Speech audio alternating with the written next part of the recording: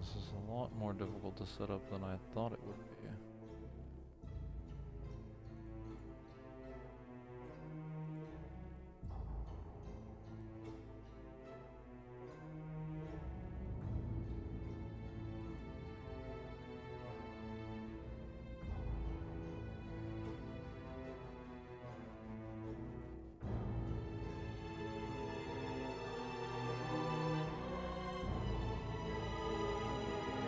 There we go.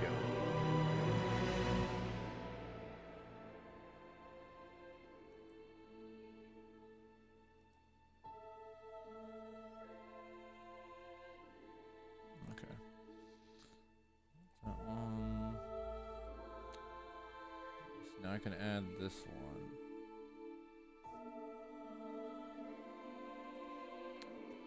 Various games.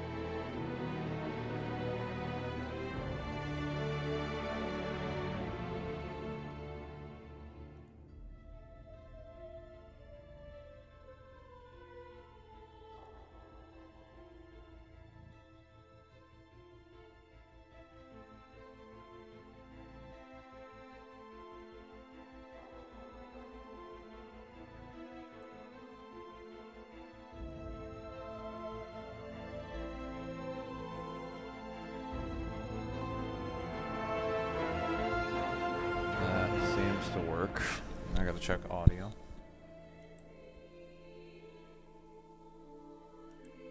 Alright.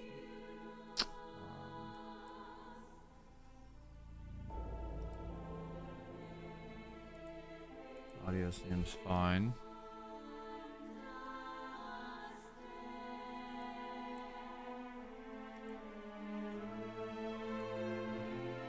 Alright.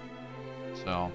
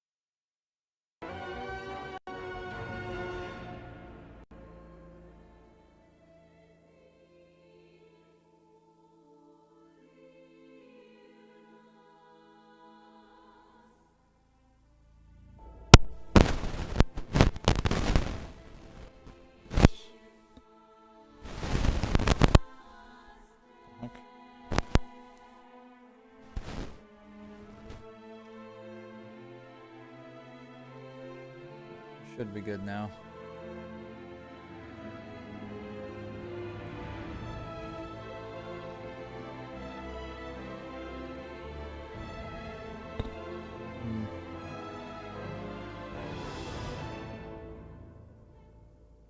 Let's see.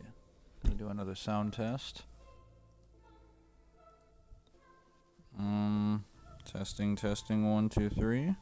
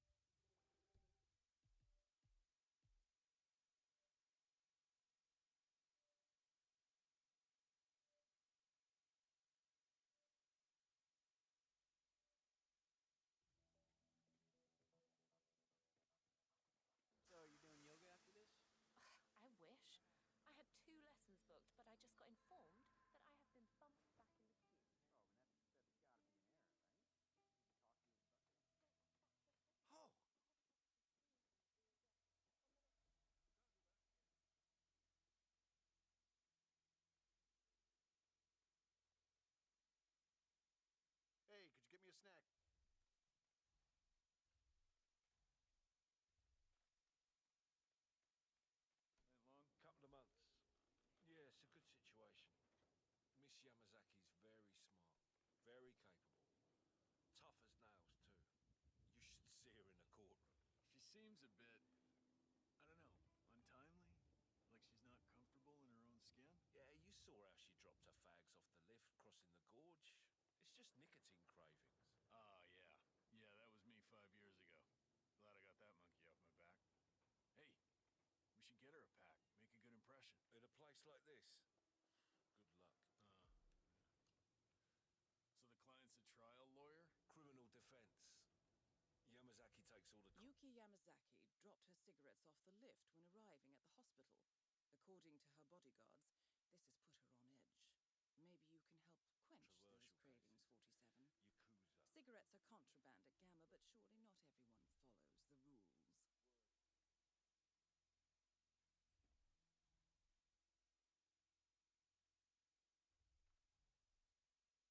Hey, I hear they have you working double shifts in the kitchen.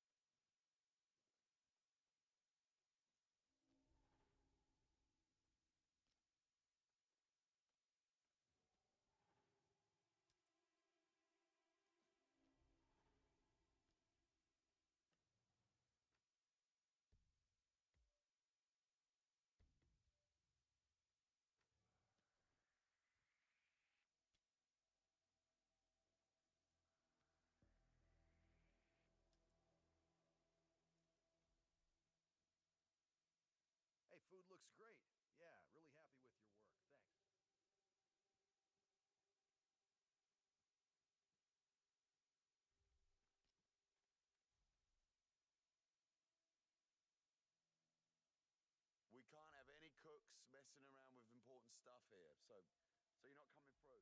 Beat it. Okay, what's the...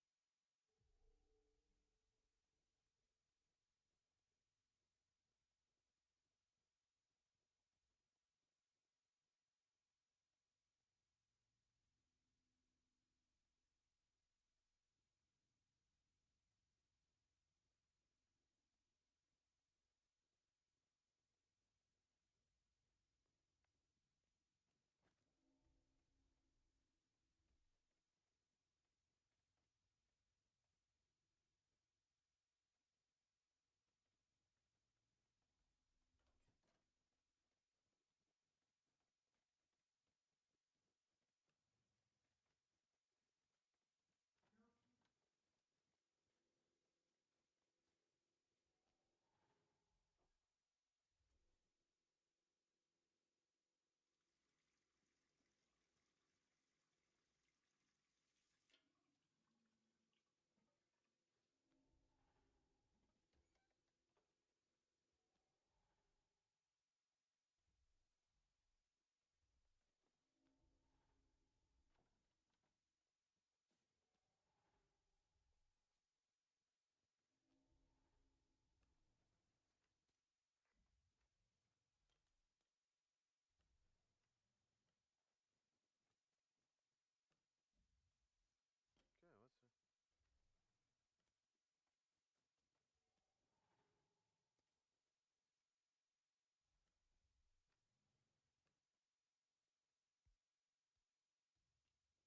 no.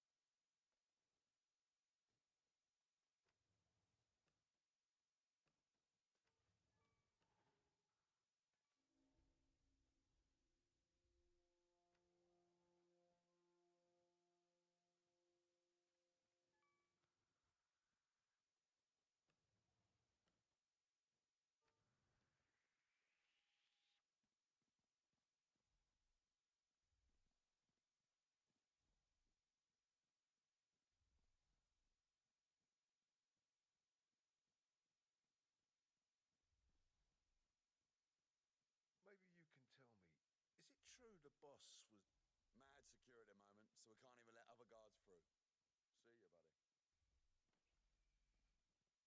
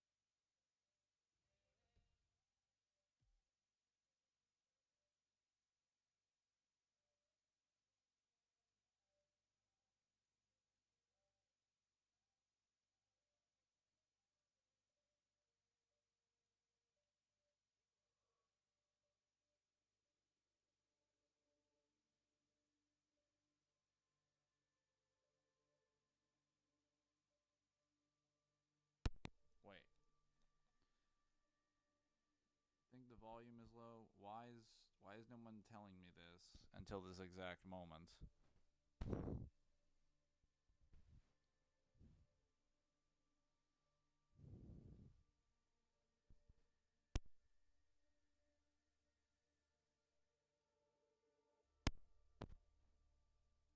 Hello?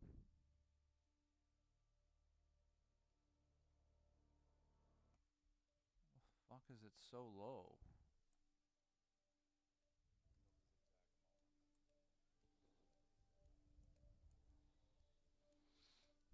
There we go. Should be better now.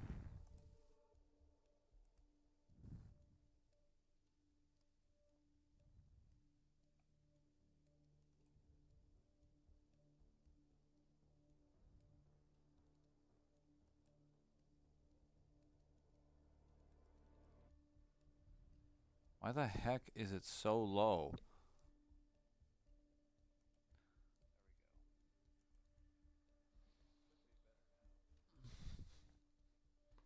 Doesn't even make sense. But whatever. I was talking the whole time. I guess no one could hear me and no one said anything. Guys, if it's low, say something. I'm not really paying attention to the direct stream that much. I can't be. Oh my god, now I'm gonna have to get rid of the fucking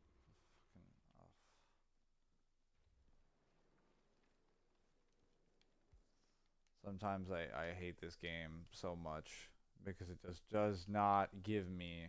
Well, I hate this map. Hokkaido is easily the worst map out of any of these. Anyone who says it's Colorado is fucking stupid. This map requires you to be at like level fucking 20 for the game to give you access to any amount of like meaningful intrusion. Utterly ridiculous. Okay.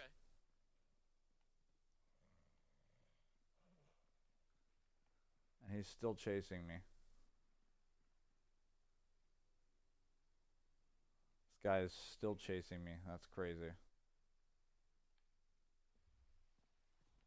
How you doing, Retro?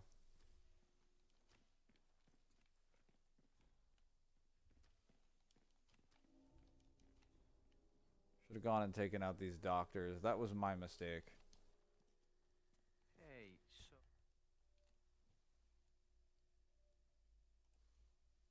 You guys hear me now? Should be able to.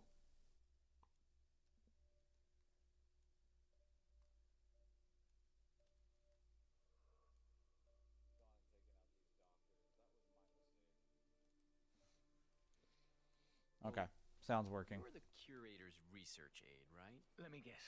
You want to know about the medical trial? Oh, so it is true.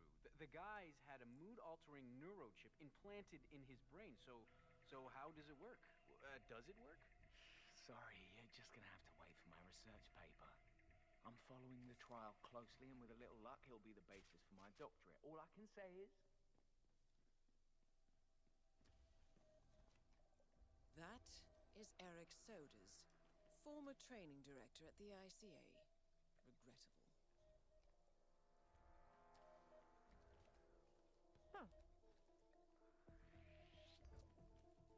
Sir, you should go back the way you came. You might get into trouble. Excuse me. Didn't anybody tell you? This area's off limits. Hey! Hey, this area's off limits. You're not gonna like it when I get my friend. Hey, guard. Look, it's your time to shine, all right? We've got a troublemaker. Oh, I don't know about that. But from a medical perspective, one would obviously like to Whoa. You sicko! Are you trying to get rid of a body? No. Can't knock people Oh well, out this like is that. You'll pay for it. that's definitely it's definitely gone wrong. All I wanted was one of these high guards disguises. That's all I wanted. All I wanted was to just get one of those guys with the masks disguises. And everybody's got to make such a big fit about me being in the wrong area. Oh, boo-hoo. Just can't let me be my own person. Be left to my own devices.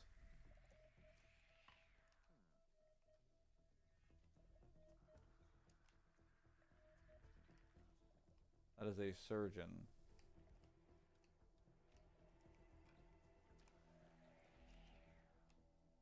You know, hindsight, I probably should have done this from the beginning. Just left a gun in the corner and then waited for a guard to come pick it up. They'd have to come pick it up out of obligation. Then I could just knock them out.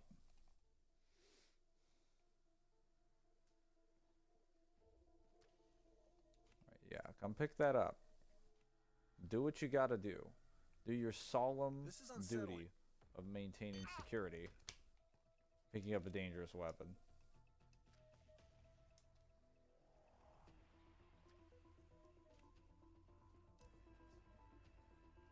What? How do they see me?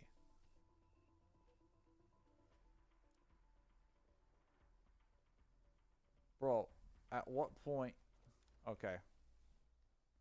I've about had it up to here with this BS. Whatever, it doesn't matter.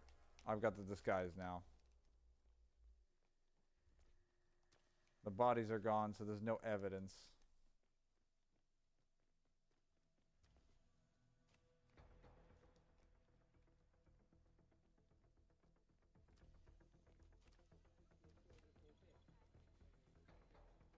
Oh wait, I didn't take care of the other part of the thing, which was destroying the cameras.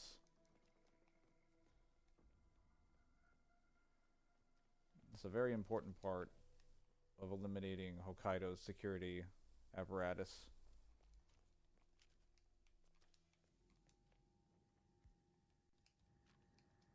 Sir, stop that! Why would you suddenly be here? Help! Someone! My goodness.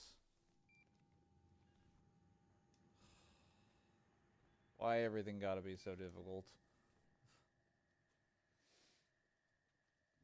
That guy is always alone. There's never anybody with him.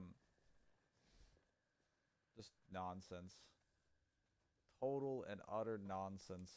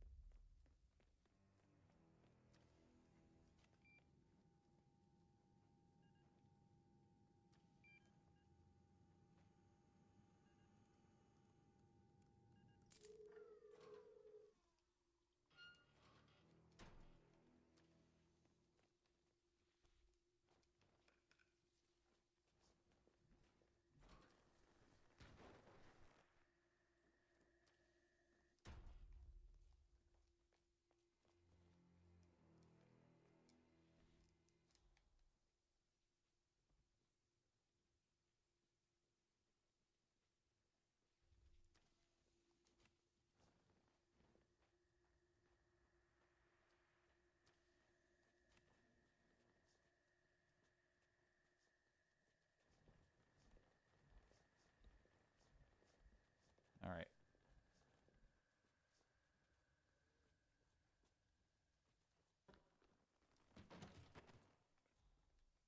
Doesn't matter if a bunch of people in the operating theater, that's what it was. It doesn't matter if a bunch of people in the operating theater saw me. That's irrelevant because now I'm in a different disguise. There's no way they can know it's me. Just got to take care of these last couple witnesses and we are home free. Hope you guys are having a better day than I am right now because currently my my assassination skills are trash. Lack of a better term. Was that a knife? I'll take that. What's wrong with having a bunch of cleavers? Right, well, security defenses are down, so I'm gonna head over to Yuki Yamazaki's suite. I just have to go over there and replace her cigarettes. And she's currently walking back into the suite. Great.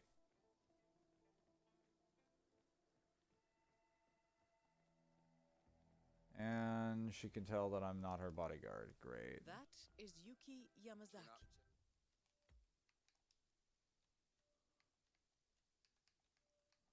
Even better.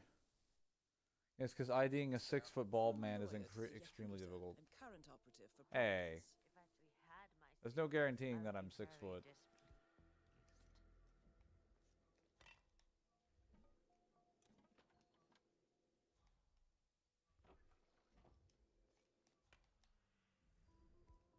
Dude, where in the world is...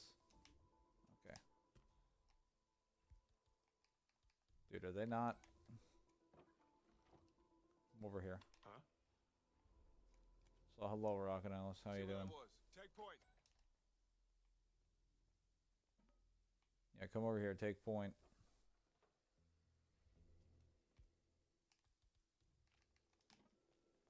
What? Sir, you can't leave that here. Oh dear. Put that weapon away.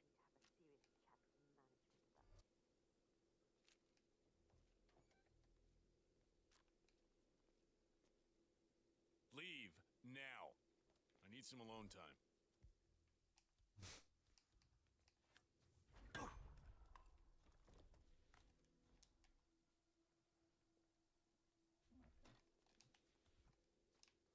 It's a good thing Yamazaki does not try to go into the bathroom specifically, because that would be a problem.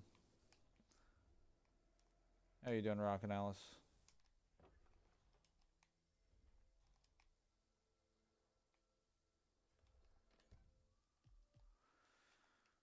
All right.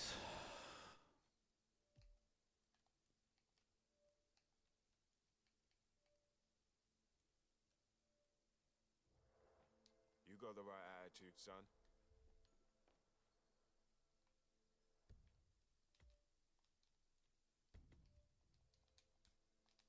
Just Nicely leaving a done, pack of Forster. smokes on the table. When huh? Yamazaki finds that pack, Well, she's sure to want to light up I in the guess that's first one way to place get she on the can boss's find. good side.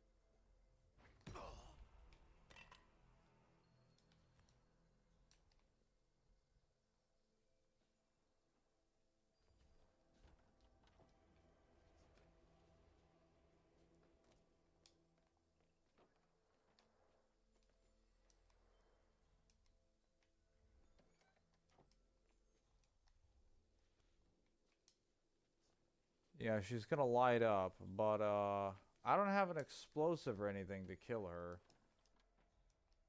So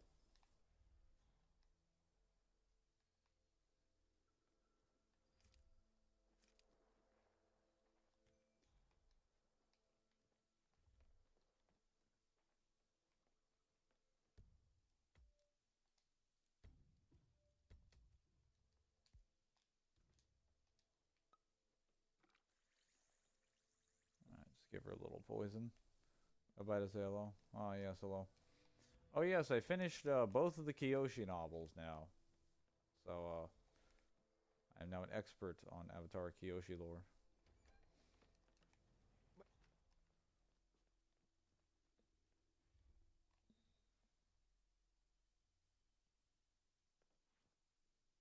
Wait, hang on. Messages aren't loading. Friends keep messaging me about the card shop I want to go to. I'm like, bro, I'm doing something today.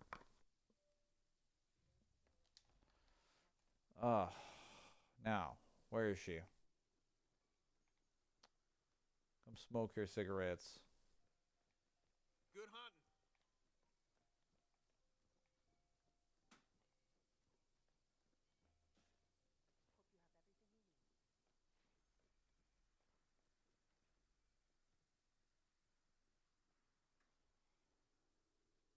Yeah, that's what I like to see.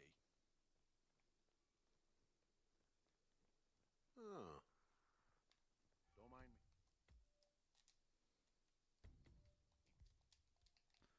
Well, considering I can achieve this condition very easily right now. You there. Oh, wait. She found me.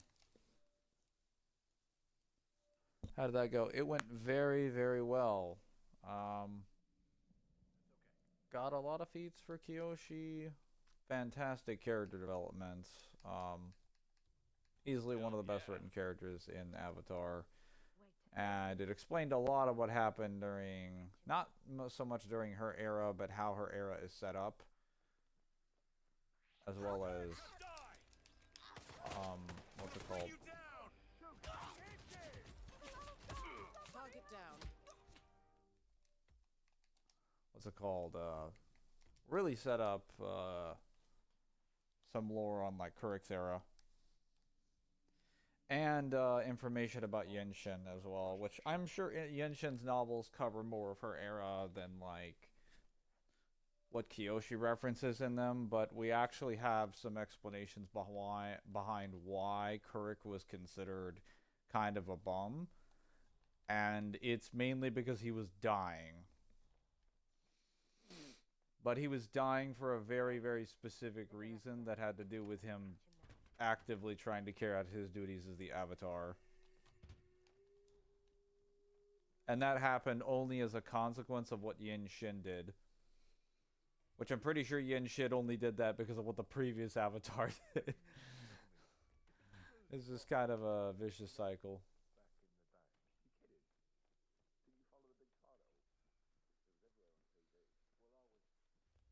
It was a whole roller coaster of emotions.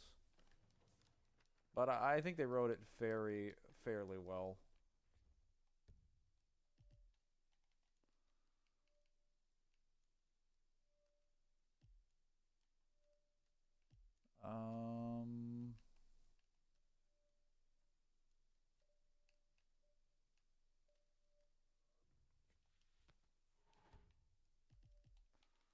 Wait, do I have... Oh, that's what I gotta do.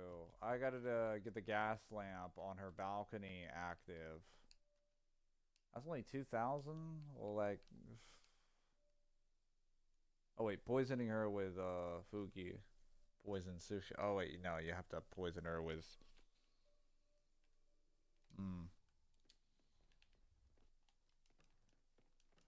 I guess I'll do that, because I think I've already done the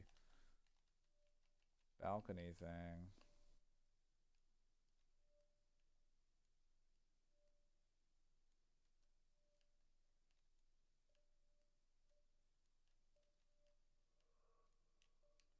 Didn't cover his tracks.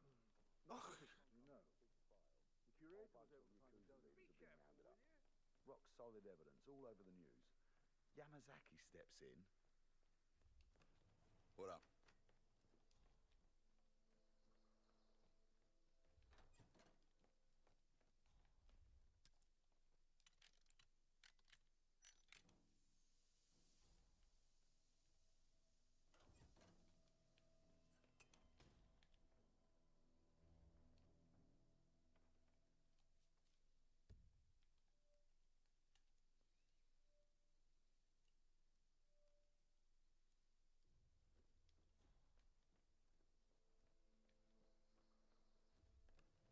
Then along comes this big trial.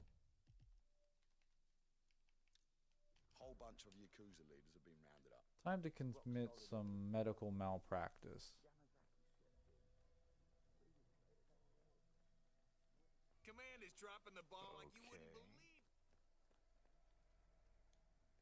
Outside Korra. It's been a very interesting show in what I've gone through so far.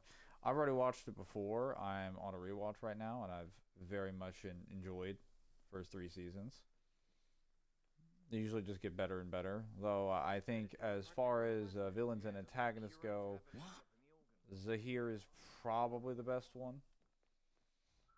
I did really like Amon, but Zahir is definitely my favorite. He is the ideal. He was my favorite originally. He still retains that position.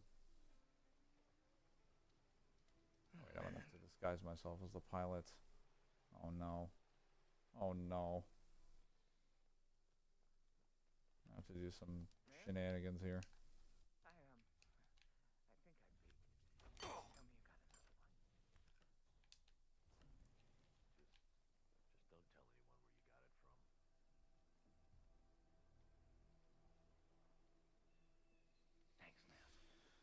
Oh.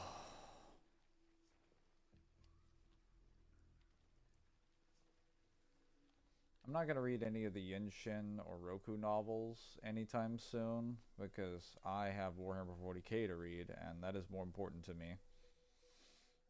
But eventually, when the time comes, I will read those 4 novels and other Avatar stuff.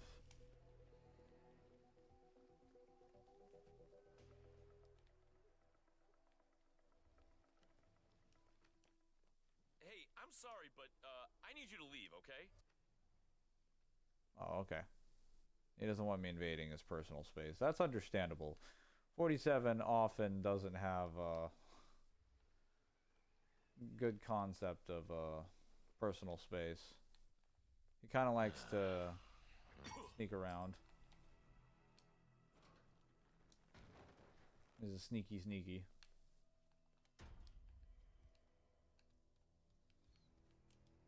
Put that cleaver there. I don't really need that. Put these scissors over there. Well, actually, scissors I can carry because they're not a completely suspicious item. The kitchen knife is a very suspicious item if I get out of uniform. But scissors are not, to be fair. Not, in fact, a suspicious item.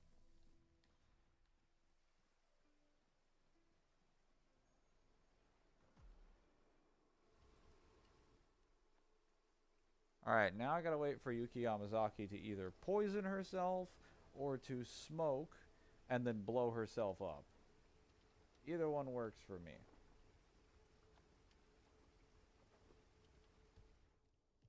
Which, once I complete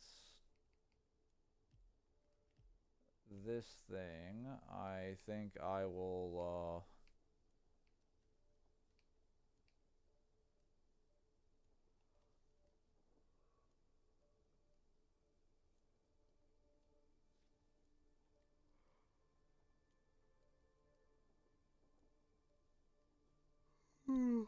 should have everything I need.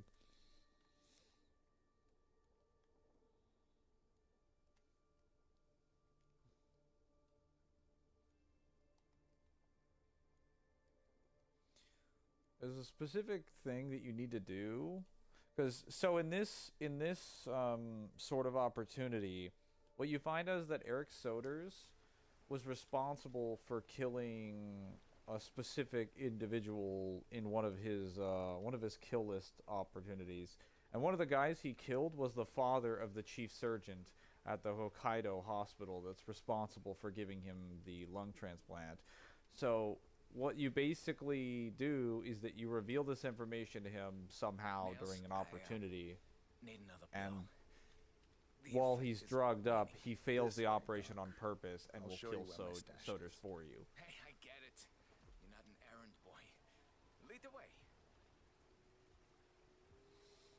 So you can technically have someone else kill Soders for you. You don't have to do anything.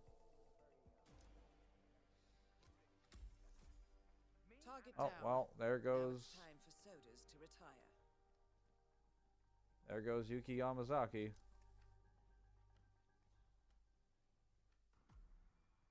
Here we are. Help yourself. Thanks, Nails. You're a champion. Easy does it, Doc. I'm fine. I can...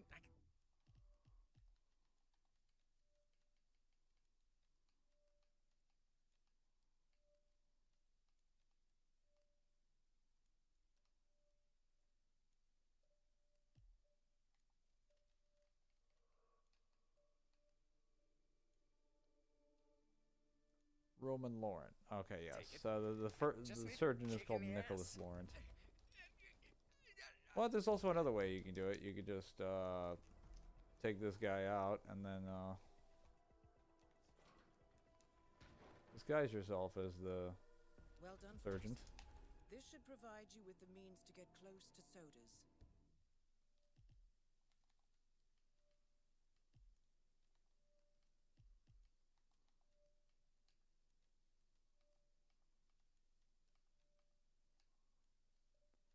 Oh wait, I haven't poisoned his stem cells. Assassinate him with the robotic operating arms.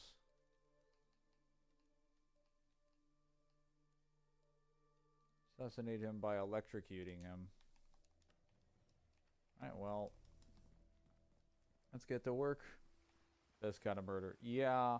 Some of these I don't actually know how to do because I think in some of the examples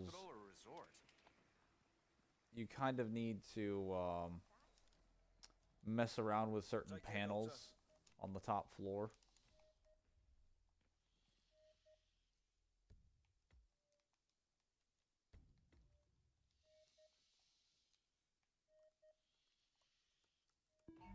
Warning. Life support terminated.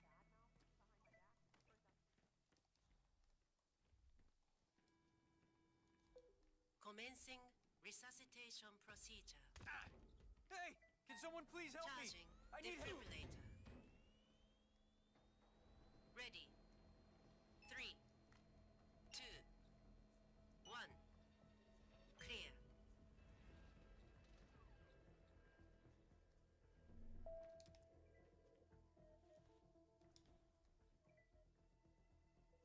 Patient stabilized. Crisis averted. Oh, I think I know how you do it. You turn off the respirator. You remove the life support systems, and then the AI running the hospital attempts to defibrillate him to send a shock through his body to jumpstart his heart. I think what you have to do is you sabotage the defibrillator system so that it can electrocute him, and then you turn off you turn off the respirator. So when the AI tries to save his life, it actually ends up killing him instead.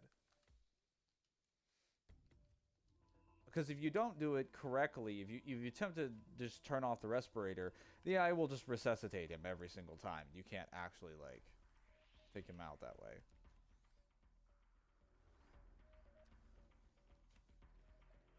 Let me go over here and... Warning. Stem cell treatment discontinued.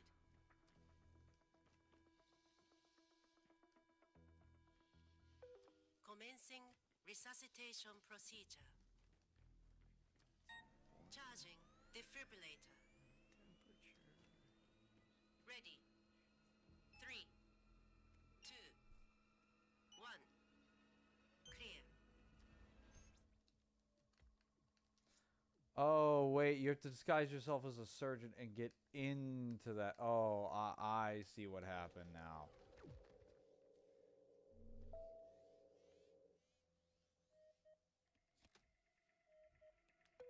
Mr. Sodas is coming back. Situation under control.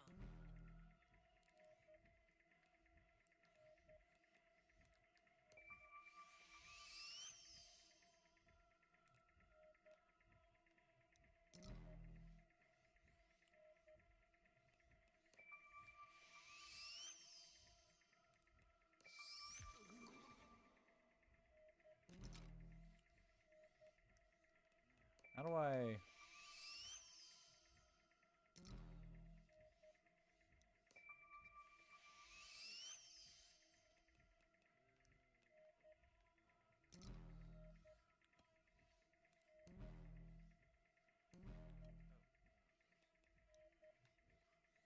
How do I do the robotic arm thing?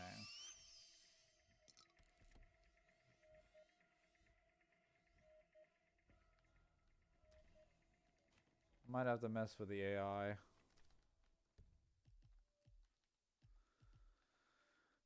Yeah, I think the AI prevents any sort of operating theater shenanigans from happening.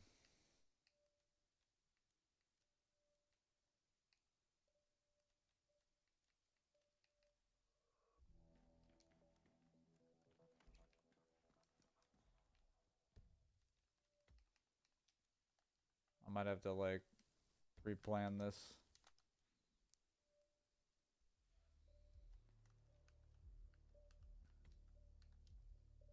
Yeah, I'll probably have to replan this.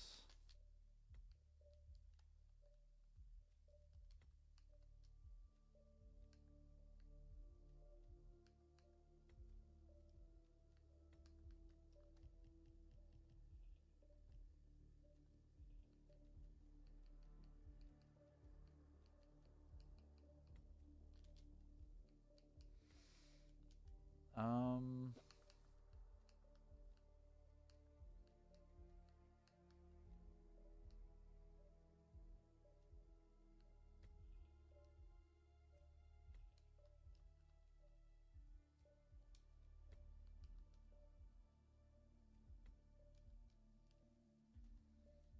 Let's get a shuriken in there.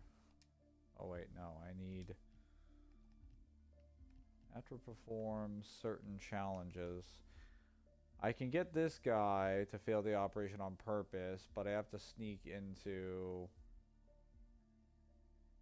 Eric Soder's thing, because I fucked it up already. Actually, no, I'm not going to do that one. I'll just, I'll trap Yuki Yamazaki in the sauna, and then I'll just assassinate Eric Soder's by poisoning his stem cells. Or I'll just reveal myself and then do either one. Yeah, that should work.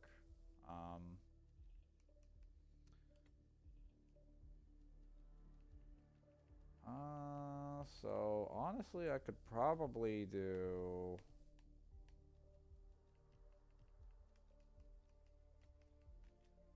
It'd be best to just get a key card. Yeah, I'm just gonna get a key card. I know what I need to do, because I'm getting sick and tired of these keypads locking me out. So I'm just gonna go for it.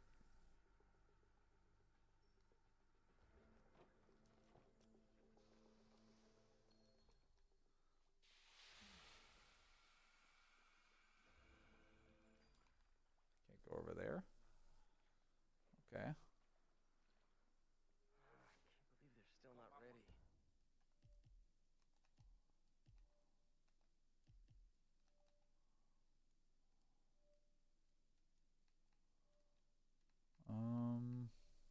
These cheekbones want to be liberated, to be released onto the world.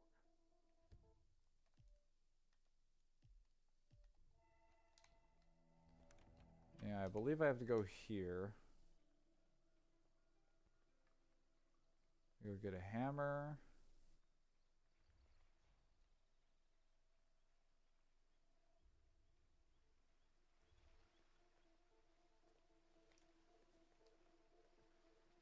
Drop down.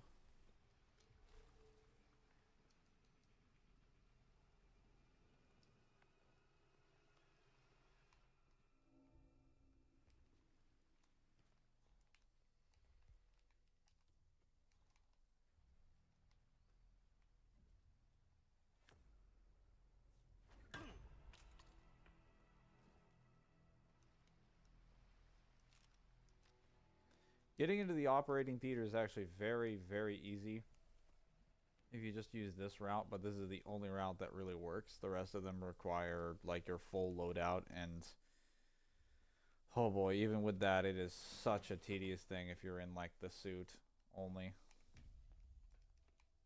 It's very annoying.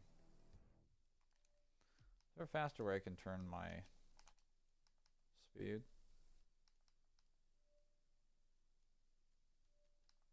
Oh yeah, I don't have aim assist on.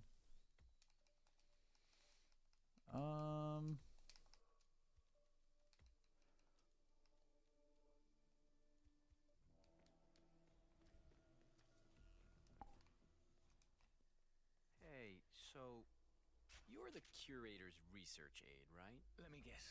You want to know about...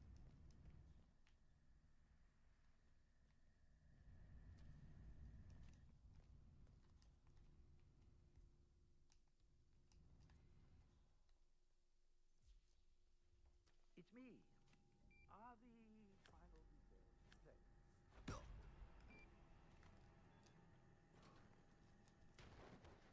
Right, he's out.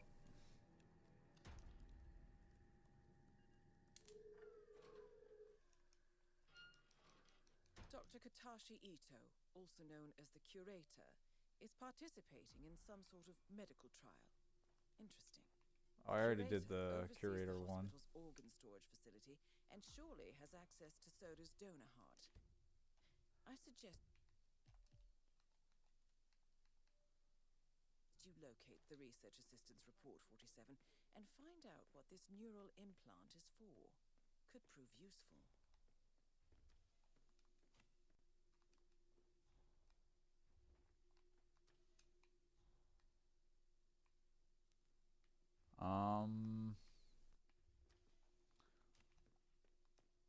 Maybe get that thing over there. Our resident yoga master. I noticed that. Heard him complain about it on the phone, too, talking to his doctor. I think he overstretched or pulled a muscle or something. Yeah, I guess that would explain it. There's a lot of annoyed people out there. That Yamazaki lady, the lawyer, she's really expressing her malcontent. Probably a good idea for him to stay out of her reach. Well, he's been walking around like that since this morning, so yeah, I'm pretty sure he's not going to be doing any routines with any of the guests. Well, what about you? Don't you have any meds or tricks to fix him up? You're a doctor, after all. I'm a mortician. My patients don't get well, they get cremated. You don't know what a mortician is, do you? I love the guards in Hitman.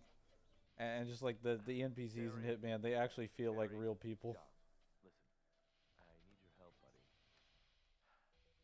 Well, I tried that pose we talked about, Destroyer of the Universe. Well, it sort of backfired. I was feeling so good this morning, too. I just felt so centered and so pure.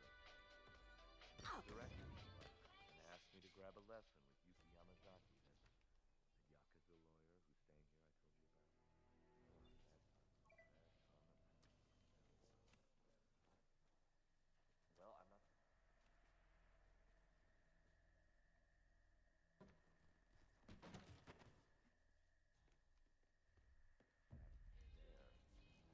Can't walk very well now, and I've seen that Yamazaki woman stalking around the yoga platform, and I've been dodging calls from the director all morning, so I just need a favor.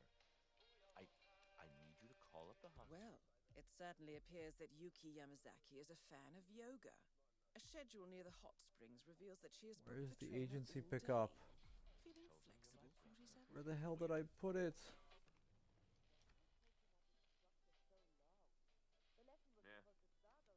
Oh, please tell me I didn't. I put it on the wrong side of the room.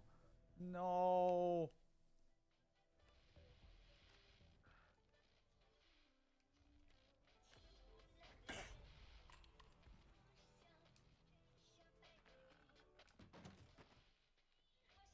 Well, I guess this has become a silent assassin suit only run.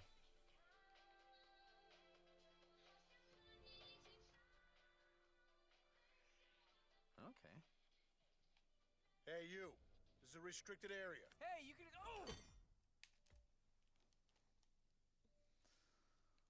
Oh! Why can my life never be simple in this game? My goodness. Resident yoga master. I noticed that. Heard him complain about it on the phone, too, talking to his doctor. I think he overstretched or pulled a muscle or something. Yeah, I guess that would explain it. There's a lot of annoyed people out there. That Yamazaki lady, the lawyer, she's really expressing her malcontent. Probably a good idea for him to stay out of her reach. Well, he's been walking around like that since this morning, so yeah, I'm pretty sure he's not going to be doing any routines with any of the guests. Well, what about you? Don't you have any meds or tricks to fix them up? You're a doctor, after all. I'm a mortician. My patients don't get well, they get cremated. You don't know what a mortician is, do you? Terry, it's John. Okay, I gotta wait for both these guys to finish. Well, I tried that pose we talked about, Destroyer of the Universe. Well, it sort of backfired. I was feeling so good this morning, too. I just felt so centered and so pure.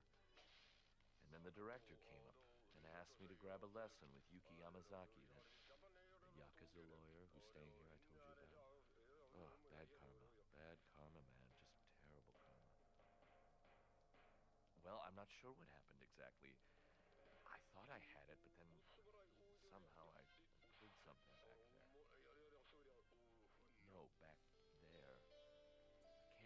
very well now, and I've seen that Yamazaki woman stalking around the yoga platform, and I've been dodging calls from the director all morning, so I just need a favor.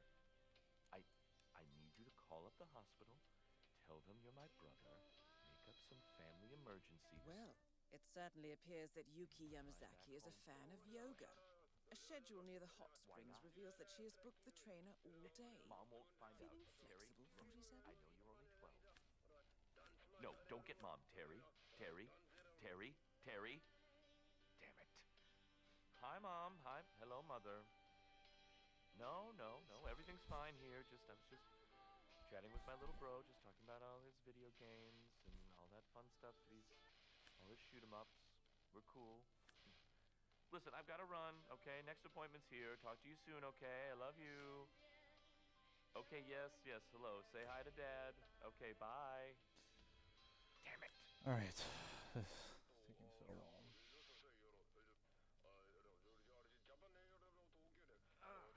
Whoa.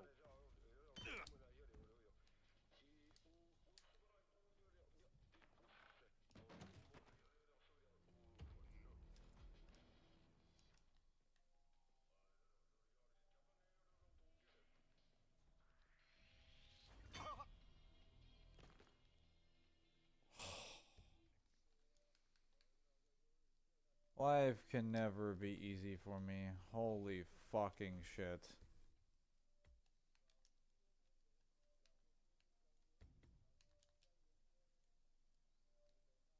Wait, I got an autosave right there. Oh my gosh. Yes. I got an autosave right there. Okay, that didn't even look like that hit him. That looked like I melted into the wall.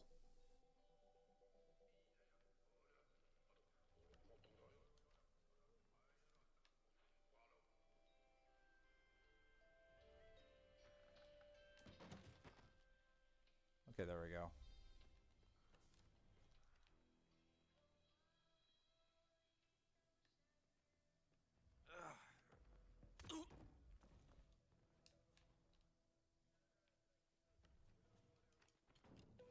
Mr. Jason Portman. Damn it. Well, she was in the process of not turning around and I was gonna take her out, but whatever.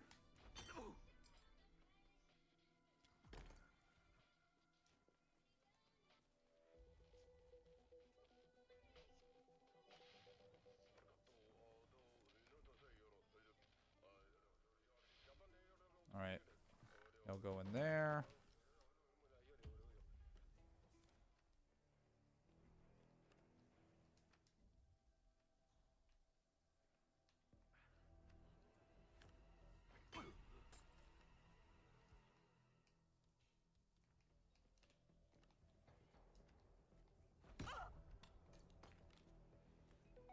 Mr. Jason Portman. Please come to the hospital entrance. A doctor will escort you to your checkup. That was for Mr. Jason Portman. A doctor will escort you to your appointment. Please proceed to the hospital entrance. Alright. So, I have successfully knocked out everyone from here to, well, practically over there. Got all the doors and things unlocked, at least down here.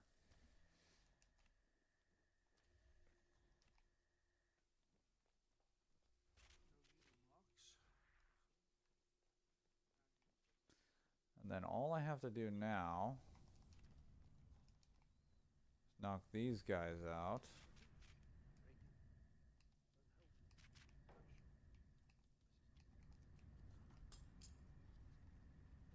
What the hell was that? What?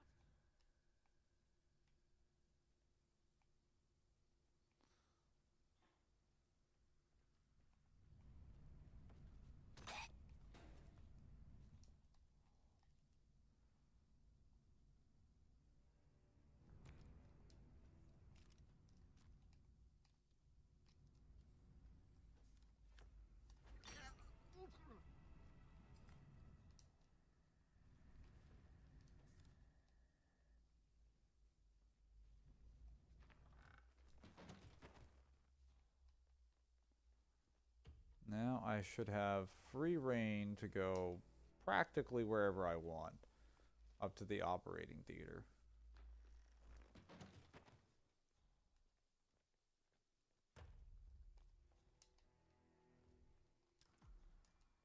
Especially with the cameras wiped out.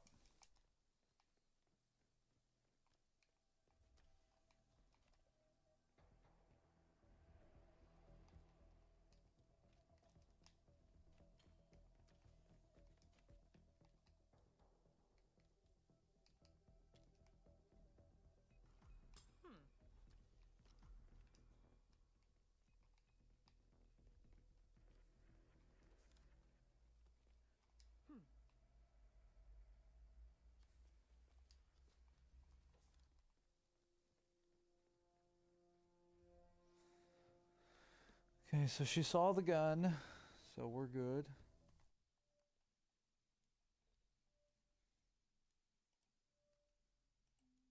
Oh, hang on. There's a lot of messages in the chat now.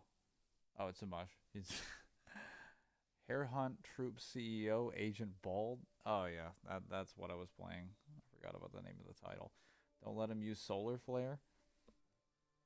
I'm not fucking TN. Must be the Hare Hunt Troop HQ.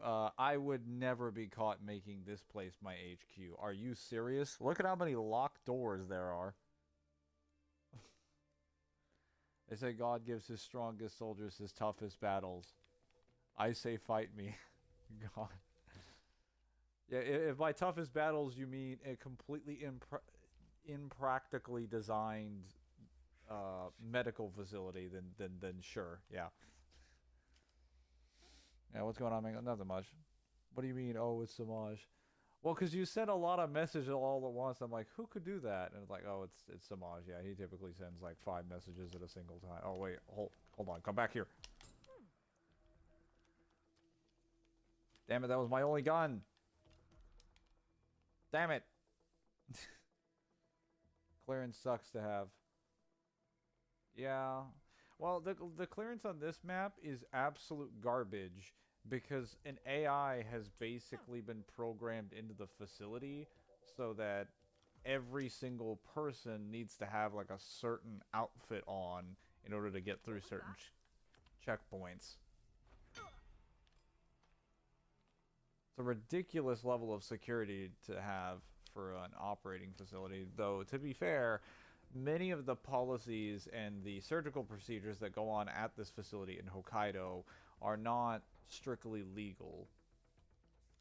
So they want to be capable of not letting anyone in under any circumstances. That is a bit low, but it's alright. Yeah, I don't know what that was exactly. Hang on. This isn't the Pentagon. You'd be surprised. The security here would be way better than our Pentagon.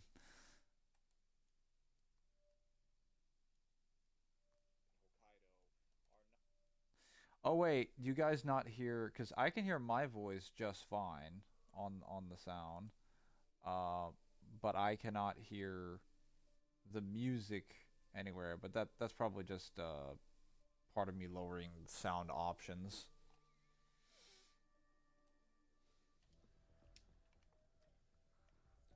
Well, I need poison to poison Soders. So I gotta get to the kitchen.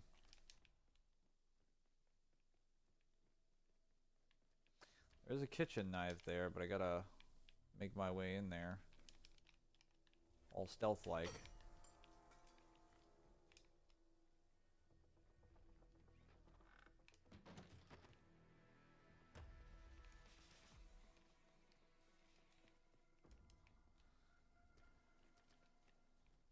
Actually, I should probably take that lady's body and dump it in the closet, because she is, I don't need her to be holding the door open.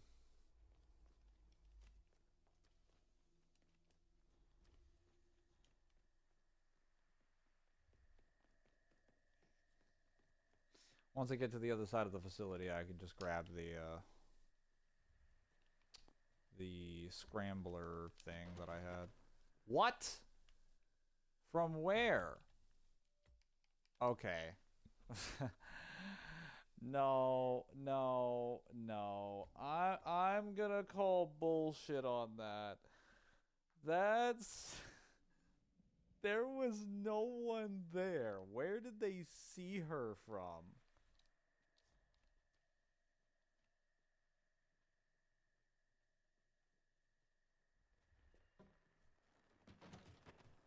Yeah, that's what I thought. That yeah, they literally looked at her through the wall. That doesn't make any sense. Ironically enough, Twitch does have higher sound, so I use my Twitch as a sound receiver, YouTube stream as my video receiver. Samaj, are you telling me that you're dual streaming using my dual streams? That wasn't the assignment. I mean, I'm more impressed with your reasoning because that does sound like that would work, but that's also really funny that that you're using both streams to make one stream. Man's basically like, yeah, your quality is so dog water, I have to grab both of them. I have to fuse them together to make one proper stream instead of two mid streams.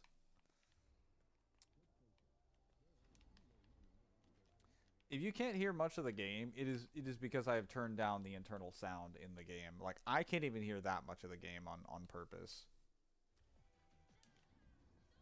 Yeah, we're gonna have to get rid of these guys.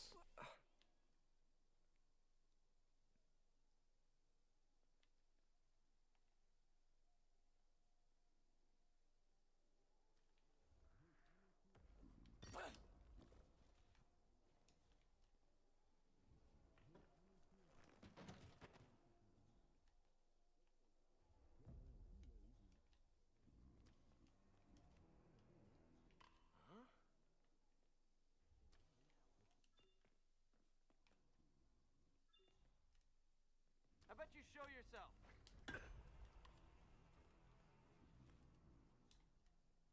Okay, 10 concussions later, we'll finally be within reach of my target.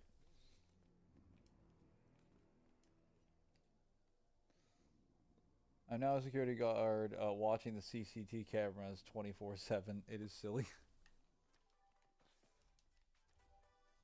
I don't know if you can claim that if one of the cameras is only showing audio but no video. That's a little harsh, isn't it? A total ban? I don't know. A patient did die. Famous one at that. Still, it's not the chef's fault. What was a kitchen apprentice thinking, cutting out a fugu fish by himself unsupervised? Huh. Okay. Oh no. Hey, he's a kid. I mean, he probably wanted to show off. I don't know. But anyway, the hospital administration.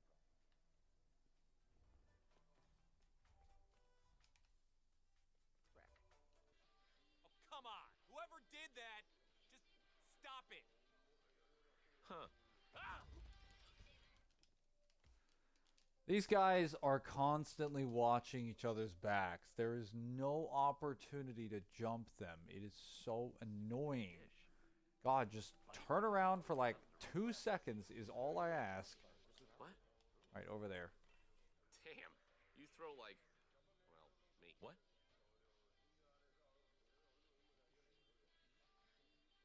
Time for a nice cup of tea.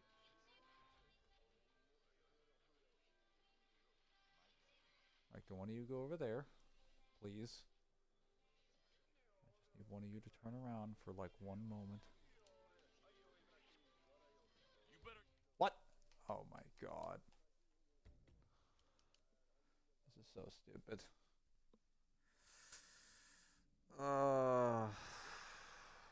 I hate this more than anything. She asked about it just an hour Why does that keep opening? It's not Hey, what the hell are you doing here?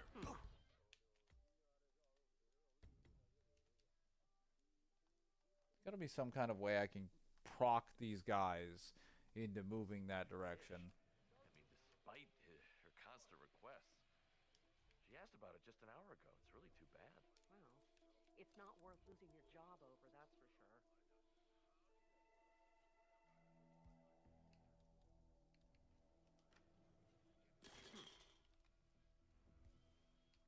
Yeah, go investigate that sound. Someone should go see what the hell that was. Yeah, okay.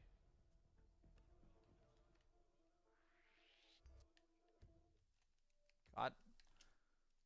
Dude, I want your back. Okay. I just want his back turned. Dish. Actually, hold up. Despite her constant Maybe requests. I can... She asked about it just an hour ago. It's really too bad. Well, it's not worth losing your job. Gama has banned the serving of fugu, following an incident where a guest was poisoned by a poorly carved piece of the poisonous fish. It appears, however, that Yuki Yamazaki is trying to sway the chef to slice up his final specimen and serve it to her. Who are we to deny her such pleasure, 47?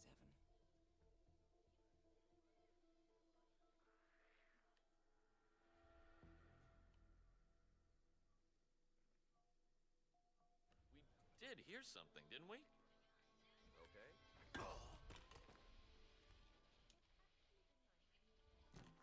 Alright. Finally. Opportunity has been made.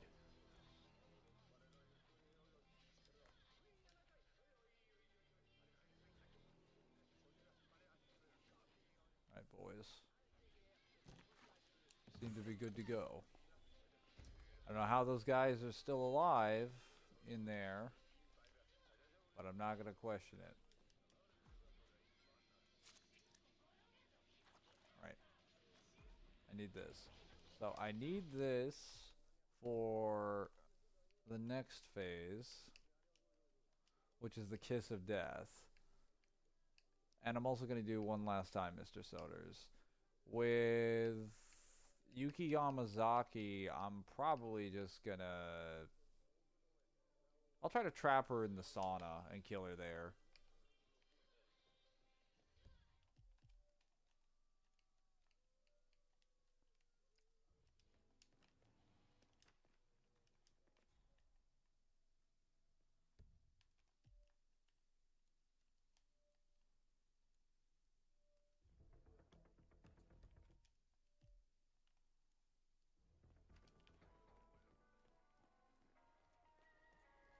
Oh, I didn't change this location then. Electronic hacker. Oh, well, I don't need this anymore. Well, actually, no. I could still use it. 3 opportunities to sift in and out is really nice. What? Come on over here.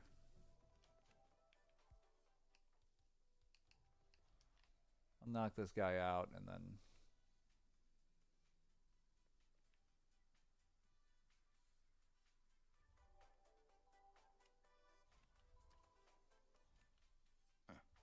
Weird. Come on, buddy.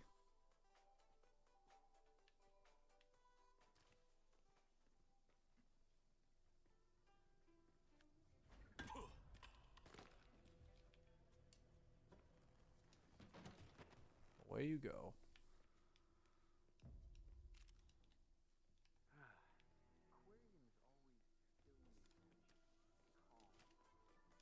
Now, gotta get to the operating theater.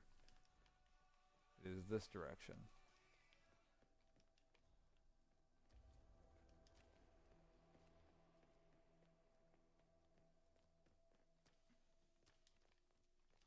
Almost everyone of necessary import has been taken out.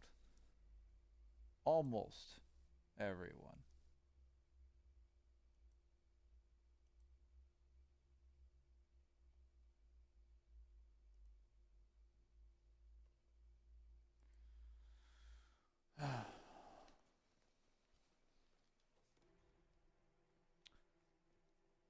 The problem is that there's going to be a guy in the operating theater that can see me from the 2nd floor. I'm going to need to, like, pull him.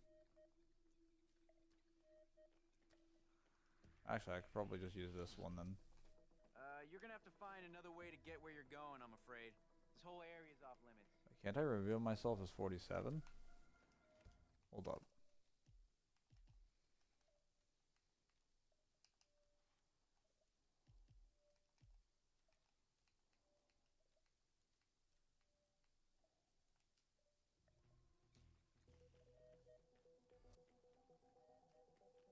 How do I reveal myself as 47? Hold up. No, I've definitely done that before. I'm pretty sure you can just walk in there and you just hover over the bottom of his I guess the table that he's on, the operating table. It's called One Last Time, Mr. Soders.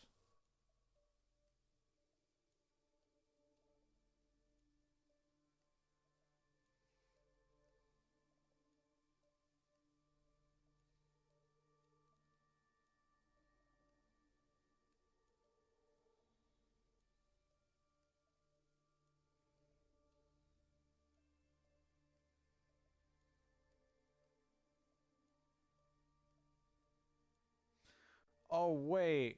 Do you have to be in the actual suit? You can't just be in any suit? That's absurd. No. That's actually dumb. Like, you can't just wear any suit and it will work. Like, you have to wear his normal signature suits. That's ridiculous. That should be freaking programmed differently. Oh. Hold up.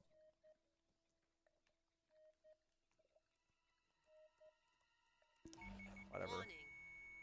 Stem cell treatment discontinued. Missing Warning. lethal stem cell No container. vital signs detected. Where's the stem cell container? Wait, isn't it over here?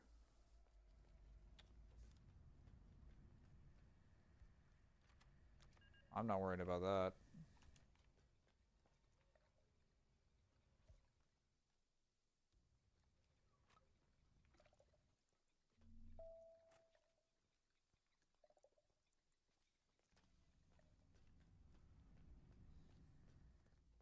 Okay, I've ruined his stem cells, so if I get rid of that, even if the operation goes through, like, he will eventually die.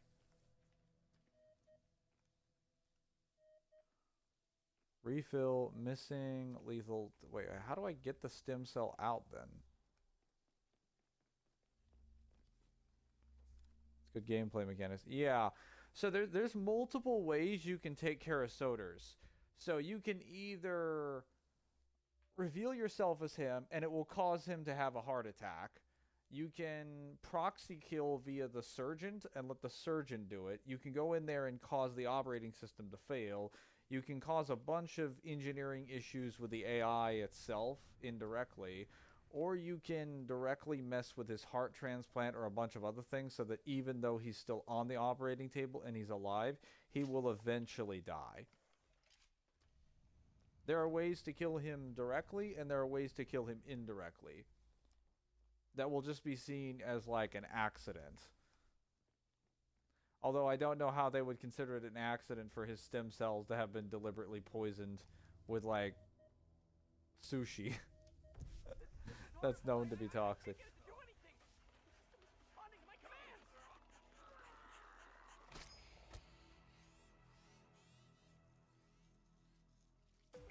Patient unresponsive.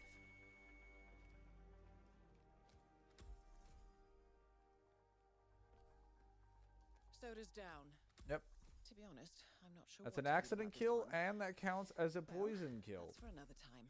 Yamazaki awaits. I have done Versatile Assassin and Tasteless Traceless, so we are good. Now I just got to take care of Yuki Yamazaki. I need some way to get access to her stuff. I'm assuming my suit will get me into the suite.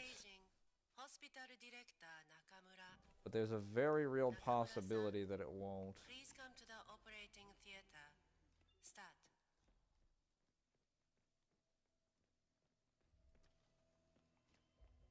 Oh yeah, by the way, you can also use Soder's deaths in the operating theater to freak Yamazaki out.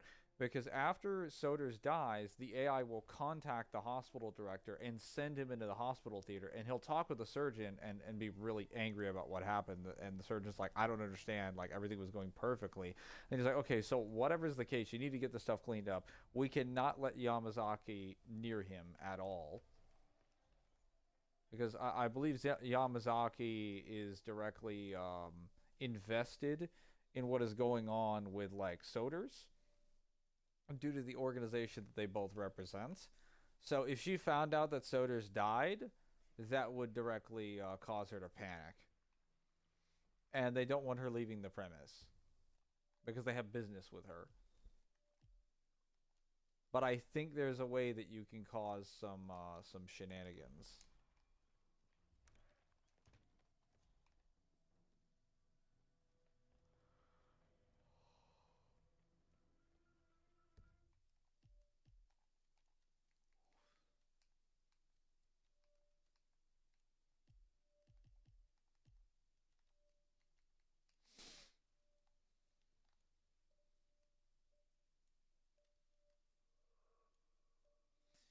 There's one more one that I've done here. I believe it's Jeg Sauna. Jeg Sauna Hendeike. Now, how do I get in there to rig the sauna?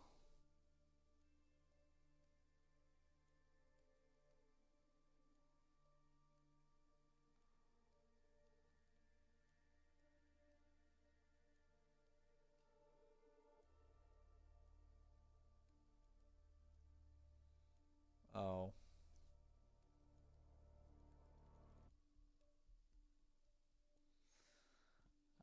I gotta go through a maintenance door on the sides.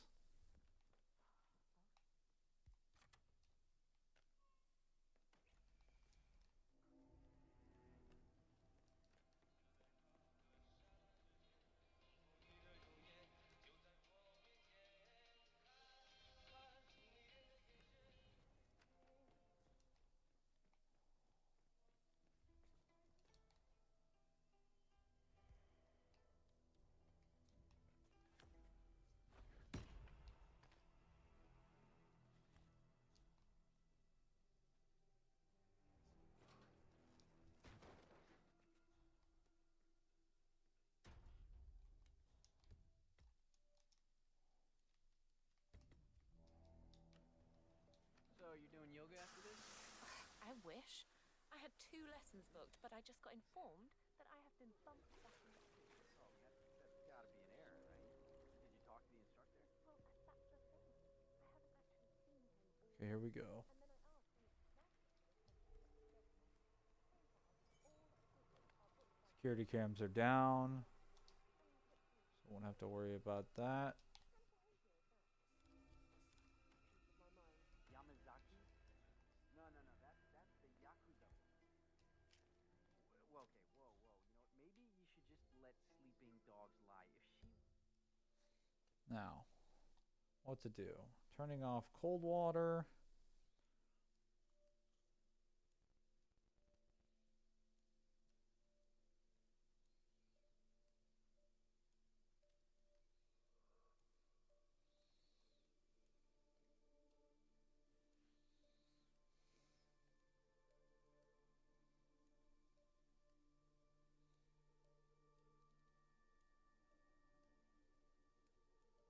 Yeah, I believe you turn off the hot water, or you turn on the temperature. That forces everybody out. And then eventually Yuki Yamazaki comes to the sauna, and then you just trap her in there. And you block it, and then she burns to death. Is that who she is? Well, that definitely changes things. Maybe you're right. Oh, she's a real piece of work, that one. I mean, maybe the instructor's gone into hiding because he's afraid of her. Yeah, I mean, imagine having to instruct someone like that. One wrong move, and she'd toss you over the cliff. Yeah, not a pleasant woman, that one. Yeah, maybe I'll just do cardio instead.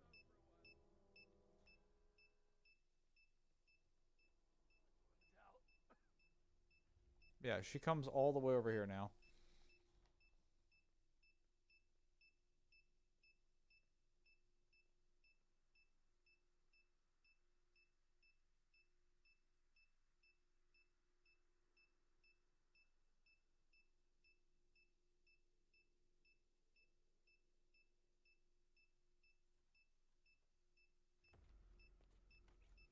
Ah, finally. Yeah, let's just. Not come through. Oh, damn it. Looking into serious sinus streamers to replace my cigarettes. Yeah, I was looking for the money.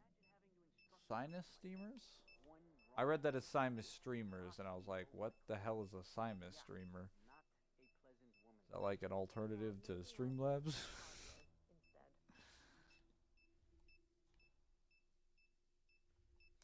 Like asthma inhalers. Ah. Somehow I don't think that'll be healthier than a cigarette. Well, I mean, I guess it depends on if it has direct nicotine.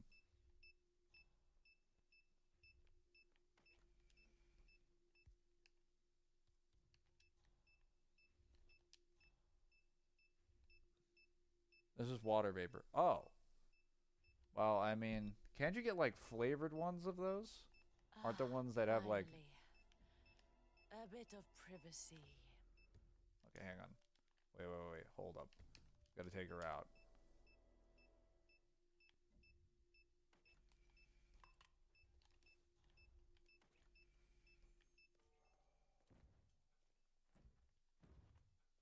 Oh.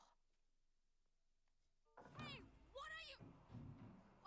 Open this door! Are you insane? Let me out, right? Now let me out! No.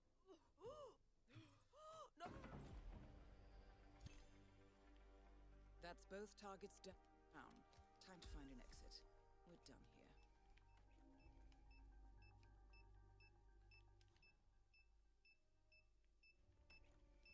She died due to an accident.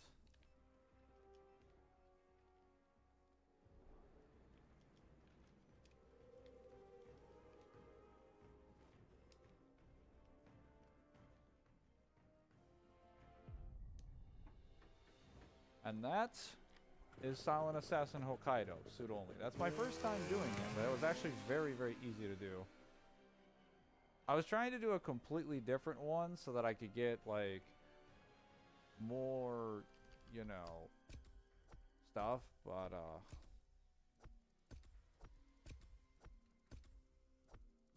I did what I needed to do.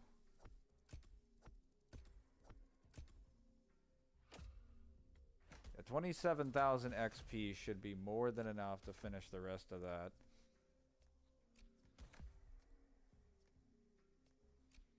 I've done the sauna one before, but I've never poisoned Sodus' stem cells. Oh, are you serious? See, if I had the suit, I would have done that, and then...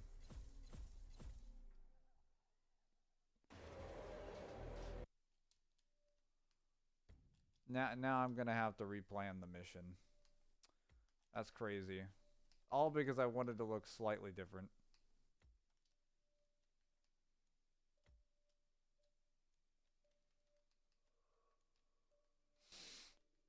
That is actually insane.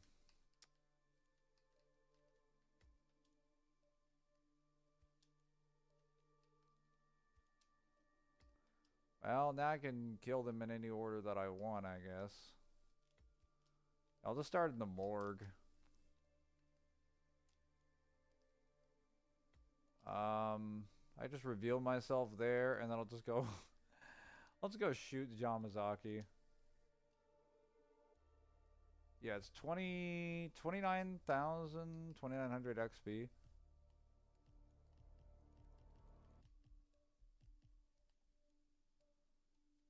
Almost enough for the fiber wire.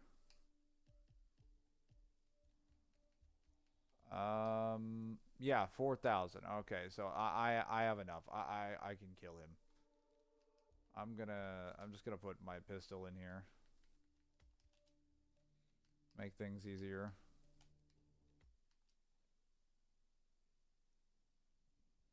If we get alternative to smoking, anything would be better. It's concerned using tap water, but yeah, I'm just using it to detox my lungs theory, but I have a mind to quit smoking tobacco. I mean, hey, that's definitely better than smoking tobacco. Wait. Does he really? Is that the fucking disguise? Hold up. Hold up. Wait.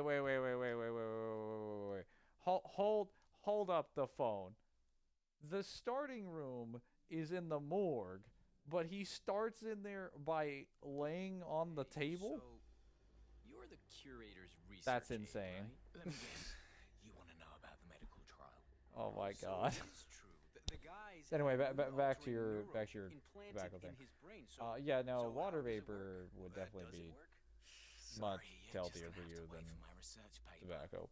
I'm following the trial closely, and with a little luck, I'm gonna it'll use be the cigarettes like basis an for my inhaler, doctorate. so I All can pour say apple is juice in there. that I've got a Then yeah, no, using an inhaler would probably kick that habit, because I don't think what you want is the cigarette specifically. I think you just want, I think your body is just addicted to the sensation of putting something down your throat. A lot of people who get addicted to like smoking or have a smoking habit don't really do it for the nicotine. It's more so a function of like, yeah, it's more so a function of their muscles, or rather their brain telling their muscles to do a certain thing, because they're chemically entranced by a sensation in like their esophagus caused by the smoke inhaling into their lungs. But you can technically replace that function with anything that pushes vapor or something that's like a gaseous substance in your lungs. When we're drunk. So if you could just replace the gaseous substance with something healthy that doesn't have any negative benefits, like, as you said, water vapor, which water's literally healthy for you. You need to have more hydrogen in your body at all times. I don't think that would have any downsides. I mean, you get rid of the nicotine, which would be great for its own reasons. You know, that would be a swell idea. That's why people love vapes now for it, yeah. I mean, do people actually use their vapes to put water vapor in there? I thought they were just using that to smoke it directly without a burn, but I don't know that much about vaping, to be fair.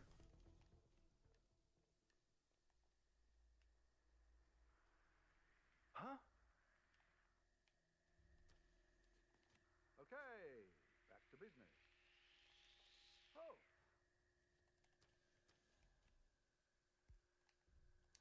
Come on over, buddy.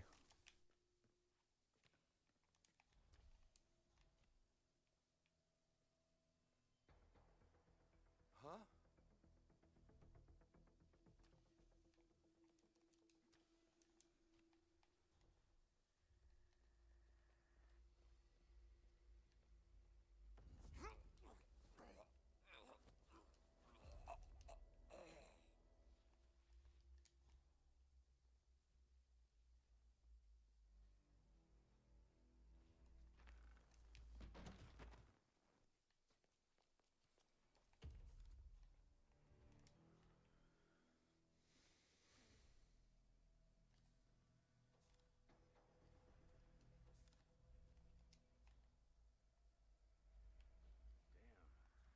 Whoa. Ugh.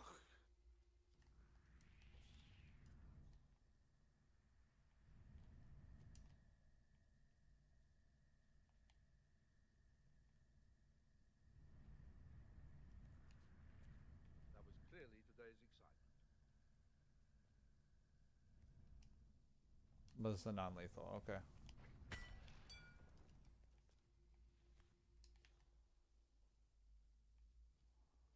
Alright, he put it down there. Take care of him now when he goes back to his post.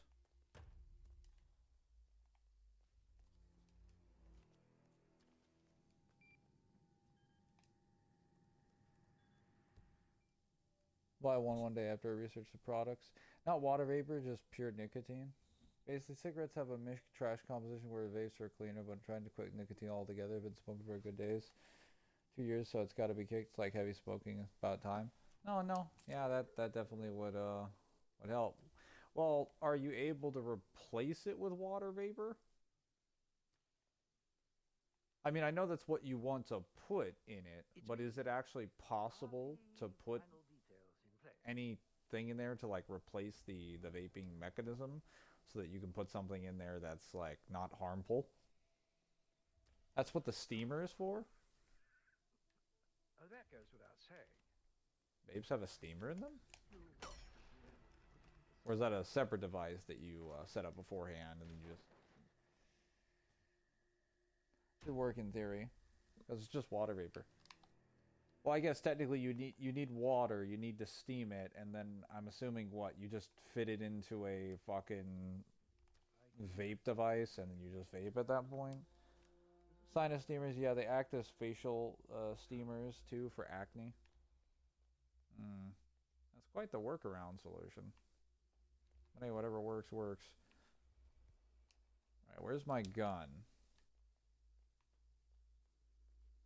Hold up. I need my gun. Wait. Yeah, I need this map to change.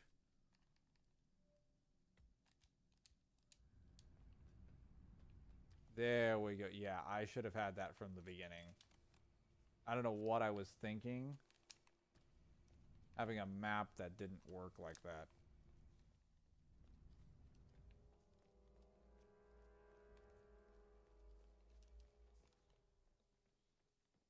Sanity. Like a gas mask, well, it's a slower method compared to the pill you mentioned. But yeah, it's just for kicking tobacco. Well, I was just pointing out like what the process would be for getting the water ready before you steam it. But like whatever gets it into the device that then you use to kick the habit is what matters, as long as it's not harmful to you. Yeah, please come over here and investigate that sound. It's certainly not a trap.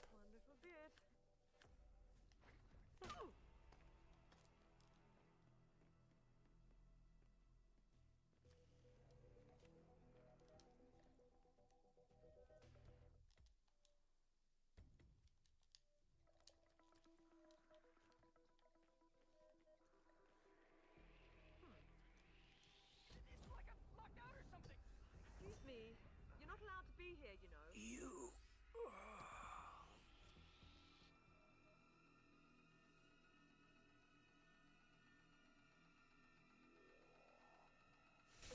I don't believe you have clear. Stop right there. Soda's down. To be honest, I'm not sure what to feel about this one. Well, that's for another time. Yamazaki awaits. That's kind of funny.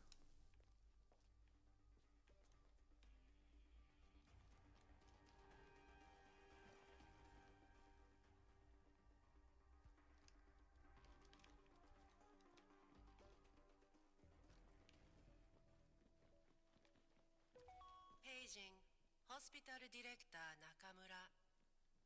Nakamura-san, please come to the operating theater. That's a little harsh, isn't it? A total ban?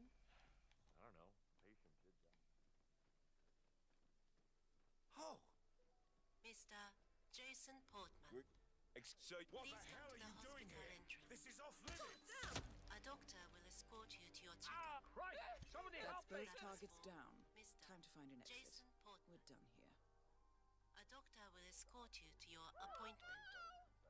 Please proceed to the hospital entrance. I can't find him. Come on. We're not going to lose this guy. Got no visual either.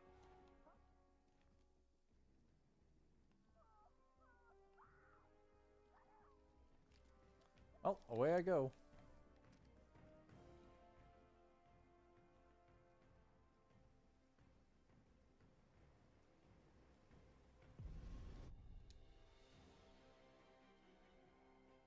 There's no filter, which is what I'm worried about, so I use drinking water, bottled water. It really is that phenomenon you mentioned about the esophagus.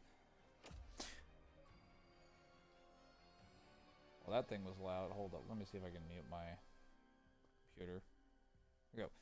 Well, because it's the same reason why people recommended chewing gum to smokers, because the assumption at first was that the it wasn't because it would just be a healthy alternative. It can be louder. No. That was not anything to do with the game. That does not need to be that loud. The assumption. No, not chewing tobacco, chewing gum, like you know, gum packs. Because the original health advice was to address the body's chemical need to want to chew things and the fixation on chewing things. At least for people who were chewing tobacco, not directly like smoking. Yeah, I don't think it applies as well to people who are smoking cigarettes, because people who smoke cigarettes and people who chew tobacco don't have the same kind of addiction problem, even if they're both consuming tobacco. Applies to the nervous system, yes, because all addictions are basically governed by your pH scale in your body. It's your percentage hydrogen, and your body is essentially either suffocating or like dying of thirst, depending on how much hydrogen you have. And tobacco can obviously make your blood very toxic. So it essentially makes you demand more stuff. Yes. Yes. Okay, I didn't need this sniper rifle. All loadouts available. Finally. Holy God. Now I can actually play at Hokkaido without wanting to kill myself. Addictions suck. I never thought it'd be suck to addict cigarettes, man. I mean, it sucks to be addicted to anything. My mother is basically addicted to Coca-Cola. I mean, it's not the same kind of health negatives, but it has plenty of them. I mean, for starters, it does terrible things to your teeth. For one, your blood and like sugar concentration becomes very, very, very, very, very fucked up. For two, your ability to like maintain concentration on things and stay awake, and your energy levels are also insanely inconsistent because you have tons of like sugar going into your body. We don't even drink sodas all that much anymore with some of the guys and the girls. Yeah, but like you have to understand that like people in a previous generation were kind of raised on drinking sodas. They're kind of the reason sodas are as popular. Like they've become far less popular because of people at our age now, because we just learned to eat healthier than our parents have. But they're the reason those things are popular, because they drank like so much. And I've had to kick back on a lot of the Cokes that I drank in the house. And I don't even want to drink them. I just drink them because it would be a waste not to. If they weren't bought, I wouldn't be drinking them at all. I told my mother multiple times, like, just get Coke Zero. It's literally just healthier for you. Just take the sugar out. Like, they even have zero caffeine, zero sugar ones that basically still give you your water intake. She's like, well, it's still healthy for you to have all the water. I'm like, yeah, and there are even healthier versions of that. Yeah, you can do zero sugar, zero caffeine, and the water, and it's basically just giving you sodium at that point. So you're not really getting any, like, fat or anything. And it doesn't really hurt your teeth. Not to mention, it doesn't even taste that bad. But she's like, I don't really like the taste. I'm like, yeah, because you're kind of... I mean, like, you're in your 60s at this point. Like, what's the... It's like my immersion, I guess. Hey, did you drank like 3 Pepsi cases a day? Well, hold up. 3 Pepsi cases a day or 3 Pepsis? Because 3 Pepsis is a lot, but that doesn't seem that bad. But 3 Pepsi case... Oh my god. Yeah, no, that is a massive chemical addiction. Yeah, a lot of people like to downplay the mostly It was mostly because of like the 80s and the 90s. Because I know like smoking got it a lot harder back in like the 20th century because people got on smoking. There were a lot of anti-smoking commercials back then. So obviously tons of people have kicked the habit nowadays, but some people are still fighting it. That's not the case with sodas. It's not the case with sodas. You don't have a lot of companies going around like doing advertisements being like, you know, you want your child to have like high blood sugar or whatever and then being like, don't drink this under any circumstances. Drink water today or lemonade or something else. The proper alternative that like you don't see those commercials. Don't see those commercials. We might see them like 10, 15 years down the line at some point. But yeah, there's a reason why. Water's better than soda, flavored water. Water is just better than soda because it doesn't have sodium in it. But once you take a soda and then you take out sugar and you take out caffeine out of the soda, you've basically just made carbonated water that has sodium in it. That's it. Like you're just one step away from being water. You've refined the soda to where it's being reverted back into water. It's in the process of becoming an alkaline solution. It's still technically a toxin, technically, because it's lower on the pH scale. But it's about to become an alkaline solution. Less water bottles of this. Oh yeah, like Halo 3 promotions of soda, 7-Eleven promotions. Oh yeah, I remember Halo 3 promoting a lot of sodas back in the day. All right. Good morning, So now that we've unlocked our loadouts, we can kill. What is this guy? The reflection. Hold up. Let me read this info. Good morning, 47. Your target is Slim Shady, the notorious alter ego of rap superstar Eminem. Wait, Shady's what? lyrical genius is matched only by his talent for Oh my controversy. God. His outrageous reputation has been a source of much disturbance for Eminem, who has tried and failed to kill him once before. Slim Shady is not easily silenced, it seems. He has seized control of the Gamma facility in Hokkaido and is currently causing chaos. Wait.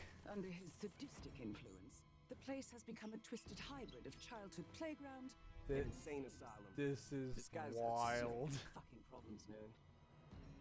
The way I see it, putting a bullet in his head is doing him a favor. Let's end this motherfucker, 47. Wait. Wait a minute. So the contract is that Eminem hires you to kill himself because his alternate personality has gone mad?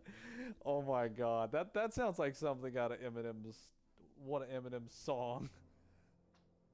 That's ridiculous. Yeah, for context, who put a hit on Eminem? Eminem. So the hit is Slim Shady.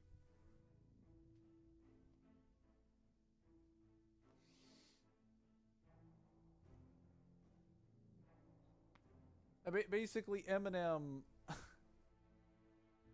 So because Eminem has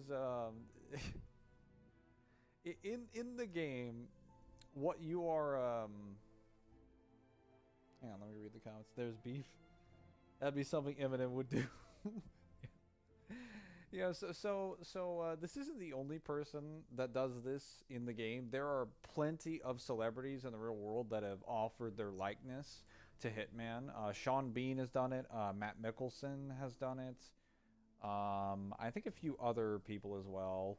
A lot of like famous celebrities have done it. Well, maybe like a handful. And I guess Eminem's the most recent one. But I was under the impression that Eminem was like hiring me to take out somebody. I didn't realize that he was hiring me to take himself out. I'm like, all right, well, let's go then.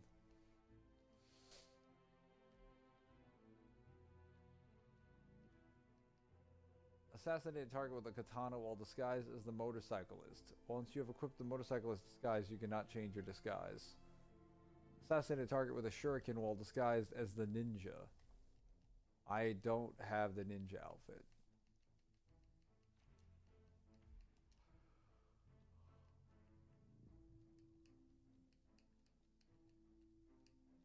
Whew.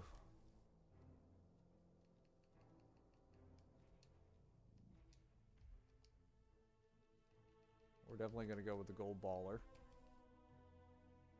Sounds like one of those creepypasta stories. Oh, definitely.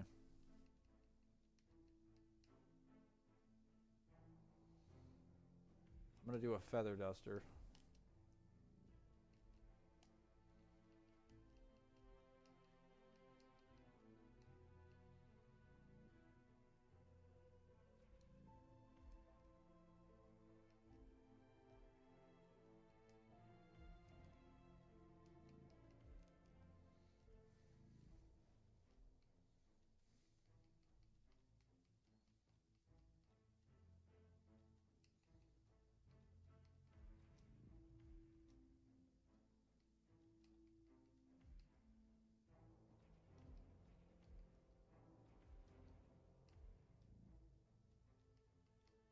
That's silly.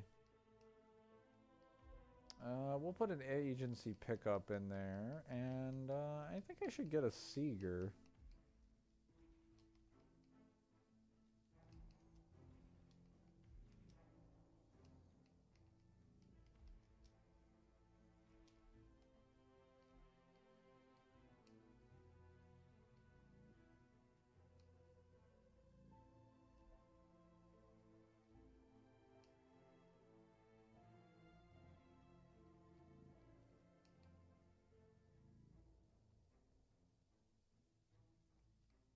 Cherry Blossom Baller.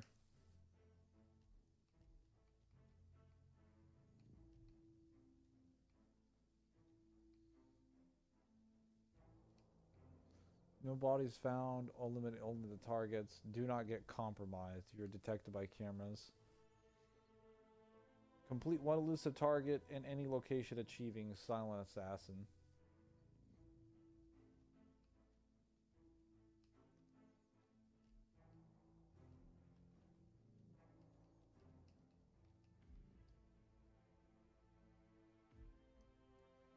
Alright, well, here we go.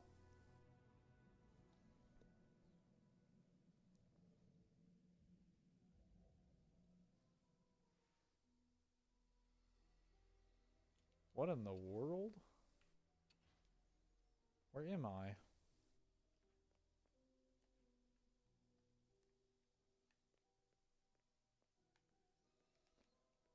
I thought it was at Hokkaido.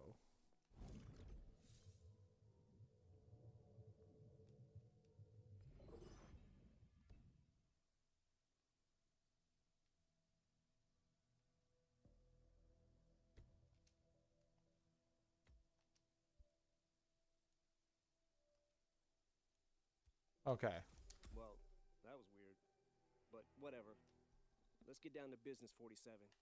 Find Slim and get his ass. But watch yours. He's fucking insane. Okay, so in order to get into the level, I have to crawl through a mirror? Alright, I'm just gonna accept that this reality is definitely an alternate reality for 47. He's hired by some Eminem voodoo shit.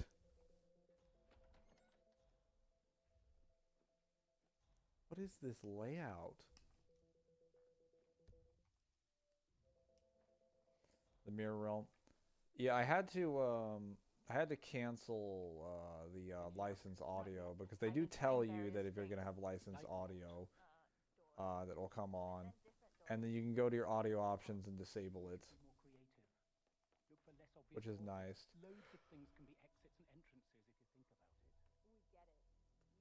Fortunately, they actually informed me about that this time around. Now, where's my target? Where's the Slim Shady?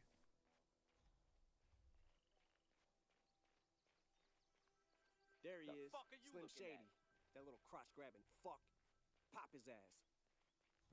Patience. That's not how we do it. You're no fun. Never heard of a speed run?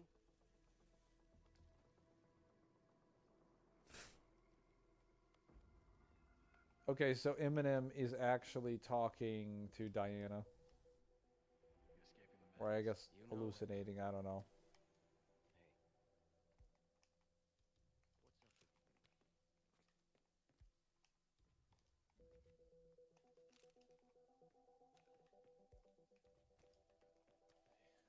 I think it'll all work out.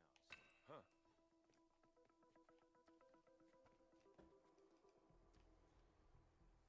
What was that?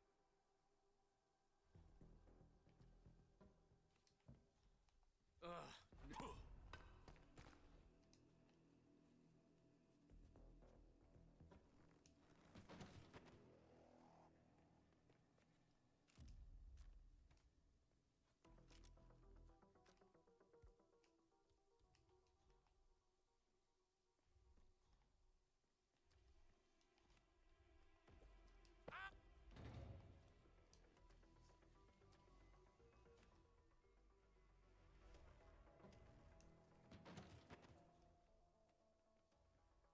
I put the stuff I needed in the garage. This guy's still in here?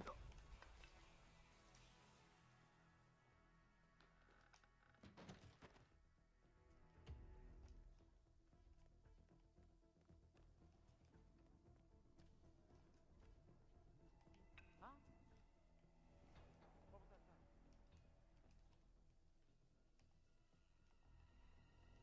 Hello?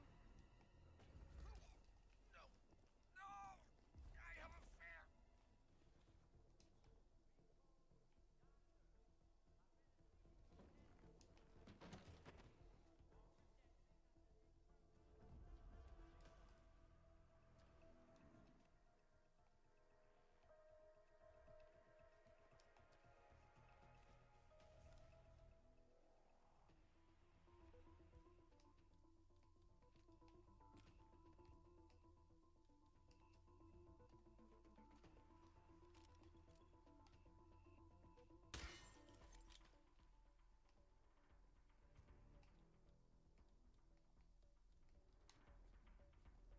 Huh? Is that those bloody... messing around again?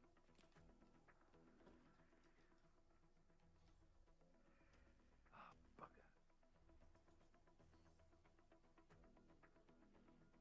Alright, look at the gun.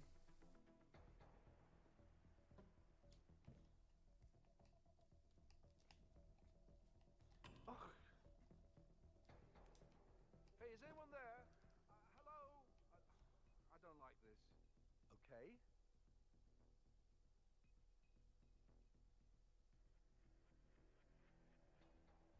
I found something. I think it's a weapon. Wait here. If you hear trouble, run. Absolutely.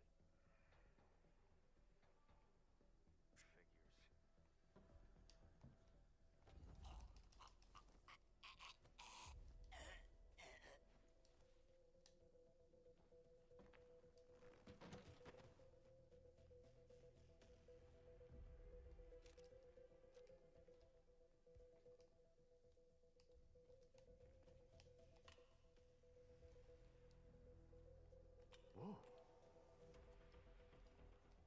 I'll buy lunch if you go check out whatever that was. Okie dokie.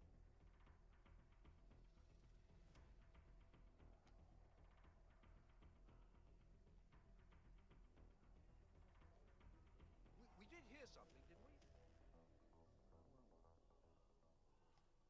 Oh. What the hell was that?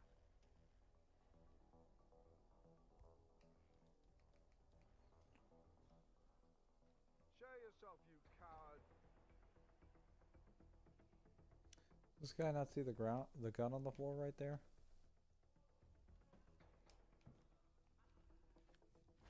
No, he doesn't. He's just blind. Well, that's fine. Alright. I'm taking out all the guards.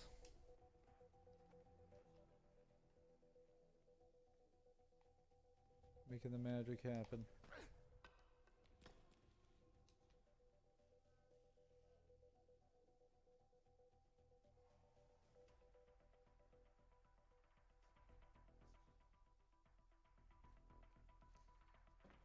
this is definitely the superior version of Hokkaido, because there's already a lot of NPCs near this interlocking passageway that are in areas that are less annoying. Usually there's an NPC over by that, stream's a little bit delayed, but basically there's a walkway right over there where my pistol is pointing. And there's two doctors that are kind of standing there talking, and they will basically see anyone you drag by this hallway, and they disrupt your ability to have proper stealth. So getting rid of them was arguably a better choice in level design. You need to have some options of freedom.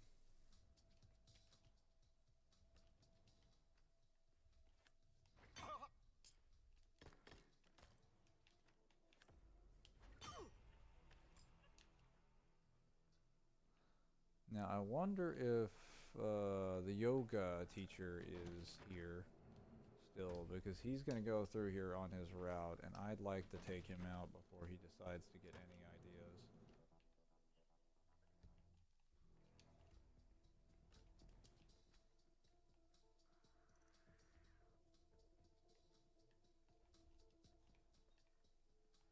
Fuck you! Whoa, whoa, whoa! Why would you knock anyone out like that? I love how I was just trying to knock her unconscious. Hey!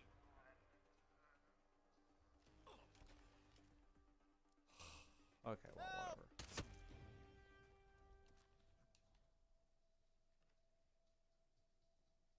whatever. Whatever.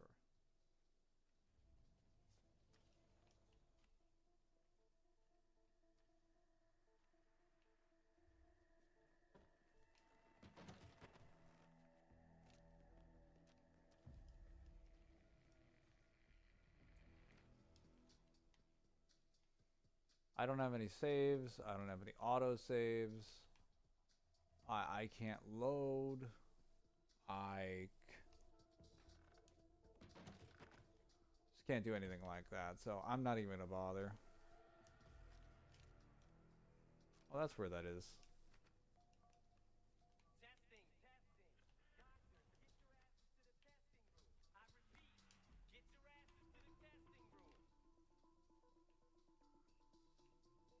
Oh, that's funny.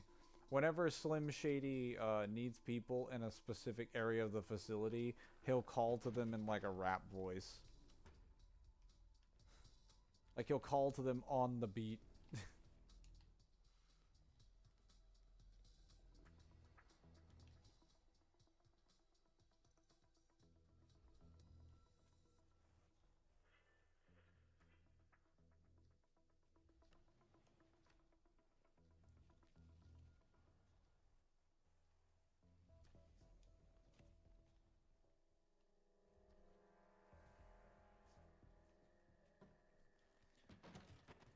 No autosaves? Yep, no autosaves. But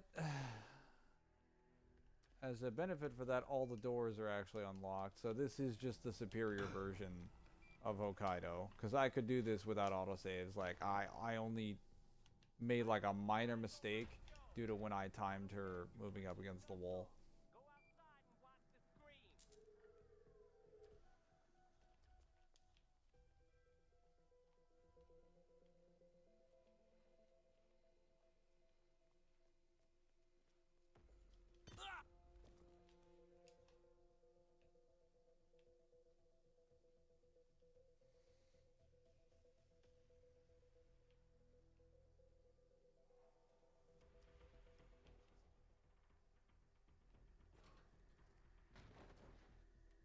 Alright, let's get in there. Scalpel, don't really need that. Shit, hold up. Still have the motorcycle thing? No. Random guy. What exactly has Slim Shady done to deserve this death?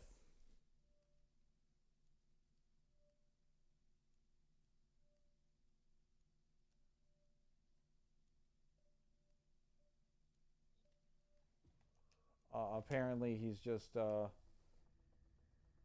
bad version of Eminem, but like I don't know anything about Eminem aside from like a few of his songs. And I'm pretty sure he sings about the characterization of Slim Shady in his songs, but I don't know anything about that characterization, so. Wait, can I jump in the mirror? Oh my god. A house? I know it's a fucking house, but it makes no sense. You haven't worked it out yet, have you? What? This is not reality. This is your dream. You're in control here. If you want to take Slim Shady down, it's all up to you. Sorry, I can't hear you. Miss B? Miss B, I can't... Mr. M, can you hear me? 47, I think we're on our own. This place must have some strange effect on our client. I see. So there's extra transportation options in this version of the map because of the mirrors. Because I guess you're inside Eminem's mind or something. This is what in the Inception. You know, this is actually kind of cool how they did this. This is still better than the actual Hokkaido level because Hokkaido locks you out. So by comparison, Hokkaido locks you out of effectively every part of the level by just locking everything behind disguises. And having disguises to get into certain areas is fine if there's a guard watching them, but making it so that the door is disguise locked means that even if there's no one around and I've knocked out like everyone on the map, I still wouldn't be able to walk into a room. I'd have to like hack it or do something else, which requires like a specific device. And that just does not give me the freedom that I need. Even though there were mental realms in Hitman. Yeah, there's a lot of weird stuff in Hitman. Though, to be fair, I'm fairly certain he doesn't go through the arcade routes. So, some of the content he does in the modes does happen in the story. I can confirm that all of the main DLC stuff, like the Saranaro 6, the bonus missions, and the 7 Deadly Sins, are canon.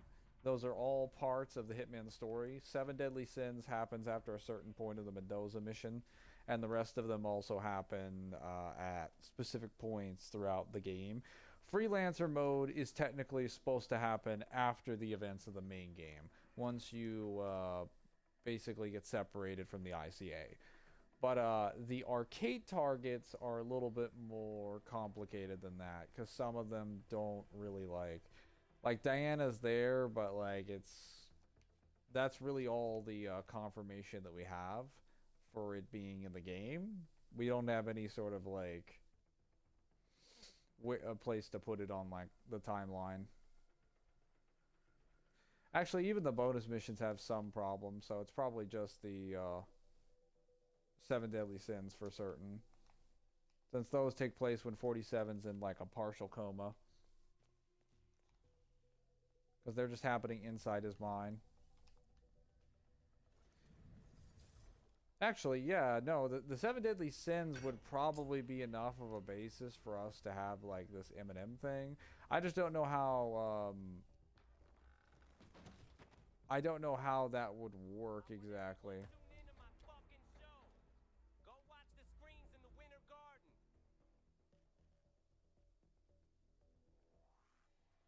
Agent 47 scale...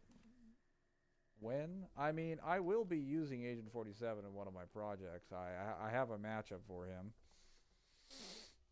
And I will be using a lot of his feats from this game and the rest of the other games. But it probably won't have anything to do with this. If you're going to use any sort of subconscious realms or things to explain his physiology, it would come from,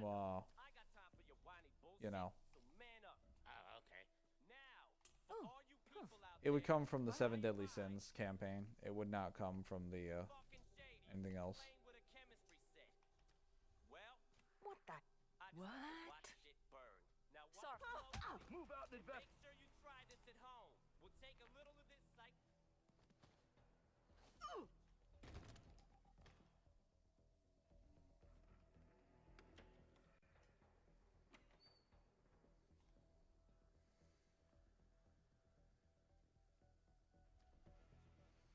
47 versus John Wick. 47 would destroy John Wick. Command, I have nothing to report. 47 is Location, a over. actual superhuman being, unlike John Wick. John Wick's more of like a cinematically superhuman being, where they just kind of do feats that seem impressive for a human, but they have no actual lore or evidence in the reality that proves they are inherently superhuman or built to be superhuman. 47's entire narrative is that he was created to be the perfect assassin, cloned from the DNA of like 5 people, and made to be genetically superior to ordinary humans. He even has a bunch of feats in the series where they will just state, like, flat out, oh, 47, you can take this because you're much stronger than an ordinary human being.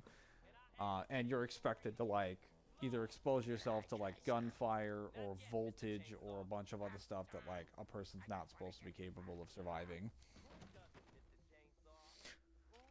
Plus, John Wick also does take pretty reasonable damage from gunfire and also from, like, people's physical hits. So he's clearly just as durable as the ordinary human body. He's just, like, in really good physical shape, and he has a lot of stamina.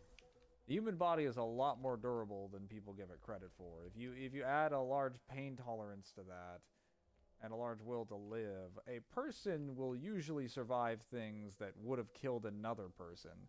But it doesn't make them superhuman. It just means that they have, like, no sense of self-preservation.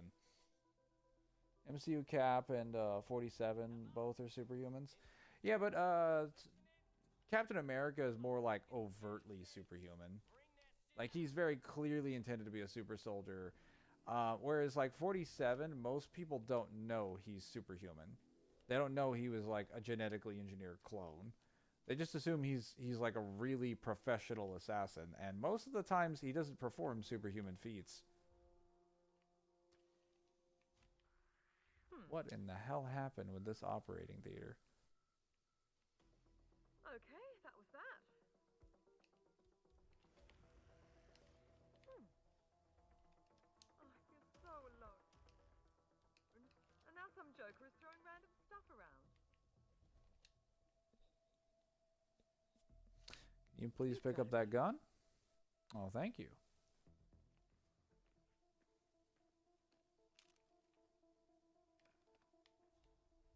I found this weapon. This is flying on the ground. Don't move. No problem.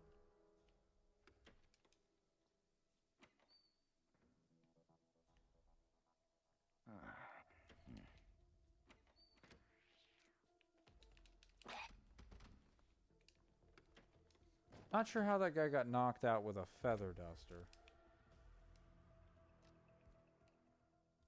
Oh yeah, you can also knock practically anybody out with anything. You can knock people out with soda cans.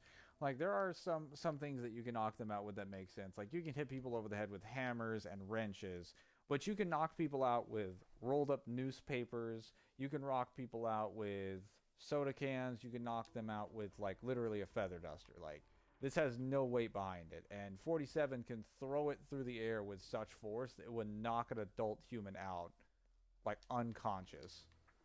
Even though that doesn't, like, logically make any sense because the object doesn't have enough mass. So he'd have to be throwing it with such force that it would compensate for the object having effectively no mass. Especially compared to the weight of the human skull. Cut it out, will you? Wow. What the hell are you doing here? What's up? There's a weird man lurking around. Stand back. I'll investigate. Hey, hey!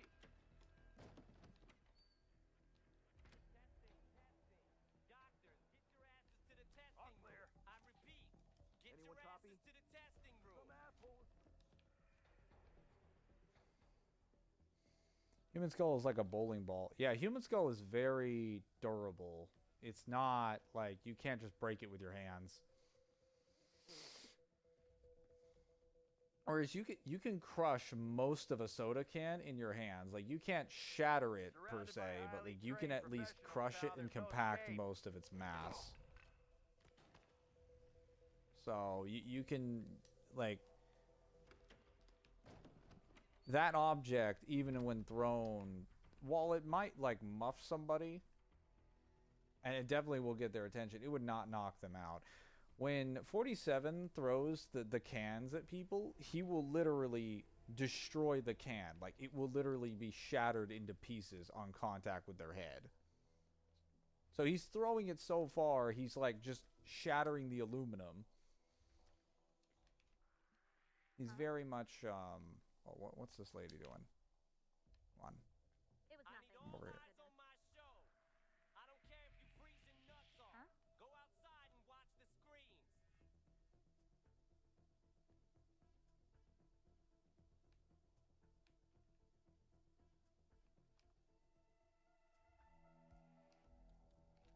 Lady, I need you to look at this gun. Oh, shit. Was that viewership bad, Iris? Viewership is climbing as we speak. Keep up the rage bait, sweetheart. Nice. Keep it rolling. But we need that mix tonight. Stand back. Otherwise, it's fucking useless. Okay. Crap. The hell?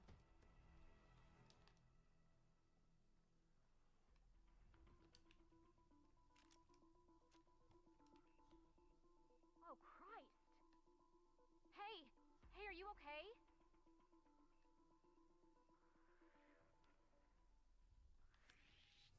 The hell?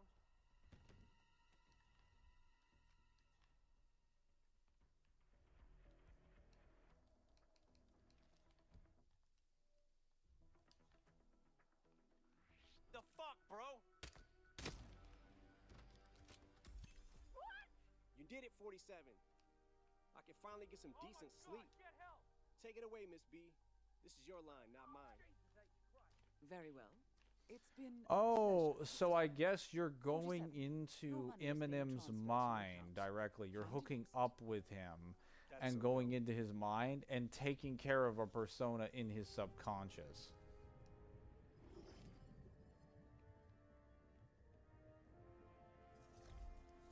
And that's the explanation for how the DLC happened. So technically there is some plausibility if we could find evidence of them having technology to get inside of someone's like brain. So it's not actually that supernatural, it's quite scientific. 147 throwing a bowling ball at you, you're gonna be paced. Yeah, you'd be dead. Yeah, because the way you escape the level is that you use mirrors. You have to use the mirrors to get into the house, which exists only inside of Eminem's mind. And then you leave via the door, and then you get out. Oh my goodness.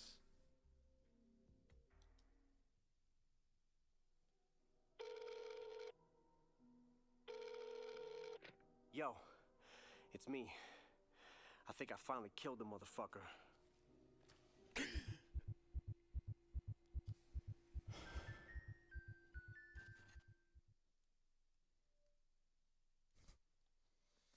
That is a strange ending.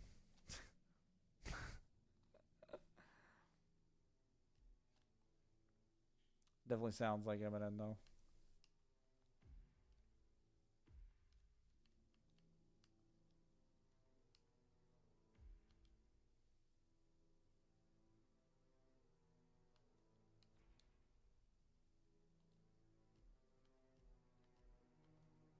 Wait, is there any way I can do a level 2 for this? Very professional. Yes.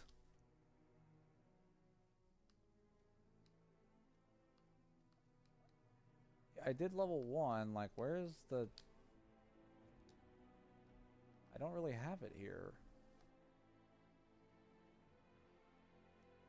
I'm not sure what's on, but let me see if there is more inventory or like items that I can get, because I do want more things.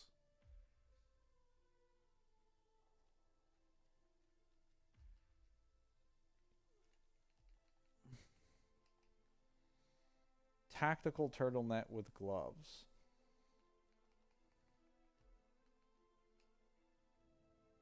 Silent assassin. Oh, that does look really nice. Silent Assassin suit onlys. I'd have to do 17 of these. I had to do all of these to get the all black.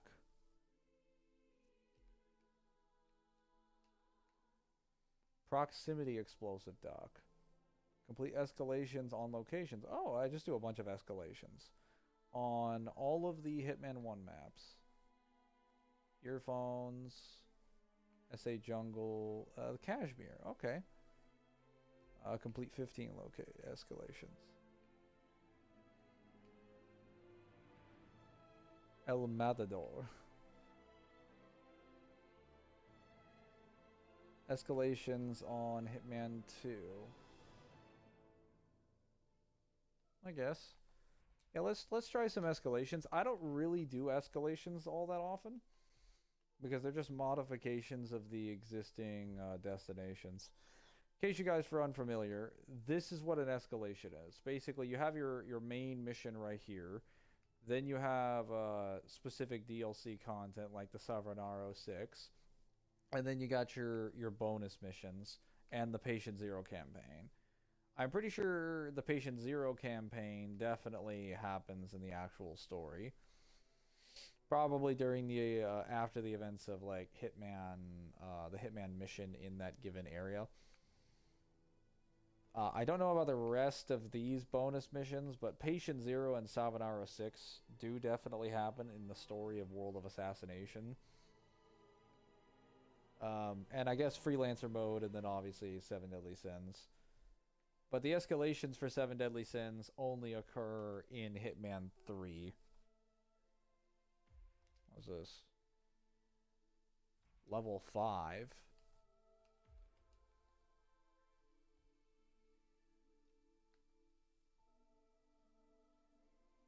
What is this outfit?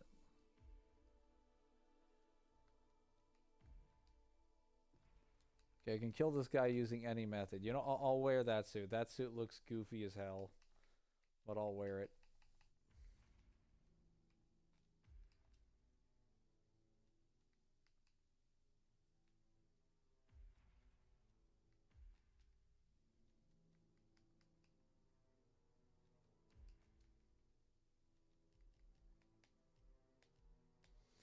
Where is the bombs? I need bombs. Explosive baseball? Wonderful.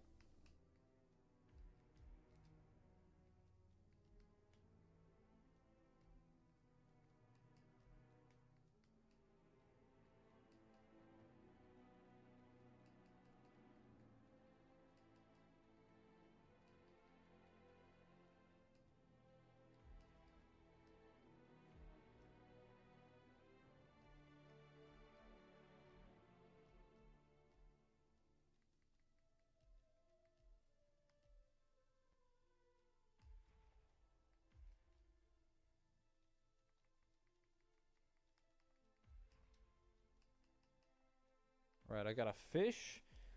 I have a fish, a poison gun, a silenced pistol, and an explosive baseball. I've got a tool for every situation. There's no way I can be defeated.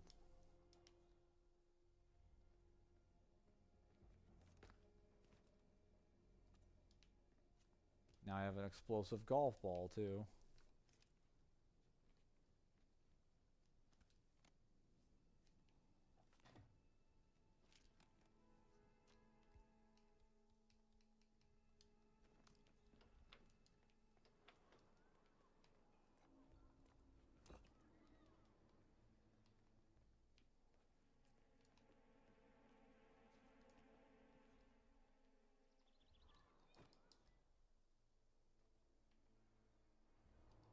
There's my target.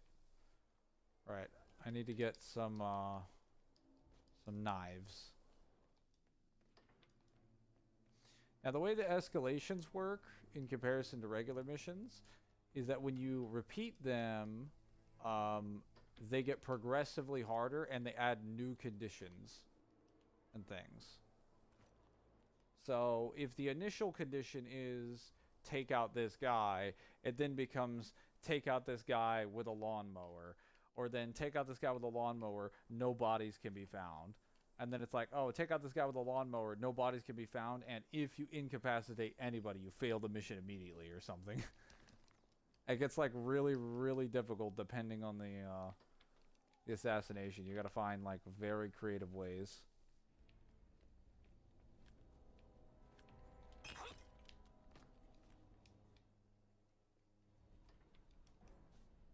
Dude, I look like one of those career 1950s mafia hitman. Look at me. My fucking Indiana Jones hat. A bounty hunter out for someone's life.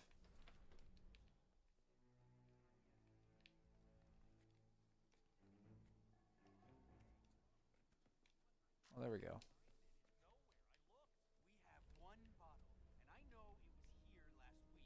What? Look over there. Say what? Huh?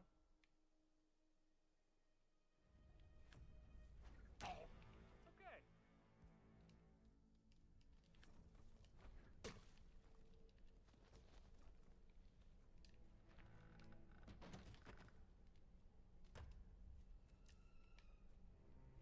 What are you doing down there? Damn it. His body was slightly hanging out of the hallway.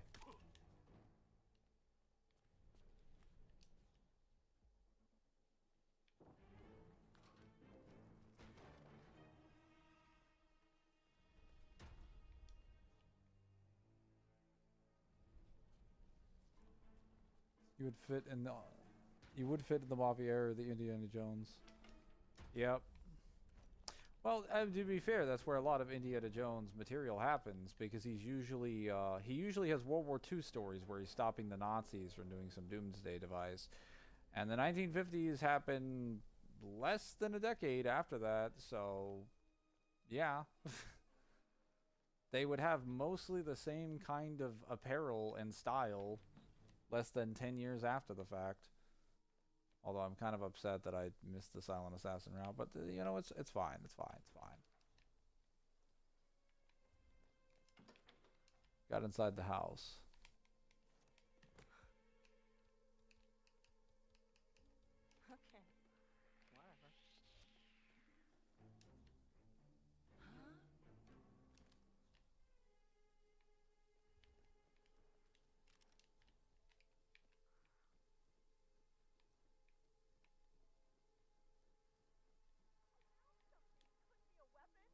Stay here to be safe. Yeah, yeah. No problem.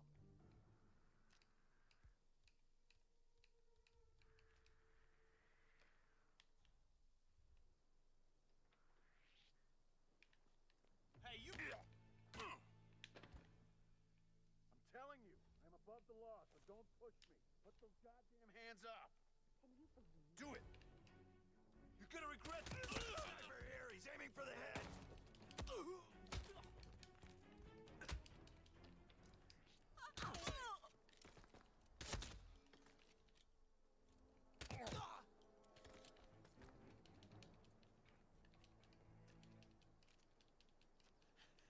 Don't touch me.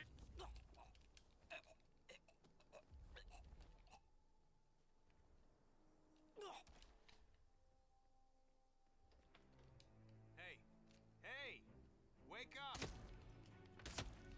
area is clear. Please advise. Hold your fire. He's still. Ah! Hey, get ready. Possible situation over here. Well, this has just gone from bad to worse. Is everything okay? Better lock and load.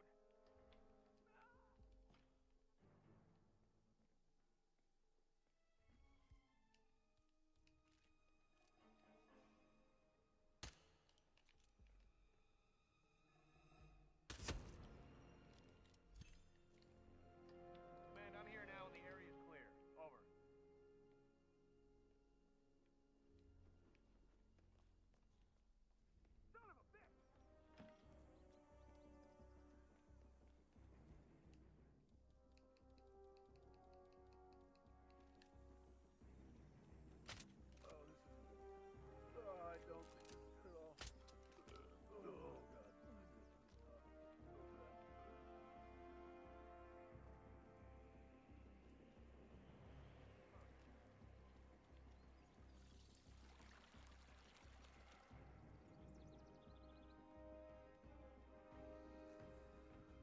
Well, so that's what I was gonna do. So I was just gonna shoot the guy or knock him unconscious somewhere, drop him in a box after I snuck in back there, sneak in back through one of the servants' pathways, and then just shoot the 2 guards at the front gate with a poison gun. And they would get sick, they'd walk away from their post to the gate, and I just walked right out the front door.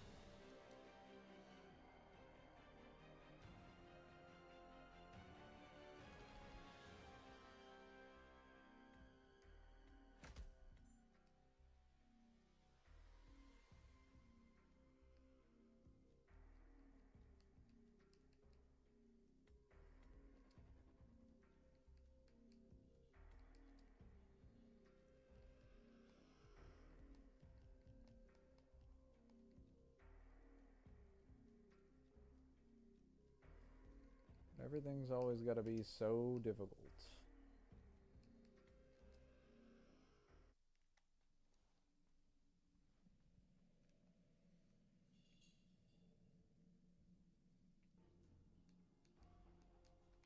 Alright, let's find this guard. Where is he?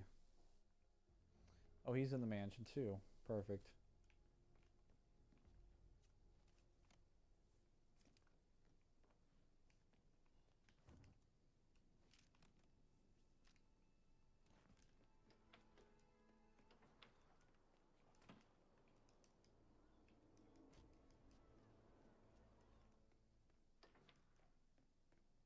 Grab that. Grab this.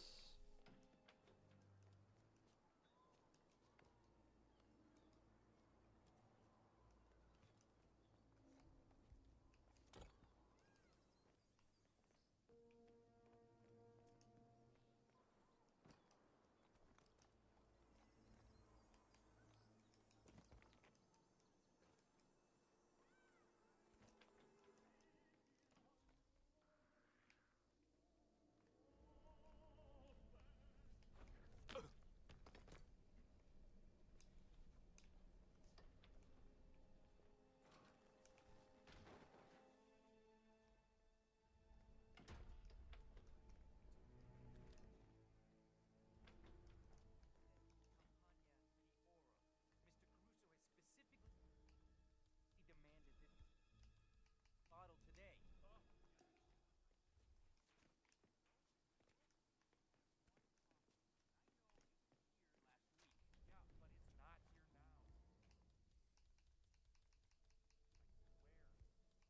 Well, then look somewhere else. Jeez.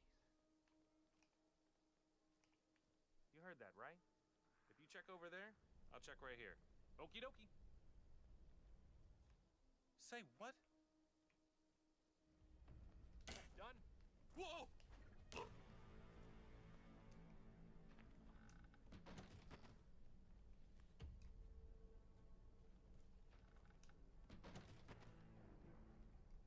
I should have thrown the coin facing a certain direction.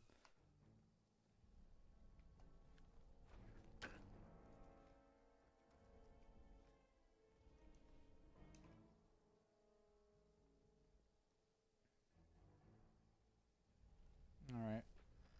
Here we go. I think after this mission, doing this full escalation, I'm gonna switch to some Space Marine, probably.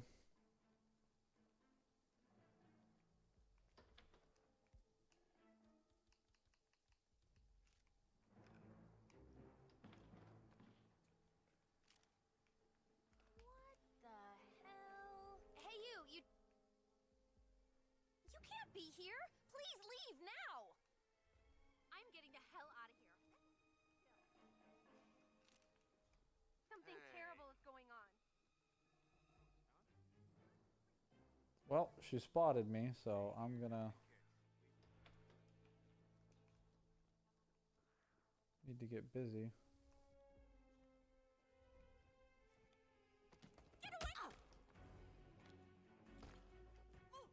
Fuck.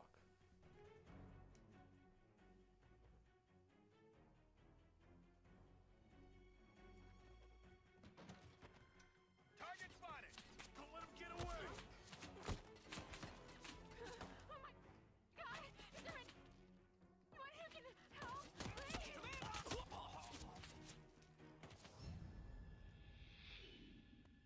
Well, that was my mistake. Fortunately, this is a escalation, not an arcade. I mean, that should have worked to begin with, but like, whatever. It did.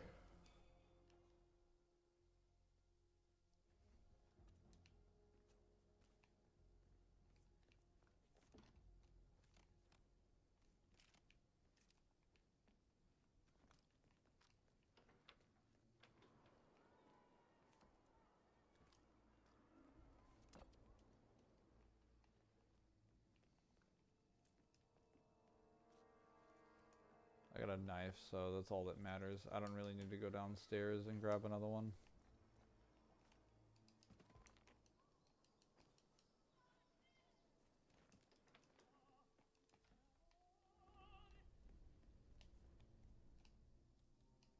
Huh.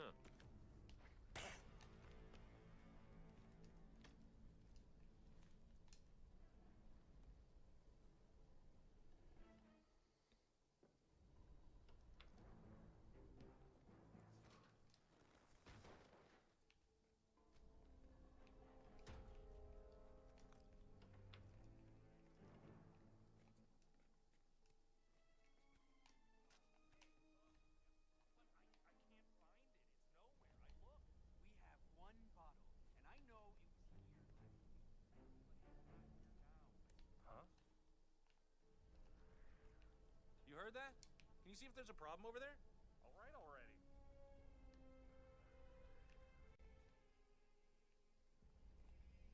Ah.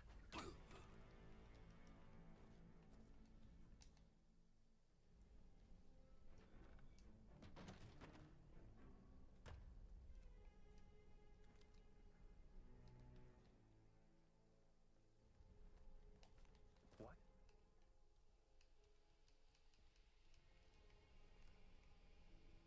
I didn't like the sound of that. Hey, can you please check? Just a sec. Hmm? Huh.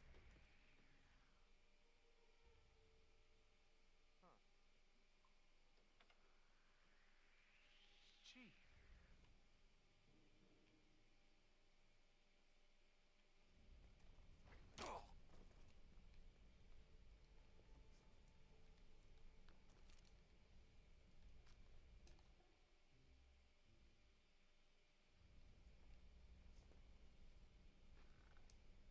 There we go.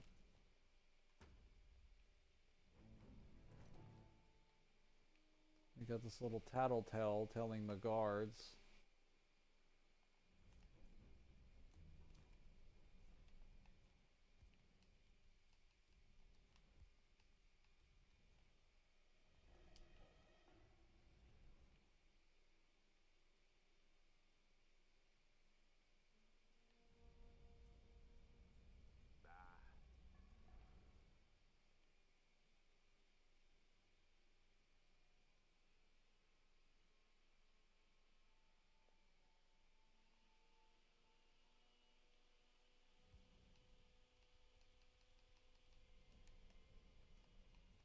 Whoa.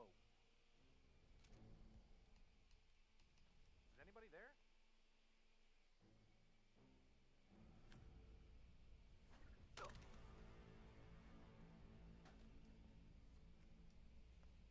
Alright, I'll take you away. Let's put him in that little laundry hamper over here.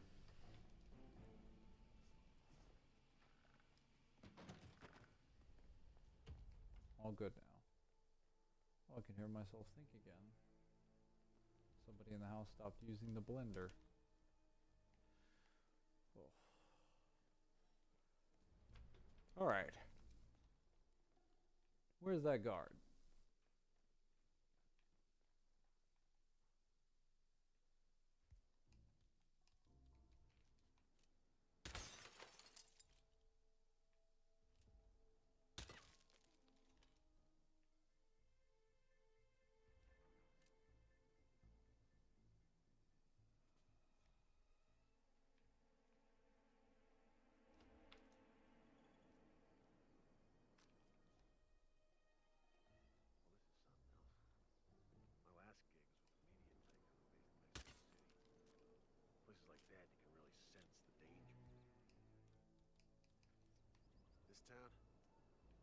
What the? Take point. Gotcha. Please don't. Oh! Ah! A-okay.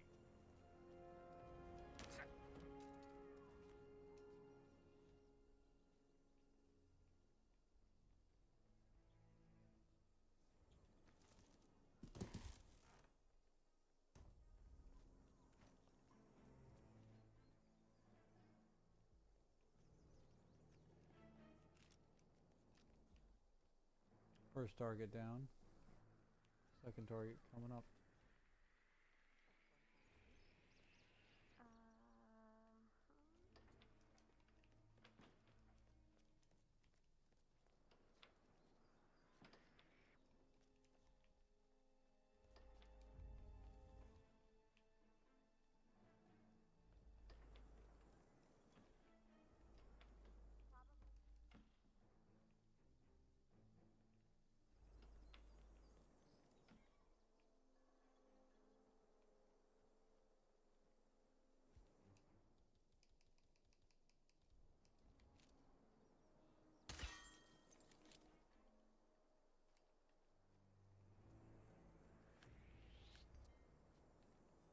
Hey, you!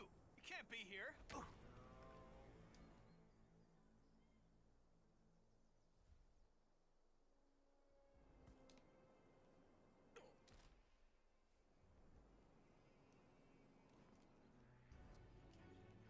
Target took one. Got a shooter! Move in! KO!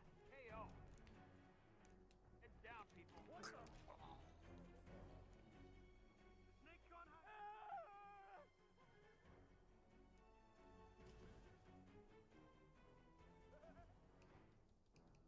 Take him down with extreme dive.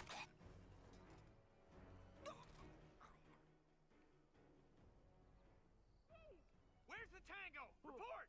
Target's gone! Tango in the water! Got the snake. I don't hear an alarm! Get at it! Target is getting to the fist fight!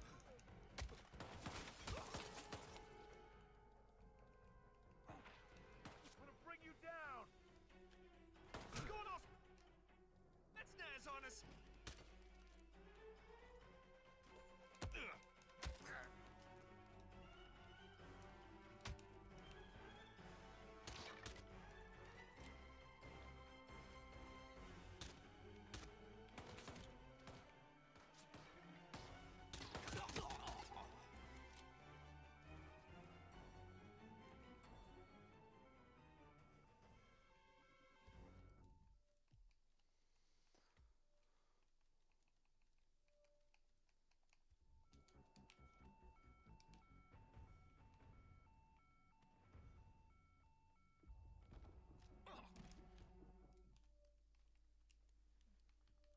Let me see if I can mess with the audio settings. There we go.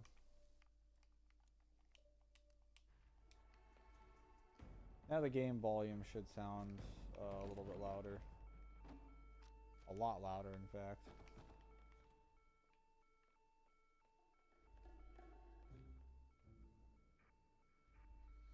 This map reminds me of Brazil. Well, it's in Sapienza, which is, I believe this is Italy, if I'm not mistaken.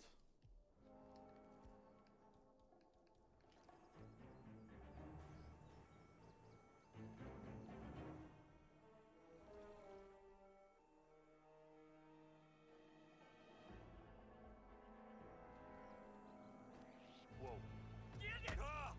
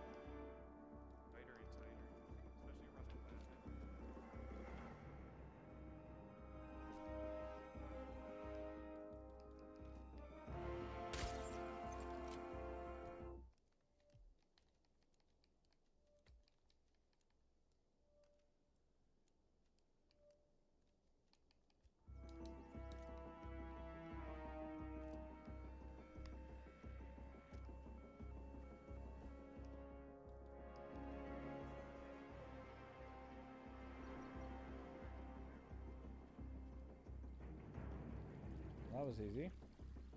Huh.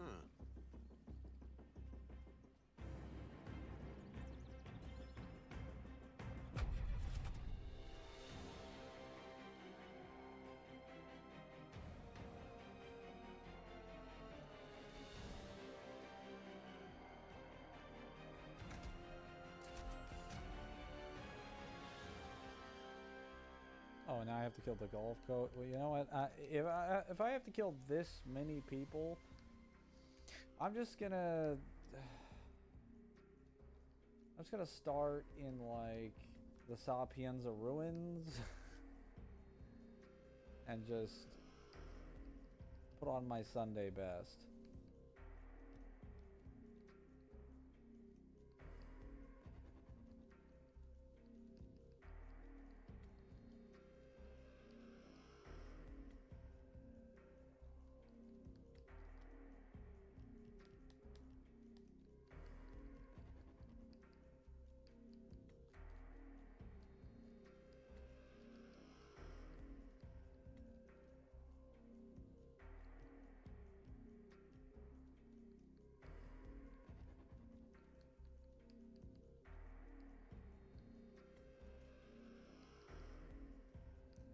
I just got guns and a fish.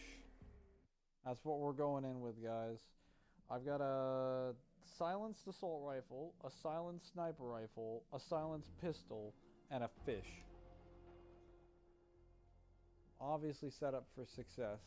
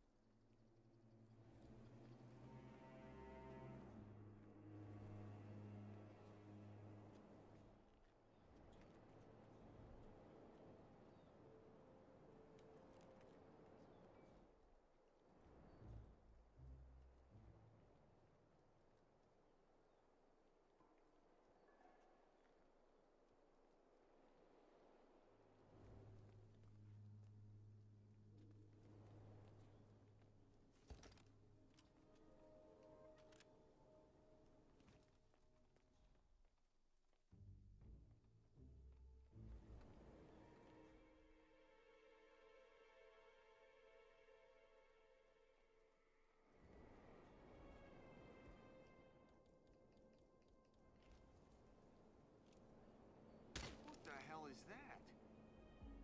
Eyes open!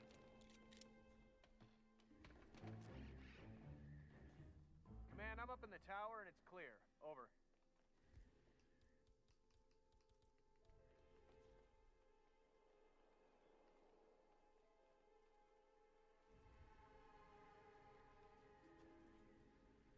Command, I've arrived at the low.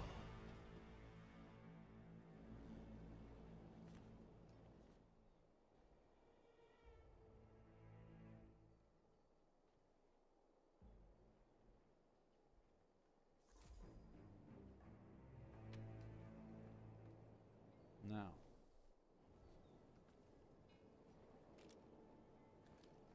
I have everything I need.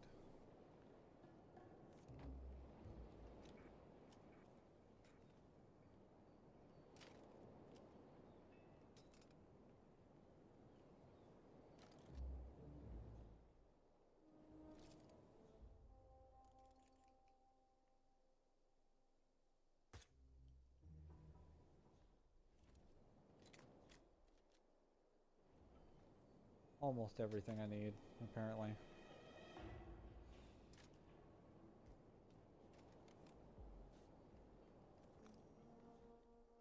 Gotta go kill that guy first. Better be a swordfish. I don't know how adorable swordfish are. My problem has always been picking more than 6 picks in a parlay group, but I can't help it. I guess I can, but yeah. What do you mean by parlay group? Oh, look, a battle axe. I'll take that. I think I'm gonna have to kill that guy inside the building first, and then after I take him out, I'll deal with the guys outside.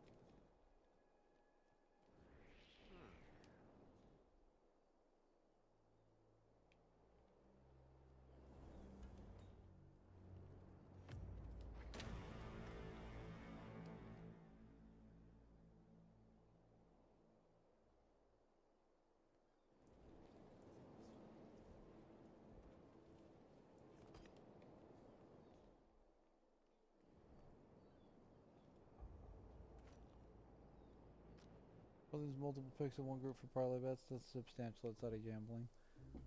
I mean, parlay actually does mean something substantial in a different context, but you kind of have to be like a pirate. Hold up.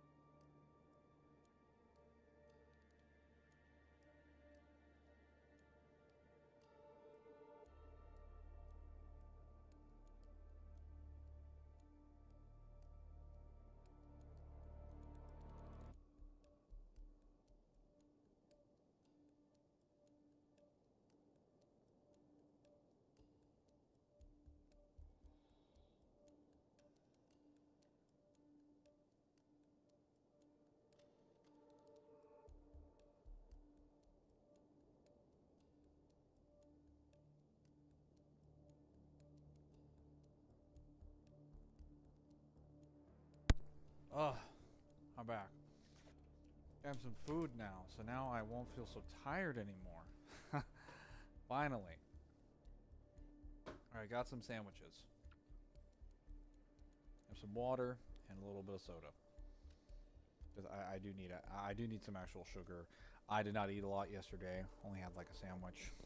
And I was moving for like 6 hours, so I probably should have. There's some more food. With regards to parlay, I'm mainly talking about that the pirate word when they're trying to make like some kind of peace negotiation. But obviously, you weren't referring to that. That would have been really funny if you were. I'd be like, you fucking with me right now?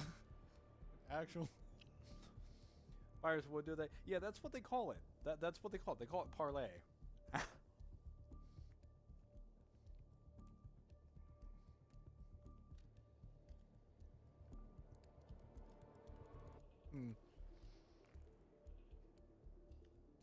Yeah, I trademarked Moa with the pirate thing. I didn't know there was an actual pirate emoji in there. That's really funny. Well, at least a pirate flag, I guess. Because it's technically just like the death like icon, but you just put it on a black square and like wave it a little.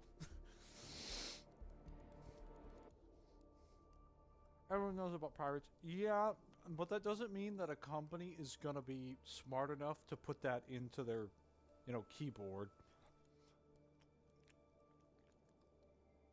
Or savvy enough, per se. Alright, so let's take a look at where our targets are. I'm right here, so I'm in the ruins. I need to get into the main building. So these two guys right here, Filberto Nucci and Alexis Caso. Actually, no, not Alexis. It's Roberto. Roberto and Filberto are right there. Yeah, they're right there. Alexis is right there. So he's shielded by multiple walls of concrete. I need something to get in there. I'm probably gonna have to sneak in there and take him out directly. I'll just snipe these guys. There's lots of emotes that need to be added. I believe it. Now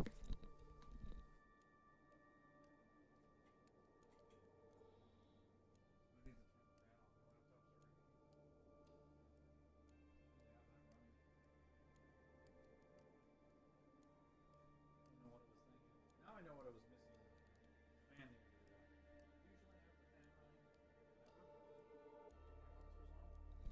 And then I put my laptop underneath a bag that absorbs the heat, and that basically prevents it from overheating too much.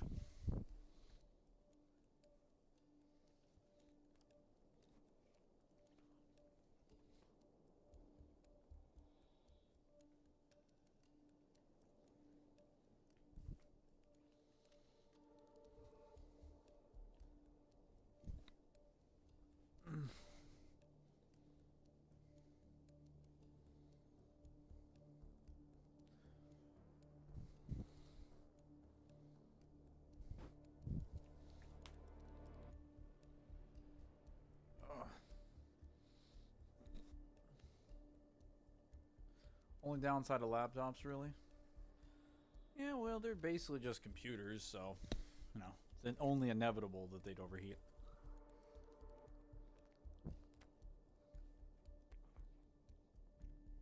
Well, I think there are multiple downsides to laptops. Laptops also have, more so than, what's it called? More so than a computer, than like a desktop, they have lower proportionality for like ROM and graphics cards and like customizable options.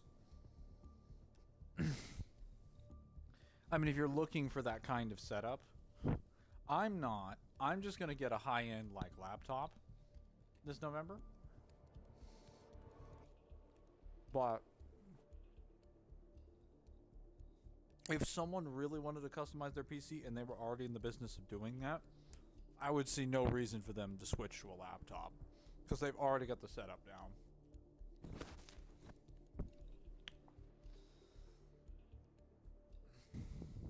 I feel so much better.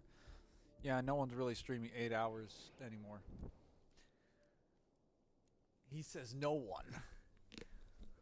But I was over here doing a 10-hour stream for Campaign Evolved.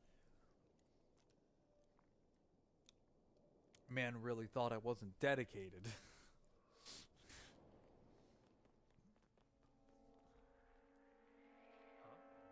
Oh, hold up. How did that guy see me?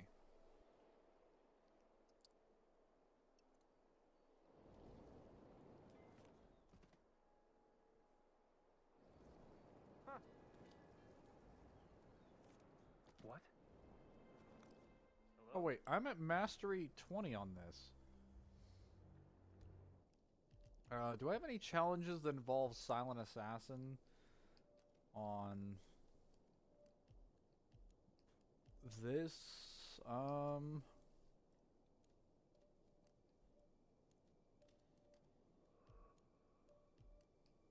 my gosh.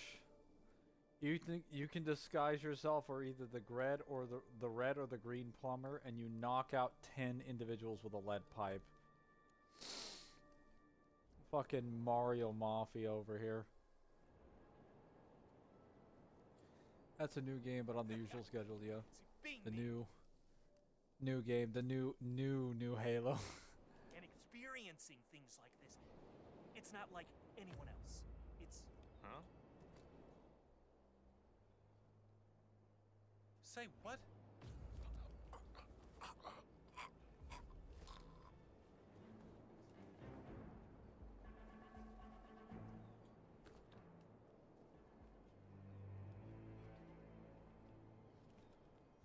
Yeah. No, I gotcha. Campaign Evolved is definitely not a new game technically, but honestly, it might as well be a new Halo game with the way that they designed it. Like, if you play it and play the original, or even the anniversary version, it does not feel like, they don't feel like the same game. They have completely different control schemes. They only have the same levels, and that's dependent on the level. Some levels have been completely redesigned from the ground up. They don't even have the same passageways, and they have completely different areas with different enemies. Not to mention completely different AI, like... So I can totally understand. Does it have multiplayer? It looks fun for that. It does not have multiplayer, but I think that was mainly because the original version did not have multiplayer. At least not on the console release. The footer is right. Yeah. So there's a lot of sections of the ring that have been floodified, if you want to call it that. Like, after the flood breakout in 343 Guilty Spark, pretty much every area of the ring starts becoming flood-based. Everywhere. I was going to say Halo 1 PC had multiplayer, the original. It did, but that was with the 2003 or 2004 port. Which was released around the time Halo 2 came out. So, that would have been a post-launch feature that was never available to console players until like 2011. I'm talking about the original Xbox release, and I'm talking about it when, like, even when it came out on Anniversary, because I think Anniversary had to sync up to Halo Reach to give multiplayer to people. Because the Anniversary multiplayer that they had was basically just Reach. I didn't know it had 2 different launch dates. Oh yeah, no. PC players did not get it. It was an Xbox exclusive back in the day.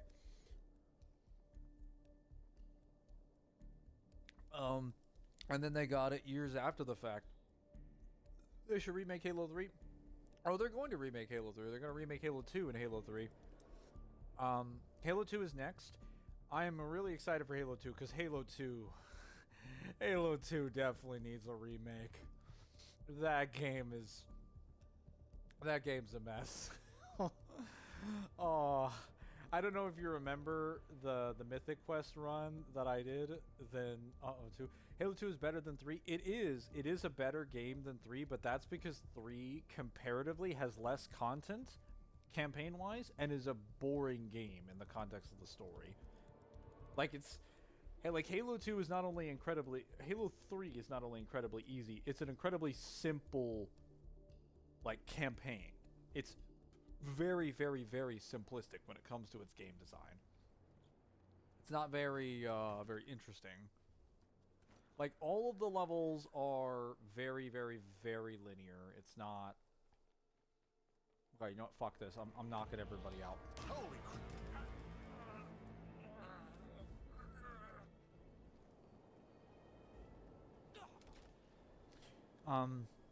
It's super linear. Weapon sandbox is really bad. You have basically no bosses. You have Cortana interrupting you like every 5 seconds on every level to constantly tell you messages and force you into walking sections. Movement is really bad. Super reliant on vehicles, and a lot of sections basically have no backtracking. Halo 3 is really only good at the end of the level. Halo 3 doesn't have a scarab gun, true. I mean, yeah. Halo 2 needs a remake like DMC2 needs a remake, not the Netflix reboot. Yep. Well, so I would say, like, Halo 2 needs a remake in a similar vein to DMC2. Halo 2 obviously had more development than something like DMC2, but Halo 2 had a lot of really good ideas. I think in the same way that Halo 1 did. I've always argued that Halo 1 and Halo 2 have had some of the best ideas that Bungie created for their original series, but they are the most unfinished games that they made. Halo 3 is not an unfinished game by comparison. It's just that Halo 3's ideas are just dumb. They're just dumb. Like, they're not like actually that enjoyable. If you were to sit most Halo 3 fans down and like talk to them about what they found to be great in the game, it's really only just the fact that it's like wrapping up the story from 2. Which means the entire reason that they like it is just because of the previous game. And then if you consider how the story is written in 3, a lot of the deaths, a lot of like the risks, and a lot of like the problems in the story only happen due to either really stupid decisions or really, really stupid contrivances.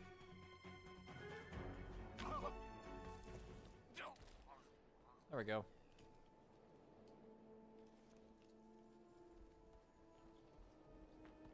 Arc, of course, it doesn't have much memorable moments. So what Halo 3 has is nostalgia. It has a lot of moments, a lot of levels in the area that are defined by good voice acting, good sound design, and good visuals, which when combined with people having like decent gameplay and powerful weapons at a specific point in the sandbox, people then think it is an amazing experience. It's like, no, they're just kind of like feeding you dopamine. Like, that's what your senses are telling you. Like, you see things that you like, and then you associate the entire portrayal of the scene as amazing.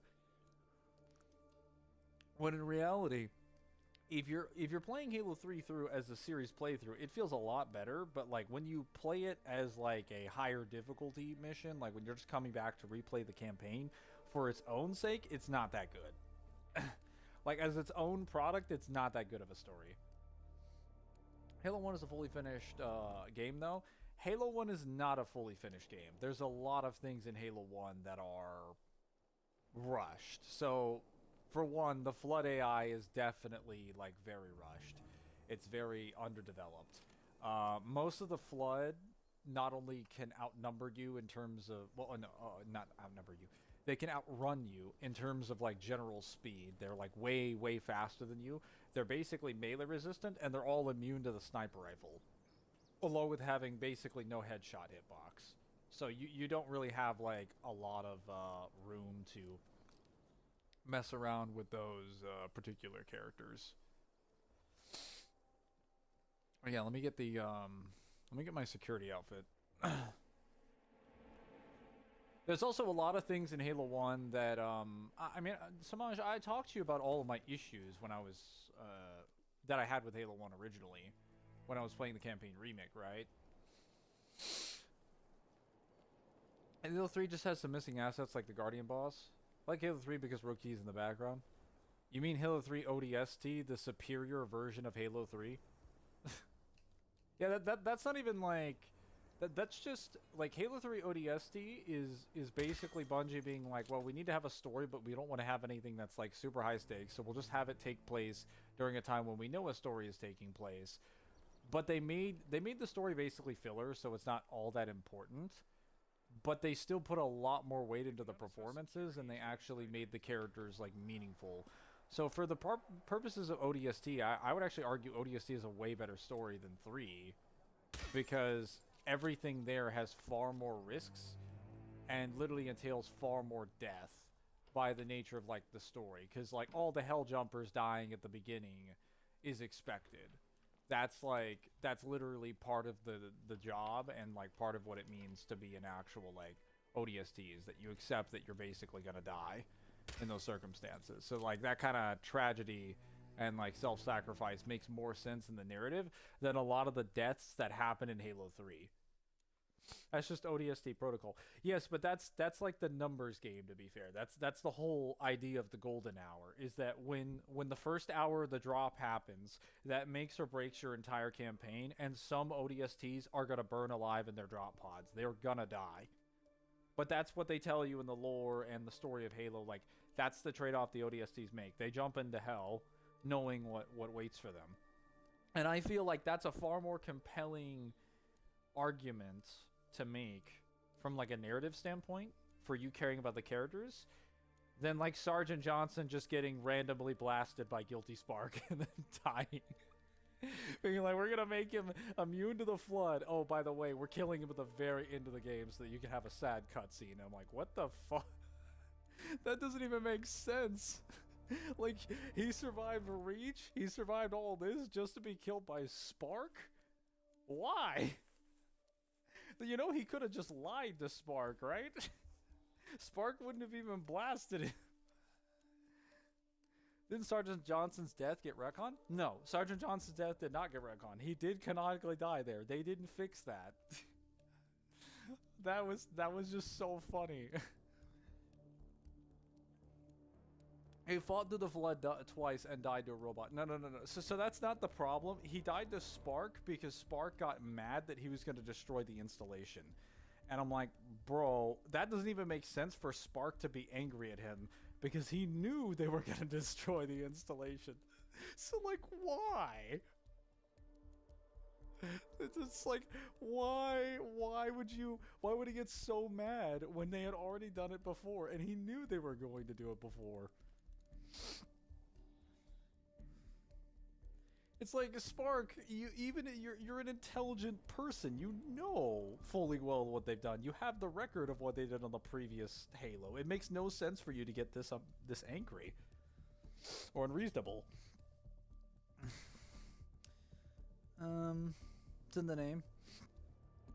Doesn't Spark want the Halo to blast off? No, so he literally says, this ring will be ready to fire in just a few days. So he was basically, what Spark was going to allow was that he was going to allow the ring to do a partial firing where it was going to ignite the ring itself so that they could burn the flood away. They were basically going to burn all the biomass. That way Spark would get to keep the ring, but the ring itself wouldn't be destroyed because he didn't want to destroy the installation. He just said the ring wasn't ready to fire yet.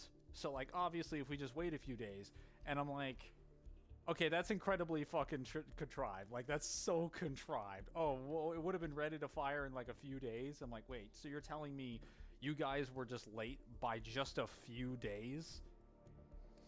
That's how close it was? No, that's so stupid. At that point, either gaslight him, lie to him, or have him, like, not freak out. There's so many other ways you could have solved that circumstance.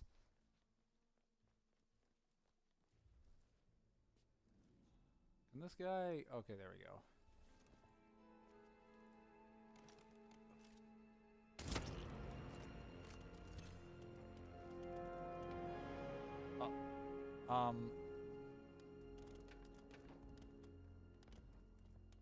Okay.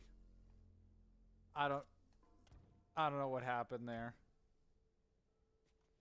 But, yeah. I'll clip that later, because that... that was kind of sus.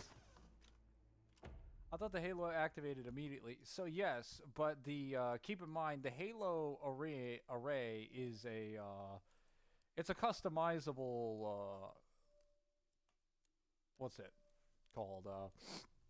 It is a customizable, defense installation. So the generators inside of Halo can fire the pulse and amplify the pulse to ignite out to 25,000 light years. But if you wanted to do a test firing pulse, which they do all the time on the ring to ensure that the ring itself is capable of firing, they do test firing pulses that just cause the pulse to ignite on the ring itself. So they could just do that. But doing the test firing pulse still requires a lot of energy from the generators. The ring was not ready to do a test fire yet. So while it would have activated immediately, it still would have needed the energy to do that without damaging the installation. But if the installation has only barely been repaired, then firing it would badly damage the ring. Now, humanity didn't care. Like, they would prefer to destroy all the rings if they had the chance. Or at least Master Chief would prefer to destroy them all, because he doesn't believe anyone should have the rings. But Spark wants to preserve the ring. Yeah, so the entire reason that issue happens is just to kill Sergeant Johnson. It's just to kill Sergeant Johnson. It is not done for any other reason. Damn, the Halo rings need maintenance technicians. Well, I mean, they have like millions to billions of Sentinels on them, so it's to be expected that they had a lot of maintenance. Because it's Spark in the Sentinels, as well as the auto repair defenses in the ring that maintain its functionality.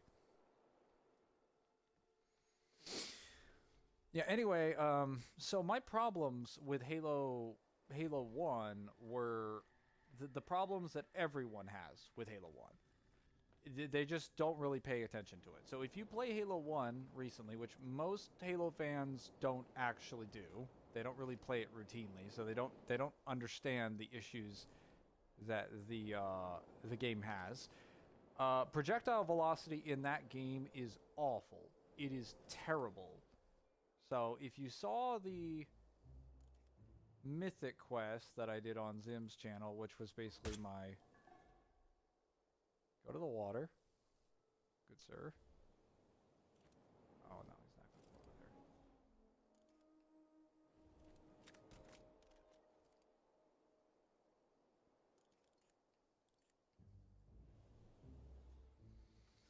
there. You saw the Mythic quest on Zim's channel that I did. I got the mission 2 to 3 of Halo.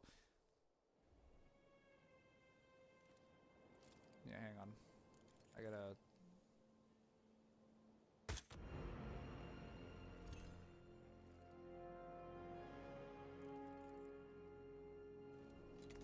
You get that guy. This next guy. I was there for like half or a third.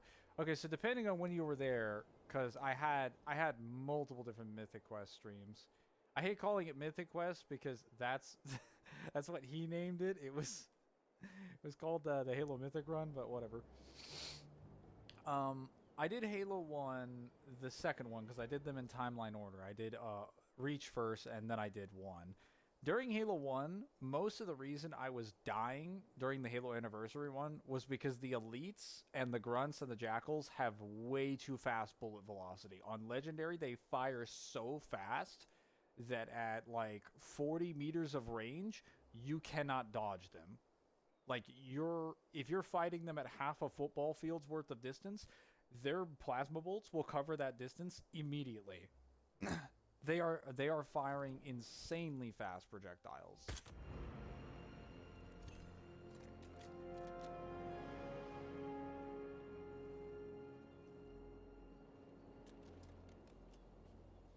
So you pretty much never have a chance to react to them. And then they also do extraordinary amounts of damage. They don't really do, like, higher damage, I would say, than most legendary enemies. Most legendary enemies do comparable damage on every difficulty, with the exception of, like, specific games. I think the remake, for one, toned down the damage on jackals and grunts, and it made elites do, like, uber high damage. But for the most part, it's roughly the same game to game to game. The main problem is that if it's so fast, it's completely unreactable. And the range in which they hit you is so far that at no range can you actually fight some enemies. That's where the Halo 2 Jackals got their infamy from. Yeah. Possibly, like, bullet velocity has always been a problem in Bungie's Halo games. They were not able to design their guns and their weapons effectively until ODST and Reach.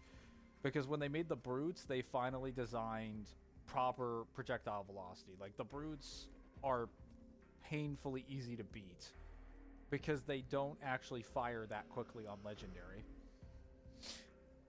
Remind me to never play Legendary Halo 1 on Legendary solo. Yeah, so then that gets to Halo 2. There's Brutes in Halo 1? Well, there is now, but I meant the Brutes on Halo 3 and ODST.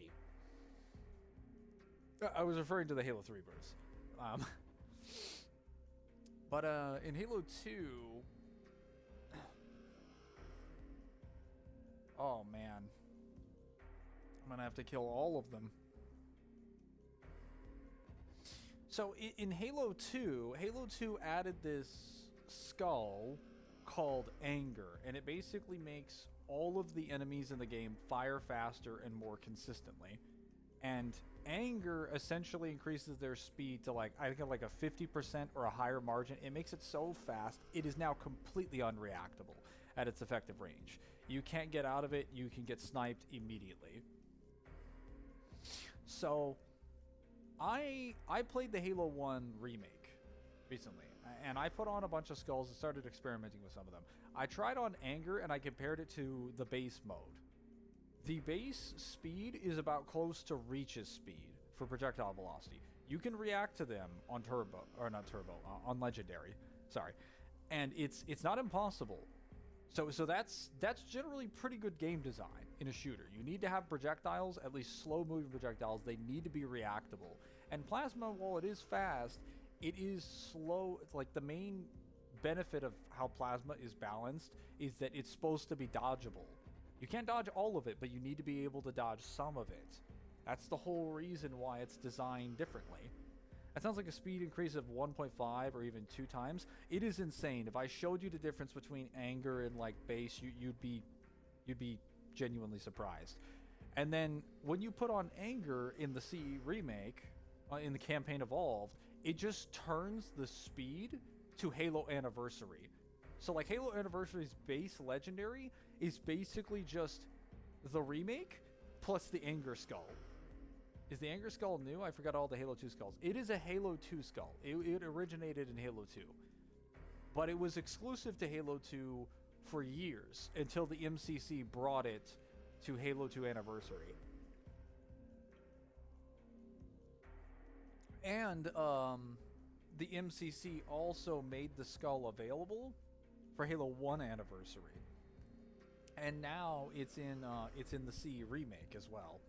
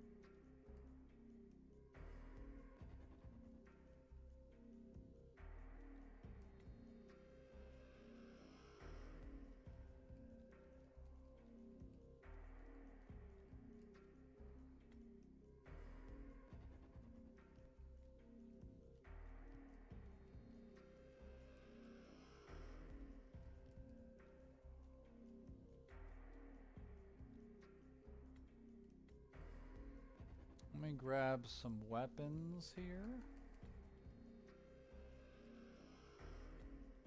Not the bat shuriken, I need the other ones.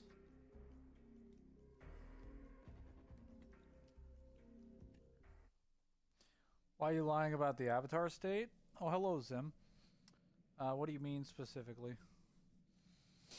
Is Anger Skull now? There's more than 13 skulls. Yeah, there's way more than 13 skulls at this point. There's about, I'm gonna say like 18-ish in like the anniversary, the MCC version of Anniversary. There's like, I think 24 in the Halo 2 MCC version.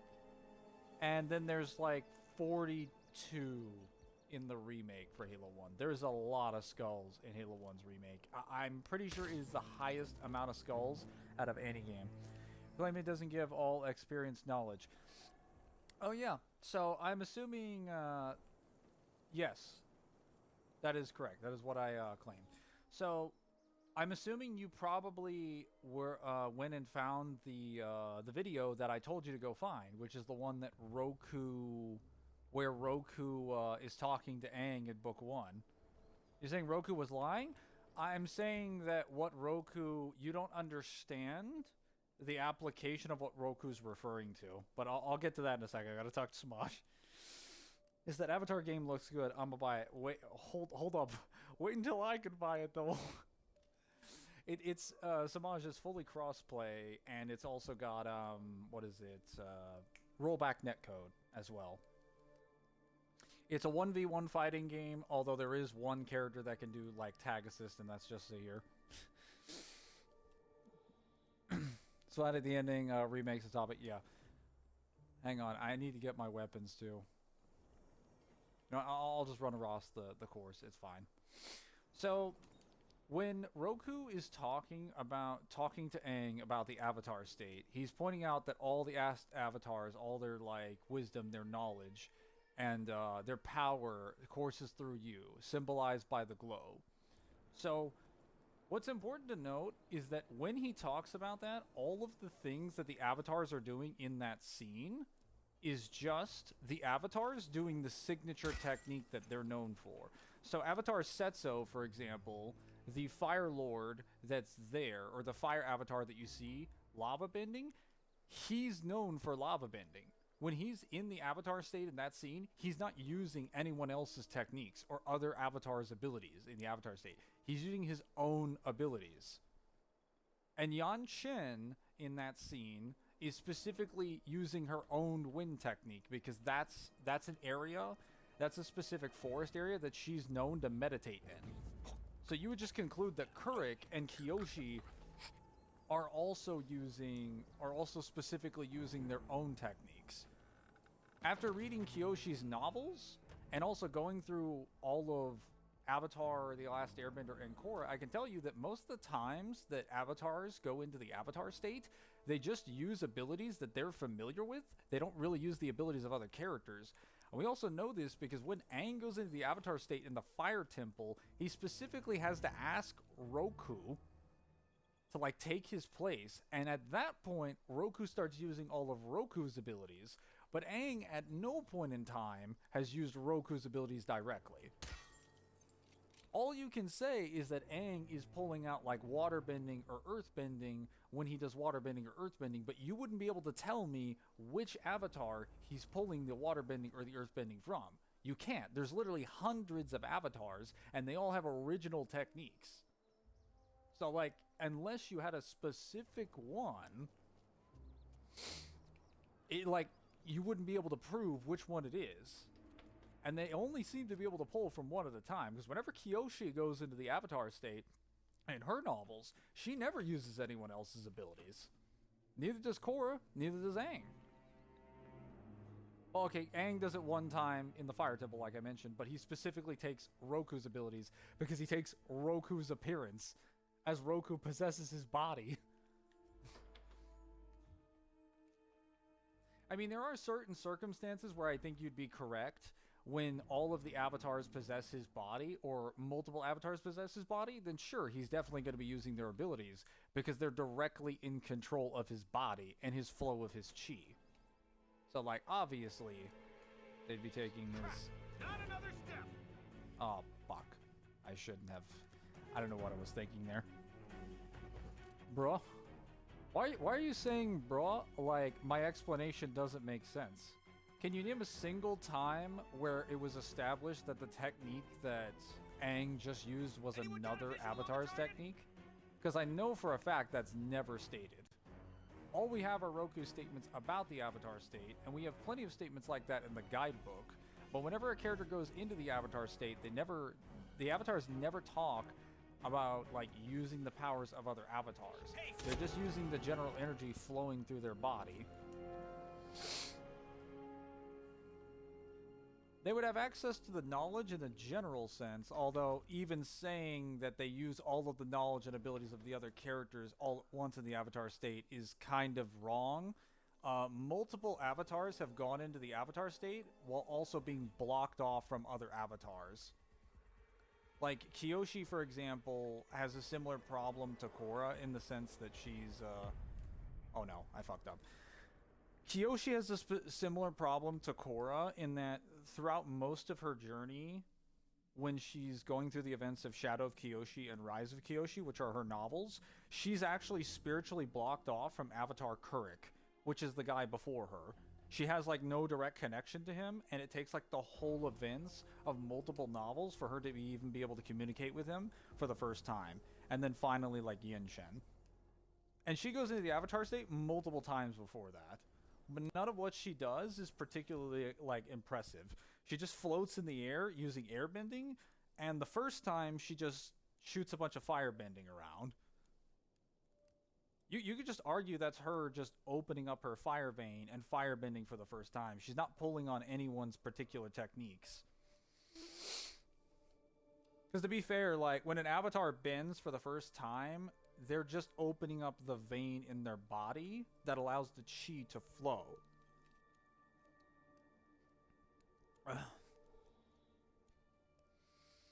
L2 remake is happening though. I can't tell the difference between rollback netcode because Tekken players have the worst internet. Tekken players do have the worst internet. I got basement internet. Ozai goes crazy in fighting games for what I've seen. You mean in the Avatar fighting game? Because I don't think Ozai is in any fighting game except for that one. Actually, come to think of it, I don't think Ozai is in any Avatar game. Period. I think there's a single time where he's available as like a playable character. He might be an antagonist. Even then, he's probably only in like one game. It would have to be a story-driven game at that. Since he's the Fire Lord, so he would probably only be the final boss. Once the DMC has official PvP mode, it's wraps for all fighting games. Why do you say it like it's a fighting game? My reign of gaming will come. Bro, would Aang versus Edward from Full Metal Alchemist be better than Genshin Impact Clone Death Battle? I don't know anything about the Genshin Impact character, but I can tell you that Edward Elric had nothing in common with Aang.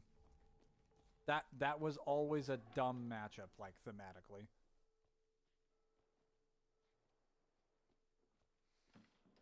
I never really understood what the purpose was behind that one.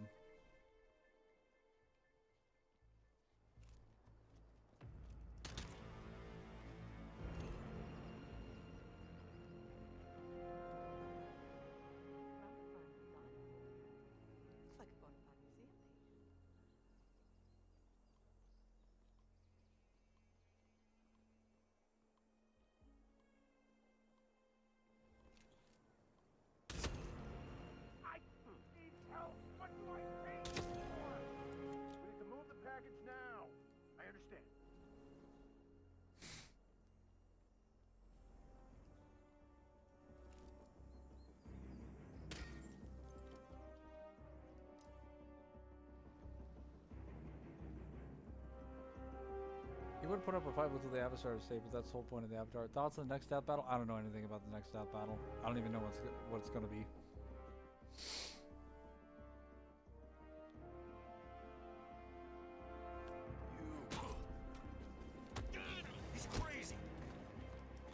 I am crazy, but I'm 47. What were you expecting?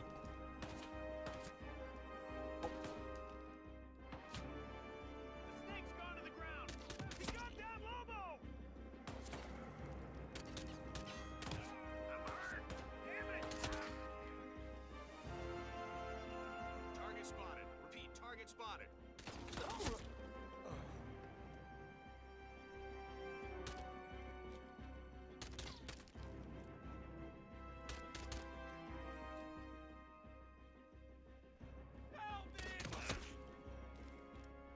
I gotta head out.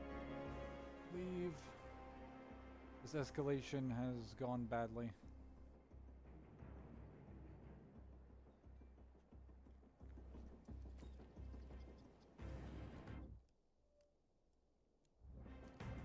To be fair, I probably could have pacified those guys, but it would have taken way longer to do that, and I just don't have the patience.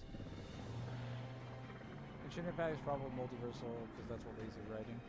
I don't know anything about lazy writing is. Did you hear about the new Fullmetal Alchemist author's anime, Shadows of the Demon Realm? It's pretty good. I did not. I don't keep up with that author, so I would not have known about that. Well, it certainly sounds like an interesting name, but I wouldn't know anything about it. Deadly landmines have been added throughout the mansion garden. Find and equip the disarm device to bypass the mines. Okay, so what I'm hearing is sniper rifle. Sniper rifle. Pick off the enemy from miles away so you don't go anywhere near the minefield. Got it.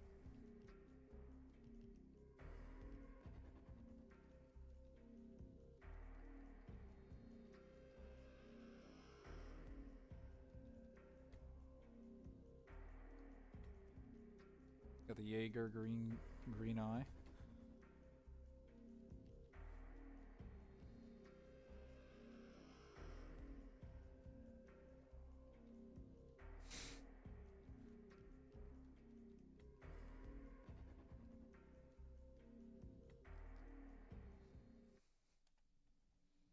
On episode 16 now, not a bad anime.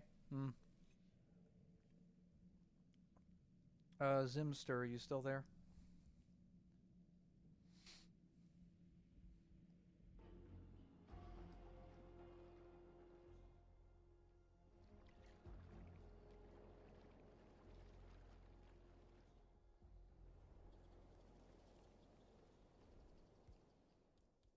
Ooh. Wait, what's that? Ooh. A cannabis joint. I gotta get people to smoke this? Oh, it has a sedative effect on someone if consumed. Oh, that's kind of funny.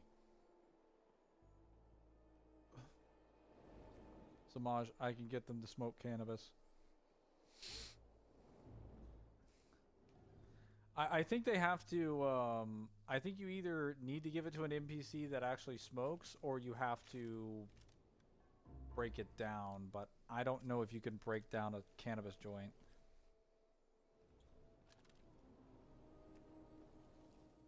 Because it doesn't say that it can be deposited into food and drink.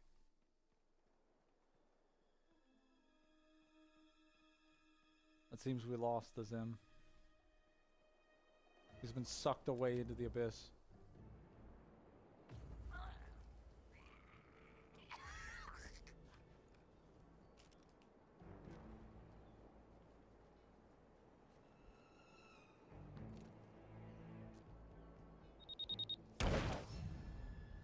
Oh, okay. All right. All right, so that was a mine up in the watchtower. I think it's crossplay. Samaj, I just told you it was crossplay. I don't think he's interested in buying the Avatar game. At least, if he is, probably not anytime soon. He never buys the games I recommend to him anyway. Well, most of the time. Sometimes. But I totally understand it though. Like some people just don't want to spend money, and that's fine too. You got to keep a budget, all that. See the starting price? Well, so Avatar Legends as a game is like $30 starting price, but it's also a fighting game for the most part. It has a limited amount of story content, and while it does have good trials and like a good tutorial mode, you have to be into like fighting games and really into the Avatar series and like really love it. And I just don't know if he's that interested in it, even if he does like the series. So it's kind of Stay on your toes. a situation where you kind of need to be invested in that kind of thing to justify spending the money. I am, though. I very much am interested in it, and I actually have to play the game because there's lore stuff in the story mode that is applicable to the world. You died from that? Yes, but to be fair, that was a mine. Son of a... Command, I'm here now and the area is clear. Over.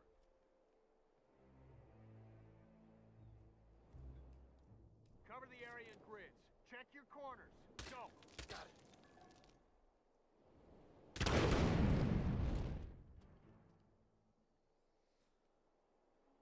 Just like Sierra Leone. We could hear him all over the place, but couldn't see nothing. My unit got decimated there.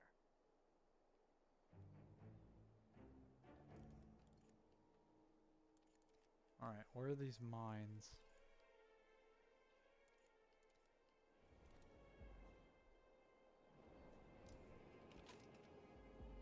Damn it, they found the body.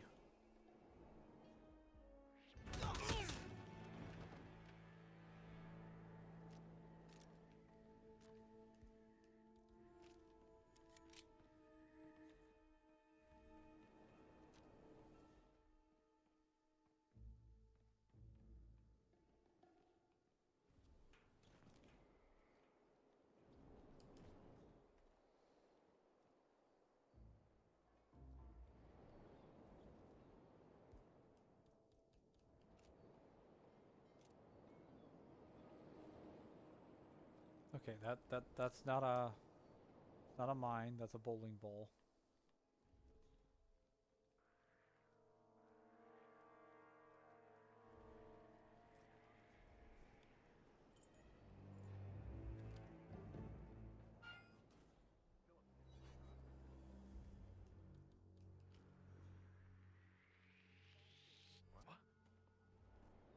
Hey, what a move!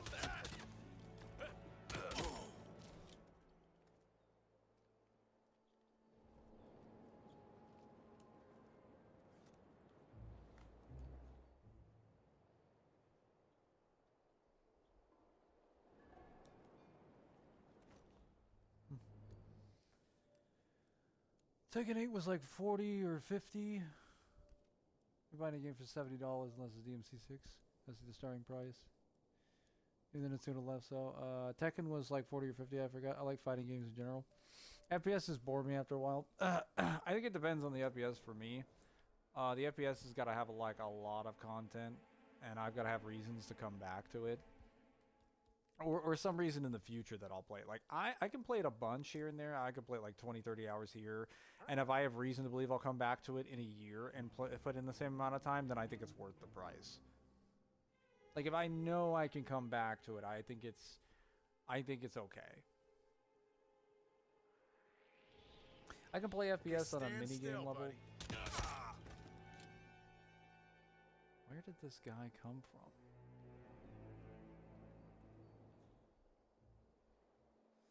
But I cannot play FPS competitively 24/7. Yeah, I don't play ranked in FPSs. I did play Halo 5 and Halo Infinite ranked for the most part. And I played, I didn't play COD ranked. I've never really played COD competitively. Because COD didn't really have, like, that much of a ranked season. COD casually is incredibly fun. It's one of the most fun FPSs to play. Well, depending on the COD. Counter-Strike is competitive minigame size. I did not play enough of Counter-Strike. I probably would have played more if I just liked the way that the actual game's mechanics worked, but I didn't really like it.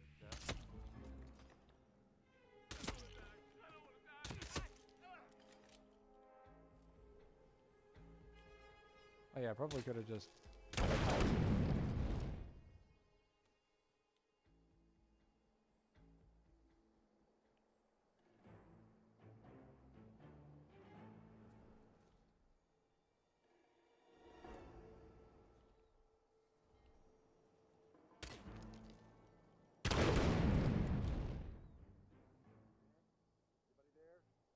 in.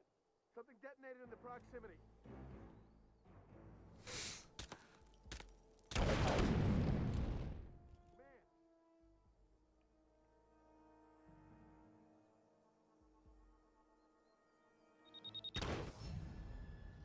Damn it, no! Okay, I can't. I gotta replan this. Yeah, okay, so they're in the mansion garden. I gotta start somewhere else. I'll start in the safe house. It's just too dangerous to get in there. We'll go in with a standard rifle.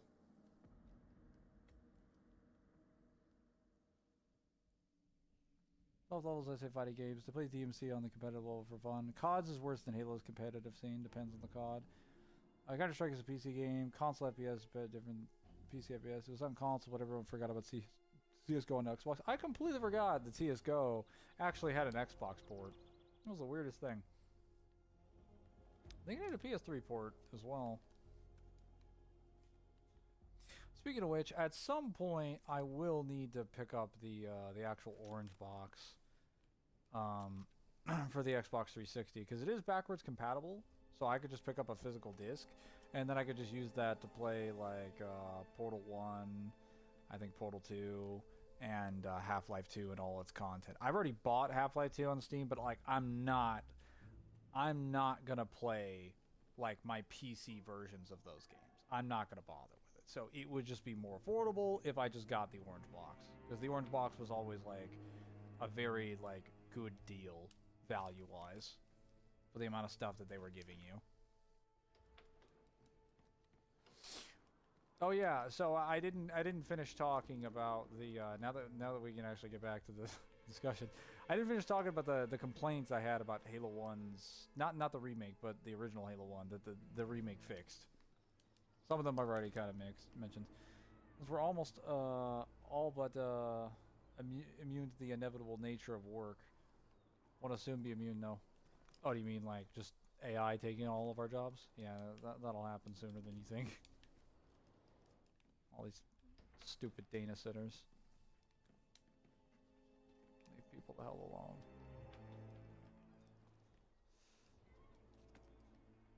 Working for a living. I mean, technically data centers will fuck with that too. I forget the cleanest Clint Eastwood quote. Fuck. No, that was the entire quote, Samaj. It was just fuck. That's all he had to say.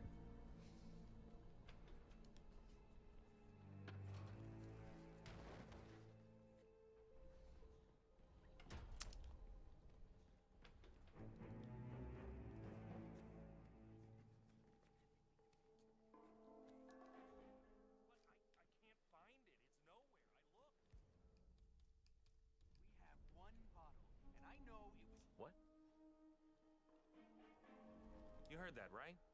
If you check over there, I'll check right here. Yeah, okay.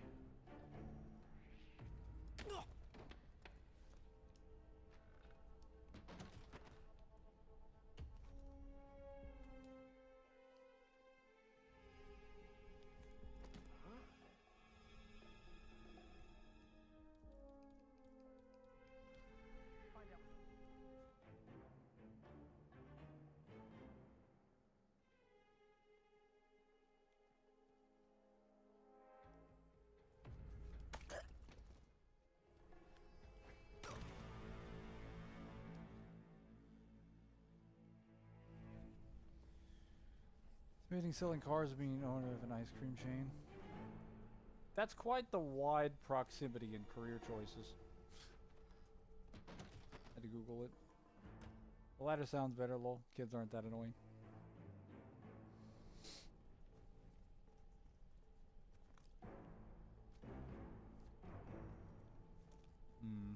I see you. No.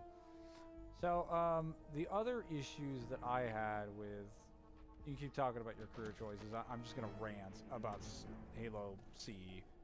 The other issues that I had with Halo Combat Evolved, the original version, and the Anniversary, because the Anniversary version just ports over all of its problems, was that Halo 1, aside from the terrible bullet velocity that made higher difficulties almost impossible in some sections, to the point where they became insufferable and you would just die multiple times back to back to back to back to back.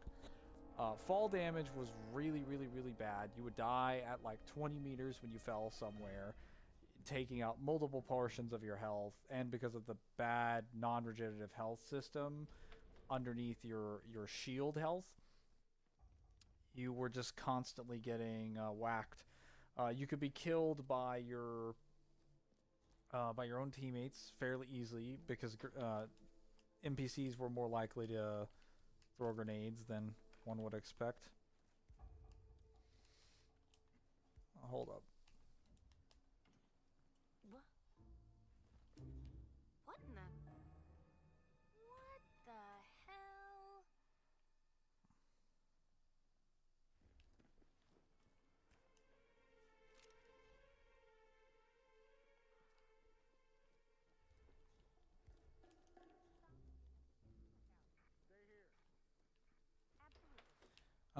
There were a few other issues that I had.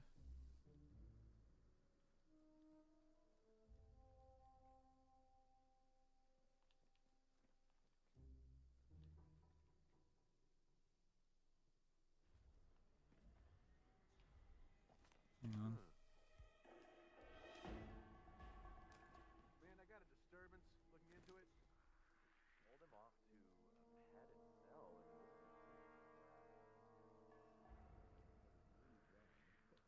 Thought I'd entered into a Edgar Allan Poe novel or something. Jesus bloody Christ.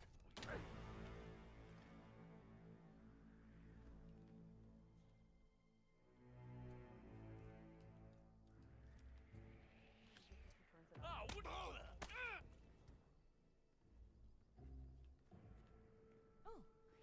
what?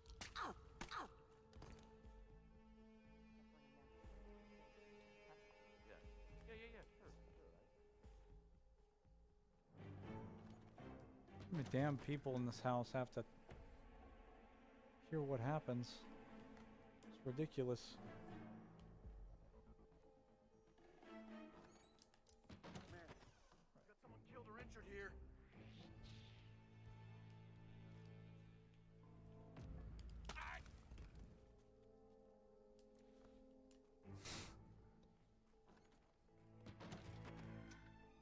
It's mad at an ice cream shop. That's about it. Selling cars 6 figures, of course, but 6 days a week also. 10-hour shifts 6 days a week is crazy. Fall damage is asking the other one. Yes, all of those things are true. 10-hour shifts 5 days a week is fine, and then maybe like you know, a part-time shift on one of the last days. Like a partial day and a free day is fine to me. But like, hey, listen, I prefer the 9 to 5, you know, but it's called 9 to 5, not like 9 to 7 for a reason. There's a reason why people prefer the 8 hours. 8 hours is a good window. No Saturdays off as car salesman. Yeah. Typically what you get. Yeah, the fall damage is absolute trash, and dealing with that is terrible, but you also have circumstances where your allies will run you over with your own vehicles, because friendly fire in the original games is always on, and that applies to the indestructible vehicles in the game. So when a Marine rolls up to pick you up in his vehicle, and this also happens in Halo 2, but it's less frequent in Halo 2, if a Marine touches you with the front of the vehicle because of how it works, it reaches maximum acceleration in like half of a second, and it kills you instantly. Yeah, that was always an annoying, terrible thing in Halo 1. It's god-awful game design. I'm surprised no one has ever, like, criticized that. But like, that's such a massive design flaw in the sandbox, where you could just be instantly killed by your allies. By complete accident. Leave right now, And it's consistent. They just have to, like, touch you slightly. And you know, it's funny, like, one time if you're, like, messing around with your friend, but it's not funny when it's the AI, because then if you get run over by the AI, you have, like, especially if you have the anniversary version, if you had the Iron Skull on, your entire mission gets reset because of that bullshit. Your entire mission gets reset.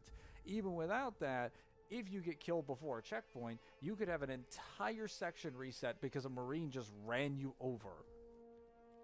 Which is insane. From them just, like, touching you. Slightly touching you. Then not even at full speed, they slow down and their vehicle hits you. It doesn't even, like, decamp your shield. It just kills you instantly.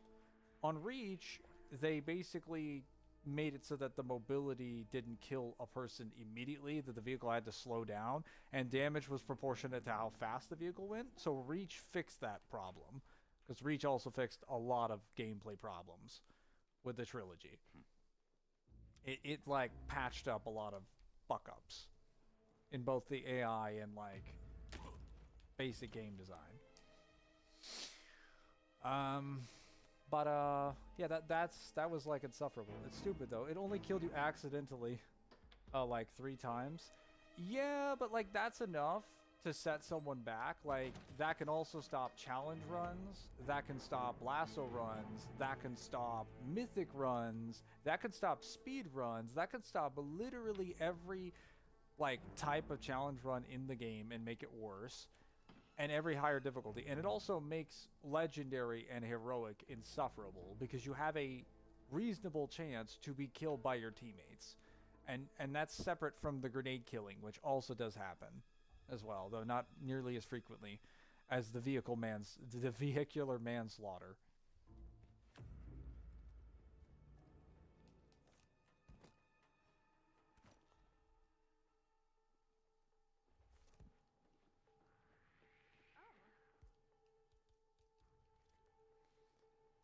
I wish that happened in Left 4 Dead.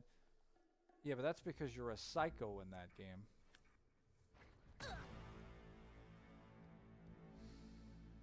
What else? What else? Oh, yes. Terrible checkpoint locking. Awful, god-awful checkpoint locking. I'm sure you remember this complaint when I was, like, screaming at the top of my lungs on Zim's channel. So do you remember when I was on 2 Betrayals? When I was on that mission where Chief spawns in the Halo, in the control room, and he has to fight multiple sentinels that just zap you immediately, and they're shooting you with lasers from across the room, and you can't react to them. Like, you have to kill them all before they kill you, and you basically just get checkpoint locked into that at the beginning of the mission. Yeah, that's awful, but that entire mission also does terrible checkpoint locks on Legendary. You'll get caught in a long hallway, and you'll respawn at the beginning of the hallway and then be trapped in the next room, because the giant blast door to leave the control room opens halfway before you get across the room. That happens after the cutscene? Yes. So in the remake, I'll show you this level at some point later, but in the remake, the way that level works is that they took the 2 rooms after the cutscene and they shrunk them down. So now you no longer get squished in that entire area. That was a terrible section. It was awful because once you got trapped in there, you then walked up to the door, and then halfway across the room, which the room was about 100 meters long, the room was as long as a football field, it would open up at halfway across the football field, and you would now be shot by like 10 elites. And you had no cover, and you basically had to just like throw plasma grenades and everything and just kind of hope. Nothing a rocket launcher can't fix. You don't have a rocket launcher at that spawn. It's the beginning of the level. You have a shotgun and a plasma pistol. A shotgun, which can't hit them, and a plasma pistol, which kind of can, I guess. And you're basically fucked. You're like, oh, well, I can't do anything. Guess I'll die. And that was 2 betrayals. That was the beginning of the mission. There were also major problems with the enemy deployments and level design parts at the end of the mission, too. There's tons of, like, little problems with a bunch of enemy placements and enemy deployments of, like, various squads that were horribly designed in the, Hey, what's that? What are you... Hey!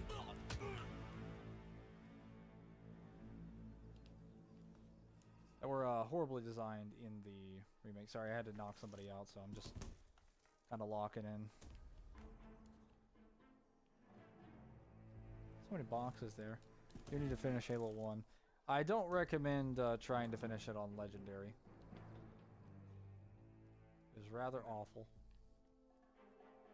At least on solo, it is doable and is bearable with multiple people, especially if those people, that other person has done it before. It is far, far more enjoyable.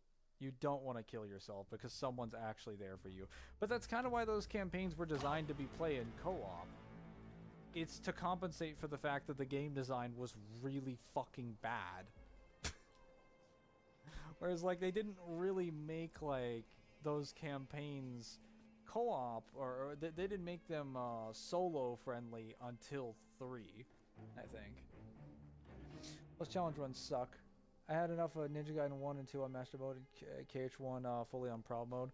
KH1's Proud Mode is very not fun, but that's just because KH1's Proud Mode in general is not enjoyable.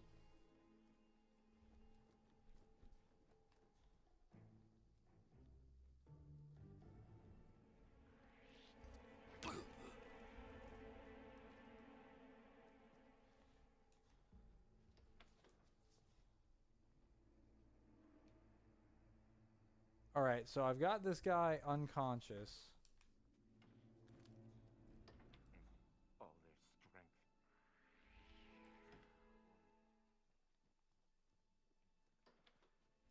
What?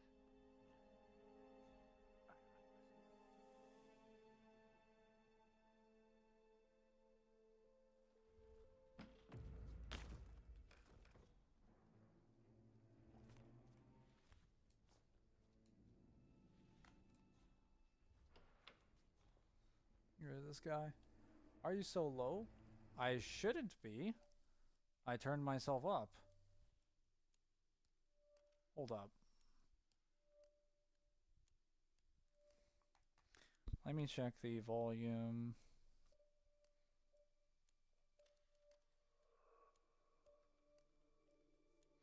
Should be better now. Should be sound everywhere.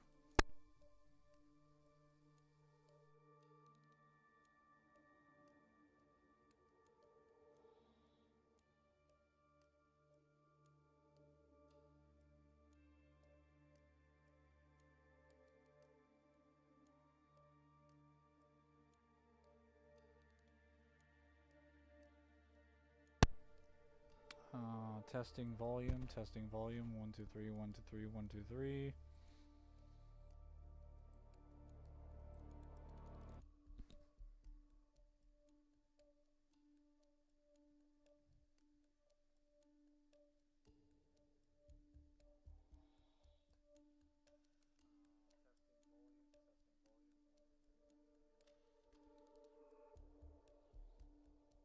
Yeah, no, it should be good. The stream has a bit of a delay, so that's probably why. No, but I've checked it. It's not that loud, or no, sorry, it's not that quiet. It's pretty normal. Let me go into the settings under my Twitch stream audio, and then go to microphone audio. There we go. Turn that up. I don't want to make it too loud, though.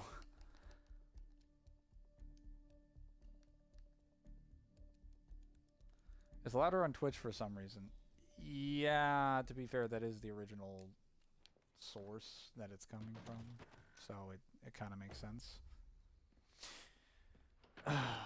Okay, let's put that guy over there. Yeah, so 2 Betrayals was kind of terrible. A lot of levels like the library were really bad, and Keys was really awful because they had infinite spawns. So you'd be fighting the Flood, and they would just have infinite spawns over and over and over again. And that's not really like a very conducive way to design your FPS, is throw infinite enemies at me. If you want the Flood to be represented as numerous, just double or triple the amount of enemies they have over the other faction, and everyone will get the impression that they're getting attacked by a horde. You don't need to make it infinite so that it's like basically impossible, and that you have to have like a lot of luck and constant checkpoint resetting and deaths to make it like feasible. It should work on the first try so that a sufficiently skilled player can actually complete the level without having to do like level skips. Because that's actually what I found out recently about a lot of Halo fans on like Mythic. I was under the impression that I was just really bad at the game on Mythic, and other Mythic players were like going through the level mostly like deathless. That's not actually true. Most of them, if they do deathless runs, they just skip the entire level because there's just so much shit that's thrown at them, and it's so terrible they never want to interact with it. And then they'll be like, man, such a peak game. It's like, it's a peak game, but you're running from everything in the game? That seems a little bit weird.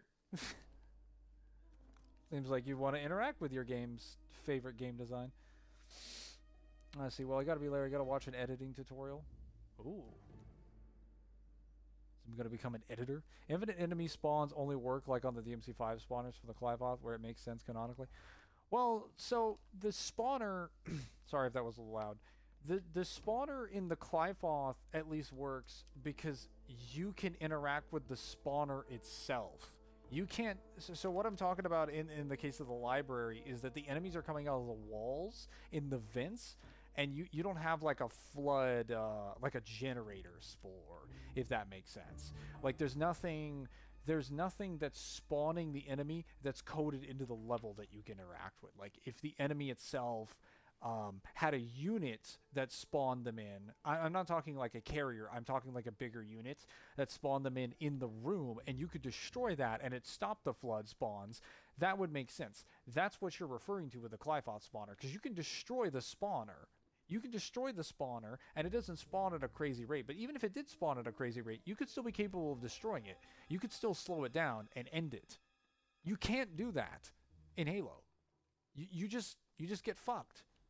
That's why by like Halo 2, they don't do that anymore. In Halo 2, they don't throw infinite waves at you because they realized, oh my god, that's a terrible design flaw.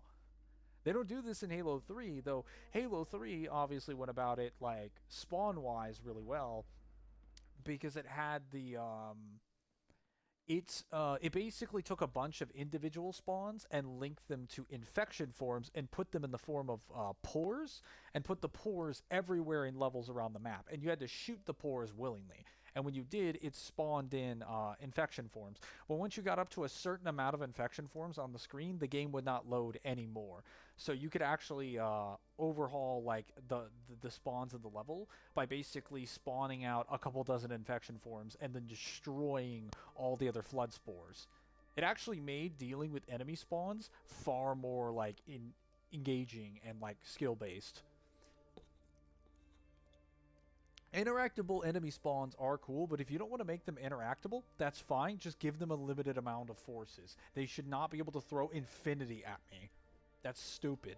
That's not even how that works in the verse. Like, what? What are we doing here? Not even Ninja Gaiden has this problem.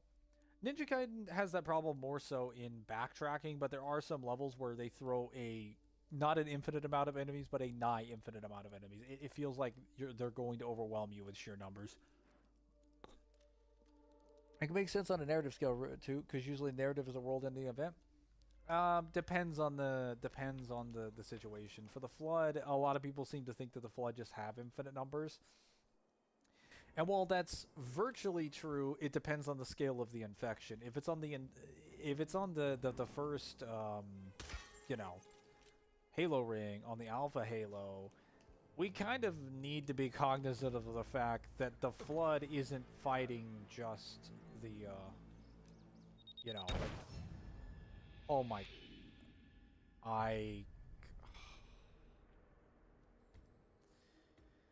okay, I'm about done with this now. I'm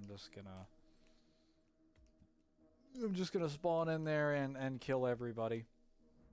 Everyone dies. Everyone dies.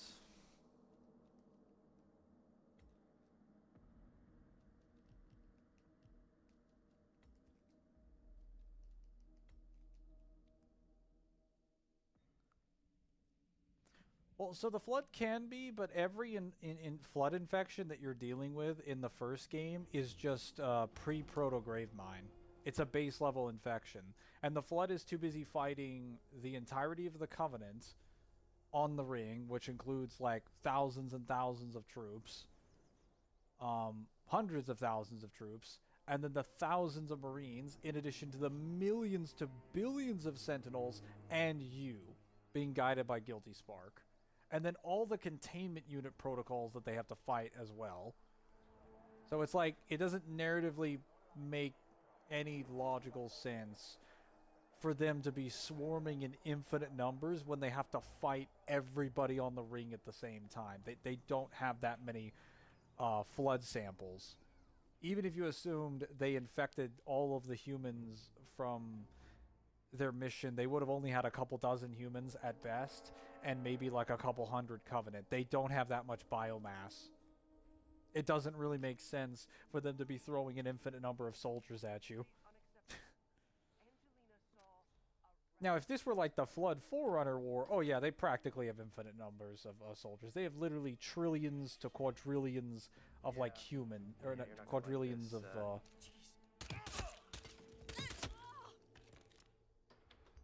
people.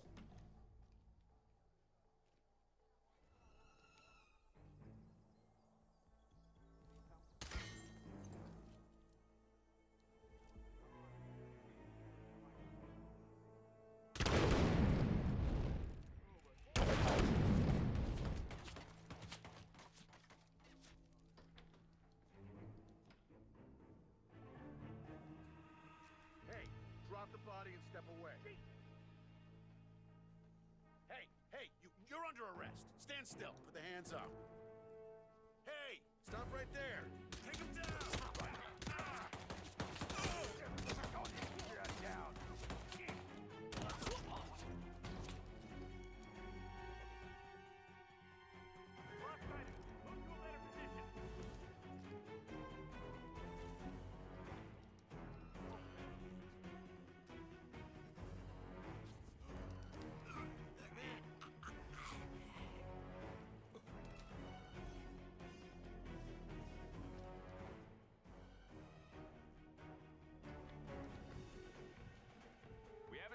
Breach, but don't worry, the pros are here. Watch and learn. Get ready. We got trouble. We need a doctor here. Fine, okay? Man, courtyard is clear. Moving on to Delta Zulu. What? Stop choking that person. Light him up. In the kitchen. Stop.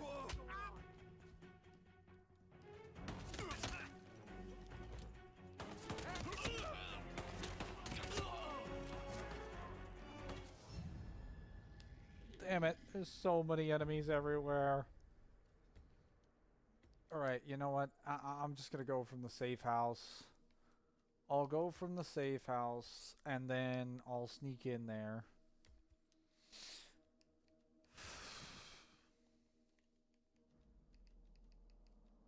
I gotta lock in. And since I need to lock in, I'm playing the clown. Just bad game design, yeah. It's not really fun, it's not enjoyable, and it also doesn't serve a purpose that can't be just served by the alternatives that I provided. You can still spawn in a ton of enemies that are still strong. Going for the Hisoka route? Yeah, I'm going for the Hisoka route.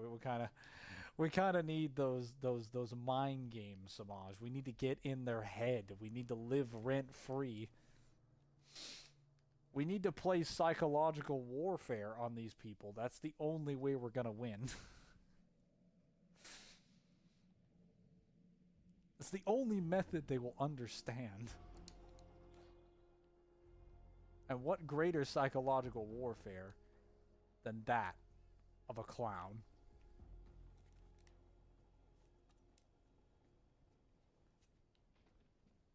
I'd like to see the Hisoka fight the fourth prince, Tesserich, in the Royal Secession War. I still need to go back and read the rest of Hunter x Hunter. I finished the Chimera Antarc, but I have not gone back and continued that. I was kind of caught up in that Avatar reading. But I got some Warhammer 40k reading to do before I do that, so I'm going to be reading all of the Beast. Gonna read about the orcs. Yay.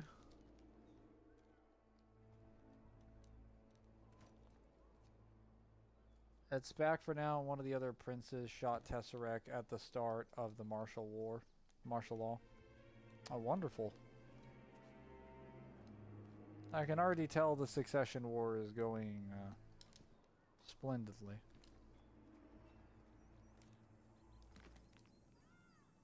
Okay, what? Hold up. Okay, they said they've been added throughout the mansion garden. Bro. This objective said the mansion garden. Does this look like a garden? This is a sidewalk. There's no garden here. Now let's make things interesting.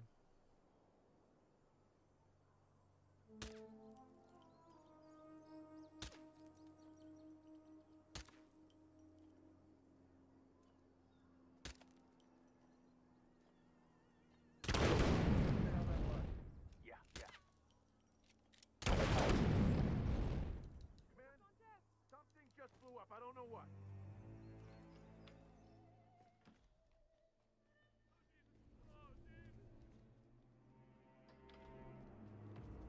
Holy shit! Hey, we need some help here. Please get some help. You sick piece of shit! Put that body down.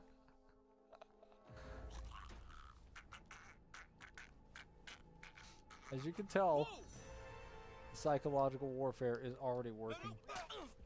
God damn.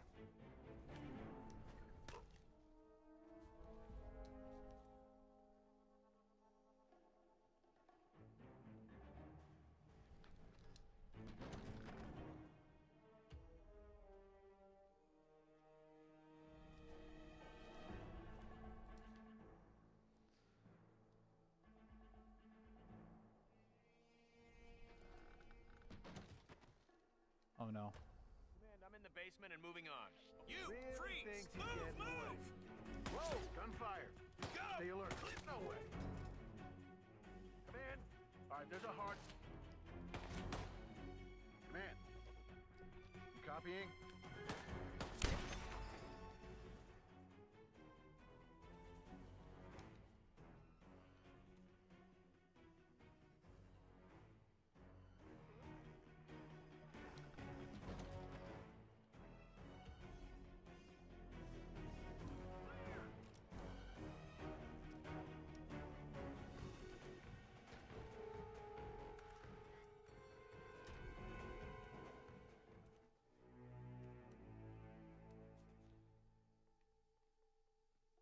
Compromised? How am I compromised? I'm a clown. What could have compromised my disguise? Is the ability of King Crimson where you can see the 10 seconds of the future with his eyes closed. There's a lot of text, but yeah, Hunter is back for now.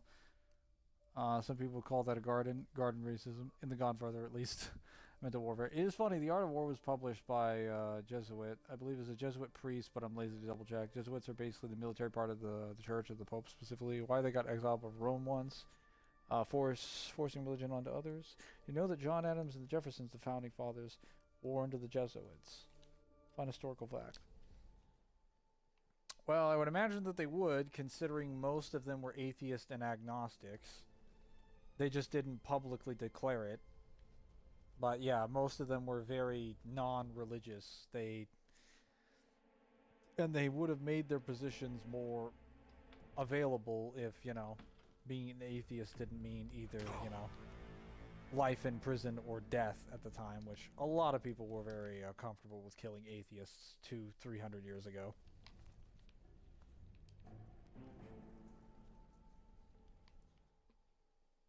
That's why America was basically made. Well, it was made for a lot of reasons, but yeah, freedom from religion was also one of the reasons America made it. Oh, well, I guess this is where the plumbers come from.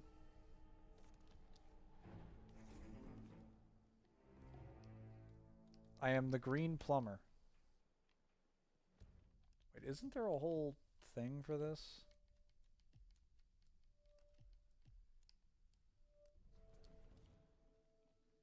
Ten targets with the lead pipe. Alright, well, time to get busy.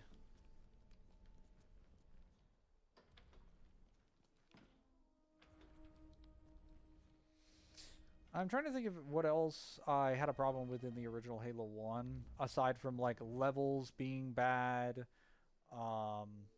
velocity being bad. Oh yes, I'm sure you're familiar with this, Samaj, but a lot of the weapons were good in that they had good damage, good range, but they had terrible accuracy.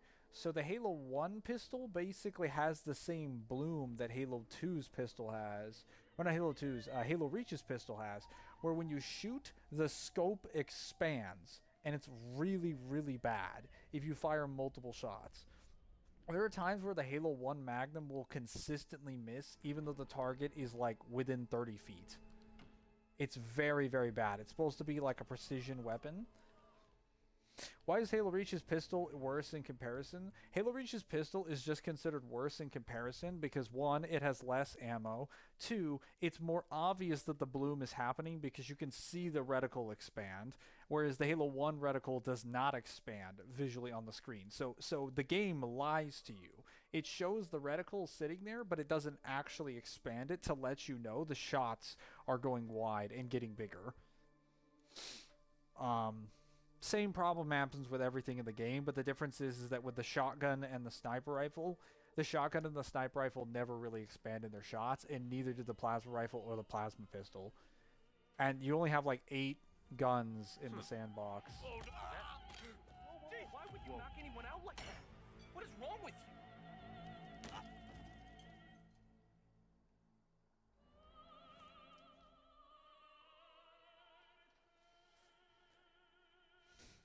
Not bad, but it's not great like Halo 5's. It's a very mid pistol. If it wasn't for the bloom, it'd be a decent pistol.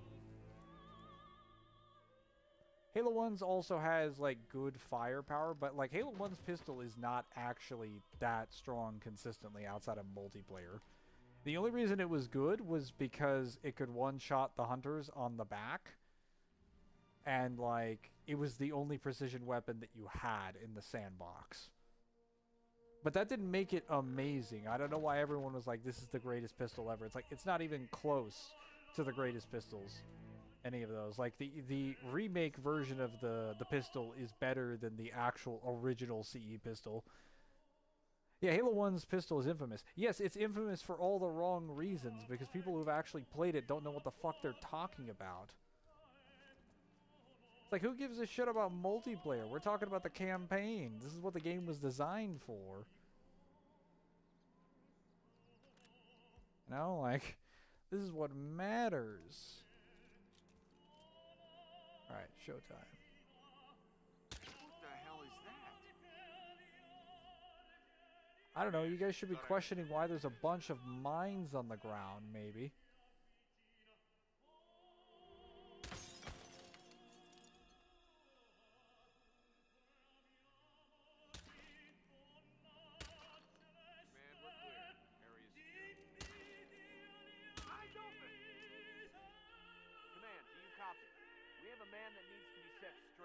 Making a real mess out there.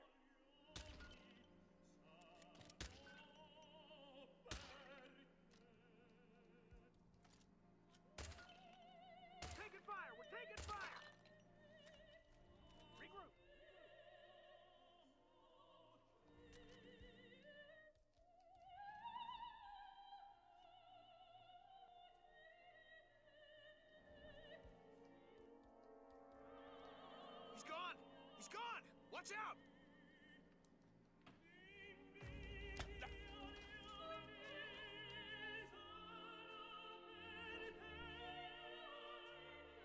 Right, I gotta put this guy in here. I'll take care of him later.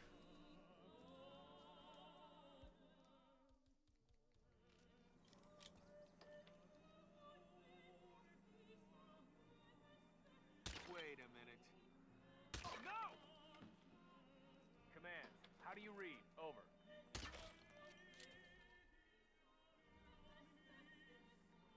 Target took one! We need to flush him out! Okay, I need to change the graphics on this.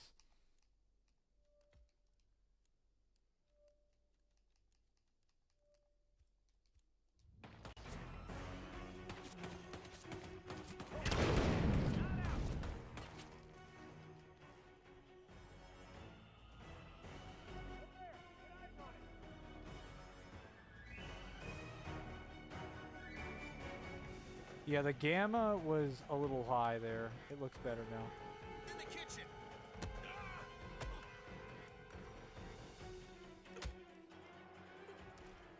Heard, understood, acknowledged.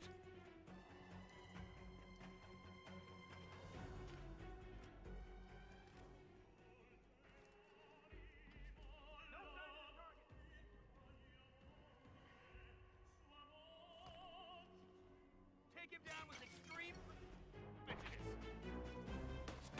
Target's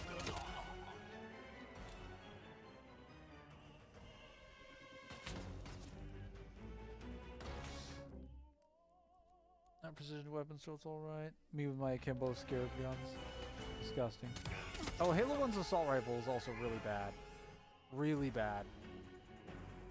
Like, I actually would probably rethink my stance on which one is the worst assault rifle. I think the Halo 1 assault rifle is the worst assault rifle out of all of them. Because it doesn't matter if the gun has 60 rounds. It's absolutely trash outside of medium range. It cannot hit shit. It's garbage. The remake turned it into an actual precision assault rifle. And if I had to give up 24 rounds to actually have that and consistent damage per second, then so be it. The trade-off was totally worth it. Like, who cares that I have 60 rounds when the 60 rounds don't do anything? Is Halo 1 assault rifle worse than Halo 3's? It is, because Halo 3's is more accurate. Even though it has 32 rounds. It's more accurate, and it takes out shields in roughly the same length of time. The problem with Halo 1's assault rifle was that it was garbage for like mythic runs, because it couldn't get through enemies with mythic health and enemies that had thunderstorm once they got all the other upgrades to the highest rank. And tilt also destroyed that weapon.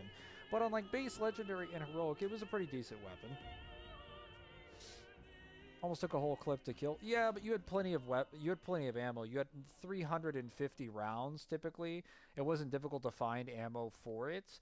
And 350 rounds over 32 rounds per magazine, that's basically like that's basically like, I think, somewhere in the neighborhood of 11 or 12 magazines.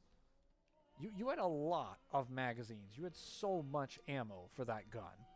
So if you had some other precision weapon, you could use that to get through like most of the level. Even with famine on, you basically didn't even feel like your ammo reserves were being taxed. So they had some ways to compensate for it.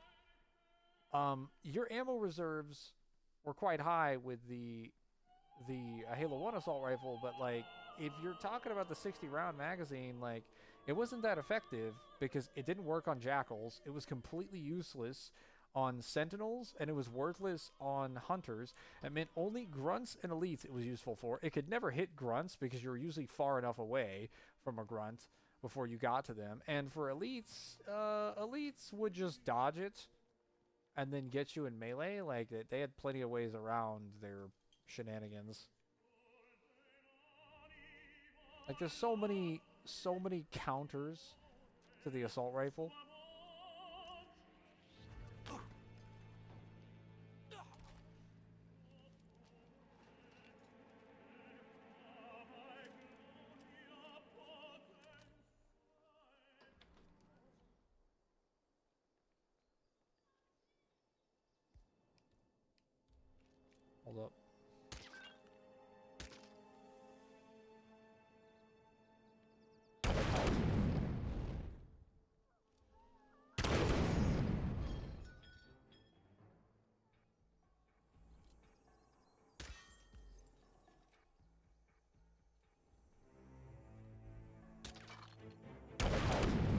many encounters with the assault rifle that it was never going to be a weapon that was meaningfully dangerous to your enemies on the highest difficulties. And the problem is that heroic is the canon difficulty. That's what you're supposed to be playing the game on. And legendary is just one difficulty higher than that. So you are supposed to be playing the Halo games on Halo 1 and legendary. So if those aren't well designed, the games themselves aren't well designed. Now, I think aside from that and other problems I had with the story, most of Halo 1's original... Oh, yes, the plasma rifle also consistently missed in the original game, and the Flood couldn't be killed with a sniper rifle in Halo 1. Courtyard's peaceful. All clear, sir. Let's go with the body, now! Security, give up the rifle, right now! You, don't move!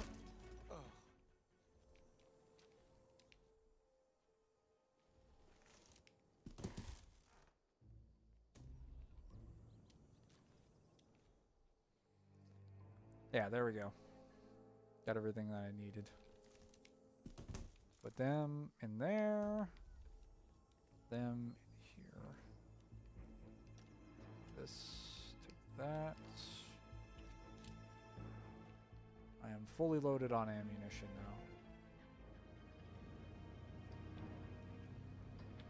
Okay, so this mine thing is definitely being a bit of a problem. Bit of a pain in the ass, if you will.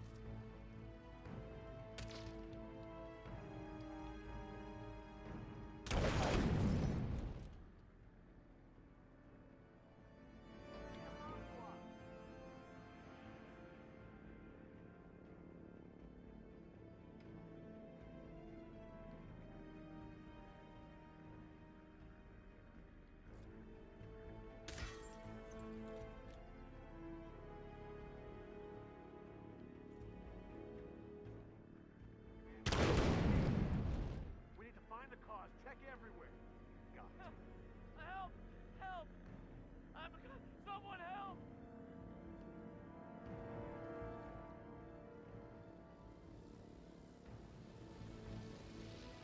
Could be plastic, bombing, eyes peeled. The whole place could be rigged.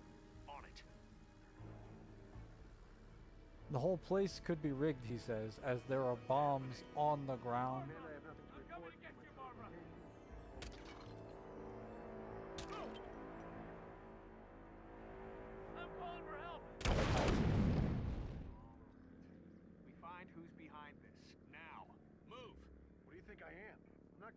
Psychopath on the loose. It's a little late to back out now. Let's go show him what the face of death I think we got a serious problem. Affirmative. We need Do your it help right this time. Hey, I need your help. Command, area's clear. Please advise. Over.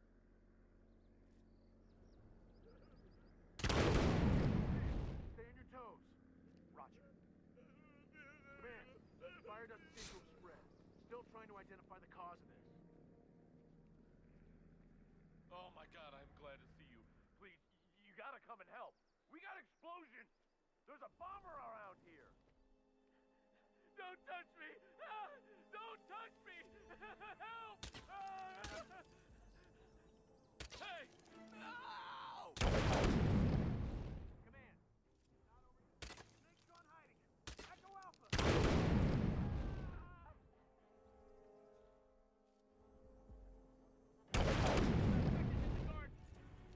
Keep firing!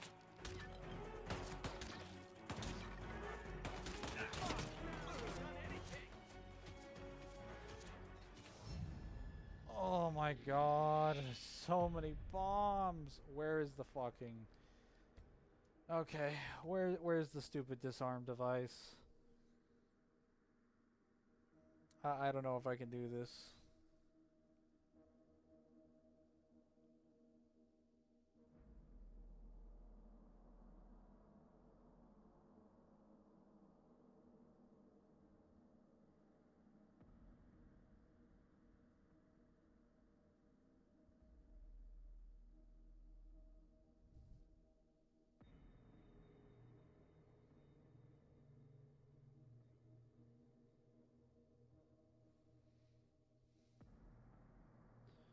Hello, Mangler and Samaj. Hello, Dr. Faust. I'm currently deciding how to do this escalation. Yeah, it is in Italy, Samaj. Sapienza is in Italy. So that's probably why it reminds you of Brazil. European architecture and all that. Now, what is this escalation? The Gladwin Simulacrum? Yeah, I need that disarm device because there are too many bombs and it's too dangerous to move.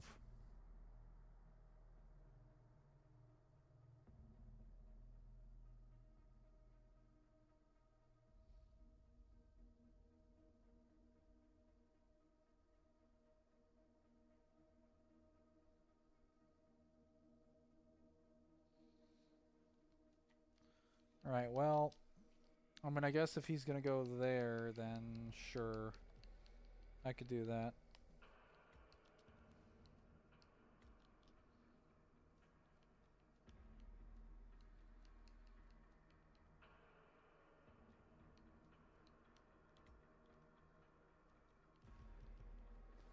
Get that sniper rifle. I need the Jaeger. I'll start out undercover here. I need a fish, and then that should be good.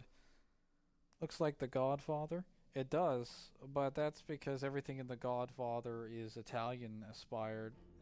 So you know, if I'm in Italy, there's gonna be some overlap in architecture, artistic value.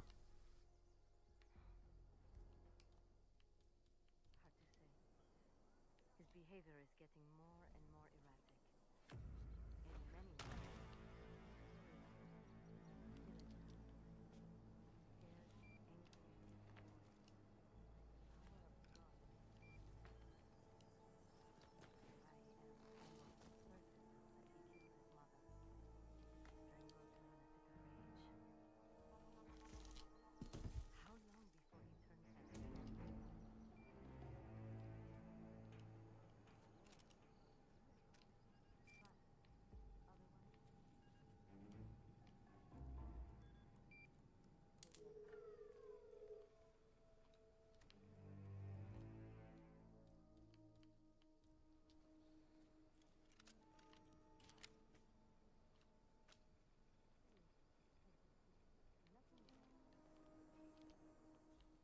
In many ways, it's quite to be expected.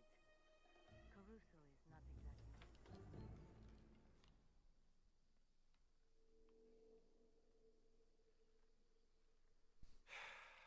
This is impossible. Just look for a combination of the Please, no!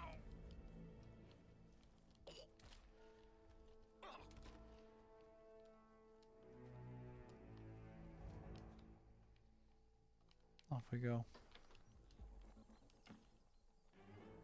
Right, I've got the mine disarm device, but I don't know how this works in my inventory. Must be equipped to bypass lethal security measures. Okay, so it doesn't actually fix the problem. It just gives me a cop-out if it's equipped. Yeah, gonna be honest, that's not really gonna help me.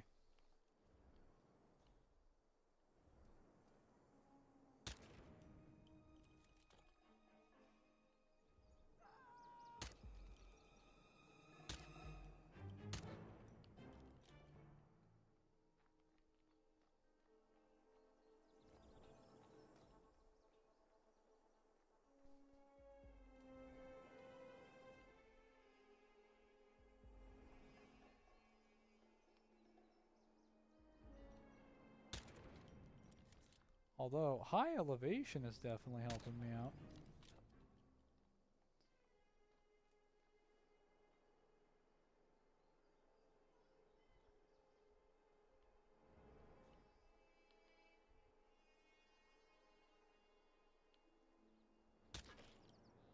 What the hell?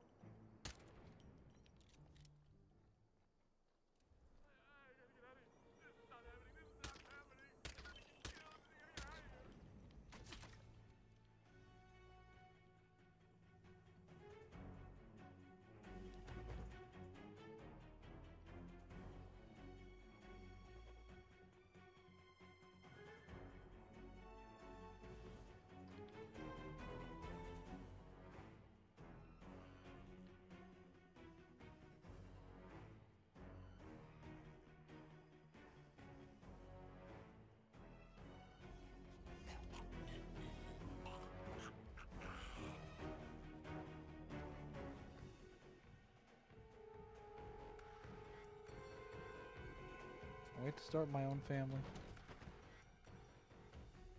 Same shit every day. Man, I have arrived at the location. Not a lot of people are raring to start their own family. I mean, well, okay, a lot of people are raring to start their own family, but not a lot of people are raring to start it if they're they don't very much like their own family. So then again, who am I to say? Because I think having a new family would be kind of cool, because my old family is kind of shit. Again, I do like my me time.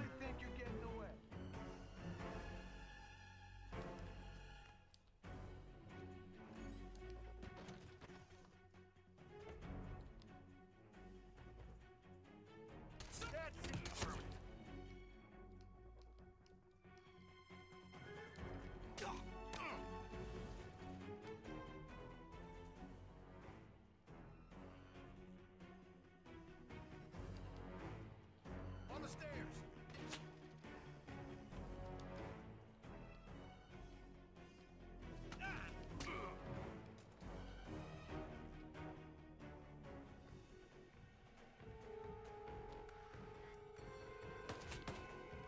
Smash that alarm, get it?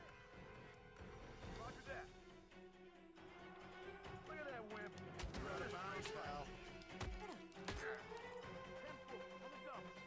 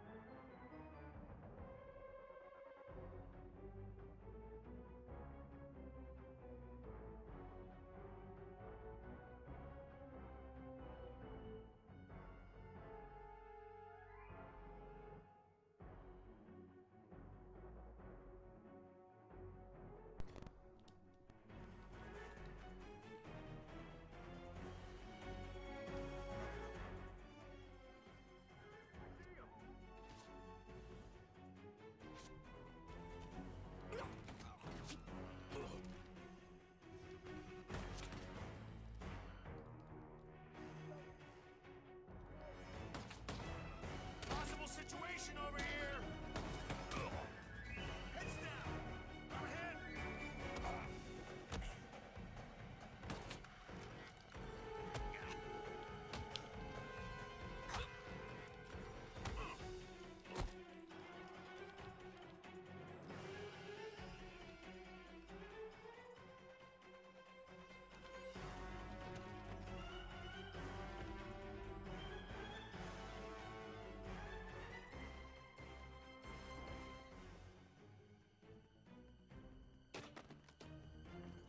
Got him.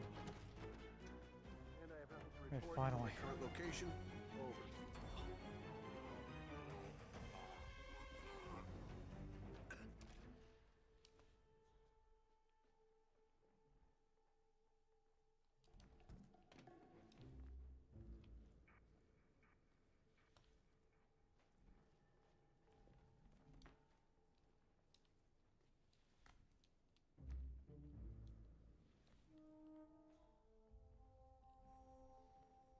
Okay, my batteries went out for a bit there. But you guys should still be able to hear me at this point.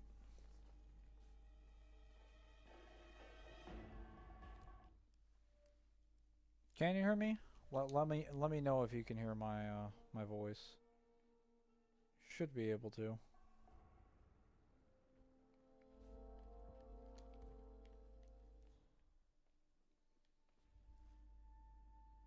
Yeah, mic is good. Mic is God? Oh, okay. So it's really good. Got it.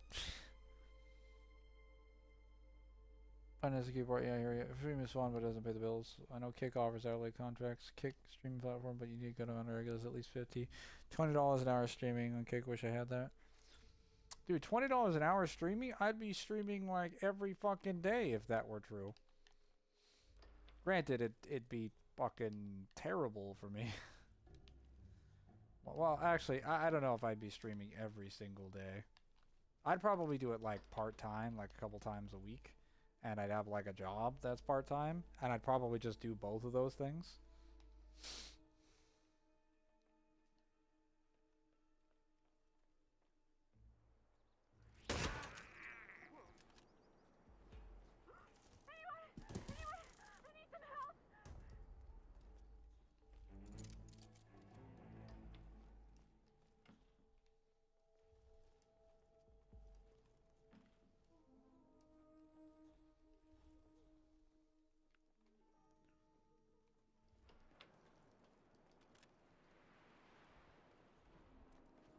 I know the management of Kick would like that.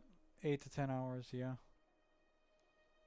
I mean, if I was streaming 30, 40 hours a week, I think they'd be fine with it. They wouldn't know that I have another job. Wouldn't be their business.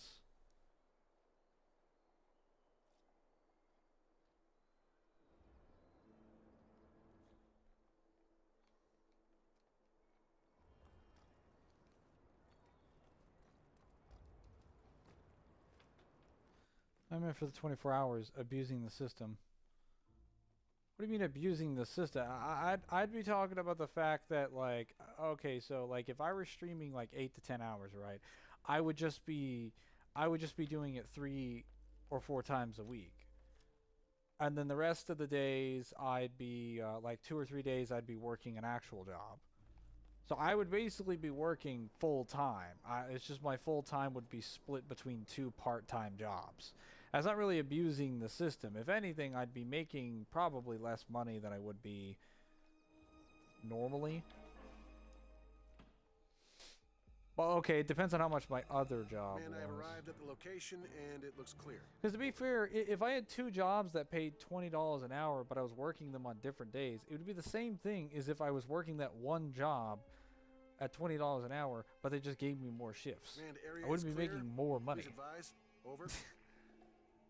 Even if they knew about that, especially if they knew that my second job paid less, they definitely wouldn't be against me having a second job.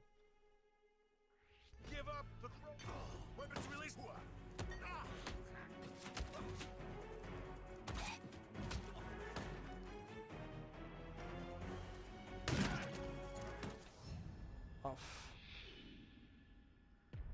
I love this game so much. You know what?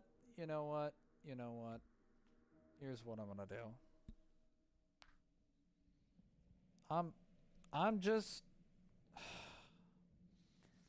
I'm just gonna take the bomb device. I'm gonna walk through the area. DeSantis. Of course I'm alone. Hard to say. His behavior is getting more and more erratic. In many ways, Caruso is still a child. We might have a situation. We'll check the perimeter. Over. Yeah, I'm gonna walk through the area after I get the bomb device, and then I'll just go straight to the tower, pick up the Jaeger, and then just take it back, and then take pot shots from the roof. I'll knock out that one guard, drag his body to the roof, drop down, and then shoot him. And bam. Problem solved. I don't know why I made this. You look like you've done something you shouldn't. I don't know what I did. If anyone's there, identify yourself. That is none of your concern. Your behavior is a distraction. Nothing more.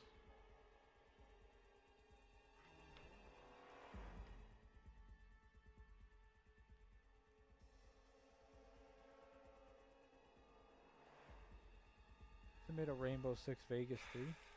This is impossible. Oh yeah, they made a sequel to that game.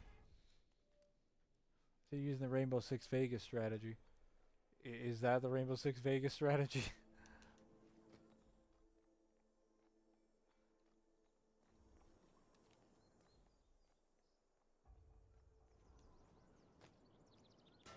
I'll leave the propane tank right there. Actually, no, I should probably leave it right here.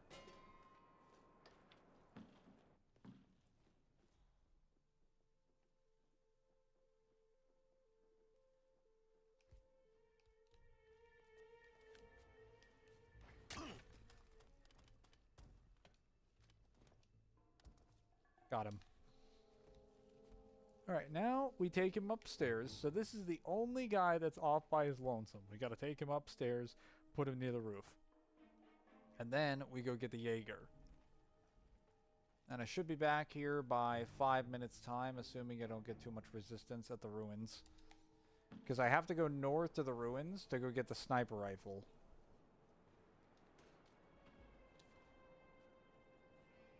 Let's put you right next to that propane tank.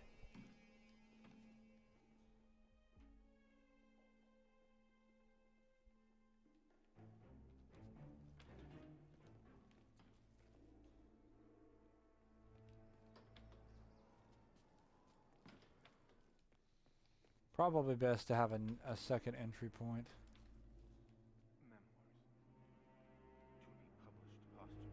Just in case. Bolognese. Do I deserve this role? Do I want your room now? Yeah. Oh, fuck. I forgot to have the disarm device. No. Oh no. No. I can't believe that just happened. I went so hard. I went out of my way and worked so hard just to get that disarmament device. Only to have it all blow up in my face. Literally. But I can make a bigger DMC reboot than a better DMC reboot than Shankar. You know, most fans say that, but they wouldn't really be capable of making the level of product that he made. They don't really understand, like, what makes the series interesting. The series was produced by mostly a Japanese company and for an English audience. You'd have to understand those nuances, not as a Westerner trying to develop a Westerner. Hello? Hello? Arguably, Ninja Theory handled it the best with the reboot. That is none of your concern. And people didn't like that. So I'll hire you as my DMC candidacy check. It doesn't matter how much lore you have or how interesting you make it if people don't like the characters or the story or the art style.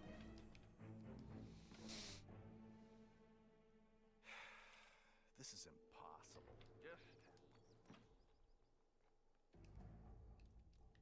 Haters gonna hate this day and age. The internet has kind of ruined people's ability to meaningfully engage with media. Let's say some of the worst takes I've seen.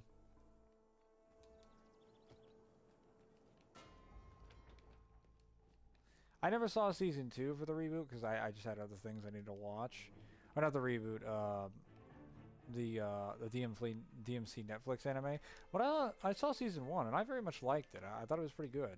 I didn't find it to be infuriating or like rage-inducing like everyone thought it was. Shame DMC always gets shadowed.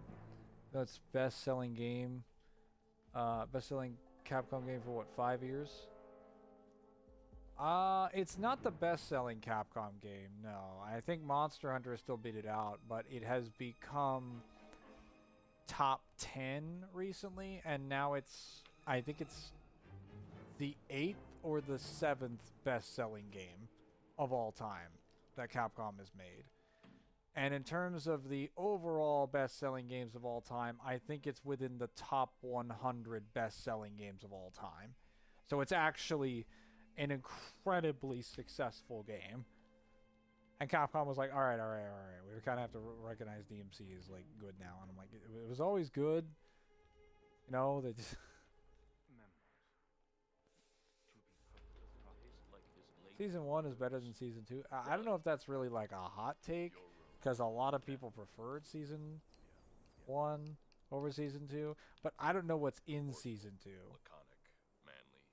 Alright. I can travel across the mines now that I have this thing. Here's what we do. Go in like this. We boogie.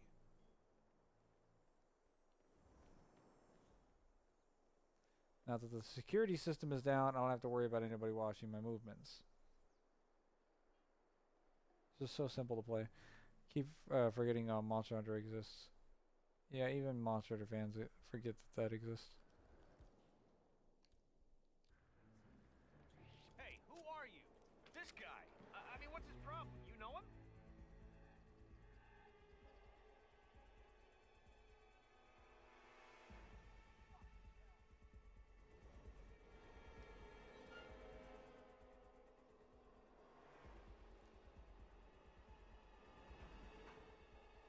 Is that a cannonball? Hold up.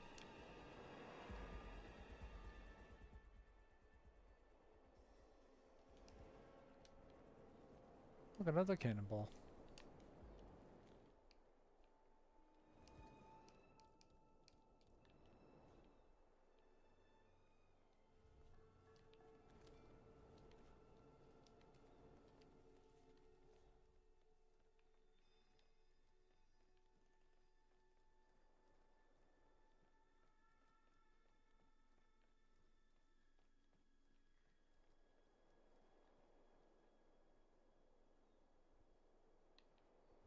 Oh wait, I don't even need to go up here. What am I doing?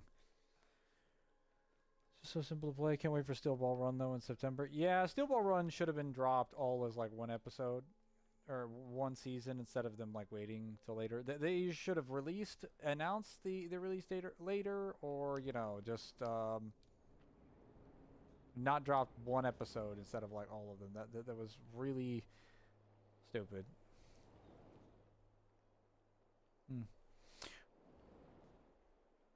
Oh yeah. I didn't get to finish talking about my thoughts for the Halo 2 remake. So, I talked about my criticisms for 1. I didn't talk about what needed to be fixed in 2, because a lot of people think Halo 2 is a perfect game for some reason, which is a really weird way of looking at that game. First of all, most obvious fix. Again, they dropped the ball low. That was bad. Yeah, it was bad. Almost as bad as me running to the tower and getting a sniper rifle and then having to turn around because I was in the wrong area. Almost as bad. First thing they need to fix, melee damage in the game. It is terrible. So, I don't know if you know this, Samaj, because you played Halo 2 a lot more than you played, like, Halo 3, I imagine. But Halo 2 has really bad problems with how its melee damage is programmed, because every bit of the melee damage in the game is weapon dependent. Like, if you have the Magnum, you do less melee damage than you do with the what was it called? The battle rifle. Like, your ability to do melee damage is dependent on the weapon, and it's categorized into light, medium, and heavy levels of melee damage, or light, medium, and low, medium, and high melee damage. And it is a significant difference. It's like a 30 to 50% additional melee difference, and that is the difference between you being able to like hit someone and then shoot them and then hit them and then they die, especially on like legendary. So like having high melee damage, especially for things like the brute spike, the brute shot, was kind of like massive. That was massive. But like I understand why the brute shot had like more melee damage than other things. That made sense. But like, why did all of the ballistic weapons have different amounts of melee damage? They all should have had the exact same amount of melee damage, and it should have been consistent. They need to fix that. And I think they probably will. Hello, Triple.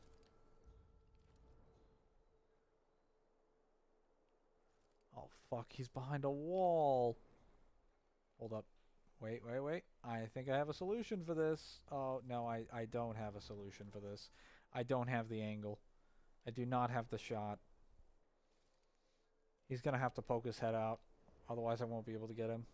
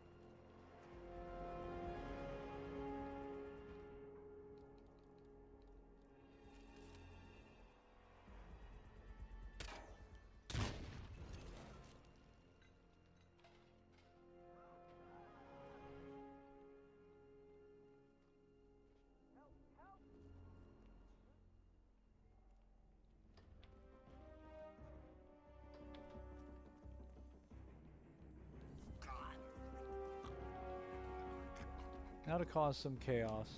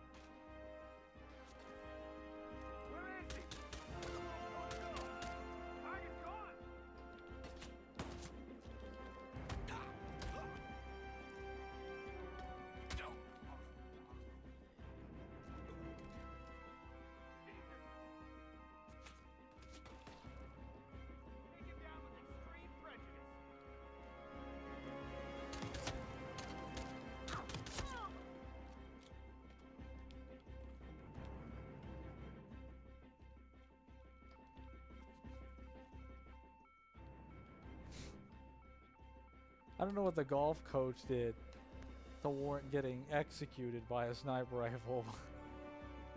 Man, they are freaking out. Real life. How's the stream? Going well. Well, not going well if you're counting my gameplay. Going well if you're counting everything else.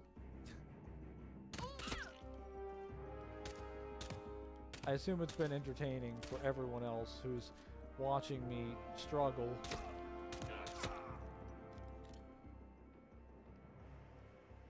Oh no, they're closing in. Location and it looks clear. Over.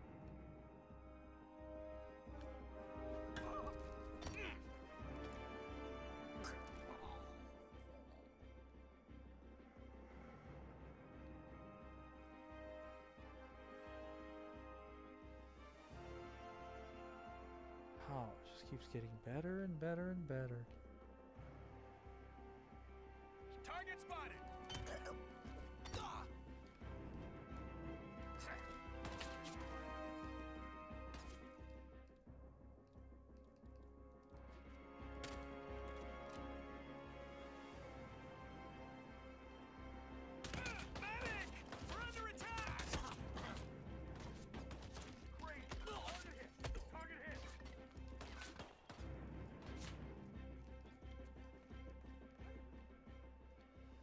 Oh no.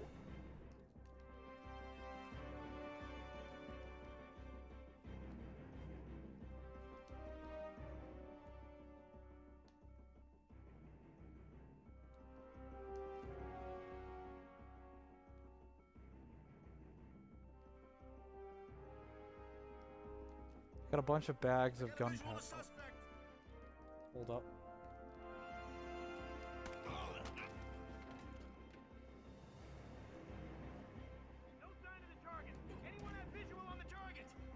Target spotted. Repeat, God target damn it. spotted.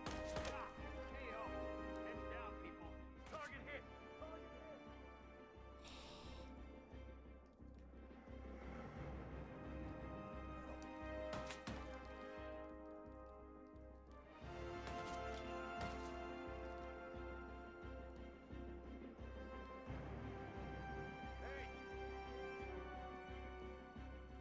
I'm gonna go downstairs, see if I can get out that way. Should be fine. Oh no. The mines. Wait, I still got the disarm device.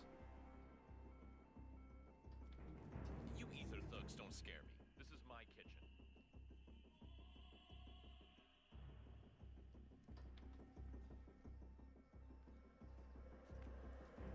Oh, okay.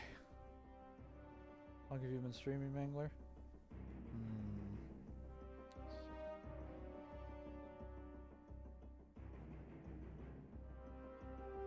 5.5 hours. There's no way. Well, no, it is 5:30. I've been streaming for 5 hours.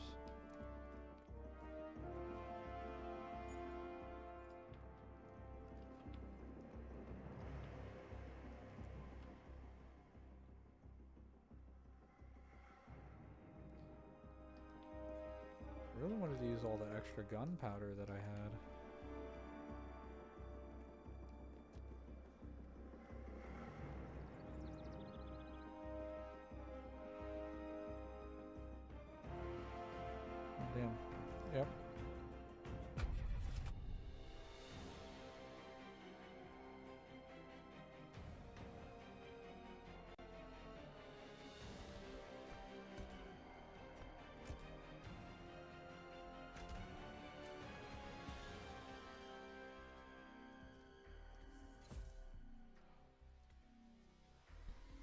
Oh nice, I got a new version of the AR, which is just a skin.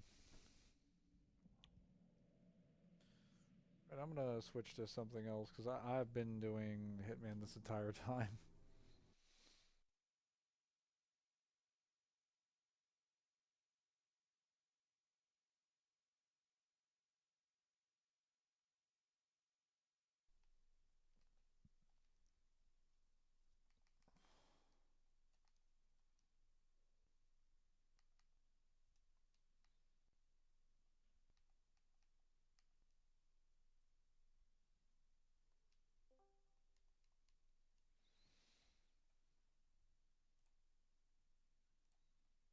Oh.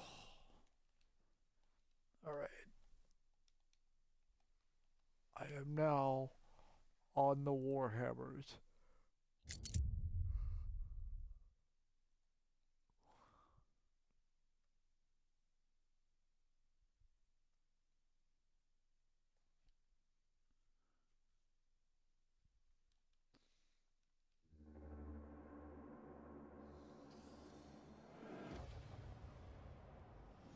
So there's Samaj.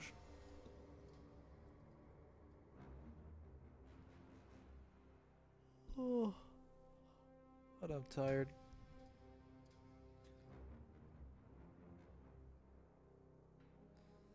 That's what I get for... Actually, I didn't even stay up very late.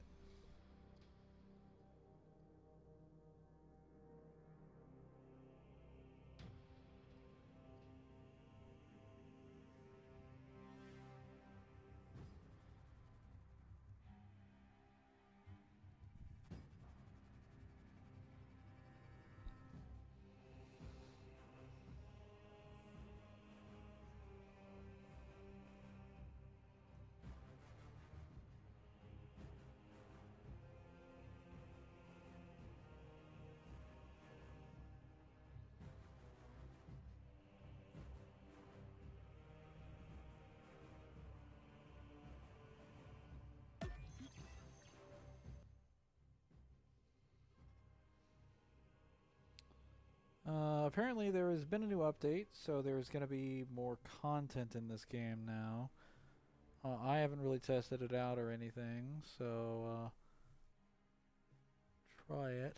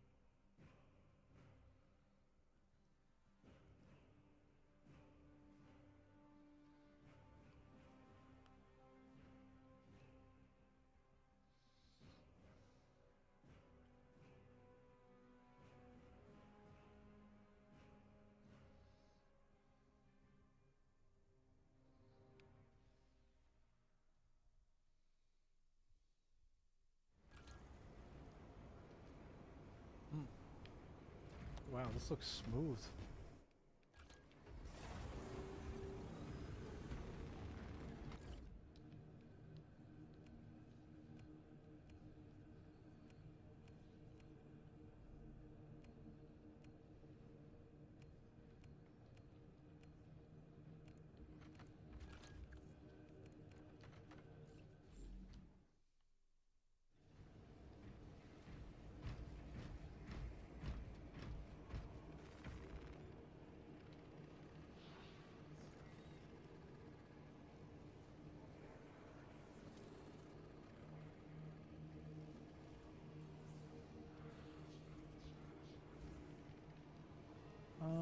Aftershock is replaced by powerful spinning attack, hitting 5 more enemies with a single attack grants.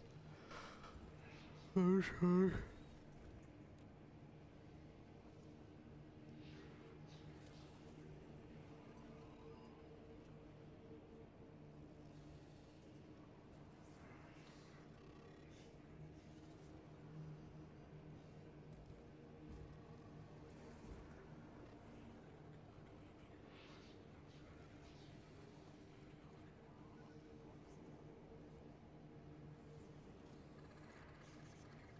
Well, some of these sound okay. We'll have to see how effective they are.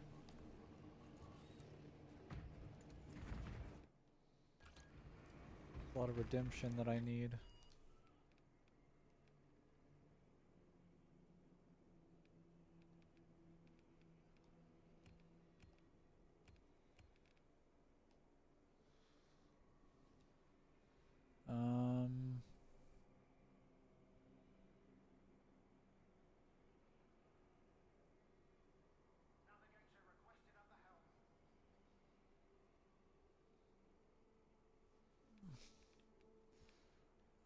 I'm gonna try this on lethal.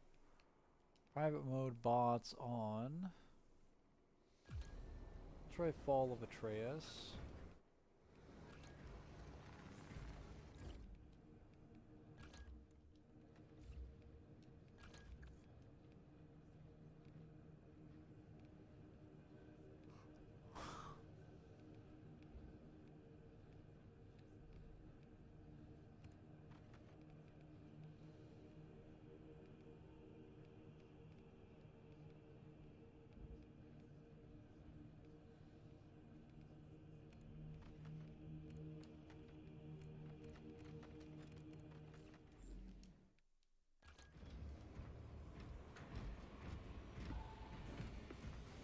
Let's give this a shot.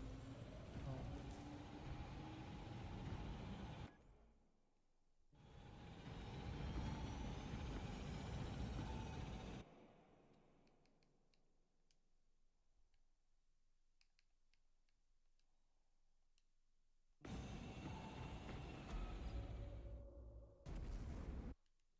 Where can I put my stream overlay?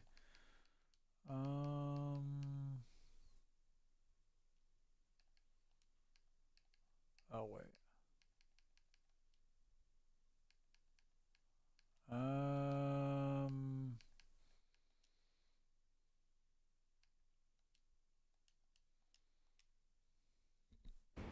There we go.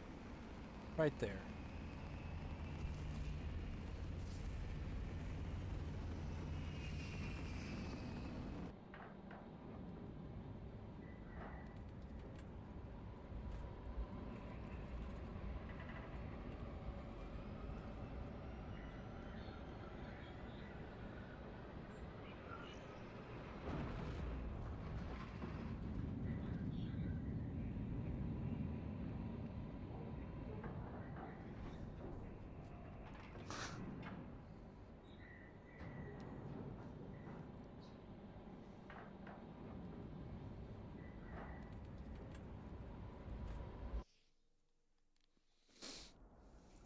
Our path to Aurora is...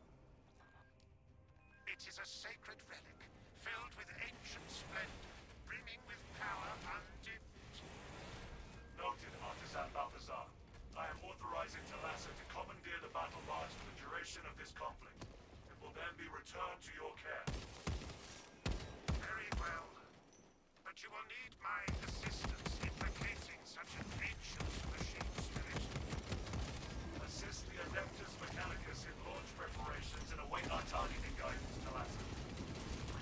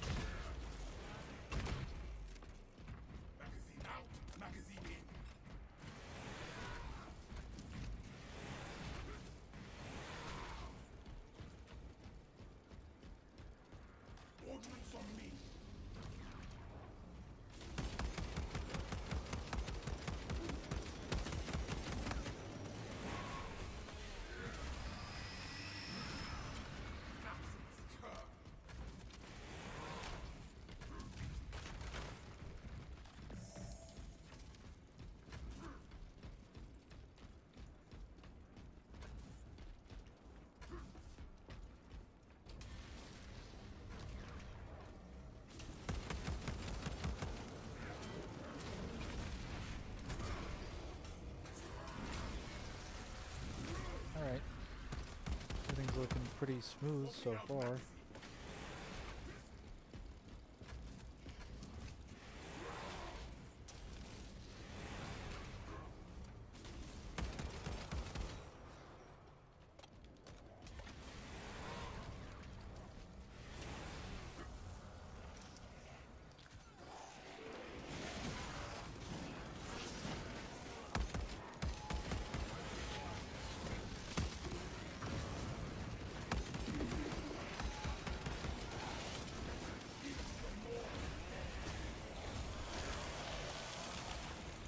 Wow, they canceled the pyro canister animation.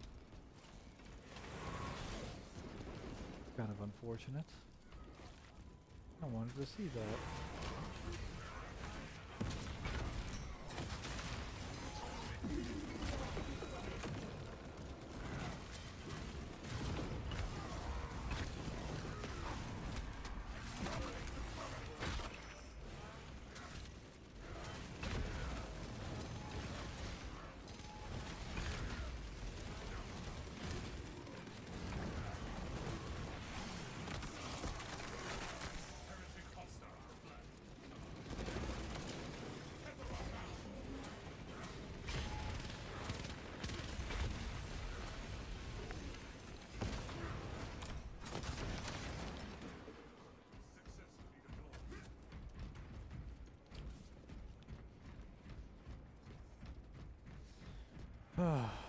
There we go.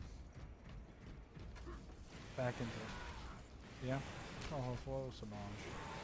Seems you have returned.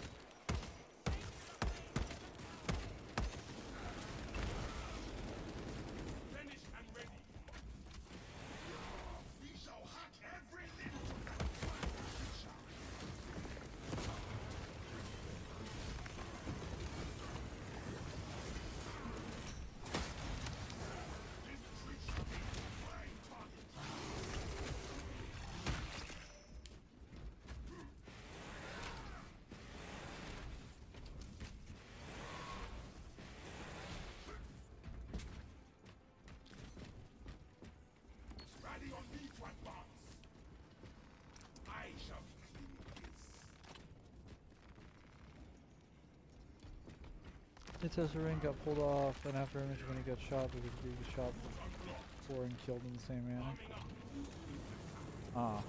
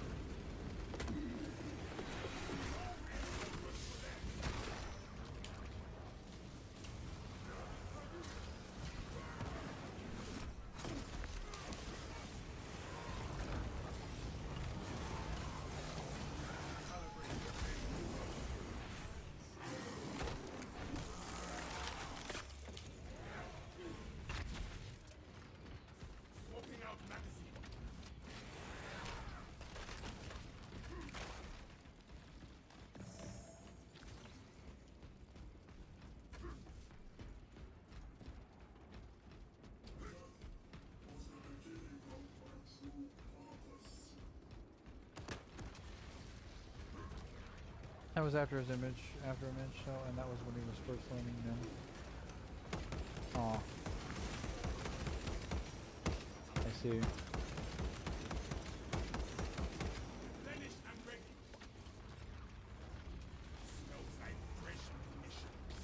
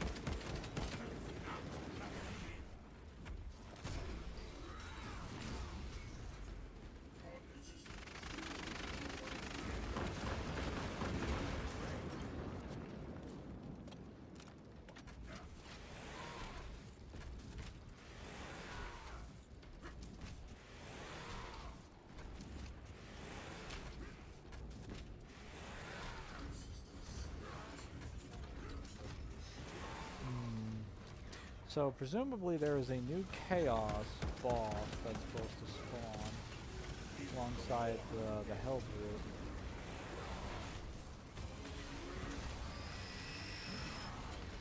The new chaos terminus enemy. I have not seen him yet. Because we just haven't gotten a terminus enemy.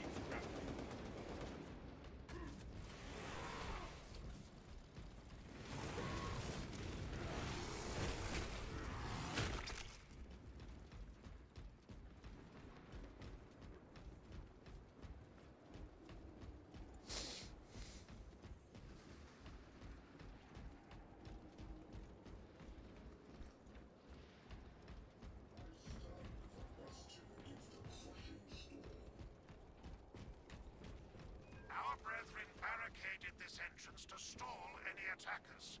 Commune with the crane and engage it to remove the obstructions. Proceeding to crane.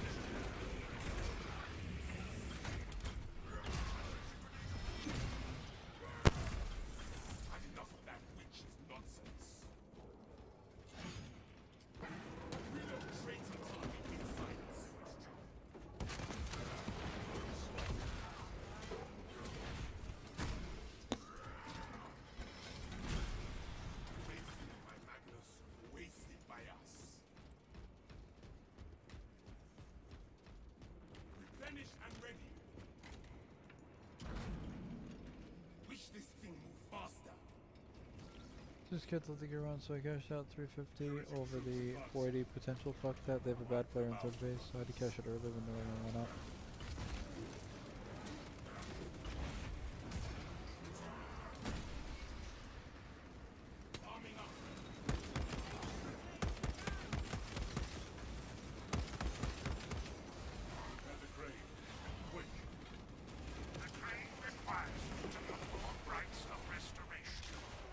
Seek out the crane's twin generators and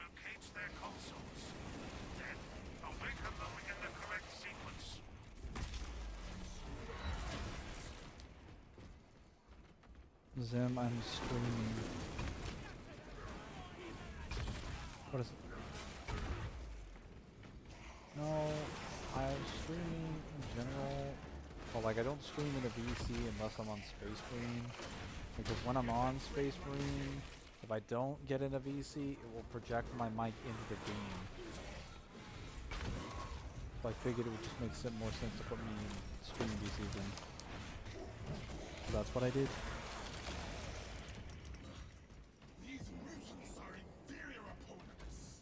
Well, I'm actually in like private lobby at the moment, but I will be in a game with people.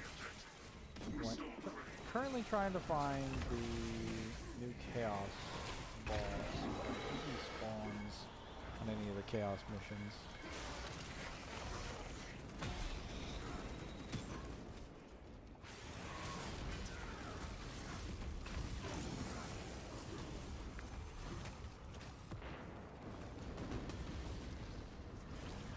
He's in siege mode for sure, right?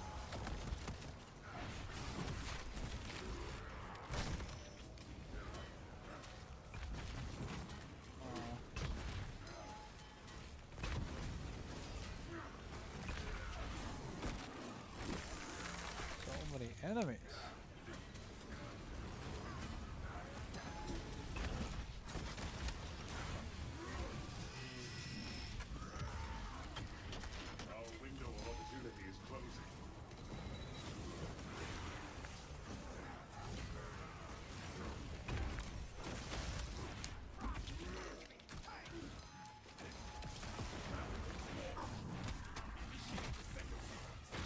Sorry, I'm currently fighting the hordes of hell right now, so talking to you is a little funky.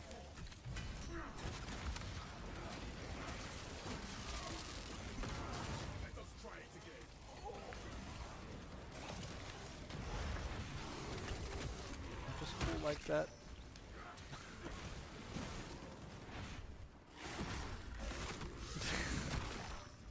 Bro, why would I deny one of my most beloved series?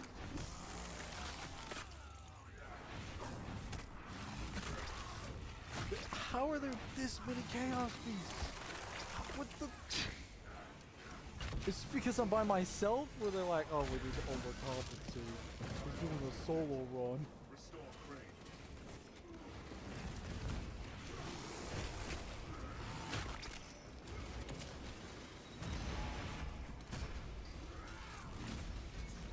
Oh.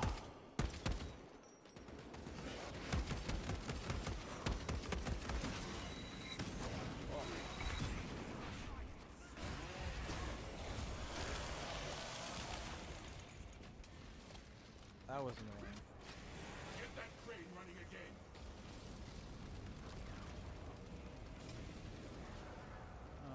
Hello, Cedric. Ready to score. Well, we'll get more soon. Love where the plan comes together. Yeah, I'd like to have a plan for this fucking encounter right now. Oh. I've been killing them.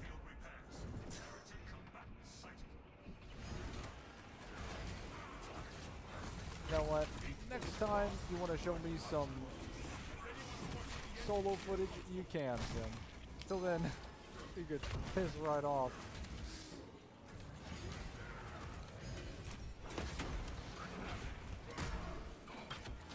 Oh, you didn't piggyback. You've been lying about.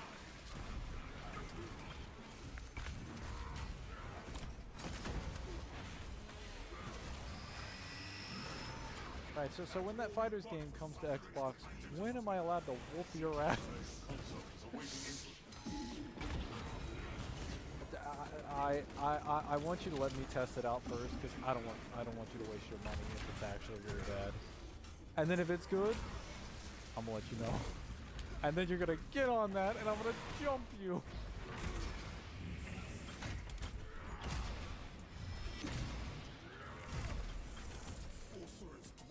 I bet you're probably gonna play fucking Sokka and just be like worm all day. He can do the worm. He could do that all day.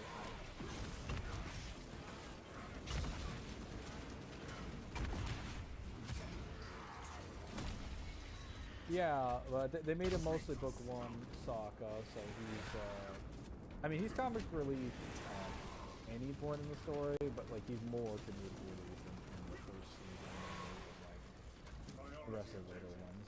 Restore Crane.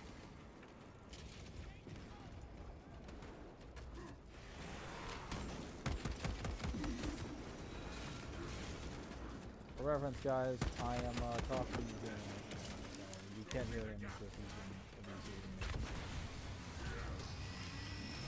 I am not speaking to the great beyond, contrary to popular belief. The voice in my head is currently trying to tell me I am insane, so I will ignore that.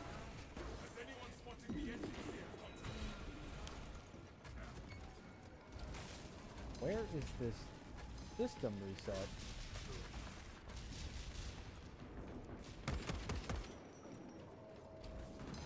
Of course, that enemy is around the corner, around a fucking pillar where I can't see him.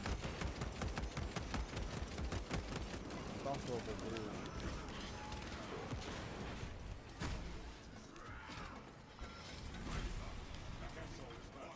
I fucking hate that the bots can't do these system resets. They're terrible at it.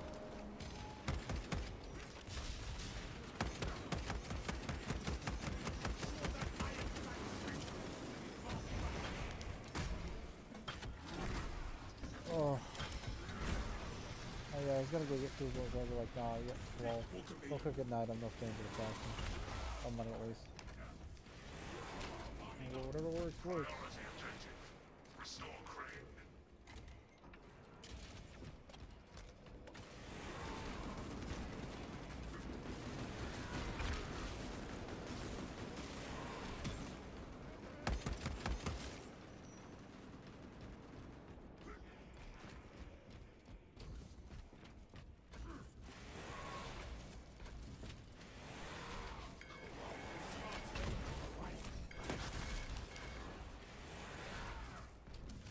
There it is.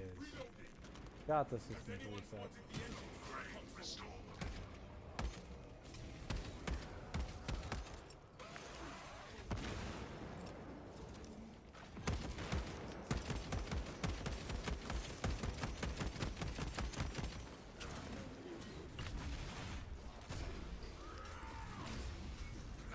Alright.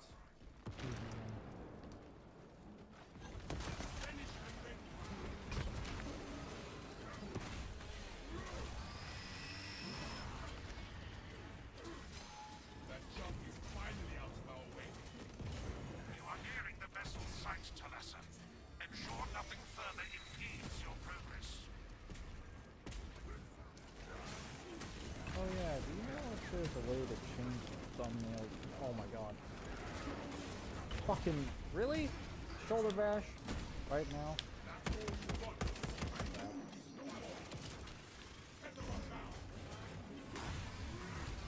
So what I was saying was that, do you know if there's a way to change thumbnails for your stream midstream?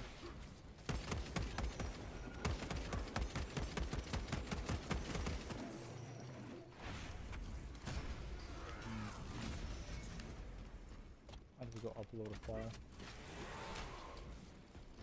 Well, I'm just trying to set a stream thing for the stream in general. It just changes it to whatever like my first stream is there, and then it starts with the profile pic that I have for the music channel, and then it changes it to whatever the first like loading stream is.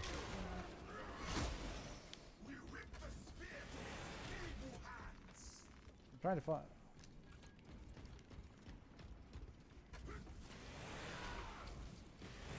I see. Do not get turned around.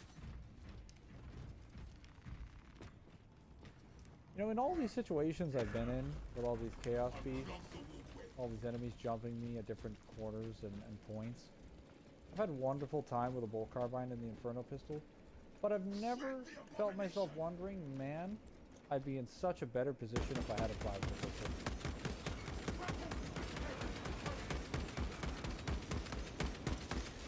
don't know where those people get that smoking shit from. Like, where, like, their argument was that it was the greatest because it could do contested health recovery. Then you're just shit at the game, man. If you have to, like, constantly recover your health. Don't know what to tell you.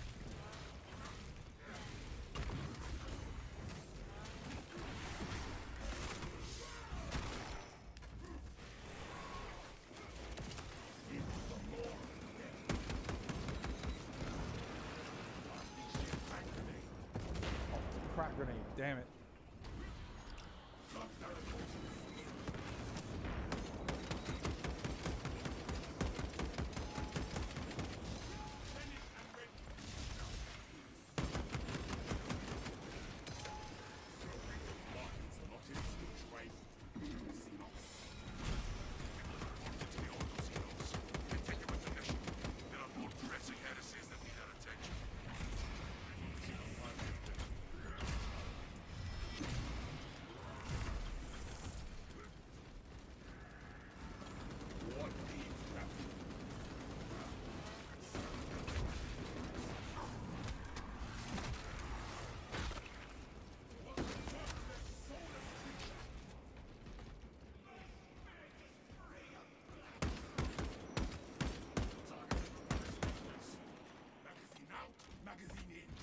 Chaos coming down.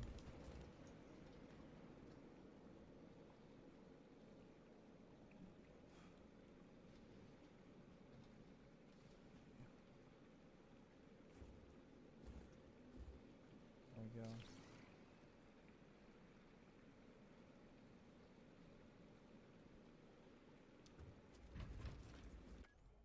Oh, I didn't have it paused.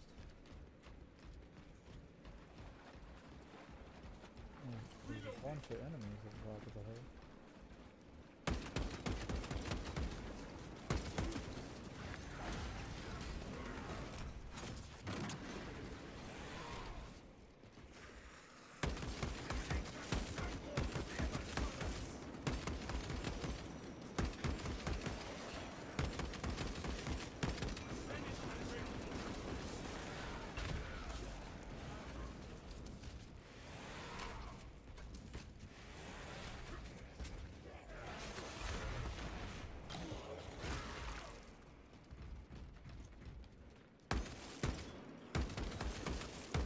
I love when my boss stands right in front of my shots, just like my actual teammates.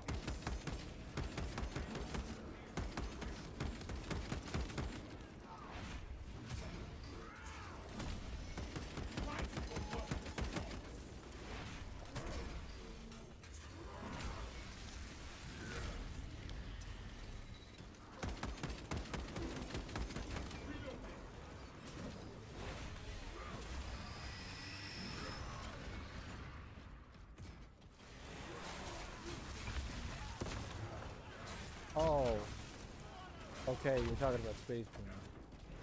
I thought you were talking about the card game for a minute. And I was like, in what universe have I ever played Card Fight Vanguard? But, continue.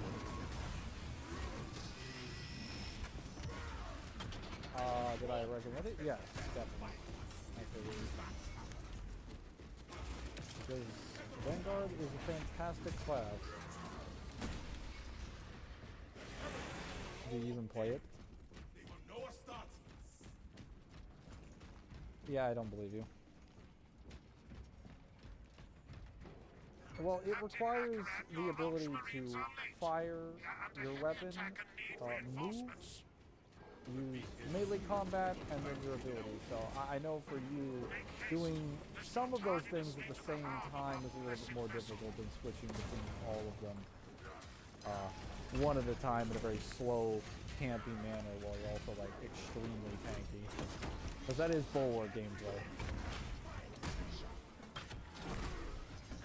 Yeah, what are the high skill gap classes that you play? Tactical, Bulwark, Tech Marine.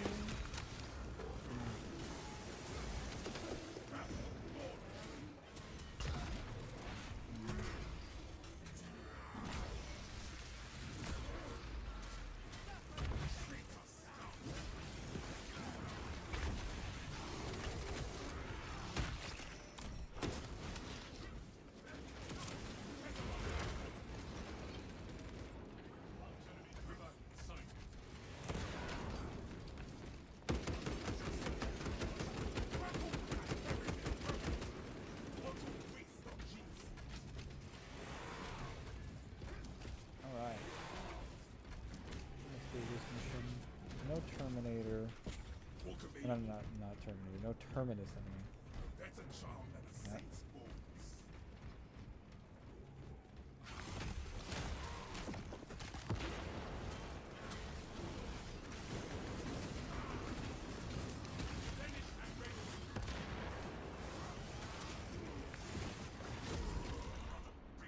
Wow, I love that when I get stun locked by 5 enemies.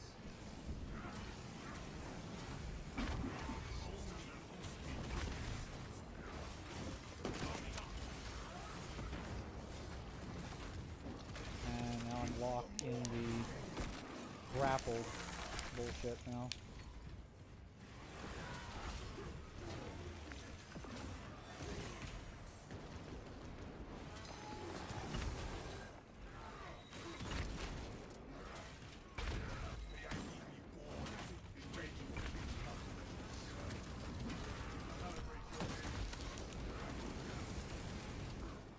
Great, and the bots killed my execution. Love this game. So much.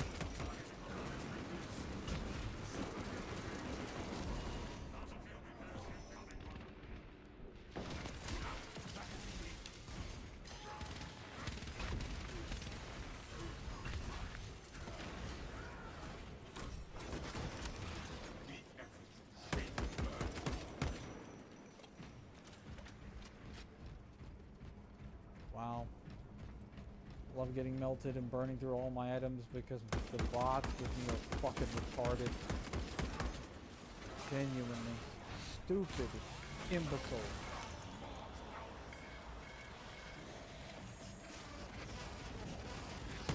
Absolutely wastes my time. Non-stop.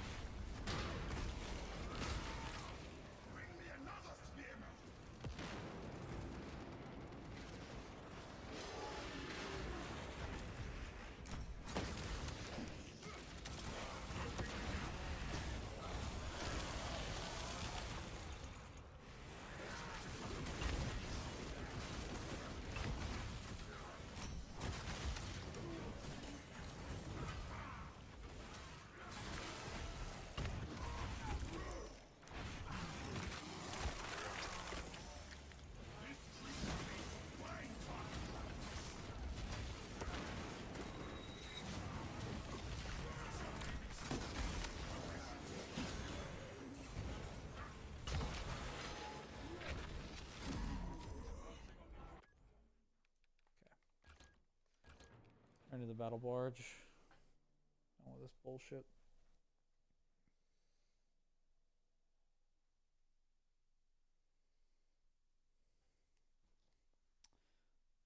I'm not getting the Chaos Space Marine. Want this idiot.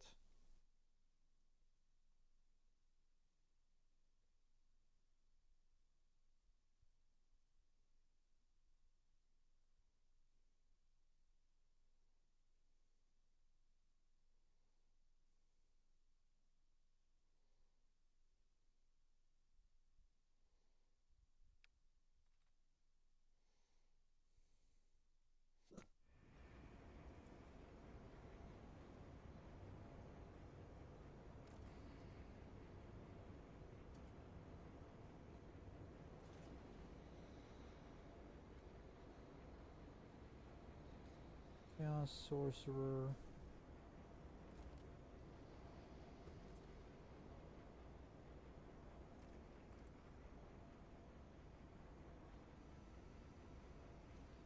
Chaos Terminator Sorcerer.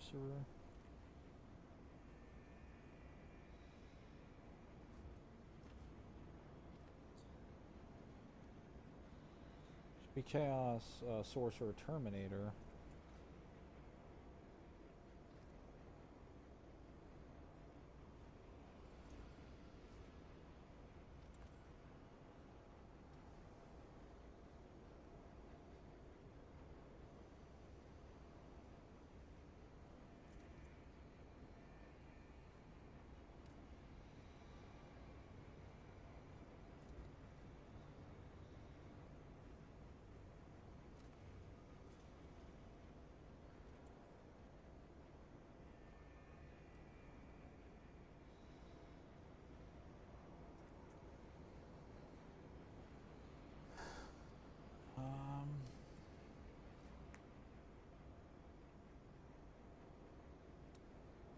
Don't know where it's dropping.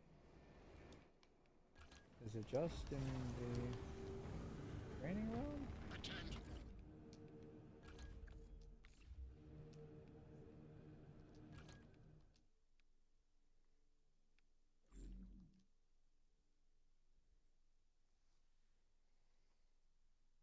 Go into the training room, see if it's there.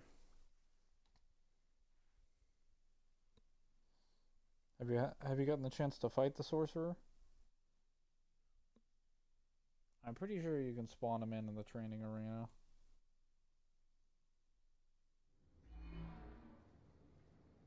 We have Tyranids. I'm gonna force spawn him, yeah.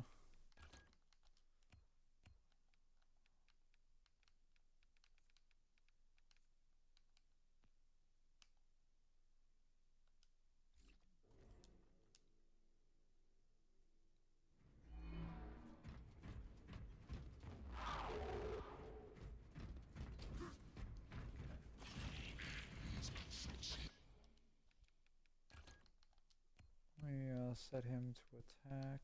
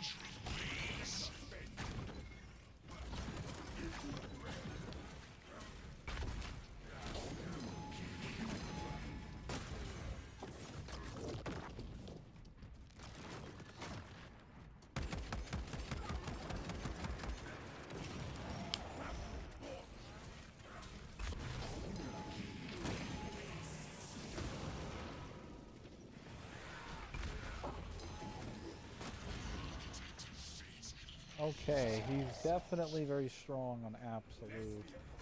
It's possible to kill him.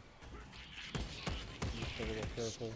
He's got a worse orb than the regular Chaos Sorcerer. Yeah.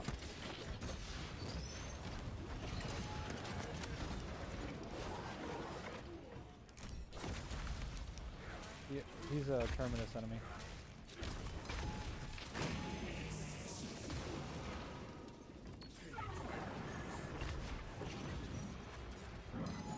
Not gonna be Hellbirds respawning anymore.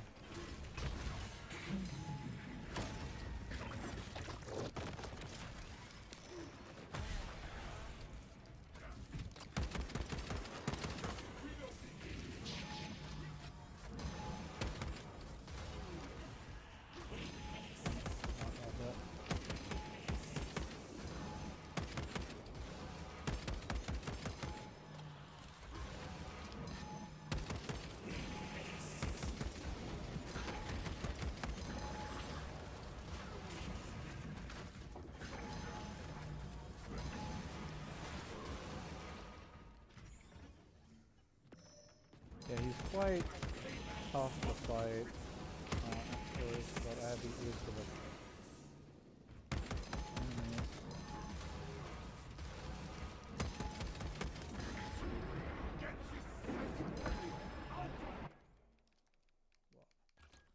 Where I can reset this.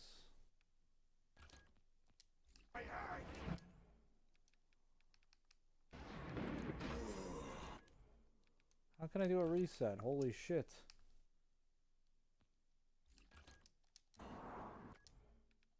Okay, well.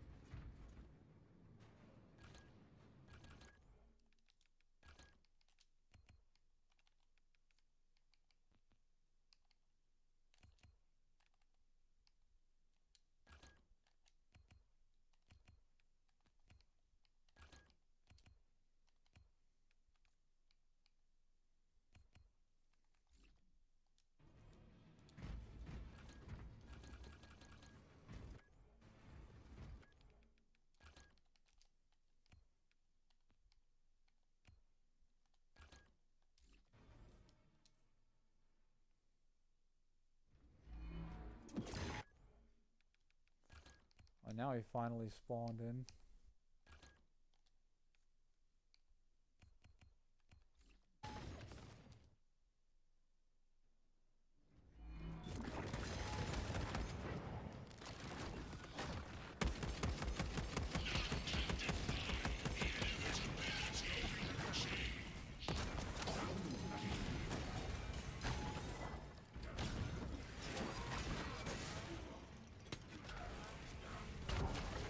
Okay, so can't just. God, I really need a Is there not like a mass reset to the thing immediately? There needs to be like a reset to the actual fucking. Time to teach them fear.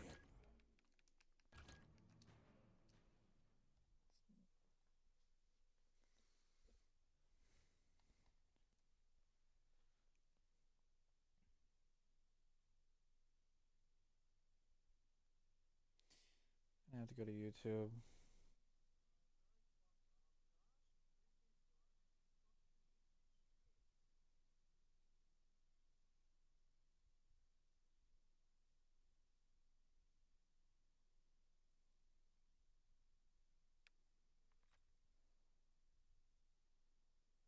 Trying to figure out where he fucking spawns in the actual main level so I can fight him there.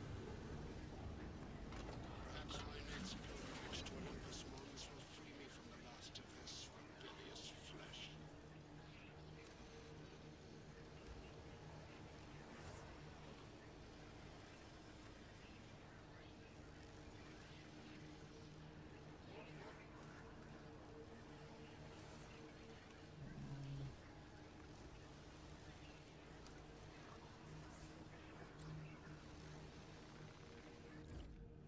I'll just go back into the battle simulator again then.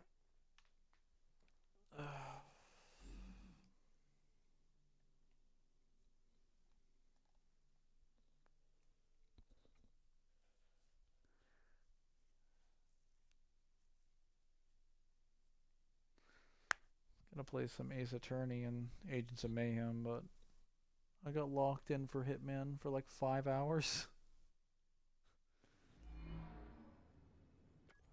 Somebody decided it would be a brilliant idea to put landmines all over Caruso's mansion, except they only trigger when I walk over them, not, you know, the 50 billion people that walk through there every day.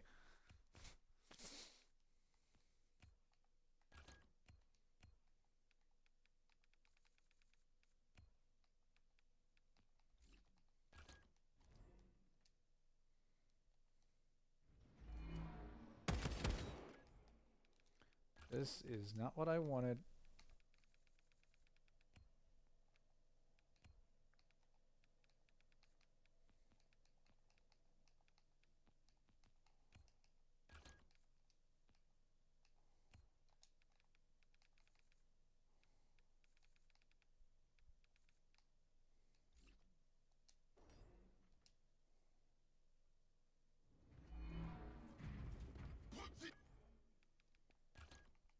fuck? Why is it?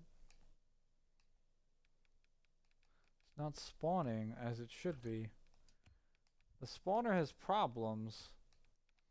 I spawned in Tyranid warriors with lash whips and devourers 5 at a time, and it spawned in a chaos warrior. Or not a chaos warrior, you know, a chaos spawn.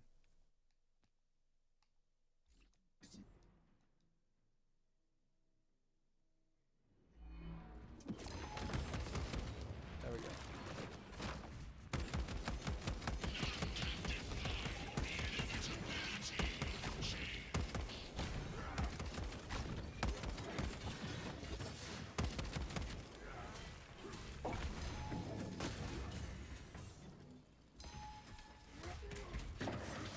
Okay, I need a reset on that. That is insane.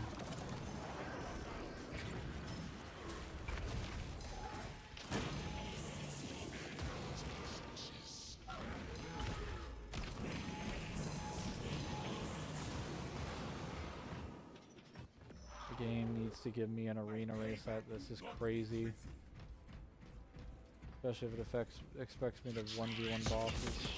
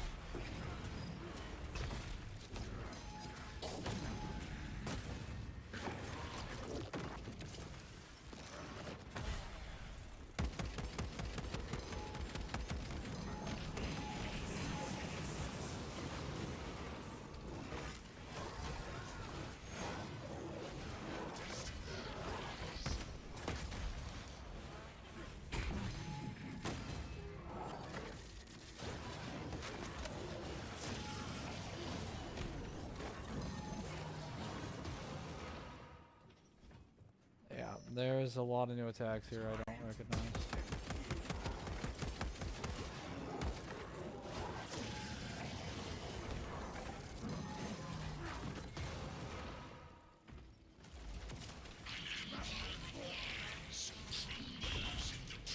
I mean, they did a good job, but he's at least unique.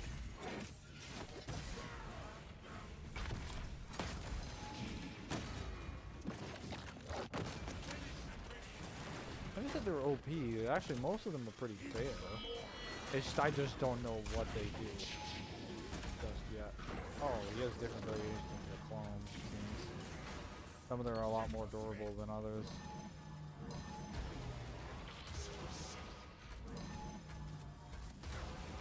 Actually, those probably would have been a little bit more tame here, because I feel like this boss, if he's not summoning the clones, he's kind of get jumped by the players.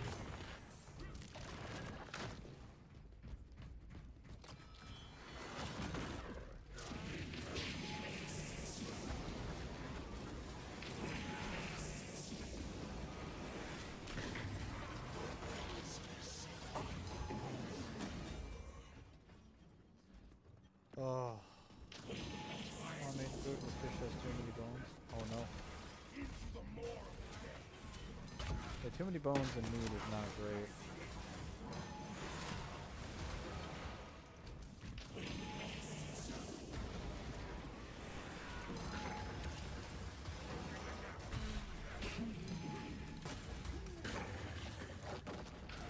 They definitely need to make the, absolutely need to make these enemies have less health, I think. Although it might be built for co-op. I don't think this enemy is built for true solo. And again, this game isn't really built for true solo, only specific classes are.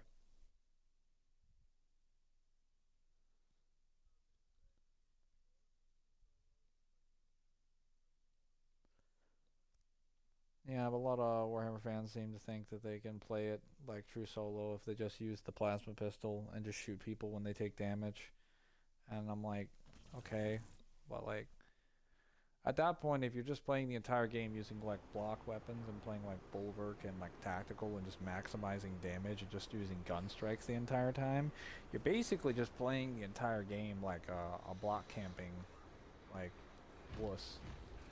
Like, you aren't actually playing the game, you're just playing like tower defense, but in like a third person mode. You're just waiting for someone to like hit you and then you're just parrying. Because you're too afraid to go out there and actually play the game.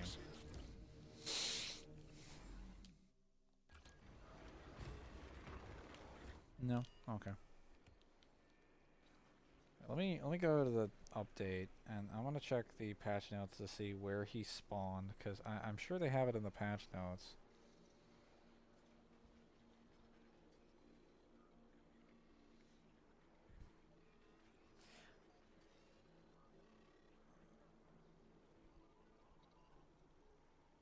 Yeah, but I didn't get a Terminus enemy yet, so I didn't know if he was actually there.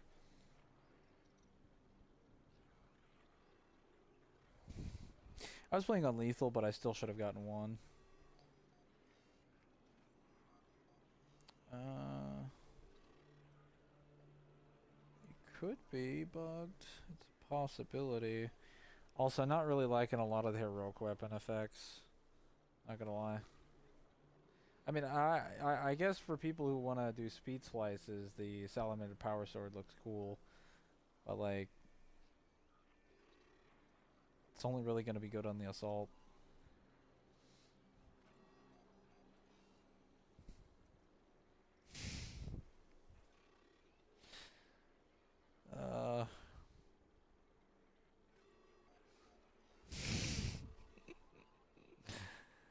Guys, the voices in my head are really angry at the salamanders.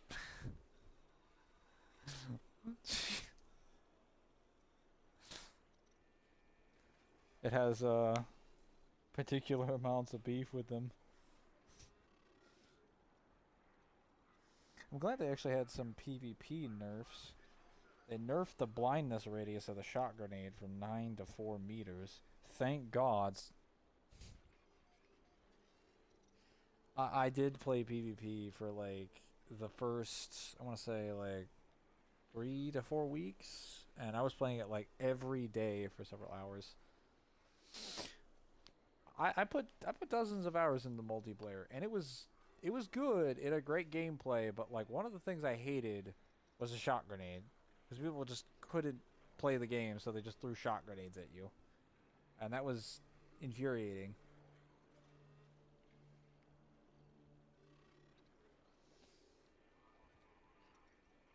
I mean, when every other grenade requires like precision to use, it can be countered by a roll dodge. Yeah. The shot grenade is not supposed to flashbang you. You understand that, right? Like it's just supposed to do the electricity. In the PvP, it flashbangs you and causes electricity too. It's not a flashbang grenade, it's a shot grenade.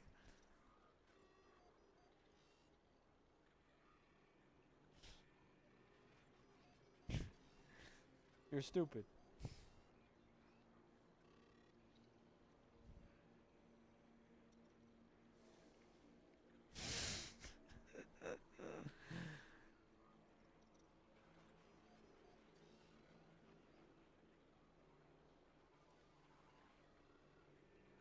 So all it says is a Scarab Occult Terminator Sorcerer added as a mini boss.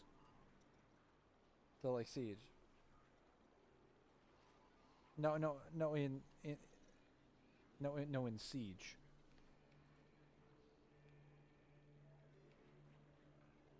I don't think they said that, but time to find out.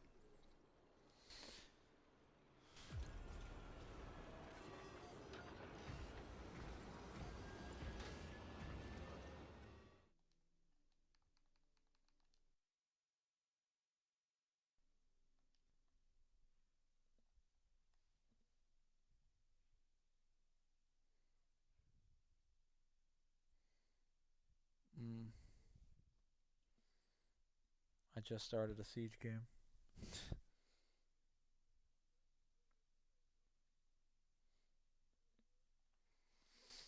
Well, I jumped into a Siege game with players.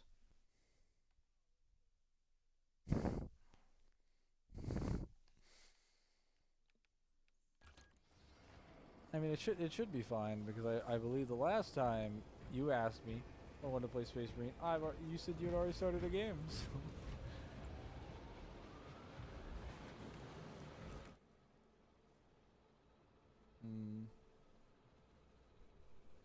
What is this level 22 tactical doing with like no team perk? Scum of the Earth.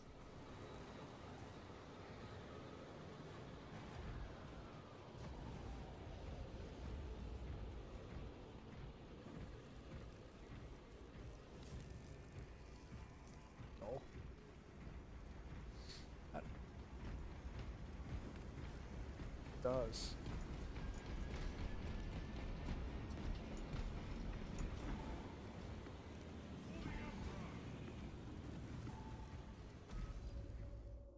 The heroic one has.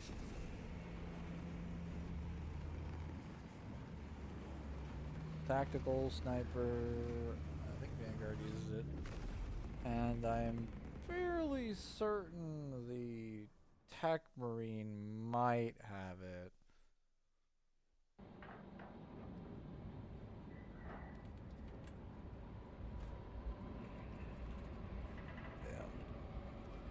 Imagine being so made in this.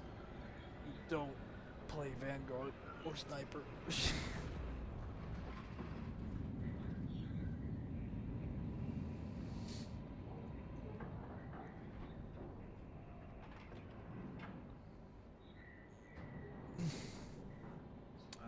I mean, if you don't use Power Fists, I wouldn't recommend buying it.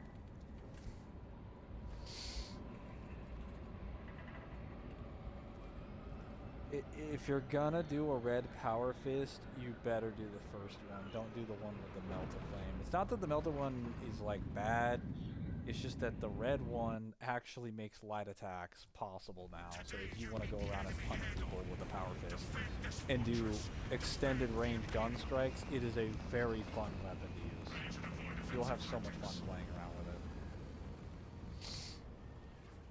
It also does like 200% more light attack damage, so now light attacks actually do something.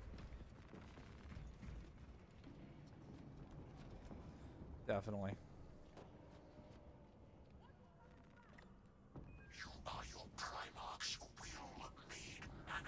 I don't think Deathwatch's one is bad, but it's just not. It's never going to compare to Death's Graph.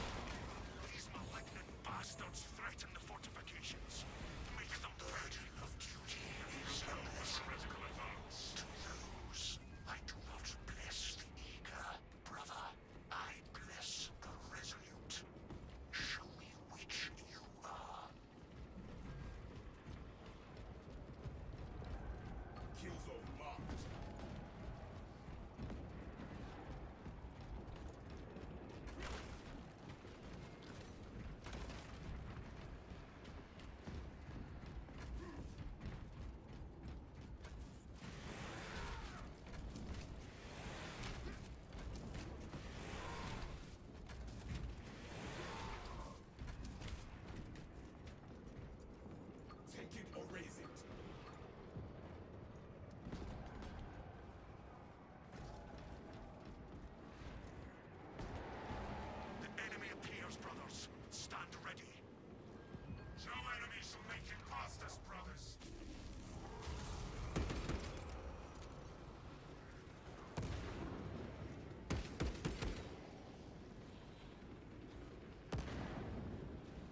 that's the Omnicyrex one.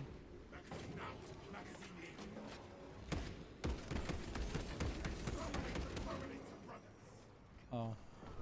It just gives you the ability to chain melee strikes infinitely and do a lot of parries.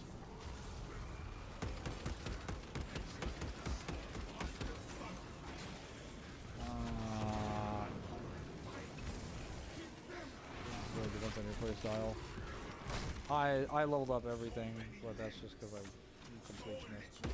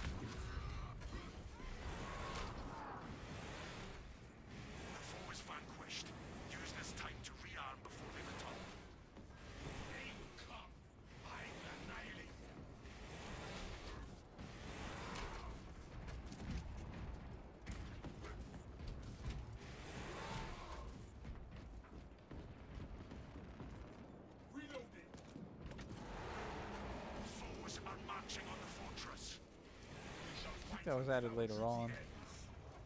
I'm pretty sure the Blood Angel Unhelmed was added along with a bunch of other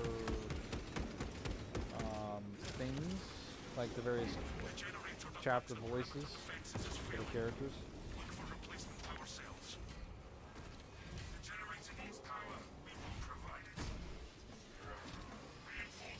I think if you use the accolades to purchase it, yes.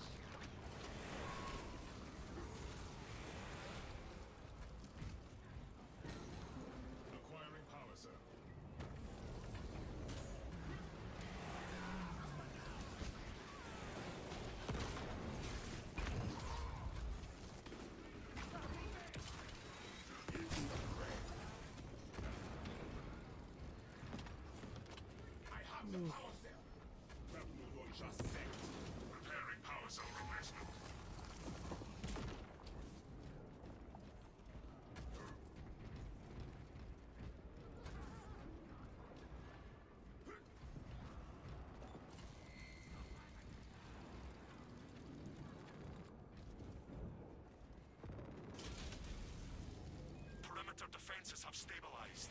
Good work.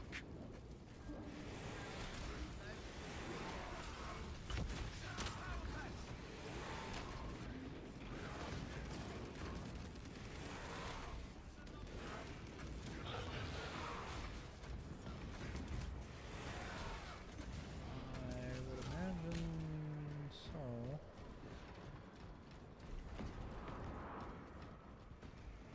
The foe is still out there. Use this time to resupply. We will be Well, it doesn't shoot grenades anymore. Now it has a close range option. But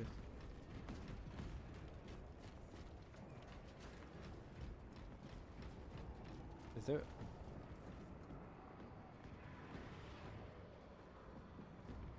Wait, I got a new weapon? Holy shit. I might try that out. Deploy war gear. The enemy is here.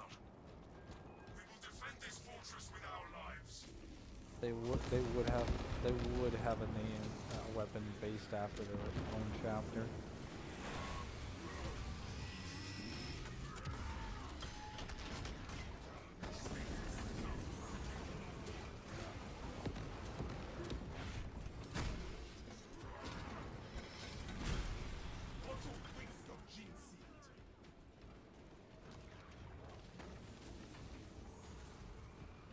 Feel your packs, brothers.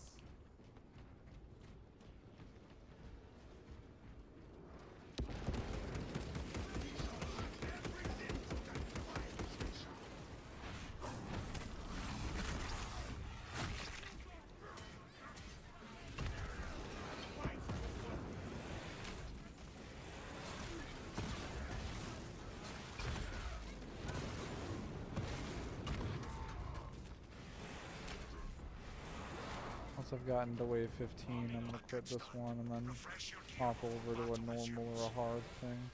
So if you're still on by then, you can join me.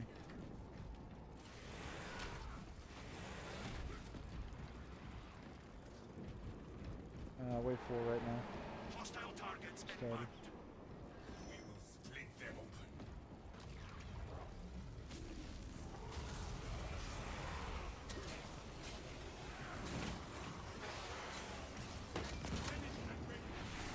Sunless forces need the fortress last cannons active. Return power to abominations.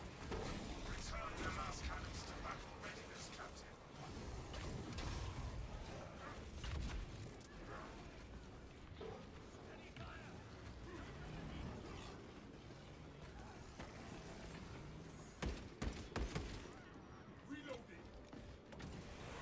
I think they may have given new skins to the Chaos Cultists, because their outfits look different.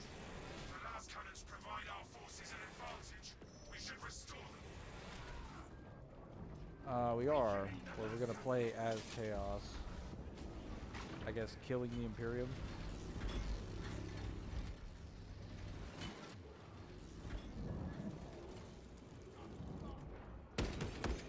If that's the case, and they end up giving us a sorcerer, I don't expect that we'll end up getting a librarian class.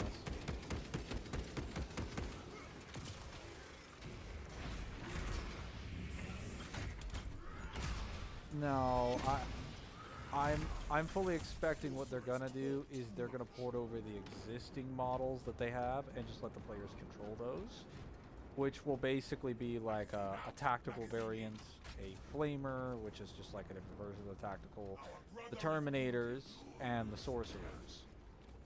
So like the only thing that'll be new.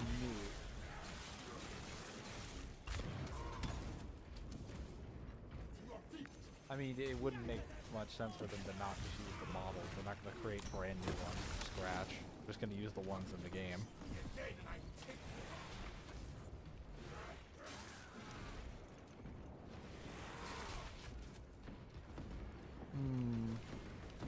I mean, I guess.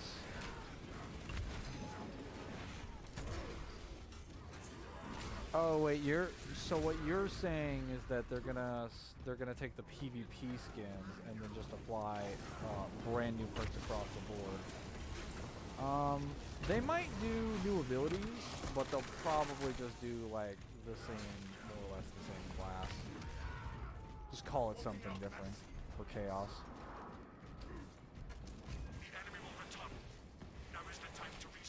If that's the case, then that probably won't affect if we're gonna get a librarian. But if they decide to just do like the Thousand Suns route, I don't think we'll get a librarian class. Especially if it becomes like really, really popular. That battle will be upon you in moments. When we are finished, nothing of them shall remain. Wait, do we have a Commissar now?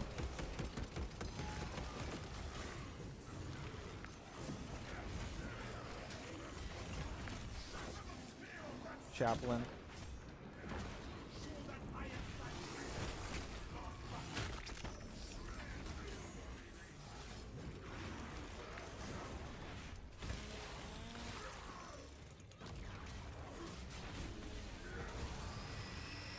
He's gonna give you a morale boost so that you don't give up.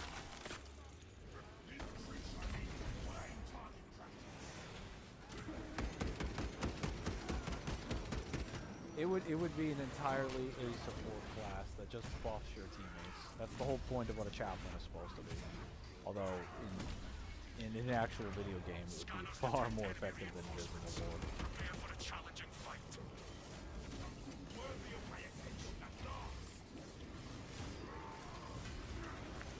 Bring down that heretical monstrosity.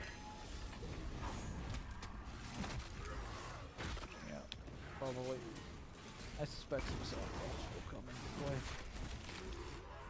Prioritize the larger threats.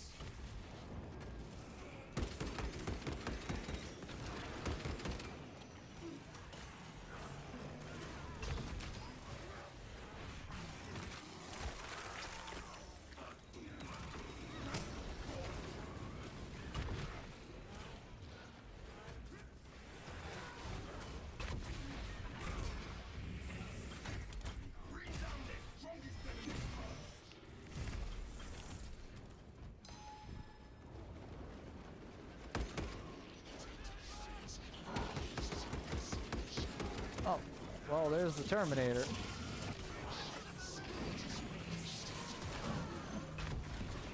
Well, he's kind of getting jumped by like all the Marines at the same time, so I kind of can't really fight him. He's getting melted. It's also a normal size. I don't have that kind of health. Excellent. The major threat has been wiped out.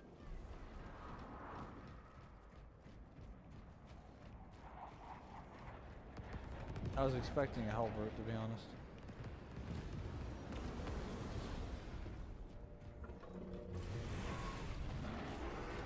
Yes, you are about to go down.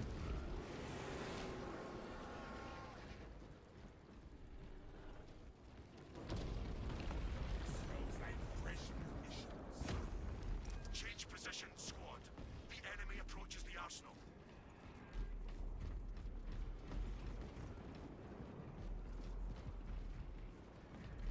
Smells like fresh munitions. Where are the weapons?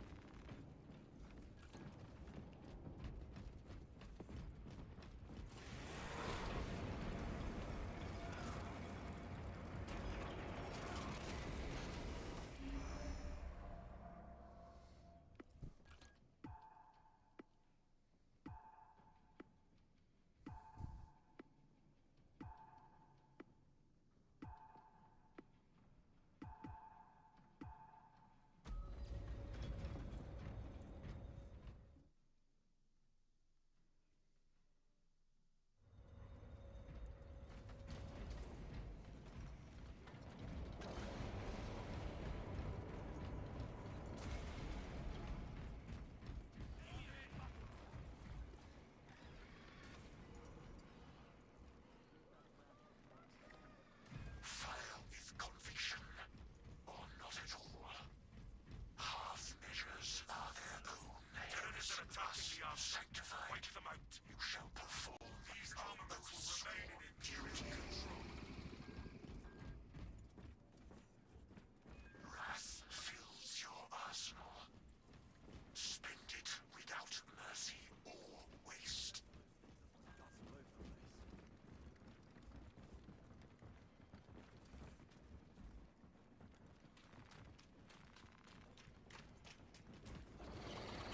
Walkers detect enemy targets. Let them come. That is where we need to be. Here they come. There are tyrannies to kill. Favoritism. Salamanders are very popular. They use everything fire related. I don't know for a fact that they have a fire-based sniper rifle, but I wouldn't be surprised if they found a way to develop one.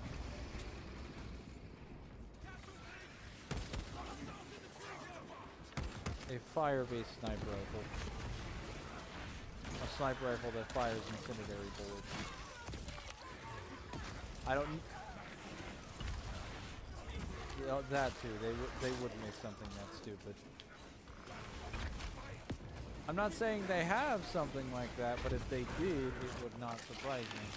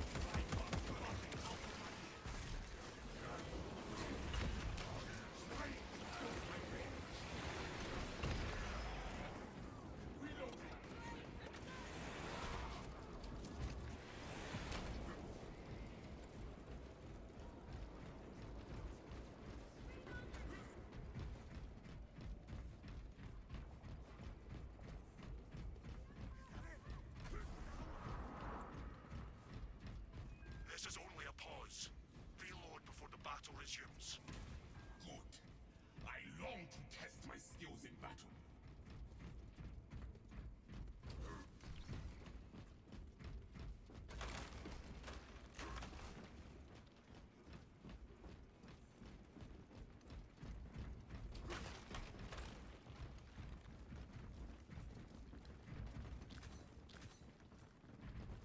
Mechanicus support en route. The extractors require binaric benedictions.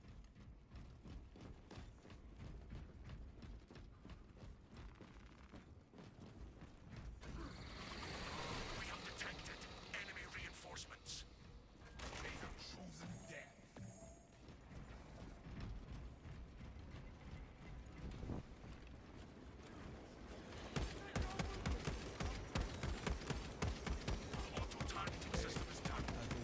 The vacuum cleaner and the ice cream truck at the same time while I'm playing my game. Exactly what I wanted.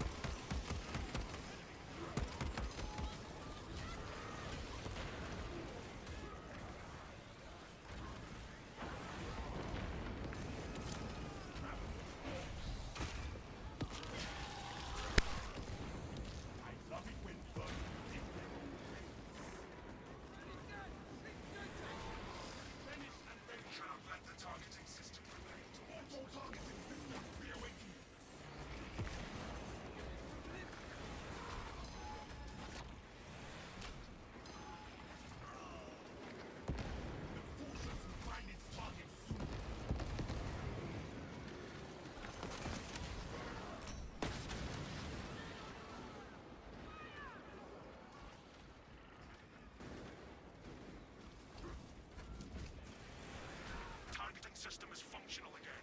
Firing will recommence immediately.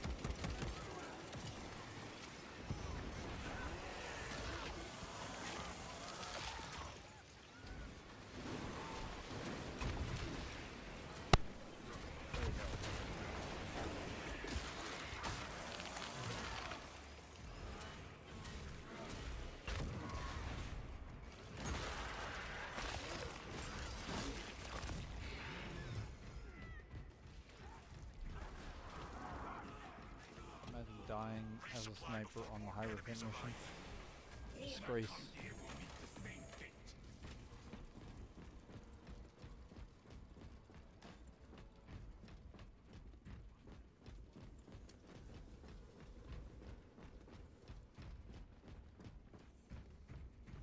What level is the sniper?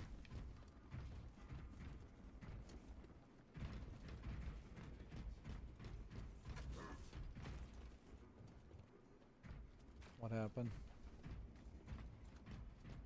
Ammunition restocked.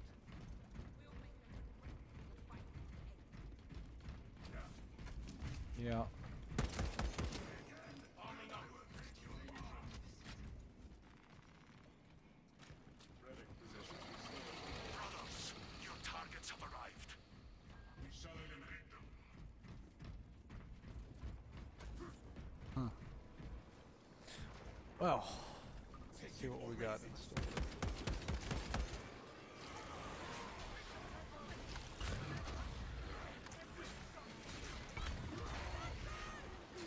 Just spawn killing today, I guess.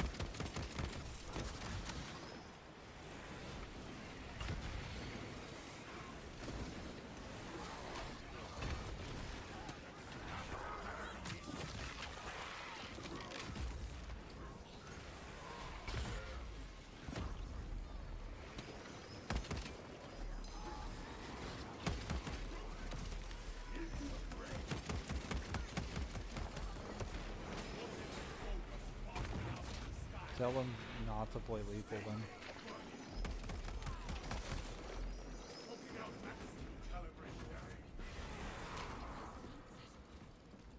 Stay sharp and prepare your gear before combat continues. I love it when level 1s jump up onto the highest difficulty in co-op multiplayer games.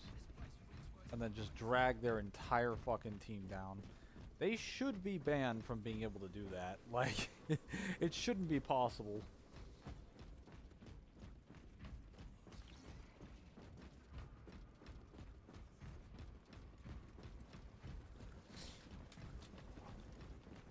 I'm less mad at them and more mad at the developers for not adding a level restriction that just says, like, hey, you can't join unless you're of this level.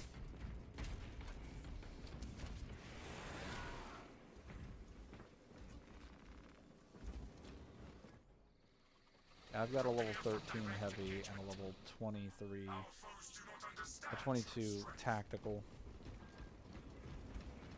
But they're actually doing their job for the most part. They just keep dumping all of their currency into the guardsmen. Enemy activity has disrupted the fortress's internal systems. You must re-establish them. Back online. I'm good with that. I'd rather die with millions of points or whatever than have like nothing at all when I need it.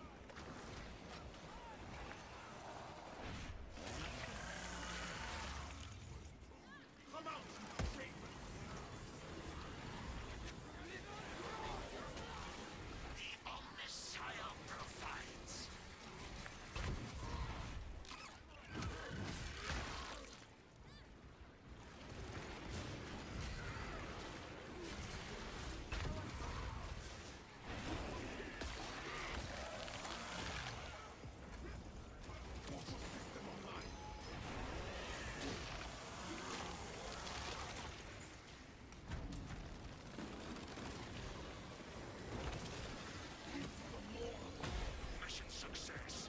Your actions restore the system.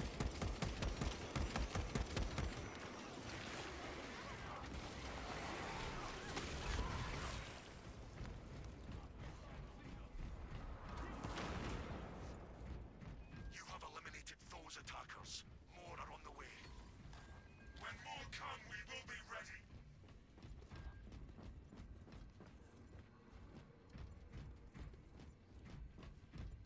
Kinda sus, perhaps?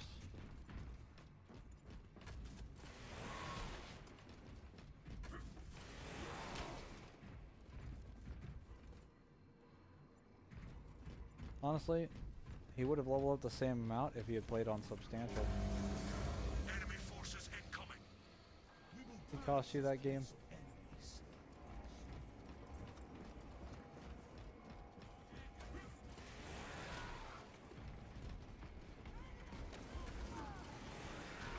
Bro, you never jump 5 difficulty levels. You jump like 2 at the most. General rule of that.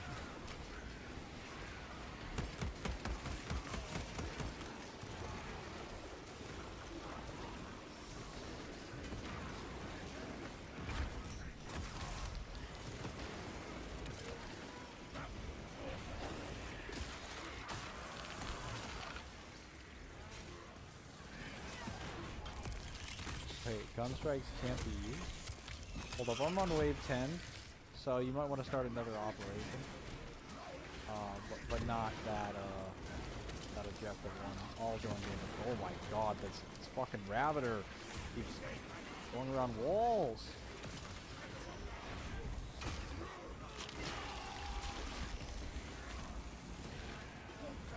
Orders detect a serious threat incoming. Focus and bring it down. We shall triumph over whatever they said. Oh, double con of that.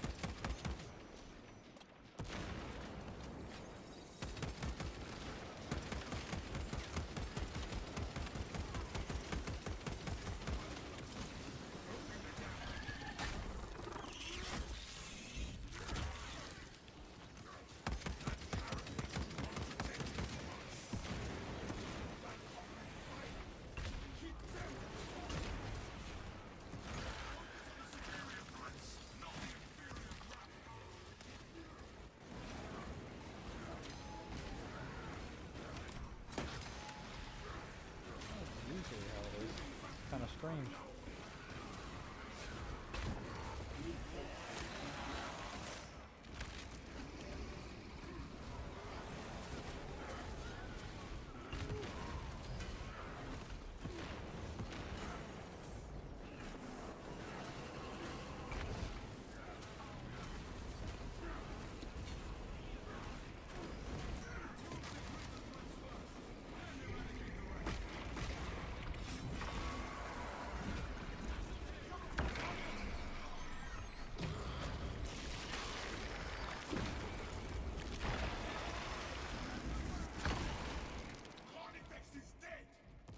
Priority threat eliminated.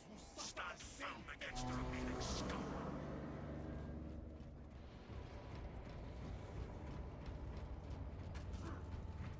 Enemies at the control room. Move there now.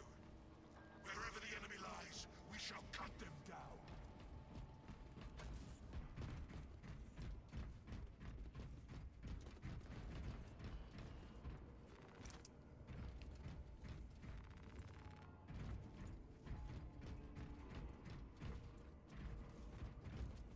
Ordnance on me.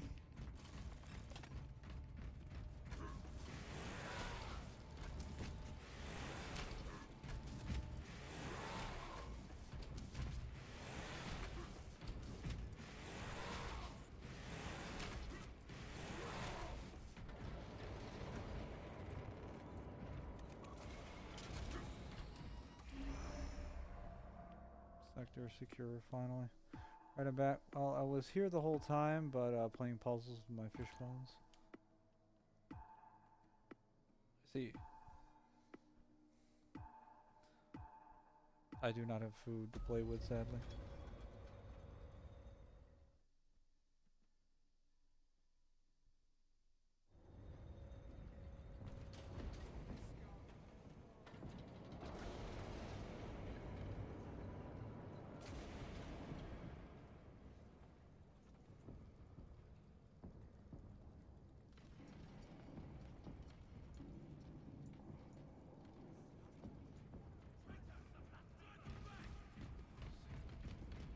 The control room has drawn the enemy's attention. Eliminate them. We shall purge these heretics. Return to me with empty magazines and duty done.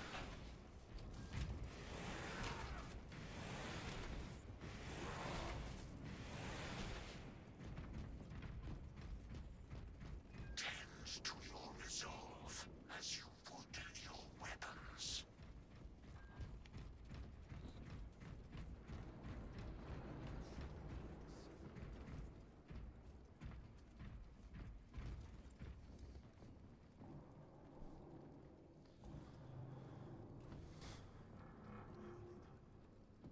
I have blessed your armaments, brother. Prove yourself worthy of this gift. Deploy war gear. The enemy is healed. Targeting enemies. Here we go.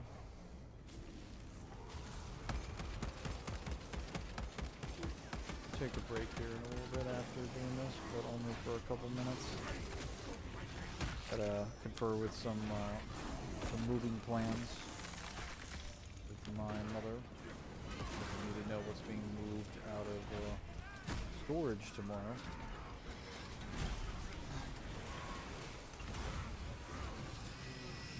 Well, I need to know if we're doing it tomorrow or Tuesday. That's really it. Like we're already like kind of set on the movie. We did the first two parts of it. We're just mopping up the last parts. Like we have everything we need to live in the apartment. No, we're just kind of waiting for like the bug situation to get sorted out and transfer everything from that storage unit to a new storage unit that's closer to home.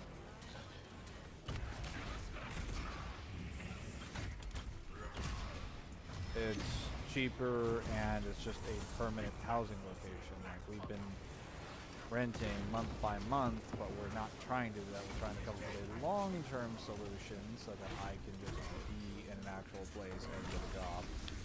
I'm not trying to go through like a through an app. We're trying to do it, trying to pay for like a lease so that we can build credit and have like bank statements and stuff.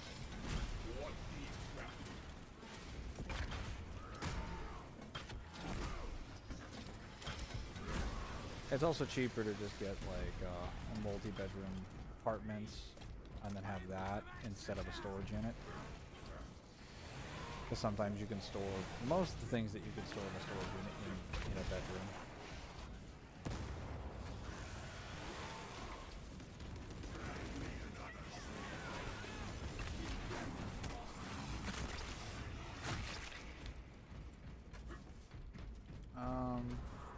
Either because it's around the same price, but it's more convenient and they can make more money from a job or some opportunity, or it's cheaper. Sometimes both. For us, it's both. But we can only go up from here.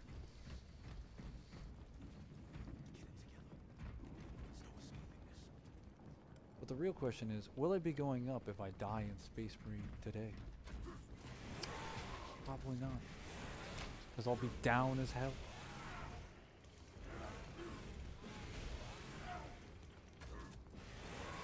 Oh, I thought you were talking to me because I was actually I was on the other side of the objective and my teammates were waiting near the begin battle sign in Siege.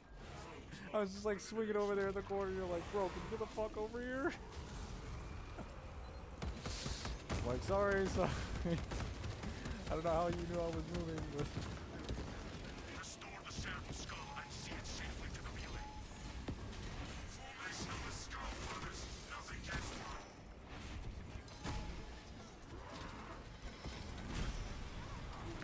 Oh. I see your comments. I will answer them in a moment. Currently dying to all these enemies. There's so many, the game's lagging out.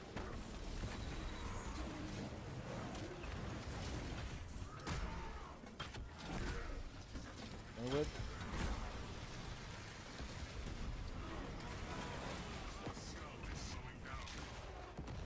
Just go outside, touch grass.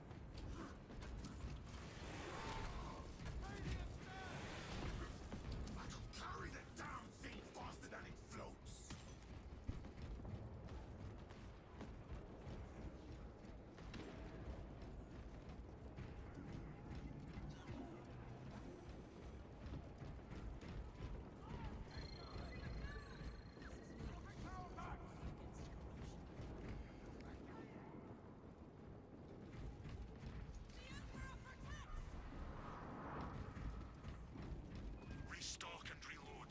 The enemy will return soon enough. We will be prepared for the enemy's next attack.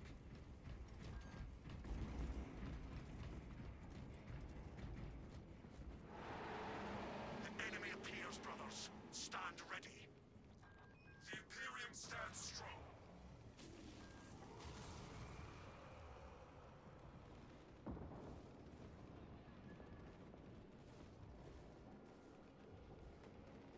Armor strengthened.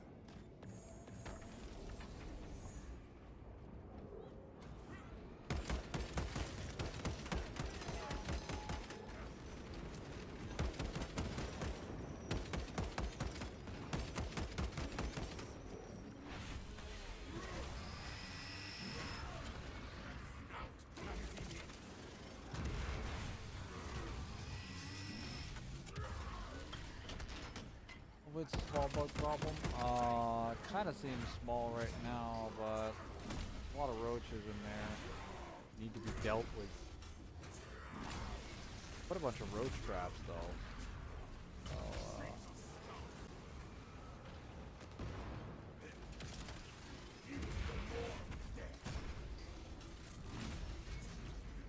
Yeah, because they were supposed to have it cleaned before we came in there, and then they called in an exterminator, and it still wasn't finished after the exterminator visit.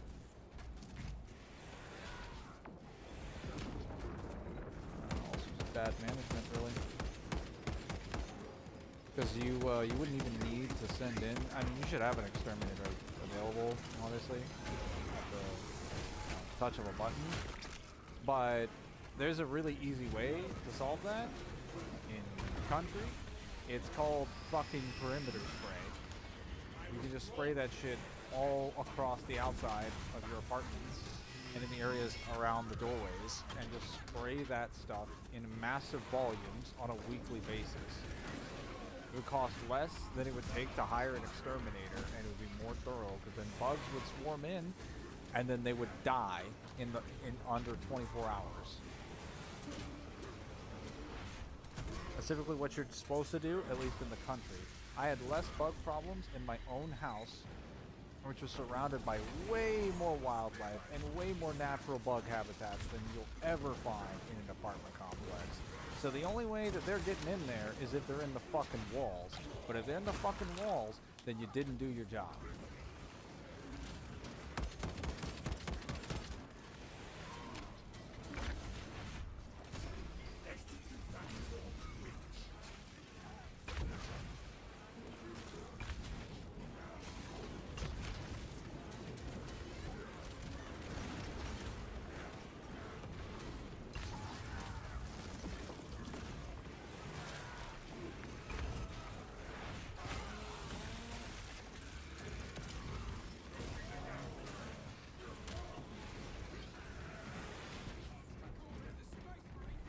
Grade 13. Hey Bugs, the fruit fly could probably help with that for free. I hope for the best mainly. Fruit fly's infestation can be fixed with apple juice and dish soap in a water bottle mixed slightly. Don't let the bubbles foam up. Here's a recently good trick by the Amish. Are you doing new money? Hope it's a bigger place and cleaner. Technically you're going down if you're in space. Down to Earth. I don't think I'll be in space when my mood is dropping. So something tells me I'll be on planet Earth.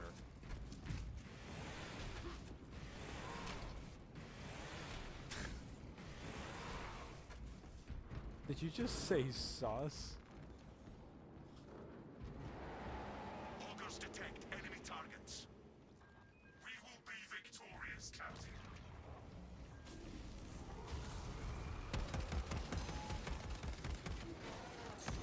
Playing Vanguard? I am playing Vanguard. Not Carve Vanguard, of course. But the better Vanguard. Our enemies will feel the last cannon's fight.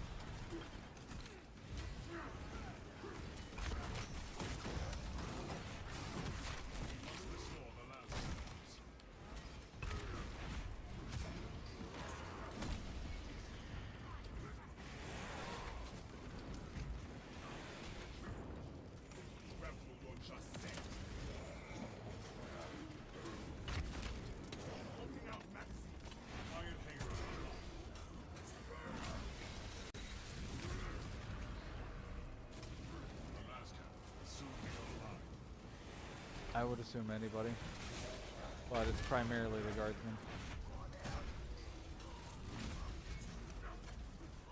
The bigger the foe, it probably means more health. Because guardsmen don't have nearly the same amount of health that, not nearly the health of Chaos Beast. So if they were sacrificed with the Vortex, you'd get way more back. So how are you streaming on your Xbox? I dual stream. You have to set up your YouTube account to light stream.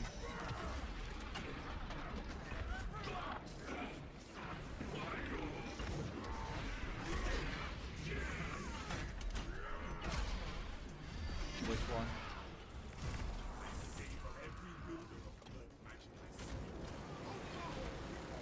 Oh yeah. No, the Wrath Reliquary has always been good. But they've been buffing it like non-stop for several patches. And not like micro buffs, like actual good buffs consecutively.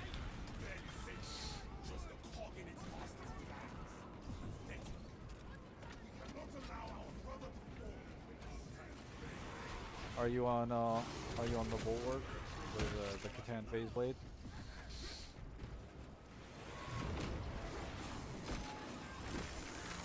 What melee weapon do you have?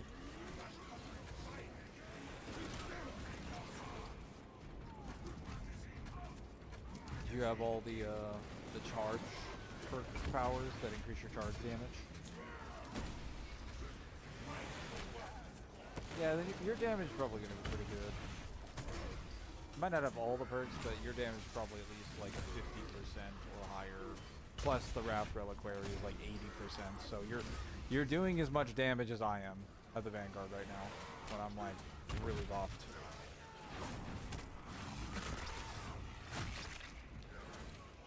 And if you have the red one, then that means you leave the shock charges, right? Then you do the aftershocks. I love that Thunderhammer. It's so fun to play Electric Bulwark. Just turn the entire battlefield into a substation. Gone wrong. That's basically what he does. It's like, oh, break my armor, shock charge. Let me deflect, shock charge. Let me slam, shock charge.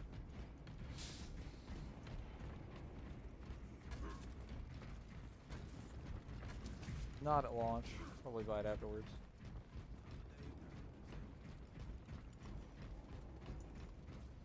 Kill zone locked. We have detected enemy reinforcements. Focus on these wretches. Ready to engage.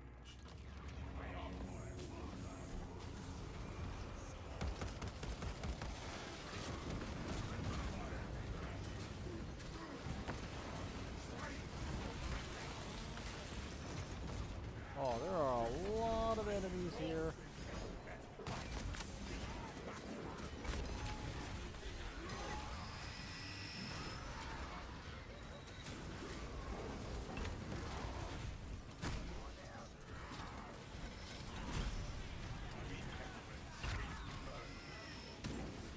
God.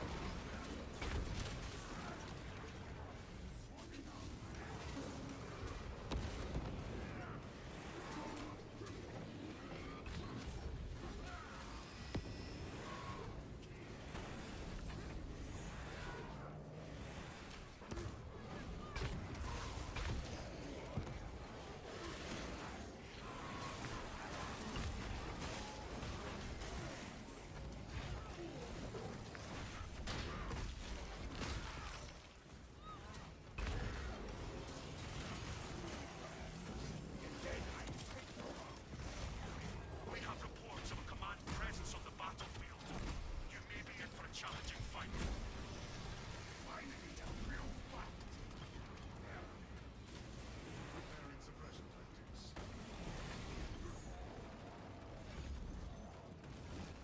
Dreadnought reinforcement en route.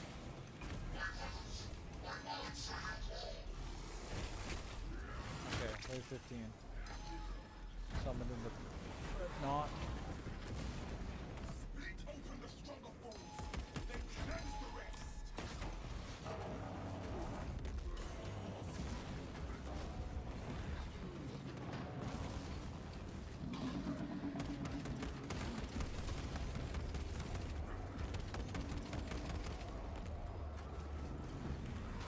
Finish and ready.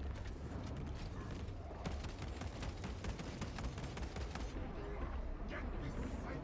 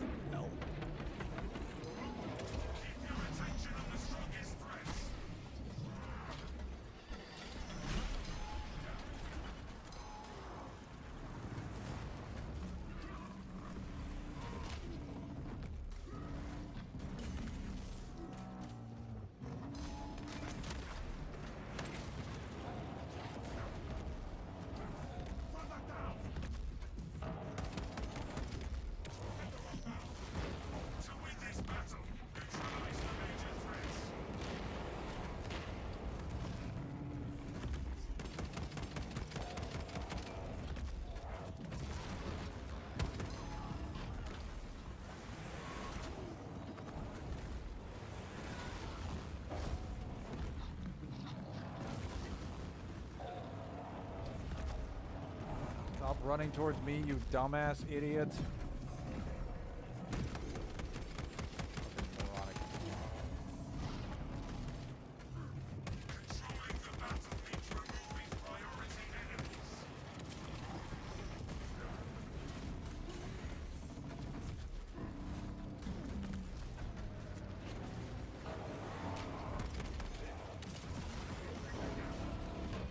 Augurs no longer detect any high-profile targets.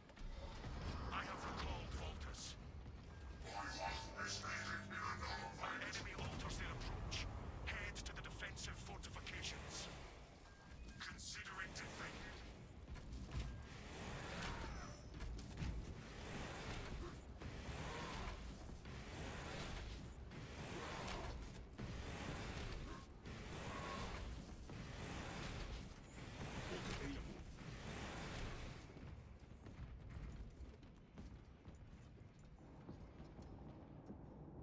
Take it or raise it. For the Emperor!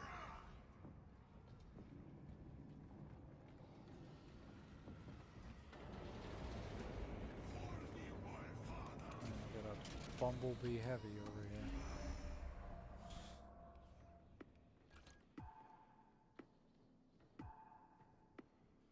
I've just finished.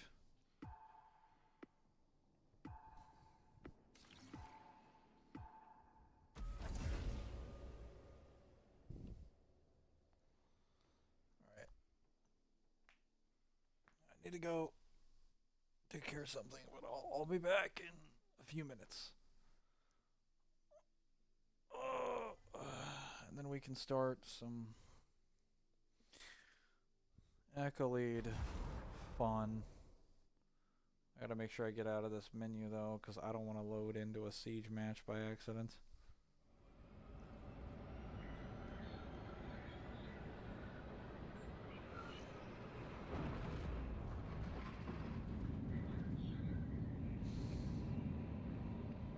I'm definitely going to keep my overlay on the right, the middle right portion of the screen now, because I was doing top sections, and that just didn't work. There's too much valuable information at the top of the screen.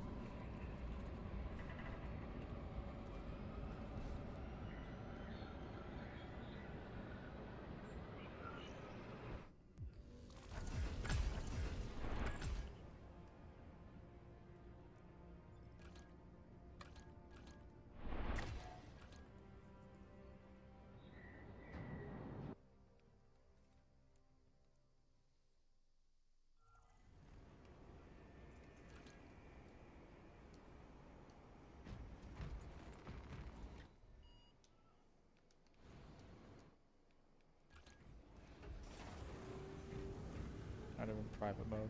I'll be back in a bit.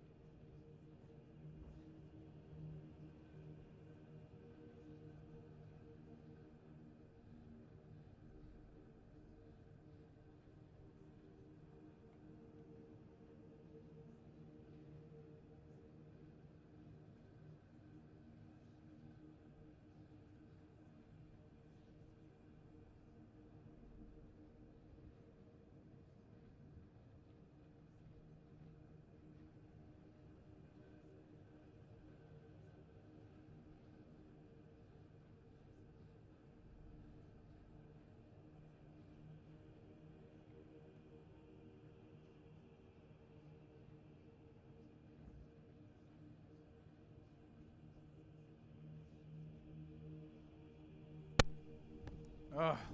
Okay. All right. I am back. I have some goldfish, some water, and I feel magical.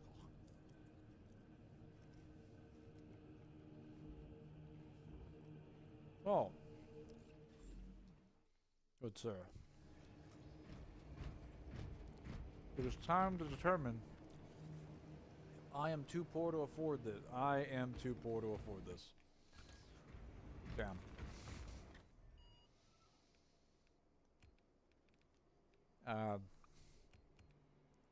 Not yet, but... Oh, it's on ballistic engine. Oh. Range damage at less than 25 meters is reduced by 75%.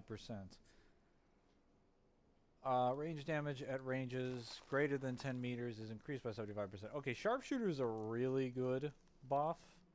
Like, it's very, very strong. Hyperphoria...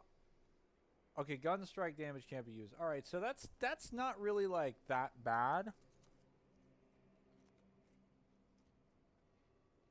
I could... No. So, the range damage buff and debuff isn't bad. The gun strike makes it kind of annoying. But I can get around that. I'll just, I'll probably play sniper then.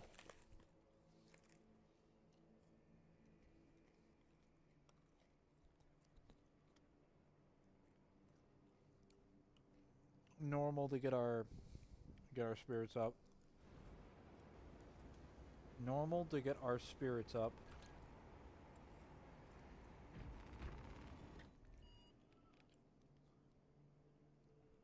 All right.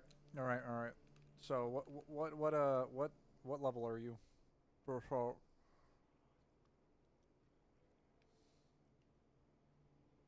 How much XP do you need? Like 500, something like that. Okay, yeah, then we'll do normal.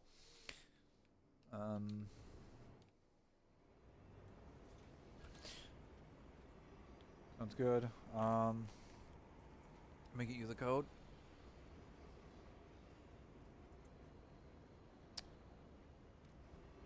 Oh, it's fine if I get you the code. I didn't realize I needed your approval. It's crazy. There you go. Here's the code with your approval. Right there, it says Zim approves. Now take it, you heretic.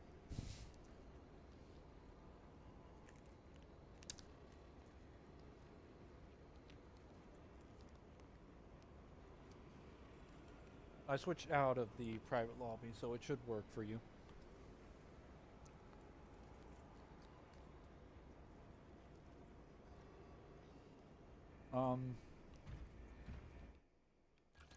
Actually, I might just play whatever class I want for the normal, and then I'll switch to something pretty sweaty for that.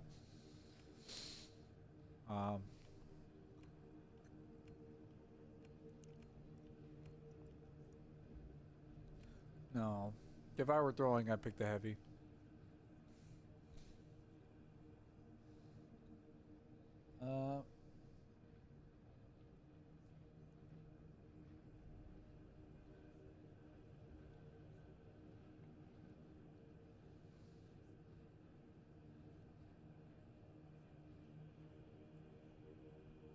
I might play on hard mode. I might just go for bulwark immediately, because I don't really need gun strikes for bulwark.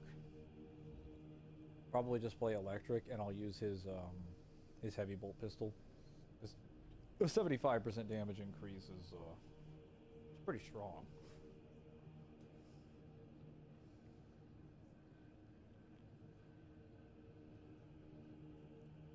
But actually, no, it might be a better idea to take tactical, because tactical is just going to have more damage overall.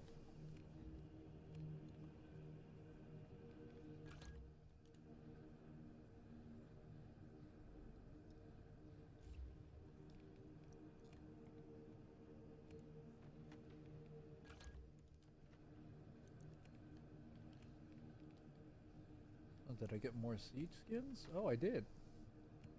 Nice.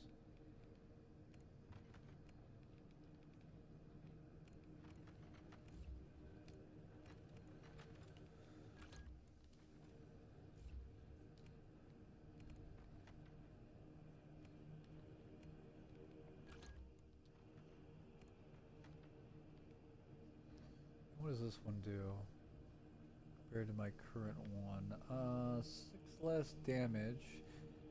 Rate of fire is that. Ammo reserve is 90.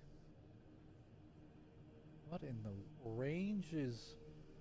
What in the world is this? What did they do to my bolt carbine?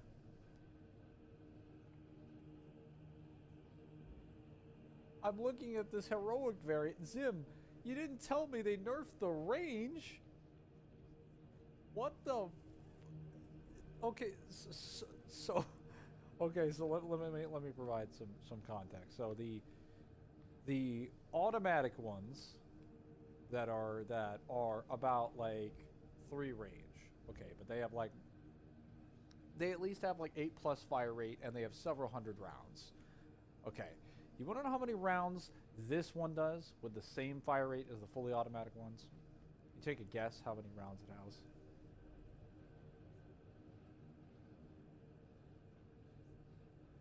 No, it's actually higher than that. It's about 90. And the magazine size is 45.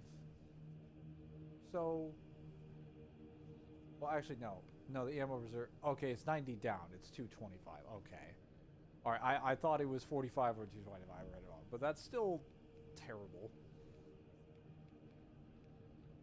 I mean, the base magazine size is better, but I don't use fully automatic combi melta or combi flamer. What does this one do? Hang on, let me check the perk tree. Use an alternative Pyro-Blaster fire mode access through augmented vision scope. It's probably really good on the tactical since he buffs primary weapon damage so much. But it doesn't have a lot of range. Wouldn't be very effective for this accolade. Oh, I don't need full carbine on this. This is instigator.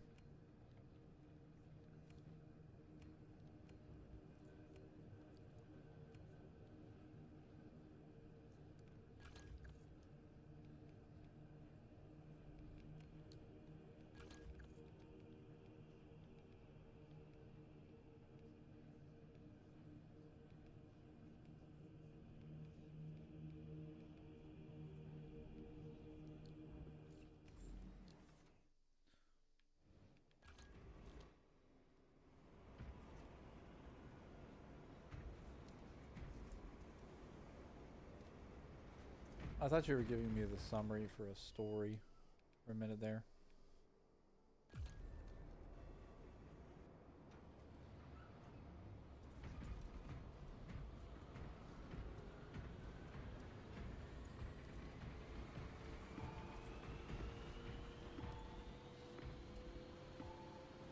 Must have been a miscalculation. Wild.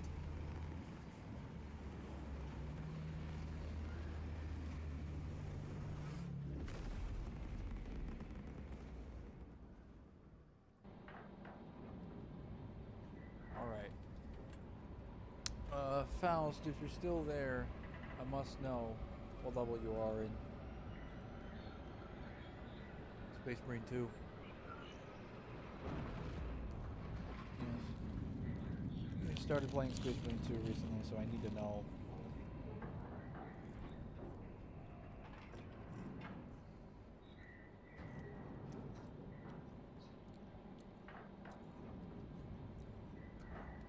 Wait, Devil recommended it before me? That's scum. I'm gonna have to beat it. I need to dominate him in a Vanguard PV1 in 1v1. Chainsword arena. I'll show him who's top dog. Bombardment Did I just drop the banner? What the? damage, so we need a more targeted approach. Commandeer a Nova Cannon implosive warhead from the But it doesn't matter. in the Astra Militarum I don't need it. I'm a bulwark. by rail. We shall collapse the superstructure from below. Yes, Lieutenant. We shall burn and bury all. I gotta say that the Space Wolf Thunderhammer definitely seems very lacking in detail. But I expect nothing less from Space Wolves. They're not really that fashionable. If conditions obscure the path, look for the flashing guideposts. We do.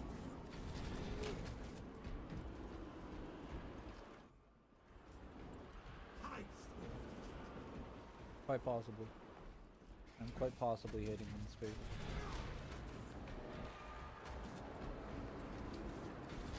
Everything.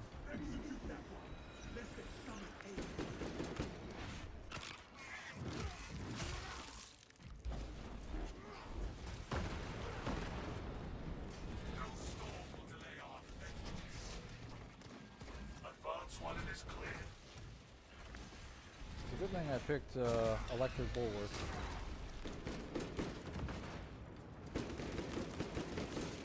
That silence That's my... Oh, wait, the other buff is making my pistol do the same damage. That's why. I was gonna say, my bolt pistol feels like a heavy bolt pistol.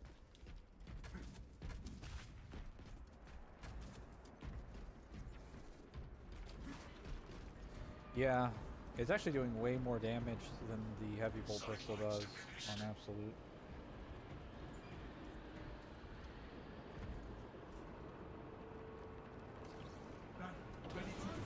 I guess, but that'd be like an oddly specific amount of distance because they can't be any lower or any higher than 10 meters. They have to be at exactly 10 meters.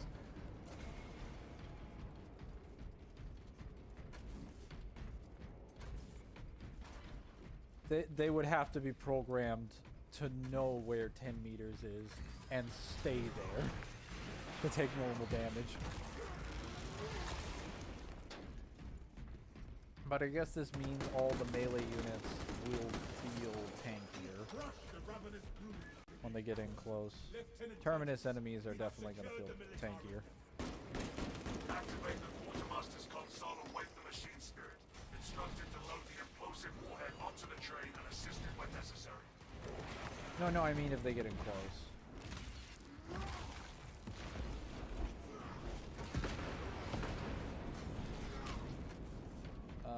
I guess it won't apply to the Zoanthrope really, because we're always going to be shooting the Zoanthrope from at least 10 meters. Because he's at least like 7 or 8 meters off the ground, right?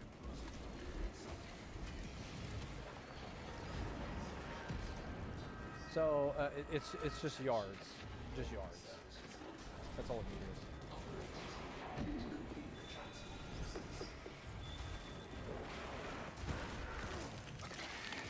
Yeah, it depends on where he's spawning, because sometimes he's lower to the ground, and then sometimes he's obstructed by like a hole in the wall, and he has to pull himself off. So I guess if it's like an obstruction, he should be above 20 meters.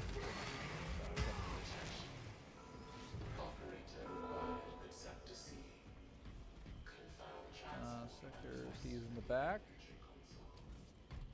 Heed the machine spirit's command, brothers. I got the console.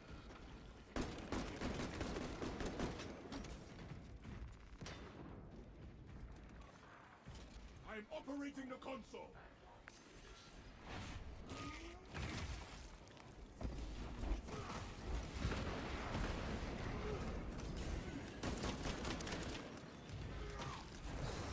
I decided not to.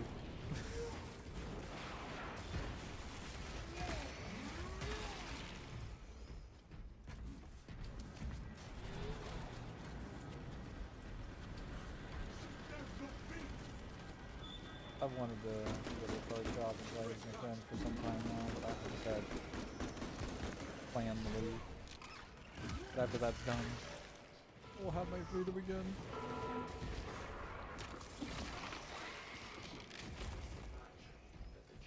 Yeah, they usually meet up every Sundays.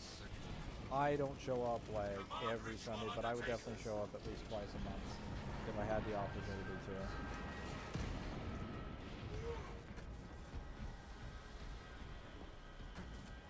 Well, the car situation isn't even that bad. I just walk there. It takes me like an hour. Great exercise. An hour. An hour.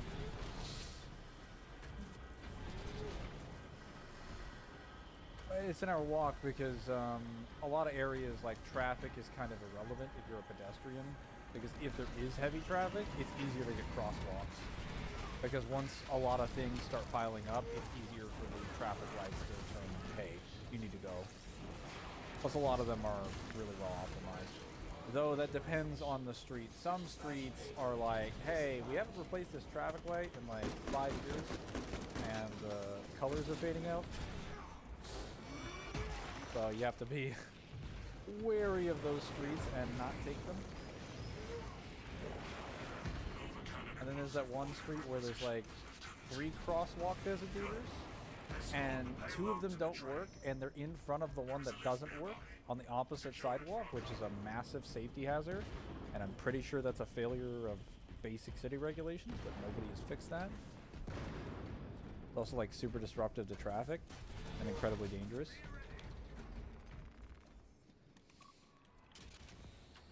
I'm surprised. Well, I don't think anyone would die from it, at least not immediately, but someone's definitely going to get hurt. Ugh.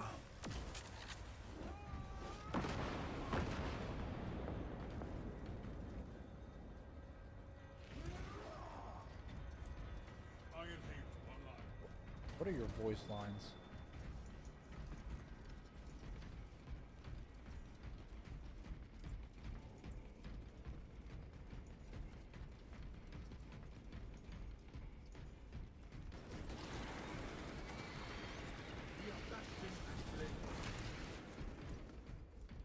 Yes. No mercy, no respite, no fear. Probably not. Our will remains untarnished, unblemished. I have not. I just have too many other things that I was reading or watching. Let me pick it up.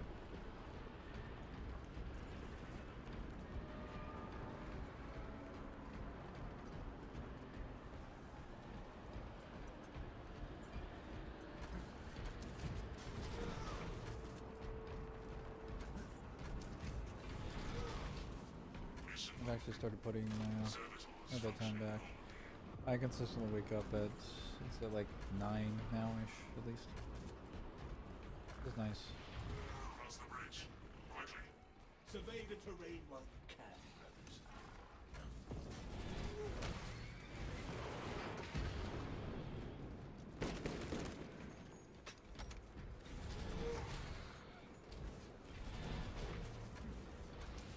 Yep. Maja ain't falling for that. You thought I wasn't paying attention to the chat? You thought wrong.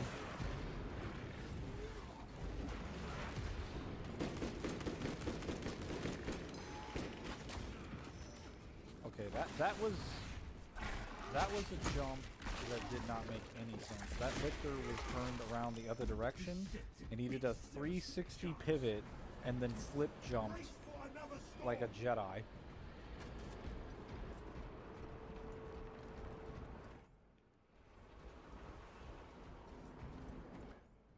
Wait, are you?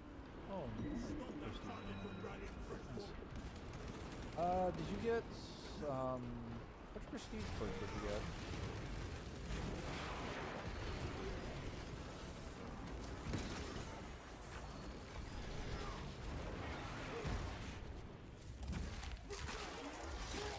No, it's when you're charging a ground pound, you are completely invulnerable for 2 seconds. Muster at my location. Yeah, when people saw that for the prestige perks, they're like, oh my gosh. This is the only saving grace for us all.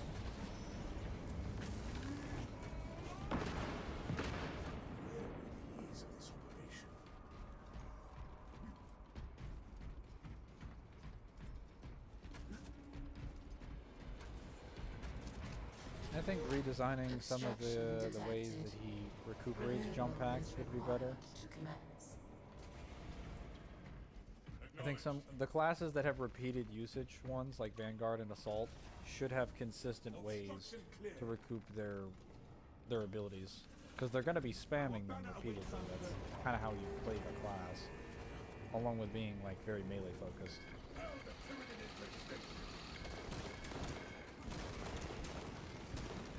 I'll be able to charge?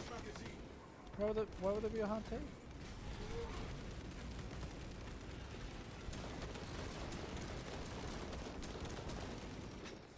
Yeah, but it's like, it would be an equipment that would be in there, so it would have to be, you know, it would have to be added to the map with,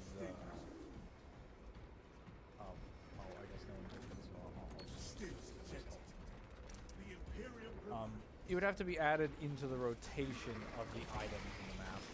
So, like, obviously, if you had, like, frag grenades and, like, shock grenades and all that, you have that, and then that weapon, and so it wouldn't be showing up all the time. Also, depending on the class, it wouldn't even be that strong, because I don't think heavy gets that kind of value off of that. I mean, it might be powerful with a tech marine, for sure.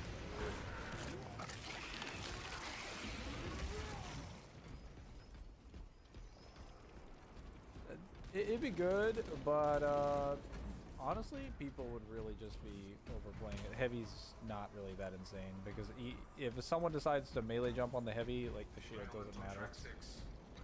He kind of needs, like, optimal enemy spawns to not get jumped.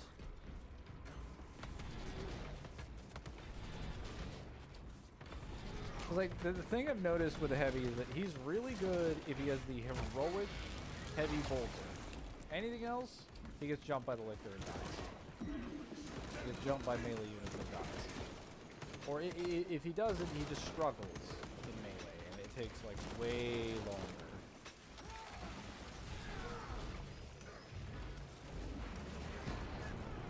Yep. And that's my point. He has no melee option, so he's gonna be bad in melee. In a game that is primarily melee focused. And when it's not, a lot of his weapons aren't like proper range weapons, they're mostly like mid-range. They do well in long range.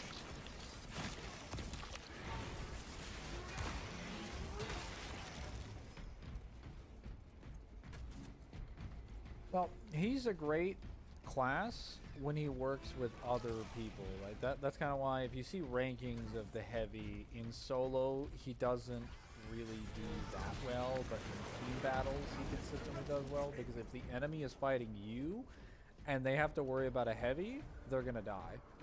Because if the heavy's not being interrupted, he's gonna do really, really high range damage. That is his win con, is that be shot, or shoot without being shot, basically. Brothers, to my mark.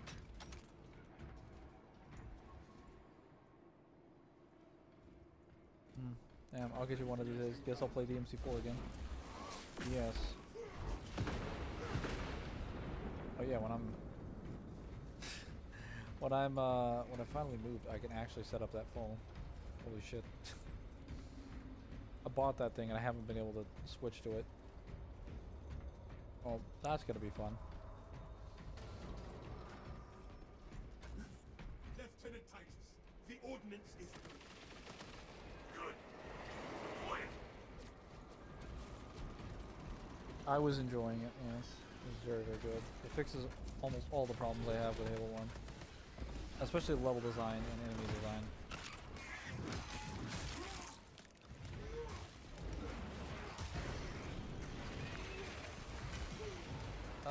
That's mostly just the Halo community thinking that everything that changes Bungie's games is flawed. But, you know, these are the same people that think it's acceptable to have, like, fall damage on the shooter. Talassa, I have multiple swarms moving to your location.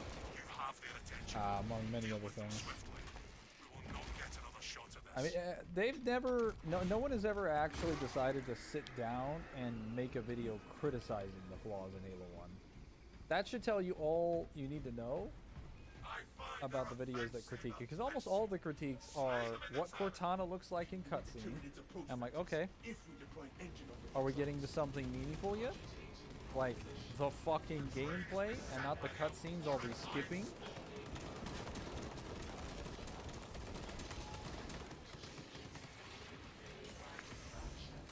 No. You misunderstand. You misunderstand. I'm gonna be watching the cutscenes the first time I play it. What about all the other times I play it? And most of the time I spend my time with the game. And that's even assuming Cortana's in every cutscene, which she's not. And they can't even go ahead. She's in a decent amount of them. Let me go see if I can activate that warhead, because I had this problem last time where it took me they don't even have a consistent opinion on whether or not she looks good in all of them, because they'll admit she looks great in like over half a dozen of them. There's just a few where she looks weird. I'm like, well then like what?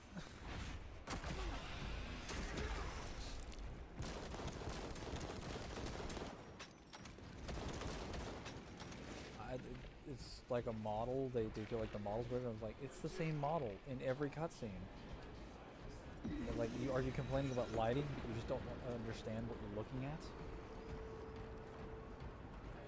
And then I'll hear some complaints about they don't like the fact that she's blue because she was supposed to be purple initially. And I'm like, guys, what the fuck do you care about lore? Shut the hell up. Don't talk to me about lore when your bitch ass won't read the books. Don't ever complain to me about lore. Filthy scums. Yeah, no, you're damn right I will. You don't ever complain about lore as a Bungie bitch when you ain't reading shit.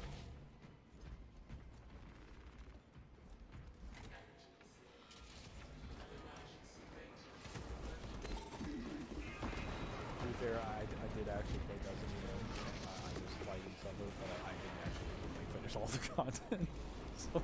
So I can't even like, I can't even be mad for them for canceling like, what was it, Destiny 3? Because I know Destiny 2. Well, actually, isn't?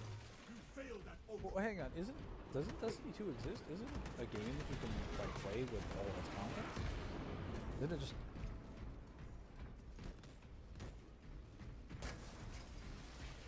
What about Destiny 1? Doesn't it still have... I mean, obviously, it's not getting content updates anymore, but aren't the servers still active?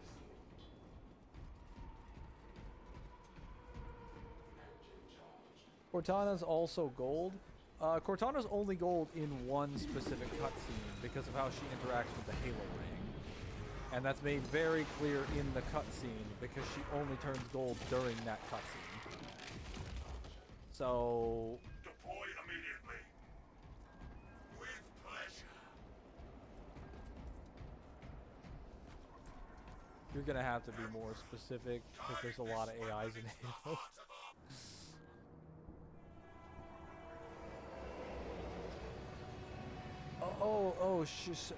She actually looks much better color-wise.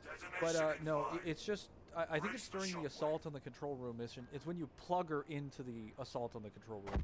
Her color changes in response to all of the information she's getting from the Halo ring. And that's the only time she's that color. That's when she's in the control room. Mission successful, Thomas. Return to the mountain.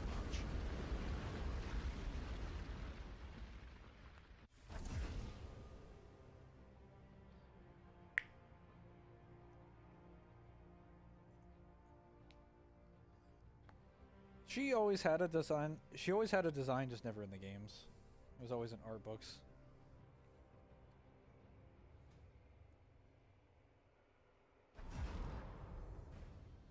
Four.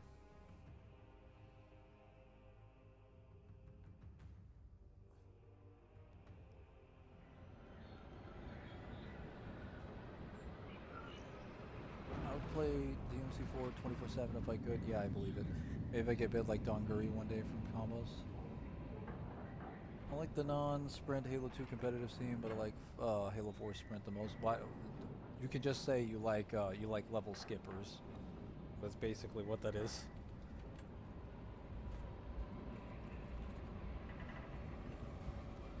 Yeah, they bitched about that too, even though there was a skull where they could turn it off, and they're like, no, I don't want that. I'm like, guys, your way means that if you had your way, it wouldn't be in the game at all. If we have our way, everybody gets their way because you can just turn it off.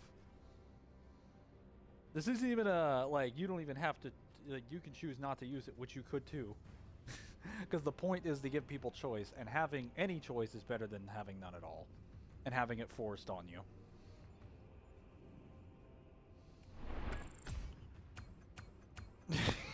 yeah, that's kind of my argument with the Bungie fans. Halo 2 had tech. Are you talking about like sword flying? Because that was kind of exclusive to the energy sword, to be fair. Like Halo 2 did have some tech, but like most of that was mainly the energy sword. Like primarily the energy sword, just having that weird. For context, Sam, because you're probably familiar with this. But I'll explain it to you in case you're not. The energy sword in Halo 2 is like the fastest energy sword in the series, and it has the longest attack range. And I guess because Bungie didn't really get the chance to work out the kinks on it, they only had 18 months with the game, of course. They basically programmed it so that as soon as the reticle registers an enemy, and it sees them, like it turns red, like the moment that happens and you press the attack button, whatever your playable character is will just swing towards them instantly. And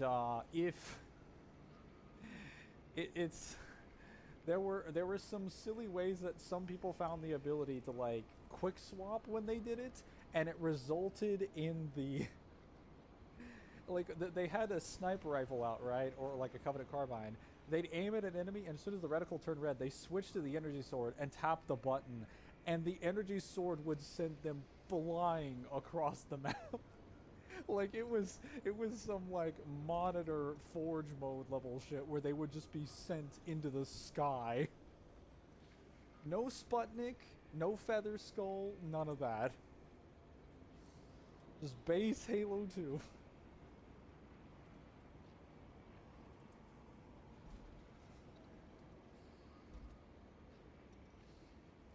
Yes, sword flying is actually very, very easy to do. It is incredibly easy to do. I'm fairly certain that's gonna get turned into like a full skull.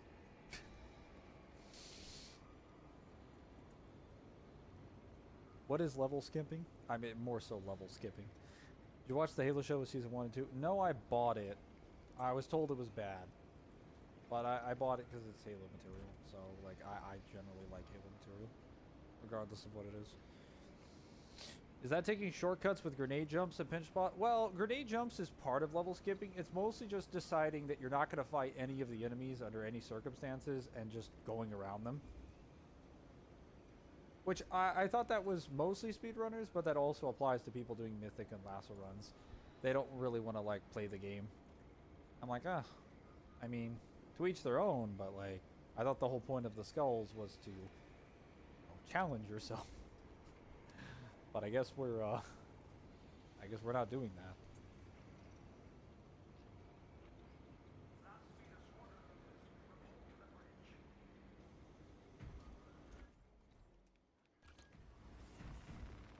Agreed.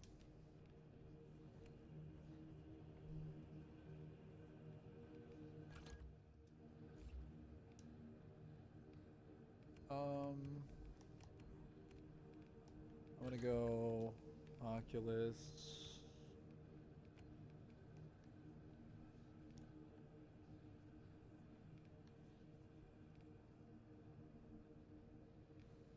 I have no Gunstrike perks currently, though I do have. I have parry windows. I don't know if I really need perfect block and like parrying stuff, because the thing is that even without Gunstrike, you can't. It's not like I can, you know, parry an enemy and then drop a Oculus Carbine magazine into their face, because at that range I would get debuffed anyway. So there's no point in having a perfect block parry increase. Well, 20% less range damage. Hello.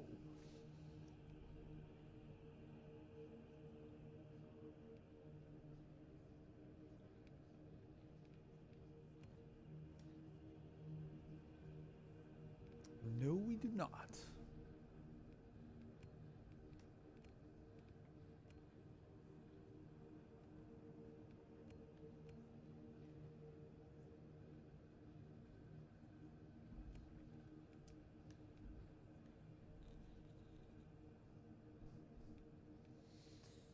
Okay.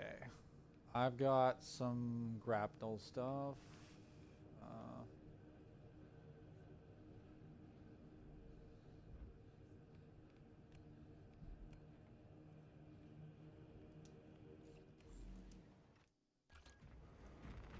Let me check it.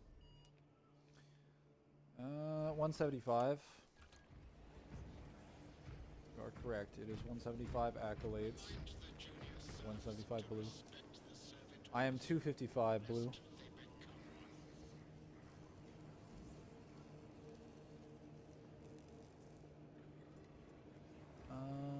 Sword flying and the battle rifle tag with XYX, XYBs, mainly the battle rifle tag was a reload canceling. And double shot the beer rifle with any pause into sword flying crossbow goals. Might be even faster than being in forge mode. It is because of the acceleration of the energy sword. Because it's classified as like a thrust. You're not really like moving on your feet. I've been in forge for quite a bit. Halo 3. It is bad, but the action scenes are really good. Too many cover spots. Yeah, I don't like that about modernized map designs. It's too cluttered. Bad on the eyes. I used to make a few maps on Halo, but mostly minigames like zombies and parkour. I get that for Dark Souls too, though, since I hate farming the ADP stat. ADP stat's great. I'm low-key thinking about playing Dark Souls 2 again, but I need a tutorial on YouTube just so I can say I beat a real Souls game. But depending on who you say that to, Samaj, you're gonna trigger the fuck out of people, or you'll make them really happy. It's a wild world out there. DS2 is like the easiest game to navigate in, as far as like the Dark Souls games is concerned.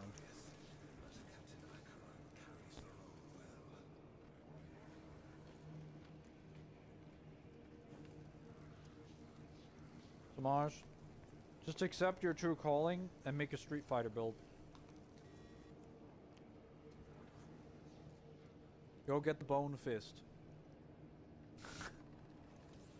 Well, actually, you have to go into the DLC for that. People are liking Dark Souls 2 more? Yeah, it's mostly because there's been a lot of videos resurging about... So, part of it's been... People have been resurging... There's been videos resurging about DS2 after Elden Ring because a lot of people didn't like Elden Ring's design. And there's also been a combination of other videos responding to the original criticisms of DS2 because most of the DS2 players have realized that the DS1 and DS3 fans that played the game lied about their critiques of the game, so they've been making tons of videos debunking their claims, which has brought more people into playing DS2 because they've realized the game does not actually have any of the problems that they said it did. A lot of it was just really bad publicity. A lot of people loved Elden Ring. People do love Elden Ring. They do. But a lot of hardcore Souls fans, tons of them, hundreds of thousands of them, do not like the system for how Elden Ring is built up. Like the 3-hit combo system, a lot of the boss design, how magic was handled. The open world aspects especially, which I also definitely critiqued. I thought the open world as an idea was cool, but it was very poorly executed. Because you shouldn't be giving a Souls player that much freedom. You need to give them some kind of navigatable basis where they need to go. You good? Yep. I just gotta make sure I have the correct gun. Yep. Okay. We're good. Alright, range damage at greater than 10 meters. Range damage with this. Gun strike can't be used. Alright. Here we go. Wait. Bots on? Yeah, bots are on. Alright. Has anyone made a good open world single player game yet? Let's ask Zim. Zim, has anyone made a good open world single player game yet? Smaj is curious.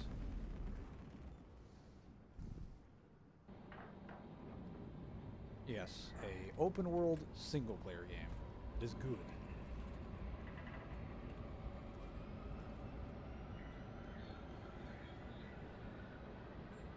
I think he means recently. Well, actually, Samaj, do you care if it was recent, or can it be like within the last 20 years?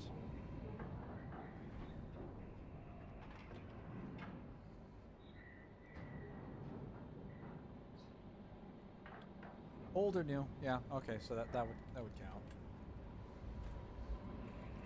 I can't think of a.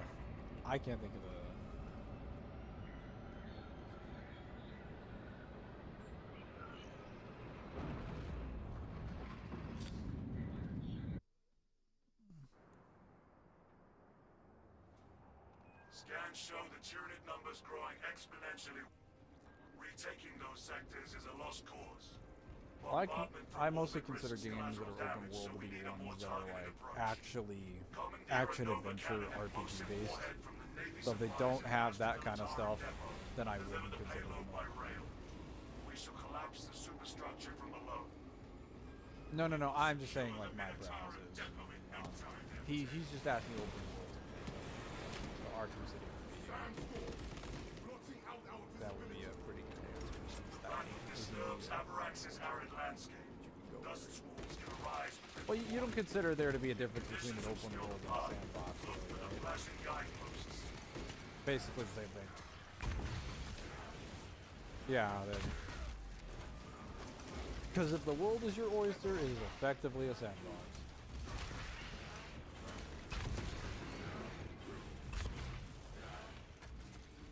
The storm has dissipated. Advance while it is clear. I would agree.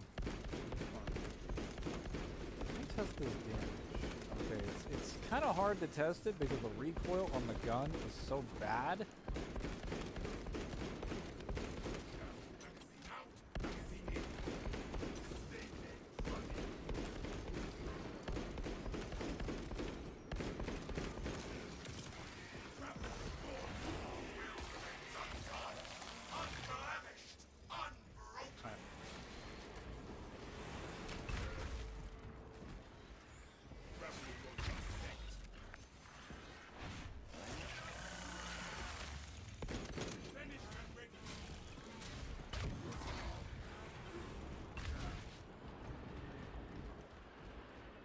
Boss yet. I've gotten to the elevator and he hasn't spawned yet. He's not spawning now. No storm will delay our vengeance.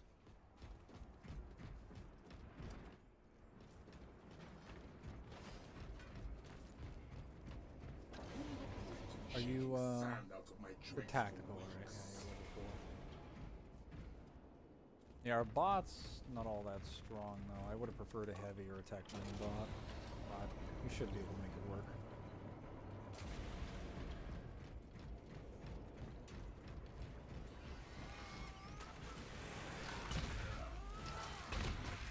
I think that and a quick restart option on the challenge mode thing, so that when you die you can just spawn back in immediately.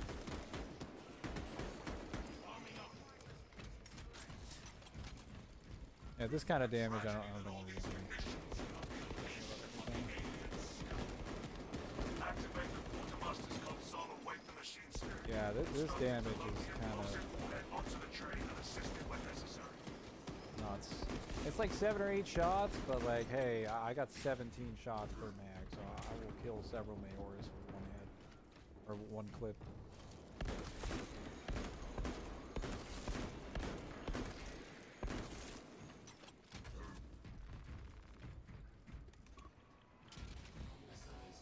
I will not be on the open beta, because I did not pre-order the game.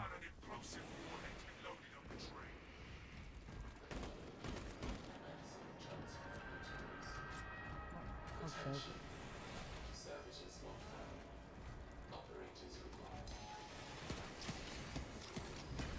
But they had the horde mode this time. they've added so much stuff in the last 2 games.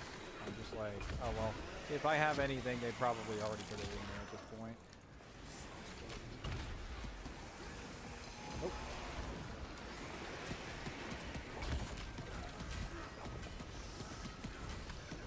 I feel like that's gonna have some stabilization issues.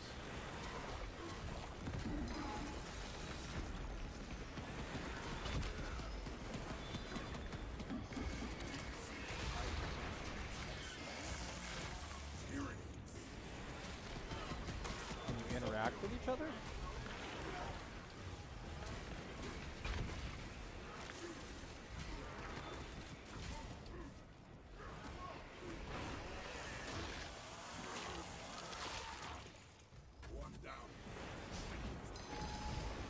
Will you be in separated sections of the map, but the corpse will be like able to crawl across like different areas?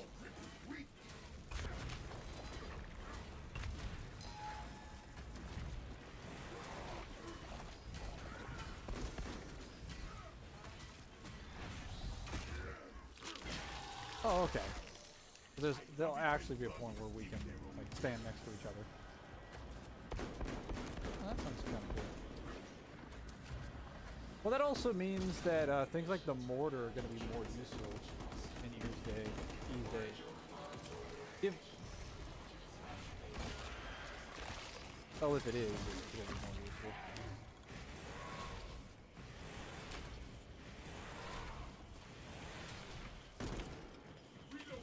Introduced with 4. Yeah, there's 4 classes to start out, from what I remember, and a couple of them are new. One of them is just a... Okay, the assault was not doing anything there.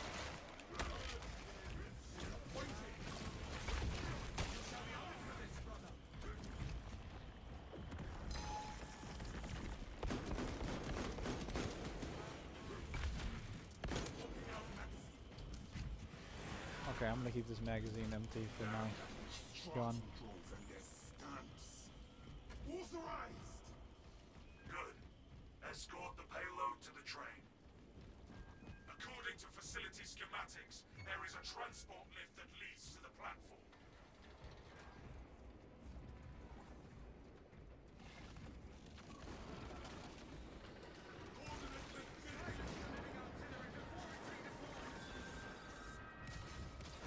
I'm assuming it'll probably be like 2 different playlists, because both 4 and 5 added tons of alternative modes for Horde. They had tons of like bonus ones between, you know, the what is it, like the Juvie Madness, Horde Light, Boss Rush, all that stuff. That's been a thing since like 2016. So they're... Yep. Been out since 2019. So you're gonna get alternate modes. Definitely. So even if the default is what is it? Oh my god. Shredded my health. Even if the default for Gears E-Day is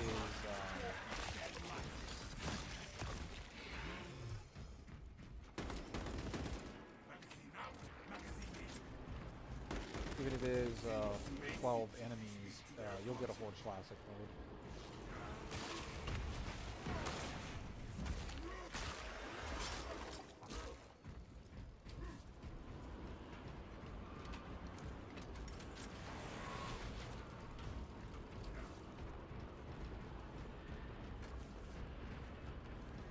Great. I can't wait to shift off my engineering priorities to saving people's lives priorities.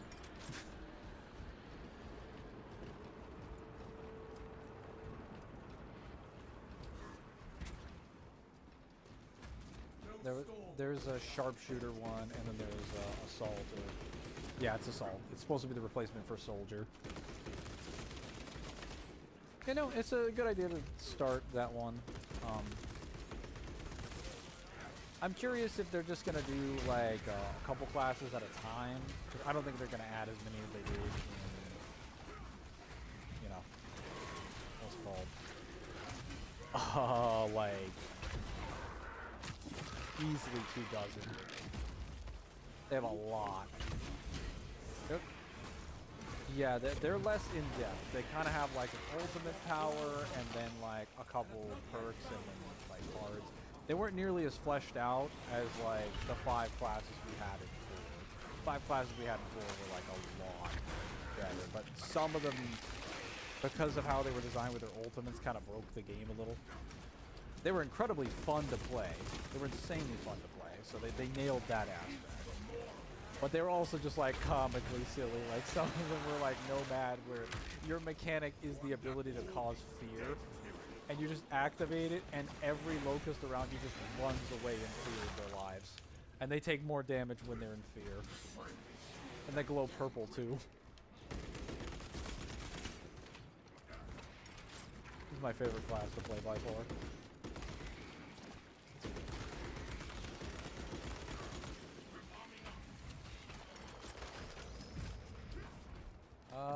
Eerie spawn time is almost up. Mox is like H1Z1 or Gary's Mod doesn't have a story. I guess Gary's Mod would be the best. Boss rush is fun if you're playing Devil May Cry.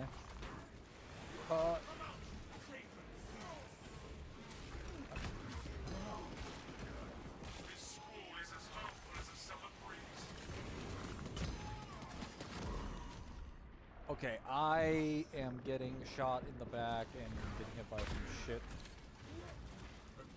Hit detection crap here.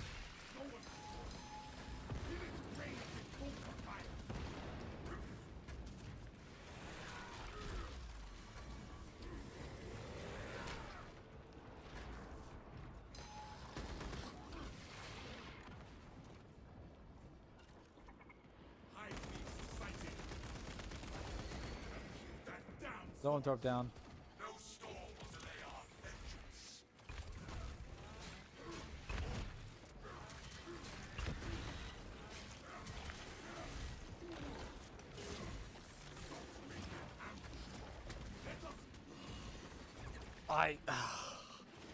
They just spawned an entire group of enemies behind me. So we probably should have cooperated that.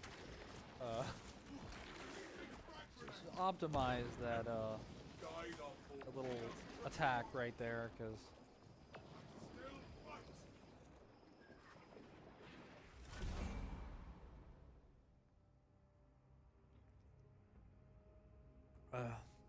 I think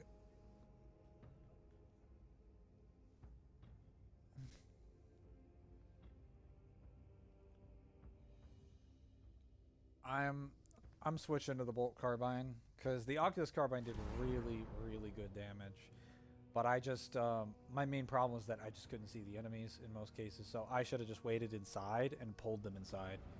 Because if we just kill them in the building where we can see them and then just go back out under clear visibility, we should be able to win. It's not like they can approach us. If they approach us, they die. Like, we have 75% damage on every single bullet in our gun. We do insane damage. And that's not counting your 15%.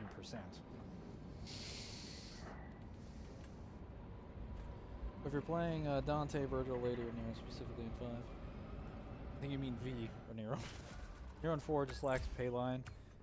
He lacks a lot more than that. He lacks, he lacks like that the bringer knuckle and like a few other things. Final Fantasy 15 had a good plot line, but it lacks everything else. 13 versus 15 would have been cooler. That is Samaj mentioning this, yes.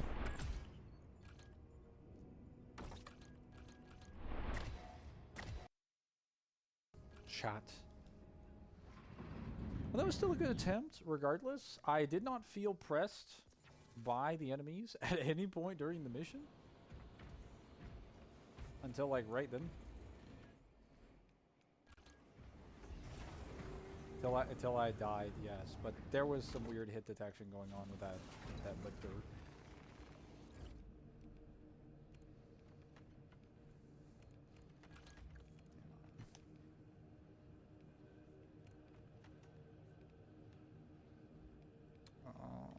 I'm trying to decide what after a dive kick take 40% less range damage. Yeah, no, that should be good. I don't think that'll work. Yeah, that'll work. All right. I've got my Inferno pistol now. I'm not going to use it for gun strikes or close range. I'm just going to shoot them. I'm just going to shoot out the magazine, and then I'll have the 20% extra melee damage. So, with that, massive melee damage.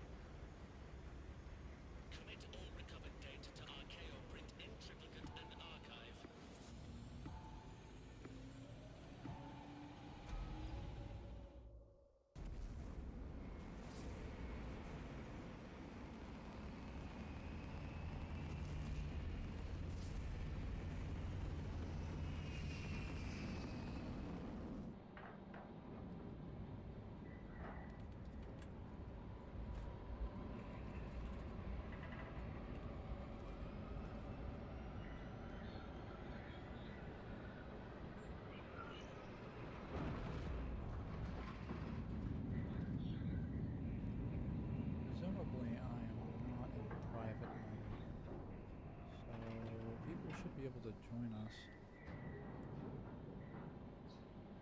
I was revisiting why 13 versus 15 was canceled. Yeah, because it was adapted. Basically, there wasn't much to work with. Probably for the same reason that Square Enix decided the wonderful decision of defunding KH3, because they thought there would be more money-making projects around the corner with other FF stuff. They were wrong, as usual. Growing exponentially within the Hive City. Why? Because they didn't have the story fully scripted. Namor still had it locked away, so it was adapted by word, not from the actual script. Hardware limitations was the key part. What did you do? Implosive warhead from the Navy suppliers in the Astra Militarum depot and deliver the payload by rail. We shall collapse the superstructure. Well, your Stalker Bolt or rifle should be. You weren't expecting the ammo economy, were you? Yeah, that's what everyone says. They see it and they're like, "This is great," and then they realize it doesn't have good ammo economy. They're like, "Oh." Close, brothers. Do not get separated in this storm. The battle disturbs Avarax's arid landscape. Dust squalls can arise with little warning. If conditions obscure the path, look for the flashing guideposts.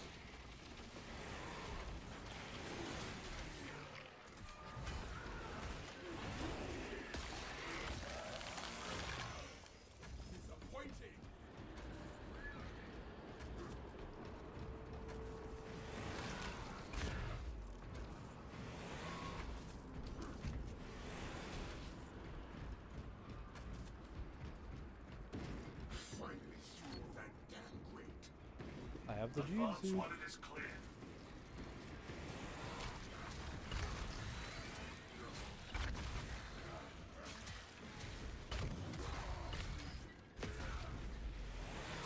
Possibly. Provided the tactical can aim.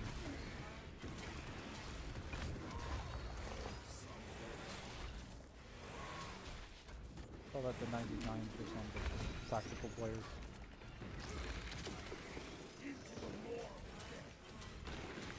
I could barely see him, but my grapple got him. Alright, he's out.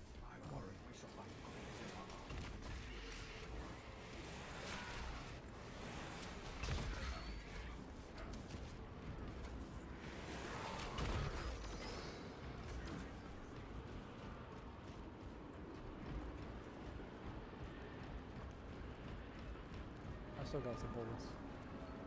So.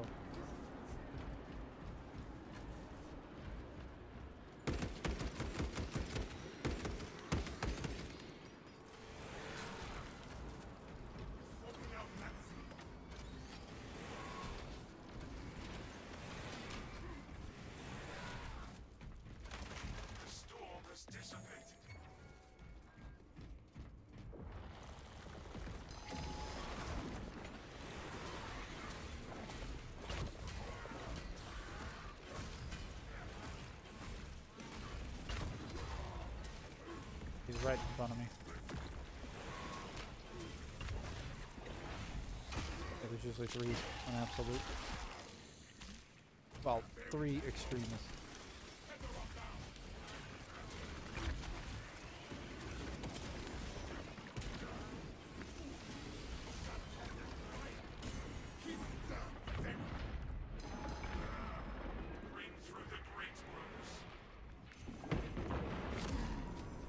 What? Okay, that was bullshit.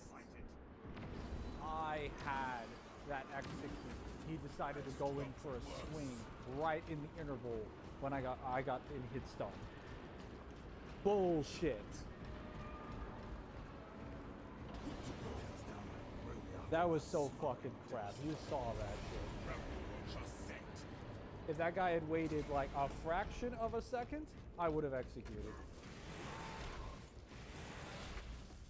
Incredible.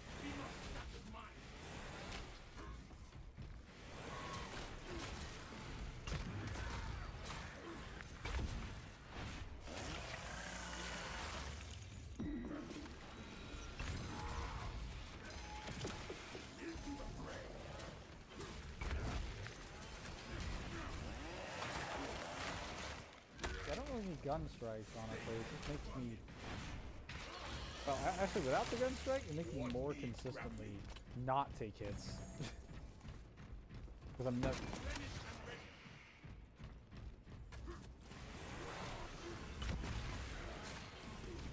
Well, I just mean in the sense that, like, I'm a lot safer because I don't go for the gun strike now. Because I'm usually very...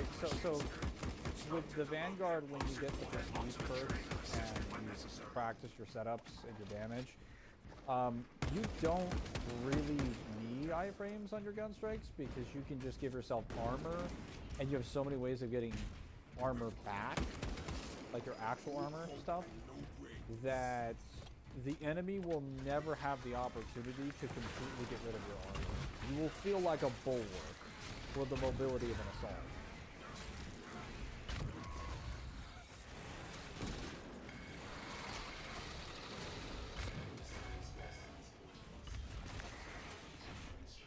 I think either iframes on the end or the beginning of it would have been nice.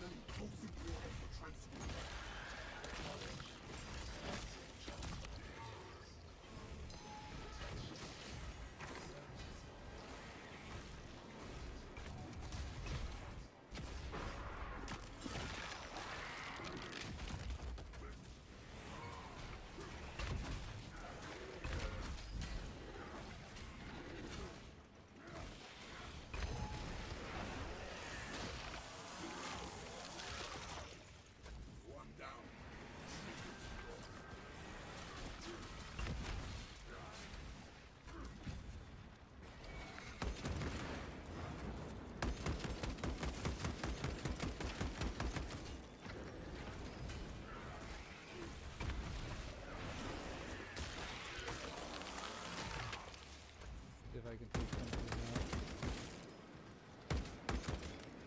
Are you sure there isn't a bile bore here?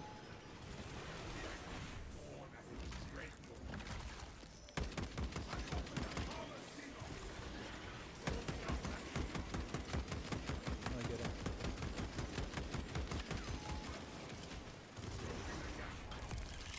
Got him. He's out.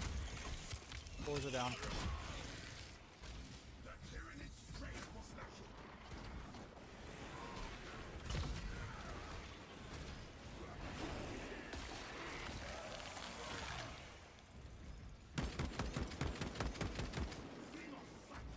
I'm not gonna drop him to 50. I'm just gonna ignore him until you spawn back in.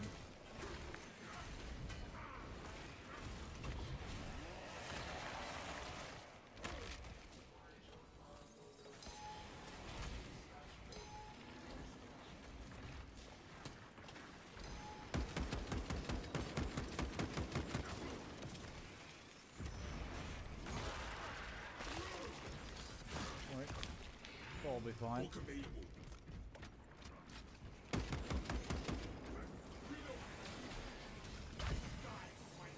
Oh, fuck.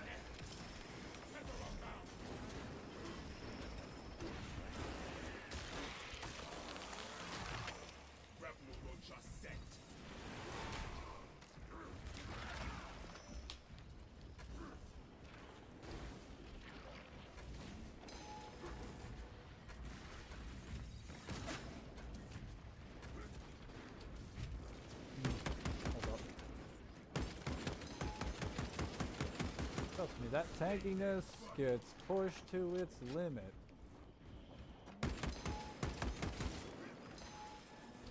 Alright, only a few more Majoris now.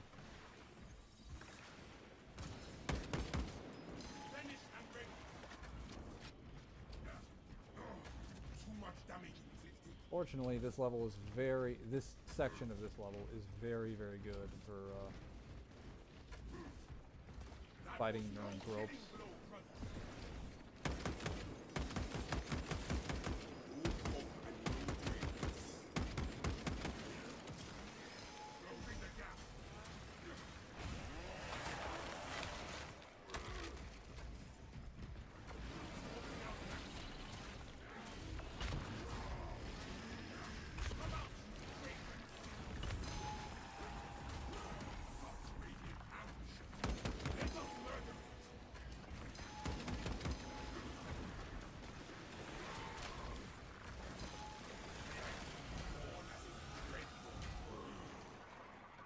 Fuck. Fucking blindsided. Fucking blindsided. In the middle of a parry animation while I'm getting fucked by a known rope. I got cheated in the last room by bullshit.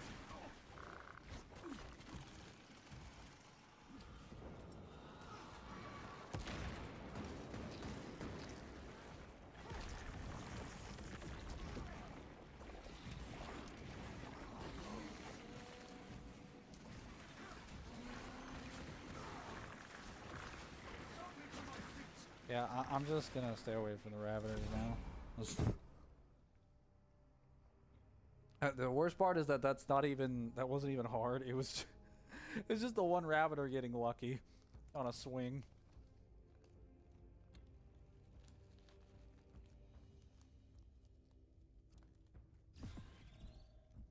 And a flamethrower? What flamethrower?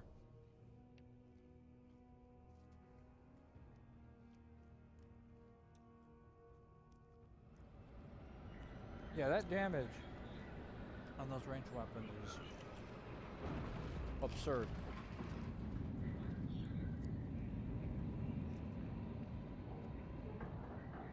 Why don't we just focus the Mayor's enemies when the Terminus enemy comes out?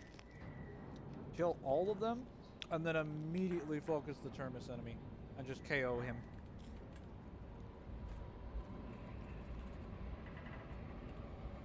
Because even if it calls in the extremist wave, given how fast I was shooting him, if I had a second person there, I would have dropped him to execute health. So even if we got jumped, he would have died. Plus, worst case scenario, if I, even if we do get jumped, I can just press grapple gun and just fly across the room and grab the boss and kill them.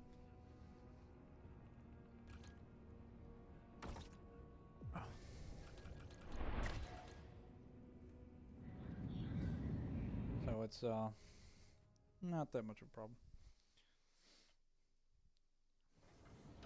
You got 200 HP? Oh, nice.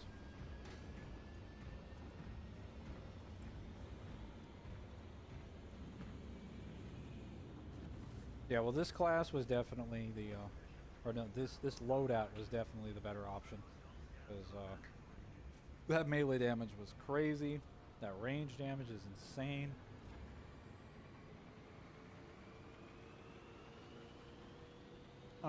Honestly, I just felt like you gave my getting rid of the gun strikes didn't really weaken me.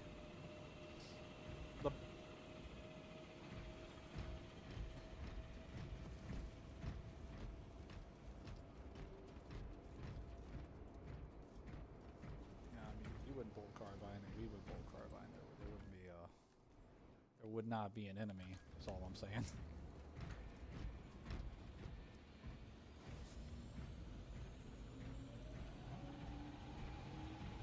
Whatever your typical like range weapon works, just do something that works at mid and long range.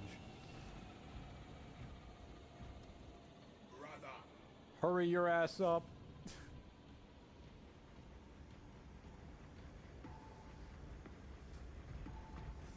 For the We march for glory. I mean for the Emperor.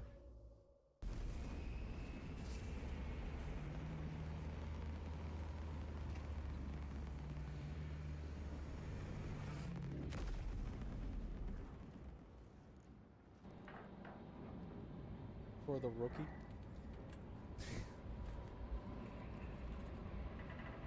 Oh, we got a tech green bot. Nice. Damage. Rookie died fighting the die deck. True story. Mm.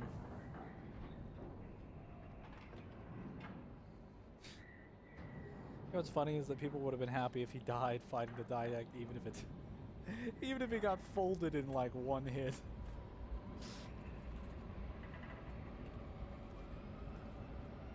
Well, technically rookie run, but the die deck did a double KO. The die deck didn't even die in Halo 4. He was just like, he just got a bad headache and fell out of a slip space gate. Bombardment from orbit risks collateral damage, so we need a more targeted approach. Sure, even though he was literally winning in the cutscene. In the Astra Militarum depot and deliver the payload by rail. We shall collapse the superstructure from below. Well, maybe he just felt bad. Felt bad about the fact that he was going to win again. He was like, you know what? I'll give him an opening. The battle disturbs Avarax's arid landscape. Dust squalls can arise with little warning. If conditions obscure the path, look for the flashing guideposts.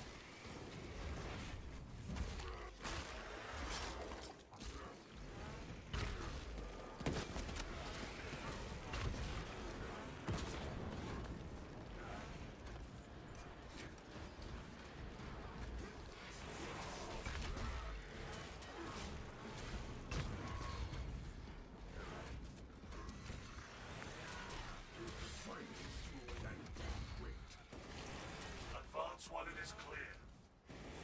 There's just so many things wrong with what you just said. I have. It's like talking to a flat earther for the first time. I don't even know where I want to start.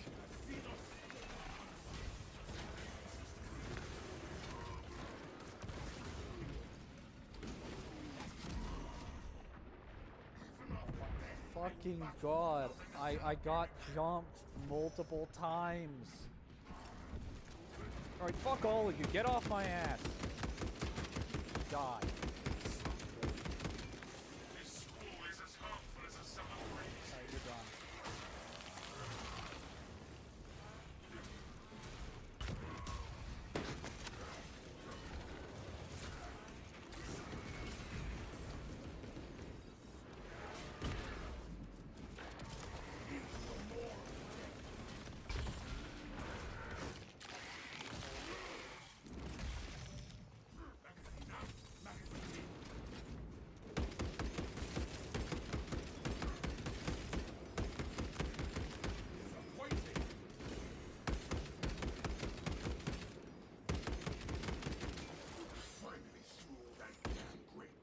Finally, I can see.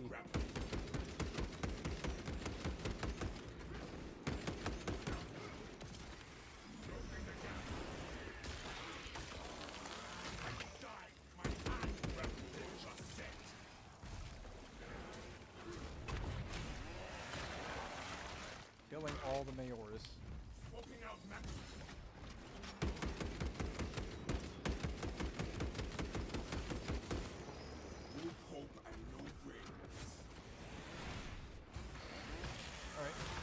Die.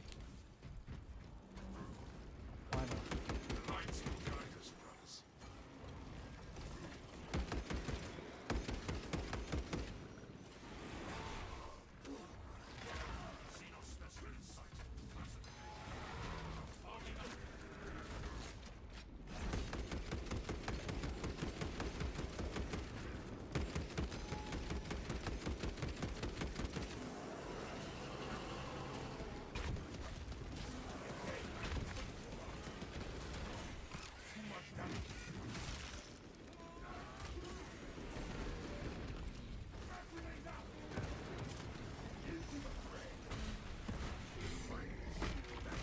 Oh, he's down. Oh. Auspex helps. More so for the range damage than the melee damage. But he just did not want to stay within range. He went. Oh, it's good that you died then, because I just killed him.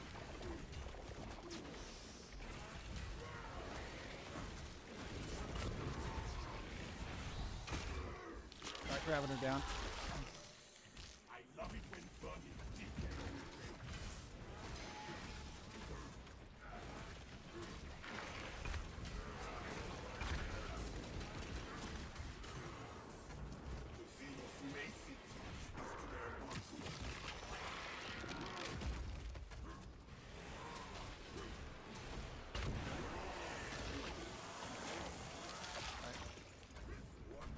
You're about to come back. You just destroyed your bleed out time. Hold up, let me get this guy. That is where we need to be.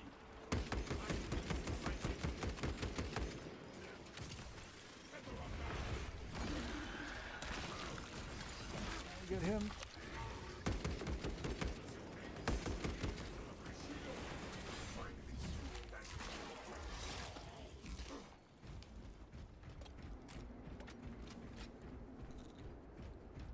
Unfair bullshit like their invisibility where I can't see you. And not because of your actual invisibility, because of literal dust. Stupid. There's a red stem somewhere. Ordnance on me.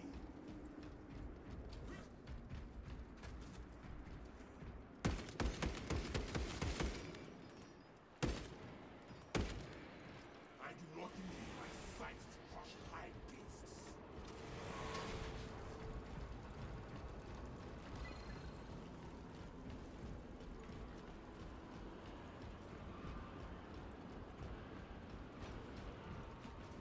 I guess not. Gather at my locus. Guess no one bothers with the hard ones, you know. You might wanna. Shaking sand out of my drinks. Jump him, jump him, jump him, jump him!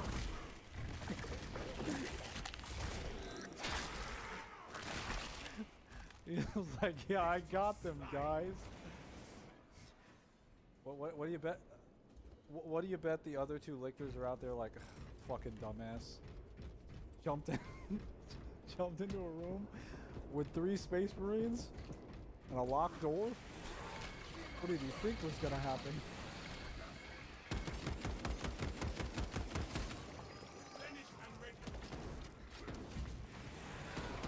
No, it's like 6 or more. You need a lot. At the first objective, Lieutenant Titus. Activate the Great question. console away from machine spirit. Instructed to load the implosive warhead onto the train and assist me when necessary. To be fair, that.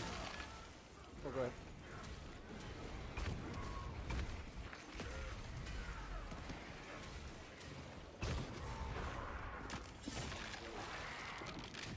Nice.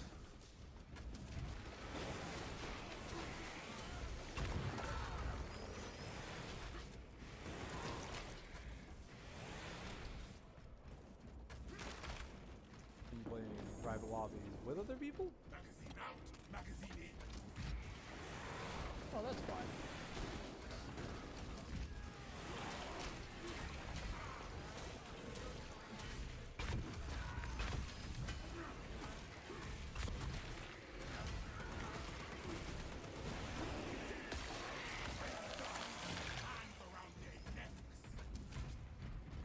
I think it's hilarious how the ODSTs and Spartans hate each other though.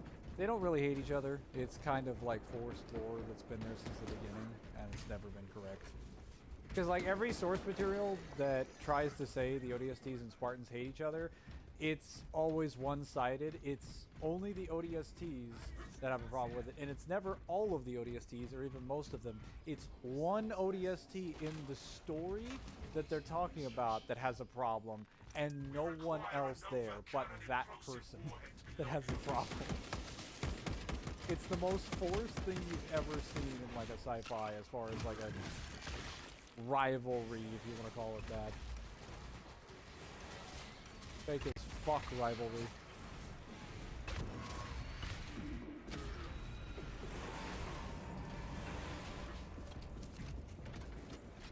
Bro, I don't see the ODSTs hijacking my fucking tanks. What are they doing? Dying in mass?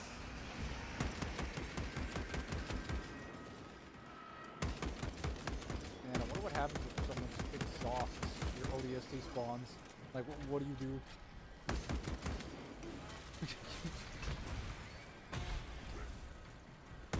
Damn.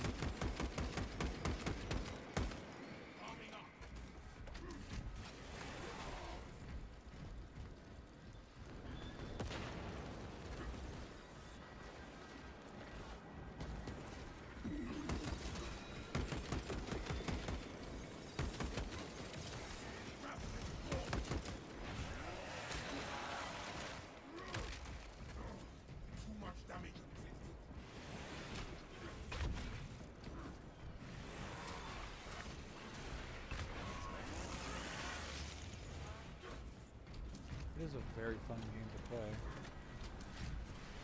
I just have so many things to play.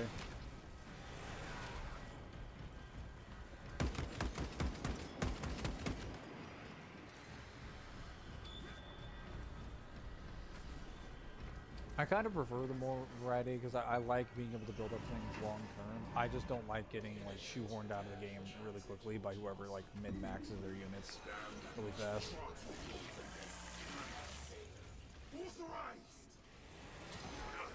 I actually liked the multiplayer mode. I just wish the lower ranked like spammable units were a bit better balanced. That was like my main complaint. Oh my God.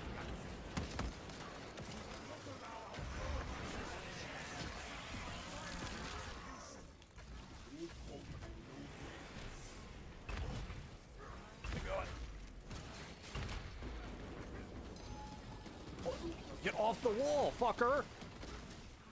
God.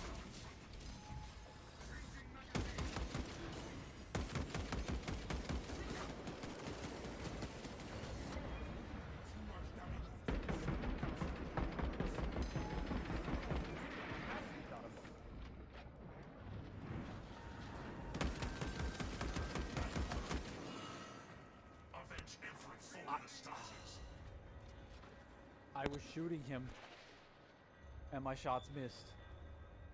Fuck you, Tech Marine. Fuck you, you stupid bot.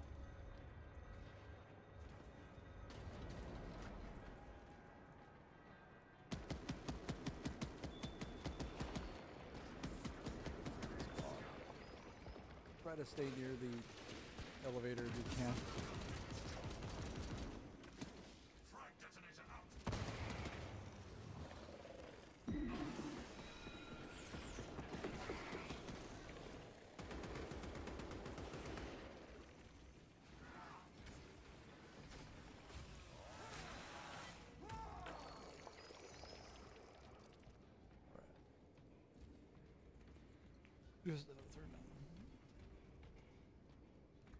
I guess that ODST had a problem with Chief. There's been plenty of ODSTs that have had a problem. Actually, no. That's not actually correct. Most ODSTs don't even have a problem with Chief. The problem only started with the guy that was Colonel Atkinson, the guy that was running the ODSTs in his branch. And the ODSTs that were on Alpha Halo, or no, the head of the ODSTs that were on Alpha Halo had a problem with them. And when the other ODSTs at Alpha Base heard the way that their commanding officer was talking to the chief, they were laughing because they thought he was being incredibly immature and stupid.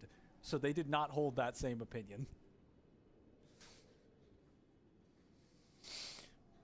Well, because like from the way he was talking, he basically said, "Listen, your entire Spartan breed has died out. You're going to be replaced with God's honest men, the ODSTs." And Master Chief was kind of gritting his teeth under the armor. And the rest of them were just kind of like, "Oh, don't worry, Master Chief, we got your back, no matter what the boss says." Like, they were just... No, because it wasn't the ODST. No, I see. It was never the ODSTs that had a problem with them. The original lore point for it is that it was just Colonel Atkinson, and that's because he hated Halsey. He didn't hate the Spartans directly. He just hated anything associated with the Halsey. I mean, the entire rivalry as a whole is stupid.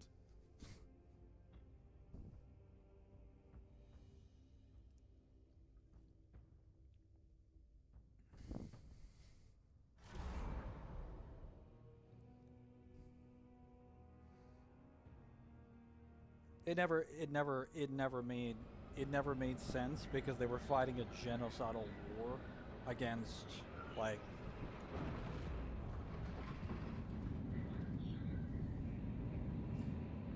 yes, but the timing on when they were released made it seem like they were created specifically to fight the Covenant.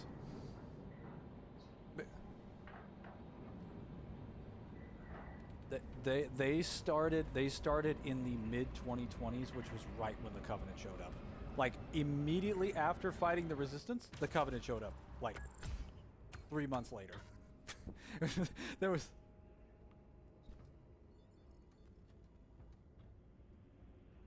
It doesn't, because one, it isn't reciprocated, and two, who the fuck has time for that when you're fighting for your very survival?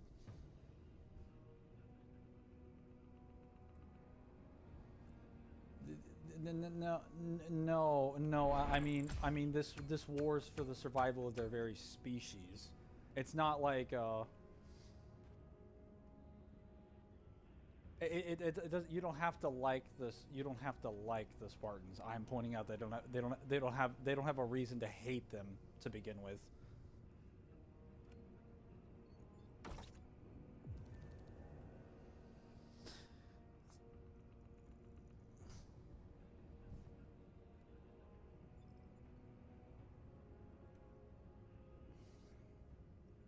I don't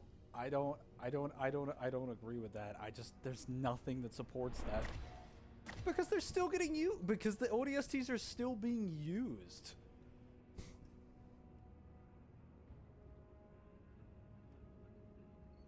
They don't even have the actual beef. It's only ever one dude in every story.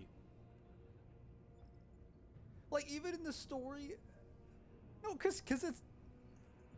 Okay, so if the point was that they were always going to have rivalry, why isn't it like most of the ODSTs having a fucking pissing contest with the Spartans?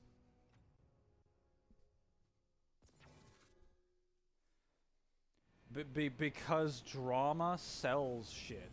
Even though people, honestly...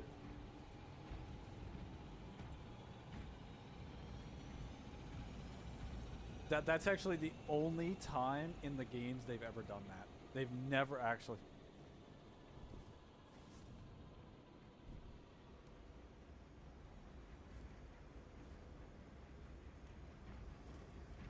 No. I'm not saying they weren't supposed to have a rivalry. They were clearly written to have a rivalry. The point is that it's not well written enough to be considered a rivalry. It's fucking shit. A reciprocated, like, an actually dual-fold reciprocated, like, interaction between two people. Then it's not a rivalry! It's not a fucking rivalry! That's not a rivalry. That's not a rivalry. That's a bitching contest at that point. That's not a rivalry at that point. How in the world are you having a rivalry if you're the one competing against the person but they don't care?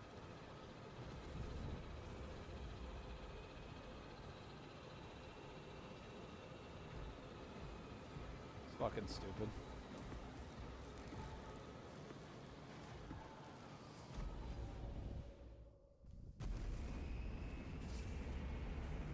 No, I don't care about the performance of the ODSTs or the fucking, you know, Spartans versus each other. That...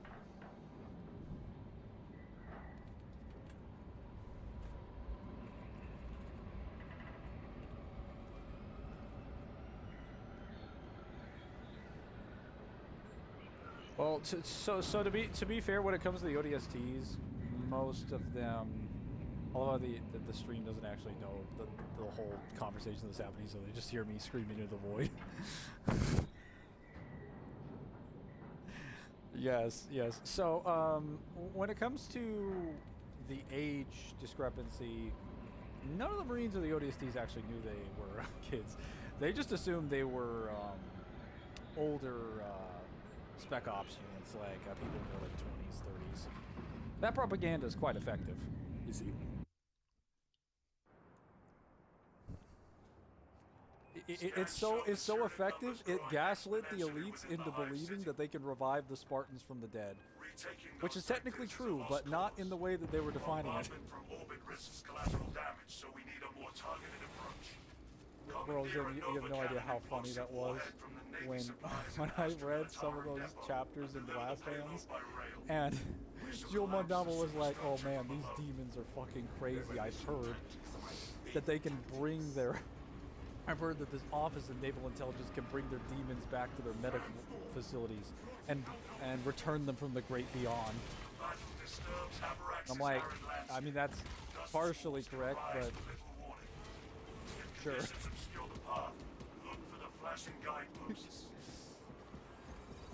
I guess he's referring to the...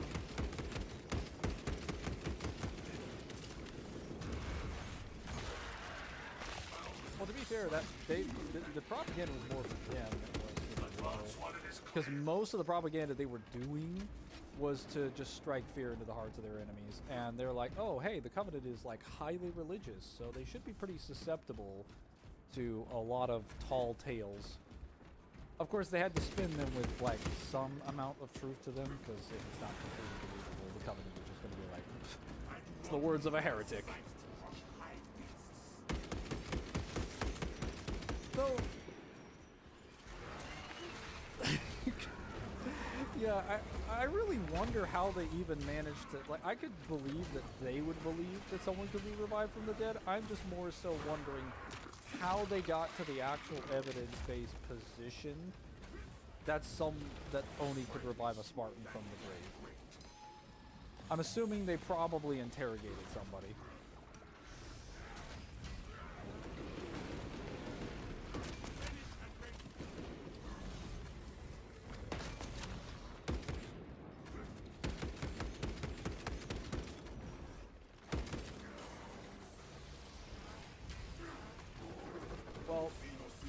Well, because the exact process that they're referring to is the process from which Spartans are revitalized. So they clearly got some insider information, probably from interrogating someone or stealing intel packages.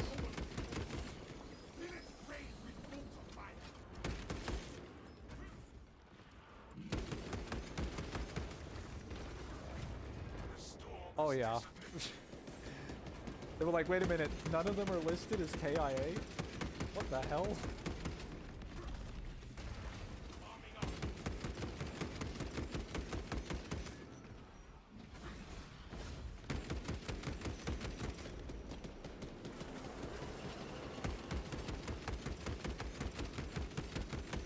They barely hit that head.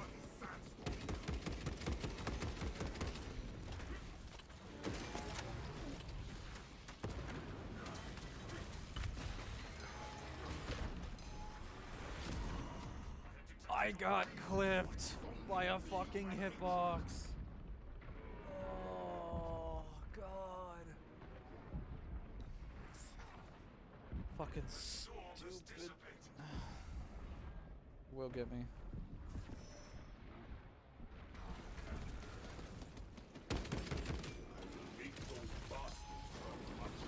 Bro! He clipped my fucking grapple kick! He was behind me! That doesn't even make any sense!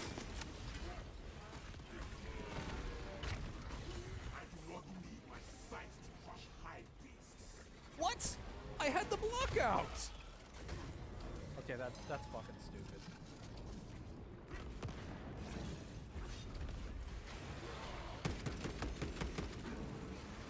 Fuck you.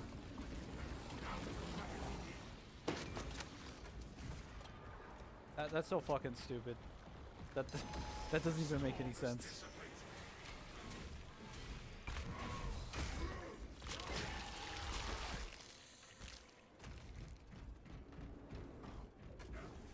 I should have fallen back to the spawn.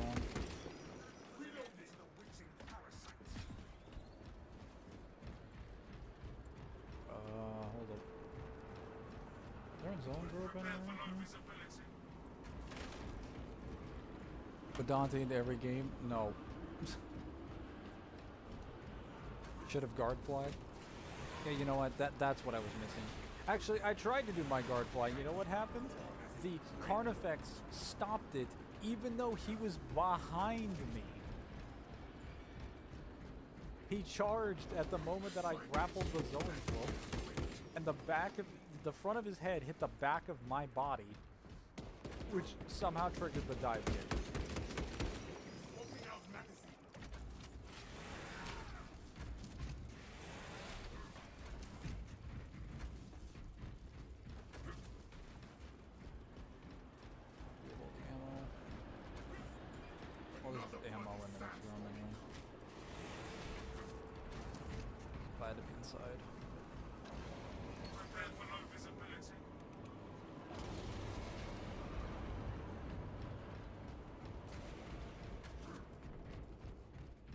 One more healing item would do wonders.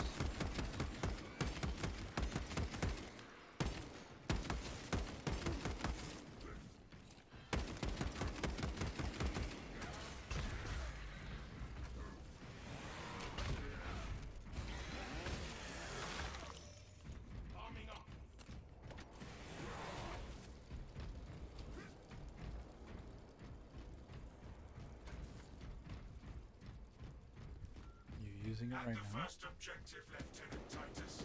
Oh no. Activate the quartermaster's console and wake the machine spirit. Instruct it to load the explosive warhead onto the train and assist it when necessary.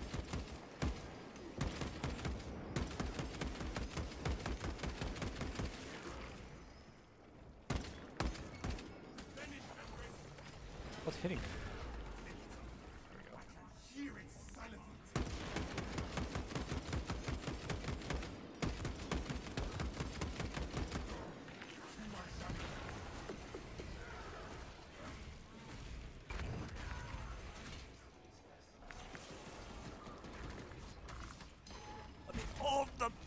Oh my god.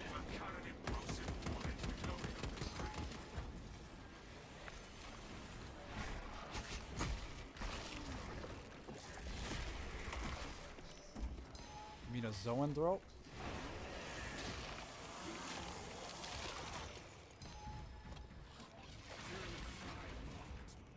Just fucking mark it, dude.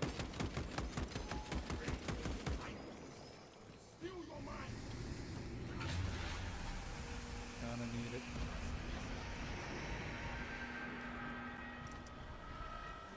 Gonna need this, taking everything.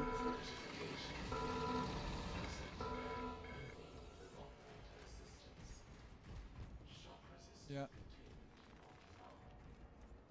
Got it. On the console. A little coordination is all that is needed.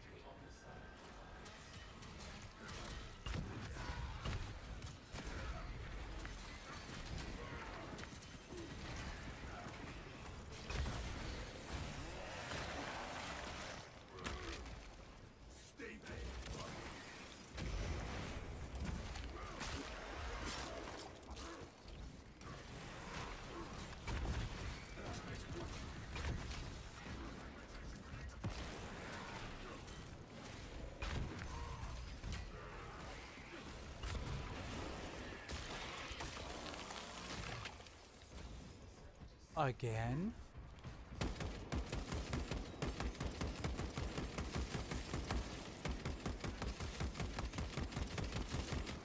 Find that console, damn it.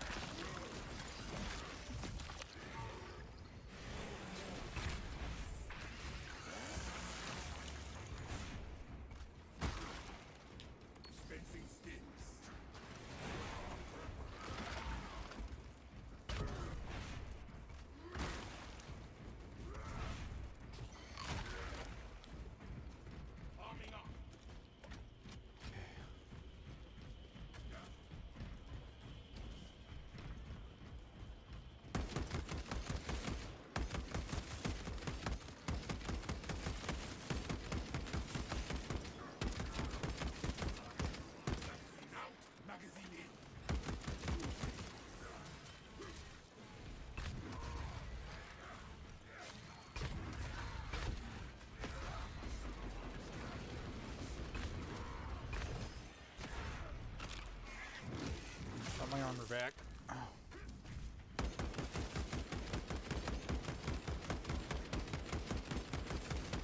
Well, they haven't touched me, so.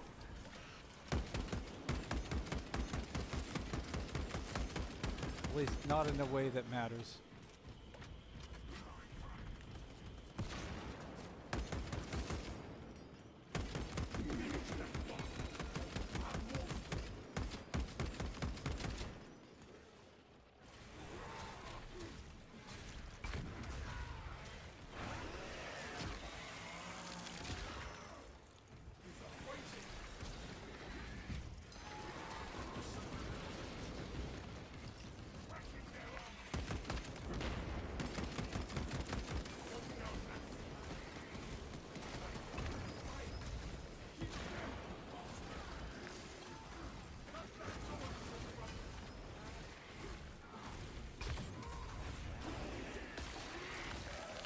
Get rid of that sniper back there.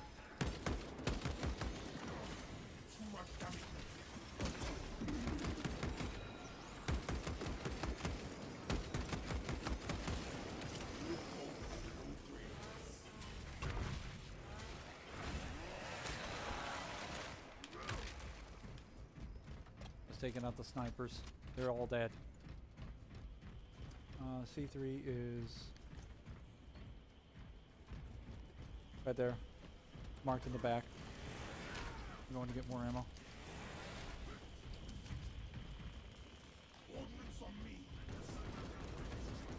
Yes, that's the one over there. I can't get him. Wait, hold up.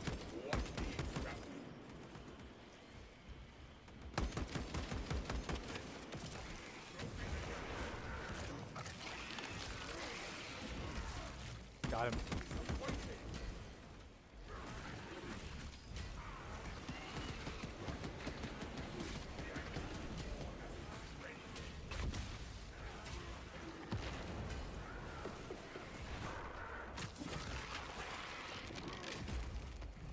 You haven't used it yet? Finally.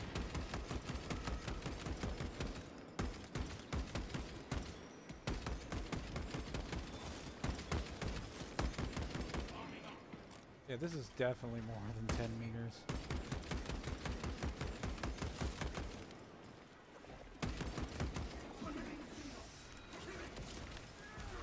Hold up.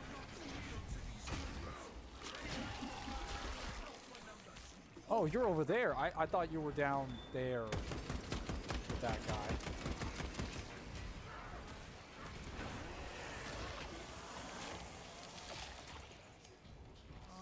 Seems to be fine, mostly. 'Cause we're about to leave.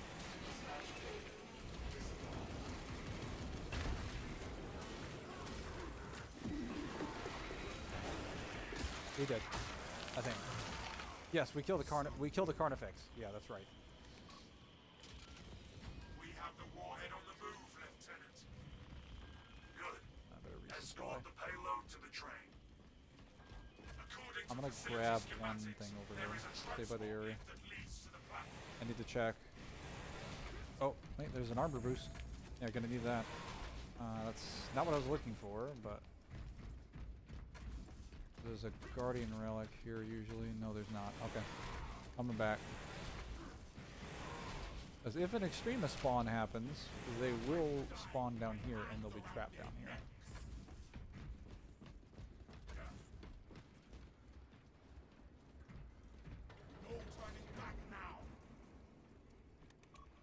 Are you gonna complain that I'm walking slowly when you yourself walk slowly?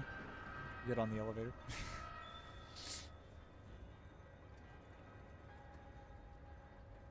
You just call me a dumpster? Trash cans are green, for your information.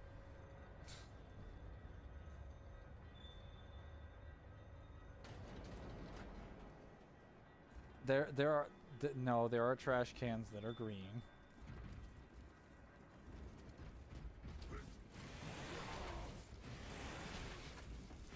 Well, when I say green, I mean like the color that they painted at. You usually get it. I know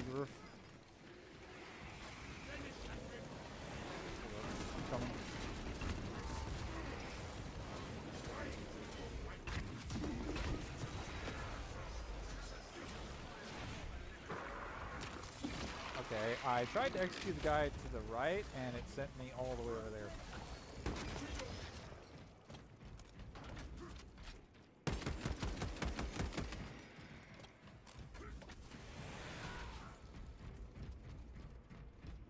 Alright, so here's what I'm gonna do. I'm gonna go out. I'm gonna go spawn them. You stay right there. Stay near the doorway. I'm gonna go proc them, see if I can proc the boss. Oh great.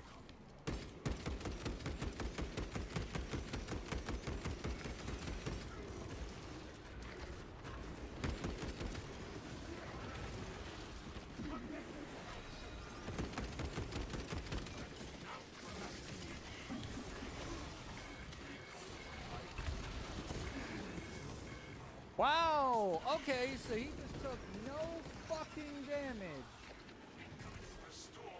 Beautiful gameplay mechanics. That was some bullshit on that extremist spawn. My fault for going. He dead? Oh. Where the hell are the other people? This is not fucking hard. Holy shit.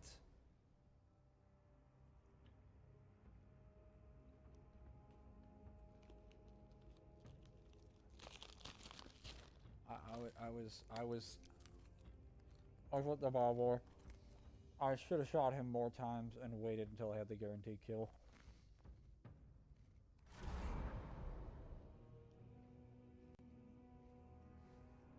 I think I'm just gonna switch to the sniper.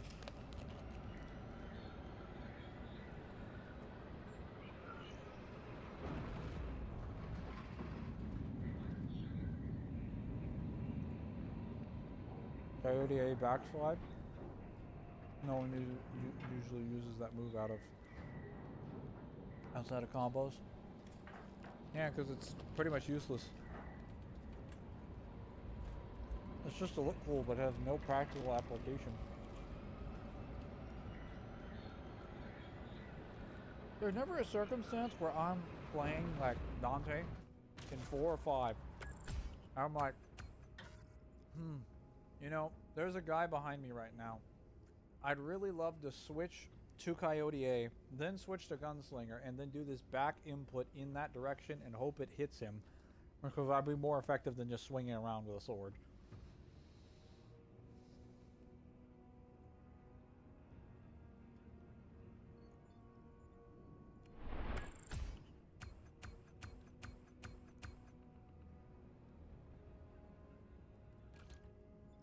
What is your primary weapon that you're using? Let me see. It does look cool.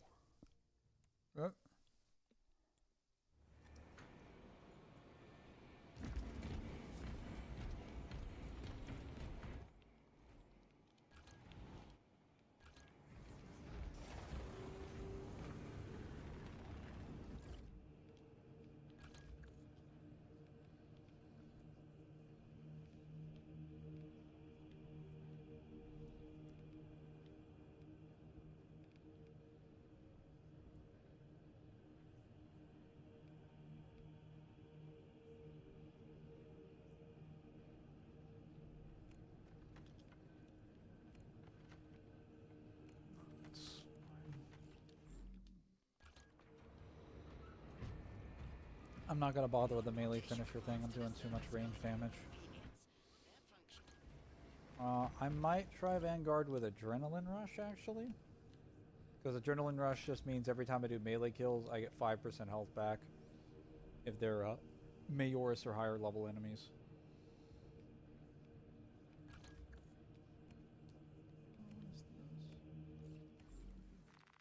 Wait, no, that's the bulwark.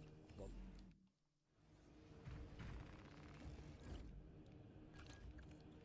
Maybe I need my premium armor set. There we go.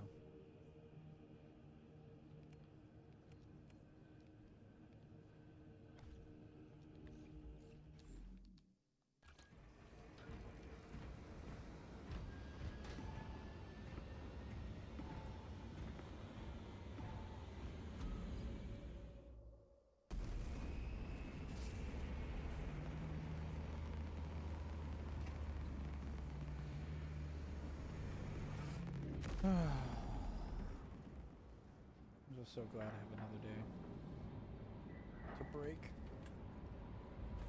Because it seems we'll be doing the last bit of moving on Tuesday and not Monday. I get to relax, stretch my limbs, recover, and read novels.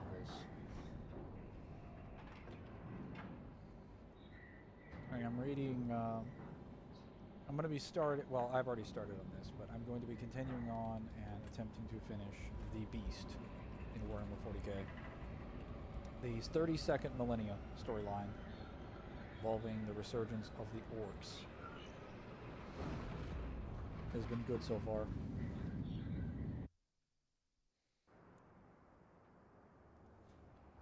Scans show the Tyranid numbers grow. Retaking those sectors is a lost cause. It did give very good statements for how the Xenos are portrayed in the Imperium, in the eyes of the public, though. It basically confirms what's already confirmed in the Inquisition novels, which is that most people have never... The reason why people lose their sanity very easily in Warhammer 40k, at least for humanity, is that they are largely kept ignorant of the idea of Xenos. Like, they know that they exist, and they have, like, portraits and stuff, but they never, ever, ever have to, like, deal with orcs or any of those other species. Most of them have never seen a Xenos in most of the core world. So when they actually... No, that is for the best, and they point out that even though the Imperium is a harsh regime, it is generally, even the most, like, harsh critic of the Imperium would agree it is for their best that they don't see them, because when they do, they just lose their mind. They get terrified over seeing them, because they're always there to kill them.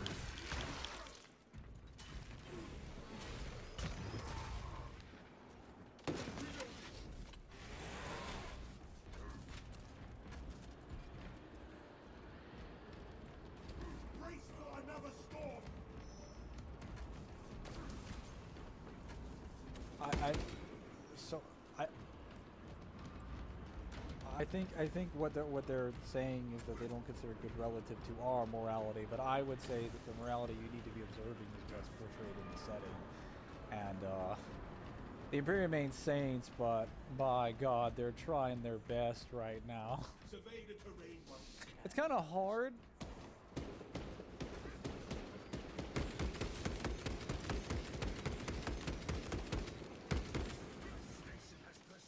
I was going to ask if it was Greek, but it sounds like it is. Trench Crusade seems very kind of gothic.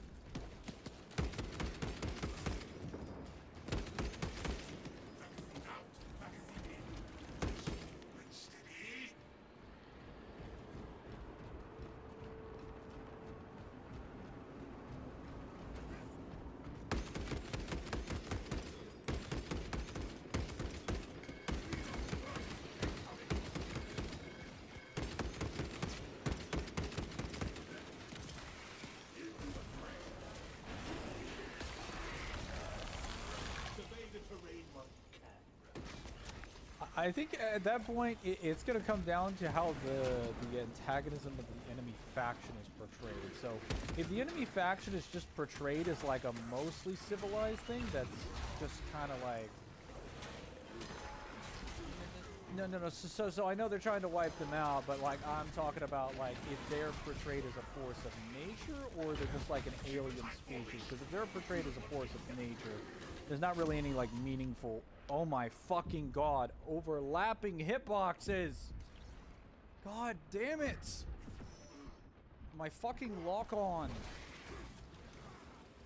Dude, there's something wrong with this fucking lock-on. We need to fix this goddamn game.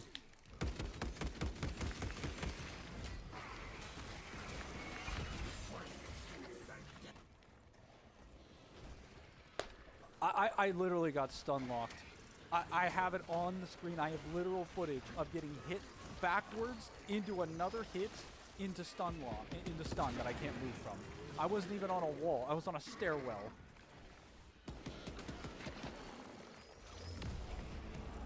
Like stun locks into stun locks.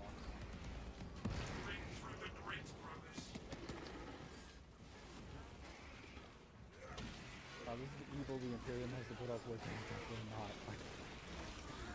They're definitely not the bad guys. Imagine stun locking someone to infinity and then being like, yeah, they're the bad guys.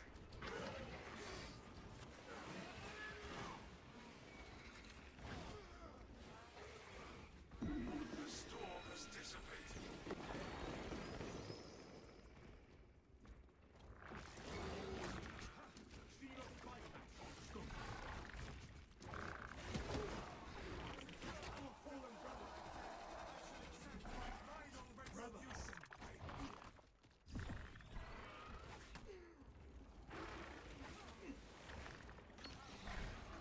Keep a tight formation. We do not want to get separated.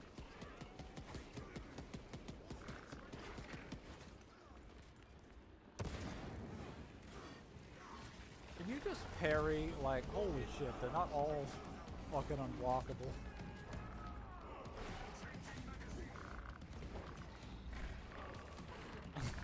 Dude. Survey the terrain while you can, brothers. This bulwark is this bulwark. He's just standing there. It's great. Our brothers genius. He's just. When I go down, I get stun locked from a hit into another hit, but I'm in the middle of the air.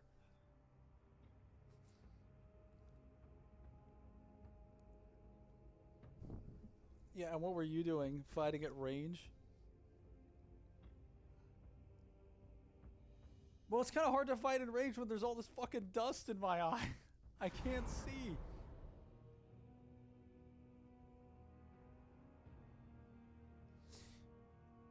I think we can retry that one, because we barely even got that far.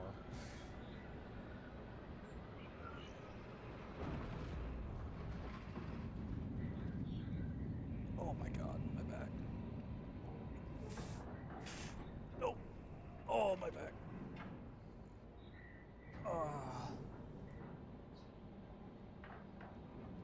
Moving. I thought I explained this to you, but apparently you just don't listen.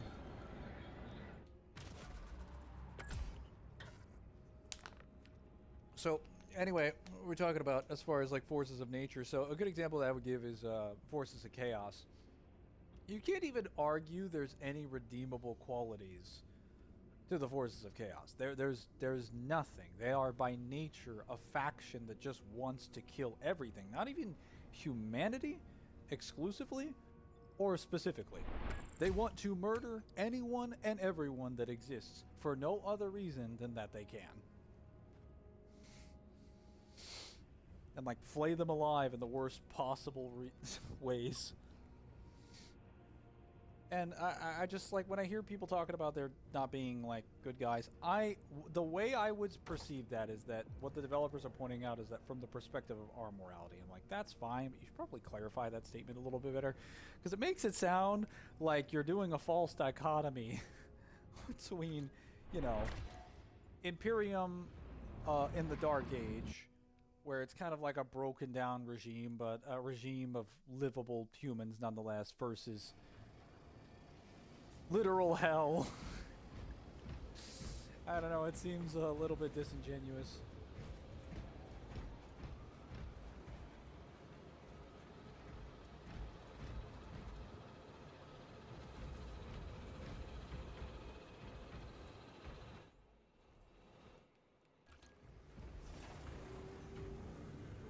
Giving you a second. Give exactly 1 second.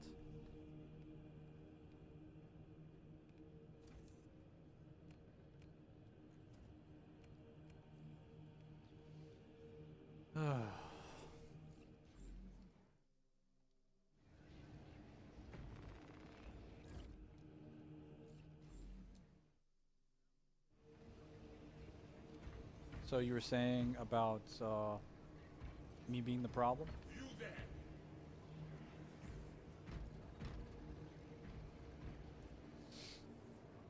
Switching to the baby easies. Got it.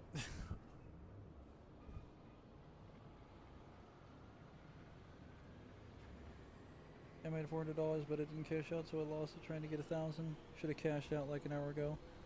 It's 65 gone.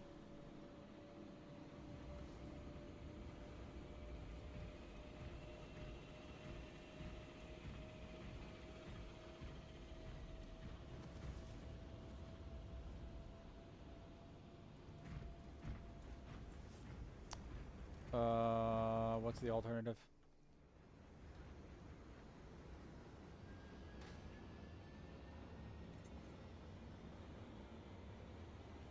Yep. That one. Contested health is gonna.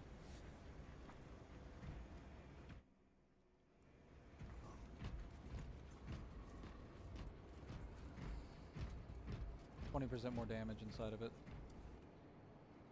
Because you're gonna be staying near your banner, and that means you'll be killing them faster. I can also buff your melee damage a lot between that and my team perk.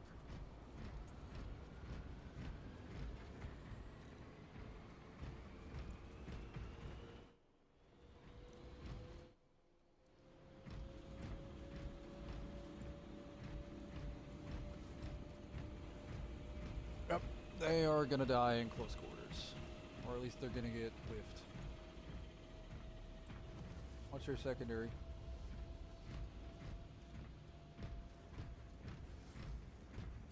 I see.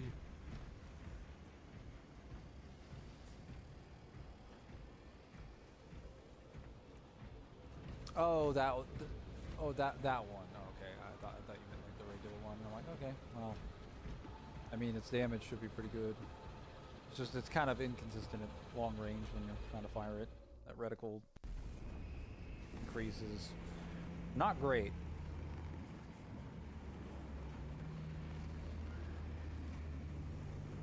You want to cash it early from now on if it's a profit. An extra $400 would have been nice. Yeah, I would think cashing out early would have been smarter than waiting for 1,000.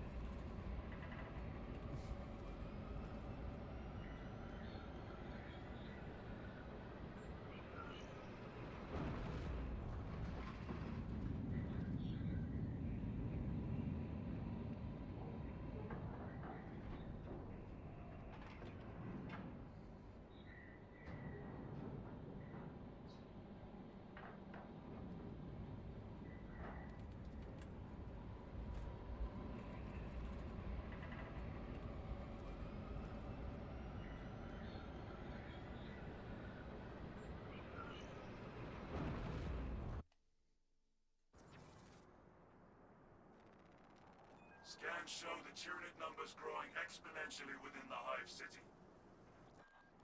Retaking those sectors is a lost cause. Bombardment from orbit risks collateral damage, so we need a more targeted approach. Commandeer a Nova Cannon implosive warhead from the Navy supplies in the Astra Militarum depot and deliver the payload by rail. We shall collapse the superstructure from below. There's a my favorite experience. The battle disturbs Avarax's arid landscape. Dust squalls can arise with little warning. If conditions obscure the path, look for the flashing guideposts. Check that spot.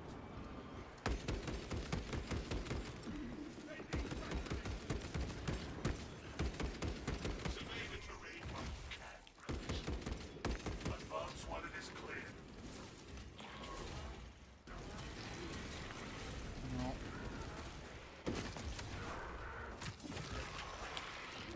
And we're back. Flanking along the right side. Going to the top as quickly as possible.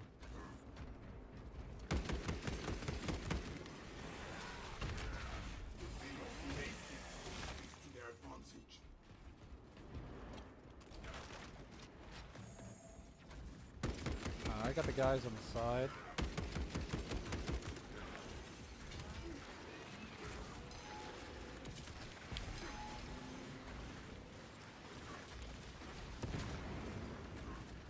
Can't leave because the fucking energy blasts. God fucking damn it.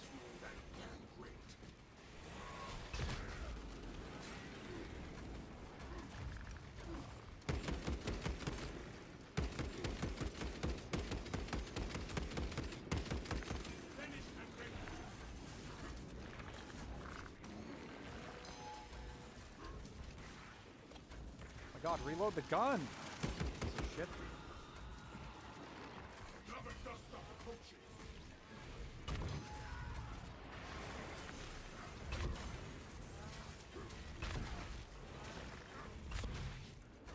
Currently fighting a lictor that just won't fuck off.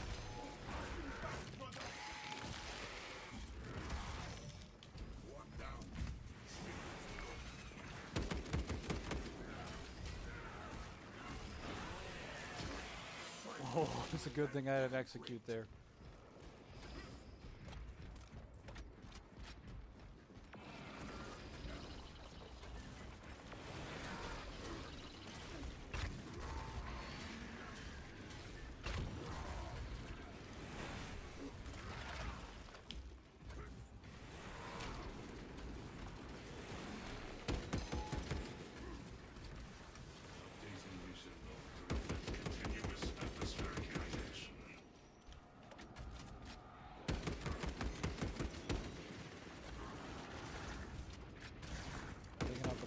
Snipers.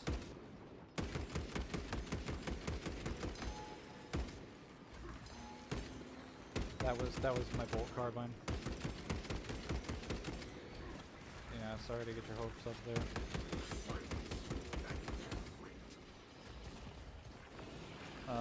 Well, we have a problem now. I have to get in close.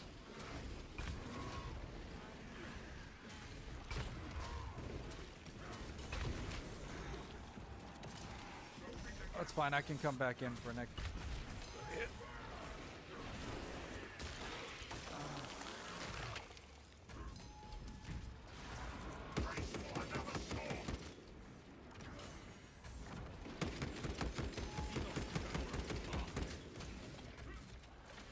Down.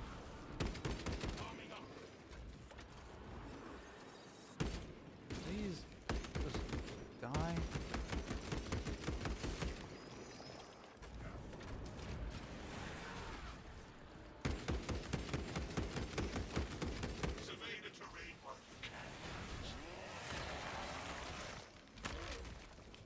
Snipers are dead down here. Moving up.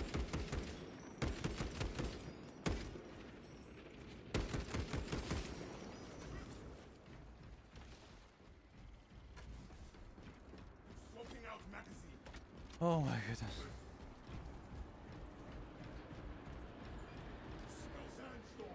Well, I'm healing, so that might be why. Although I wasn't really taking damage to begin with. I am. Do you have your banner? No? Don't use it. I'll proc a guy, and then you Check for cloaking virus. probably. We do not want pop our it. armor compromised in combat. I don't think I'll be able to get a Minoris here, because unfortunately no gun strengths.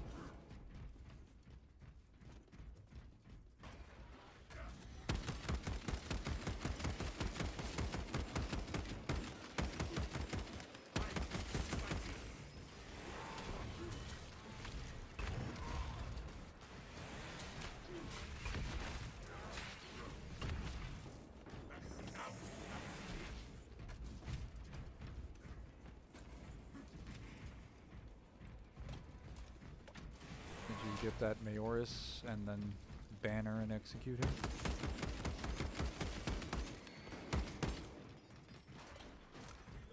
Yes, it would, because you'd banner and then you execute him, and then.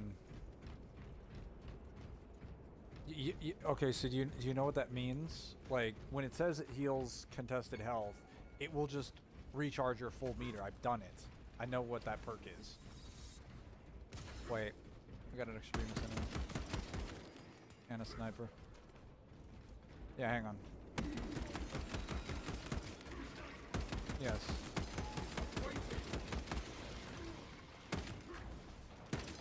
Nice.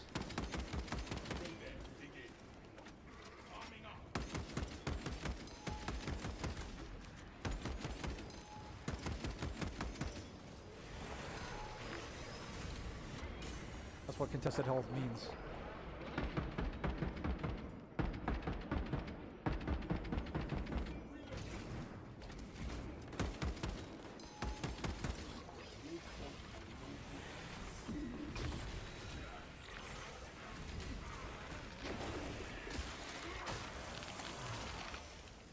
I need that execute.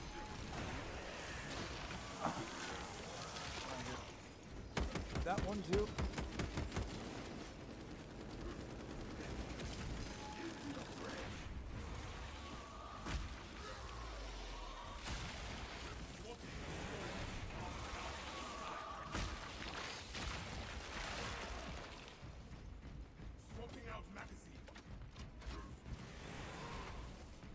That is what contested health means on perks, but really it's only like, you know. Activate the quartermaster's console and wait for the shield spirit. Instructed to load the explosive warhead onto the train and assist it when necessary. Yeah.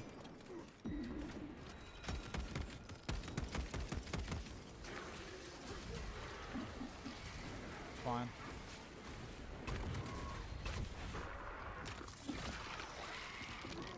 Stay up here.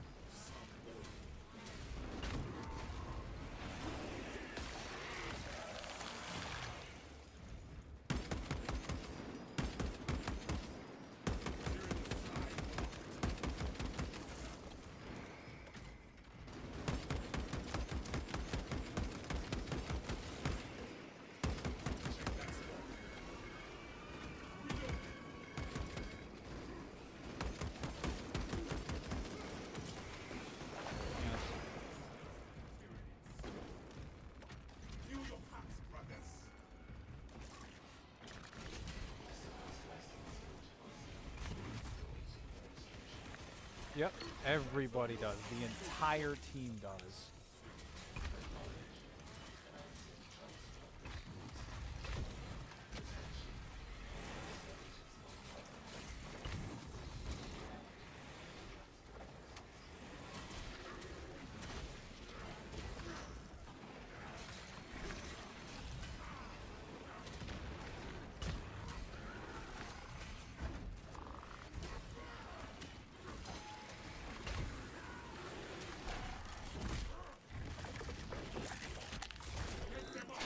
This worthless fucking loser is dead already?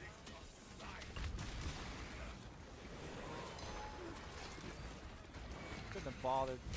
That shithead can't even survive in 2 seconds with this kind of buff. He doesn't deserve to live.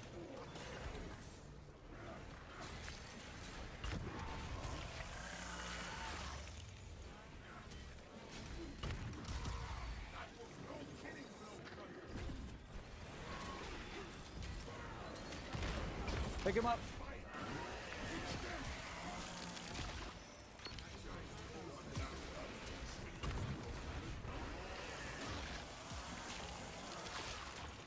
Superior melee damage wins the day.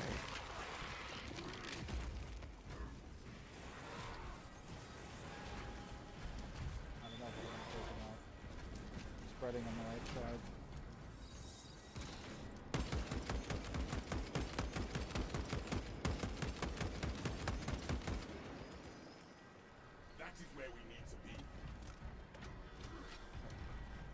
Protocol transfer is done. Is this even... No, it doesn't. Okay, don't pick up the pyro canister thing, because since we can't gun strike, it doesn't even trigger. I just thought that might be the...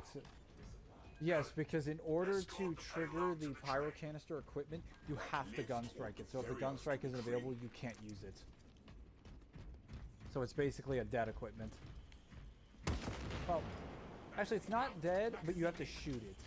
So it becomes obviously way less useful.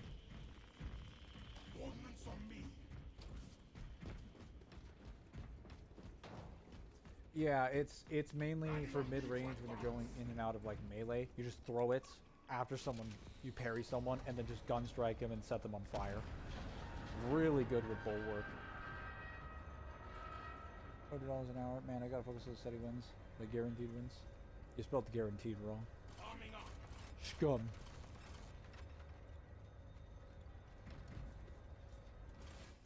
What is this guy running? Level... Okay, he's Prestige 2, Tactical, level 24. Not bad, but prefer if he didn't die instantly. Range damage. Like 15%.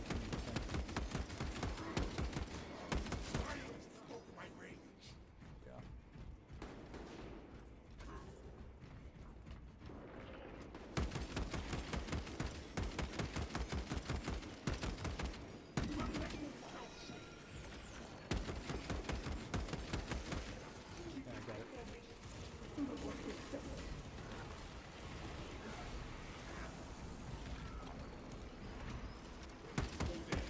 Mark the fucking enemies. We're in a dust storm. Yeah, when you're fighting them, when they're on you. So that I can shoot them, dumbass. Finally through that damn. Yeah, well, if they have a red outline on them, I can hit their head easily. That's the whole fucking point. I can't because the red outline prioritizes the sandstorm, so it literally will just override the visibility. Just activate the bridge and we should be good. I'm gonna check this side to see if there's any enemies. A couple of minorities down here.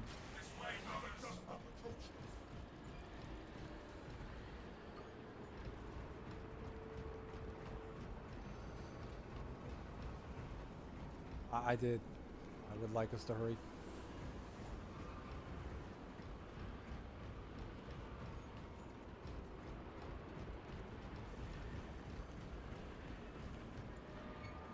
Good.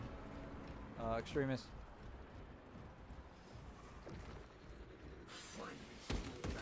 Balvors to the rear. Hang on, getting rid of these doors.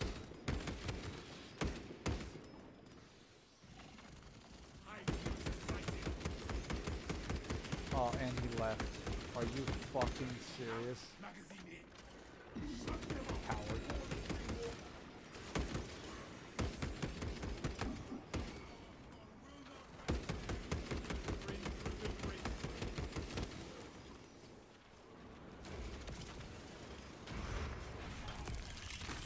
Hang on, I got all my dusted health back.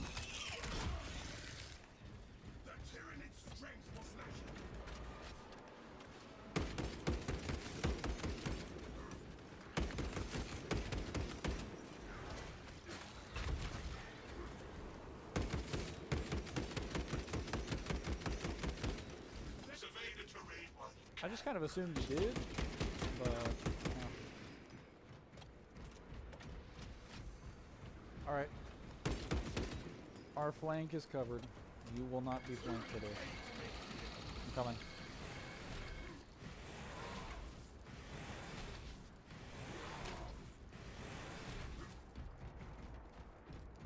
We did. Well, yes, because there's a Nernthrope. We did. We killed the Nernthrope at the start. If we did... Okay, so if a boss spawns here, let's go up to this hallway right here. It's gonna spawn right at that point in the trail yard right there. So I'm gonna stay up here, and you're gonna run and force spawn it. And then I will be able to shoot it. If it's a zoanthrope, I can kill it immediately. But I will need a clear line of sight. As soon as it goes down into its little turret mode, you'll have to get in for to hit its shield. The only problem is if we get a Carnifex, because I will be able to hit it depending on where it's facing. If not, I'm not going to be doing that much damage.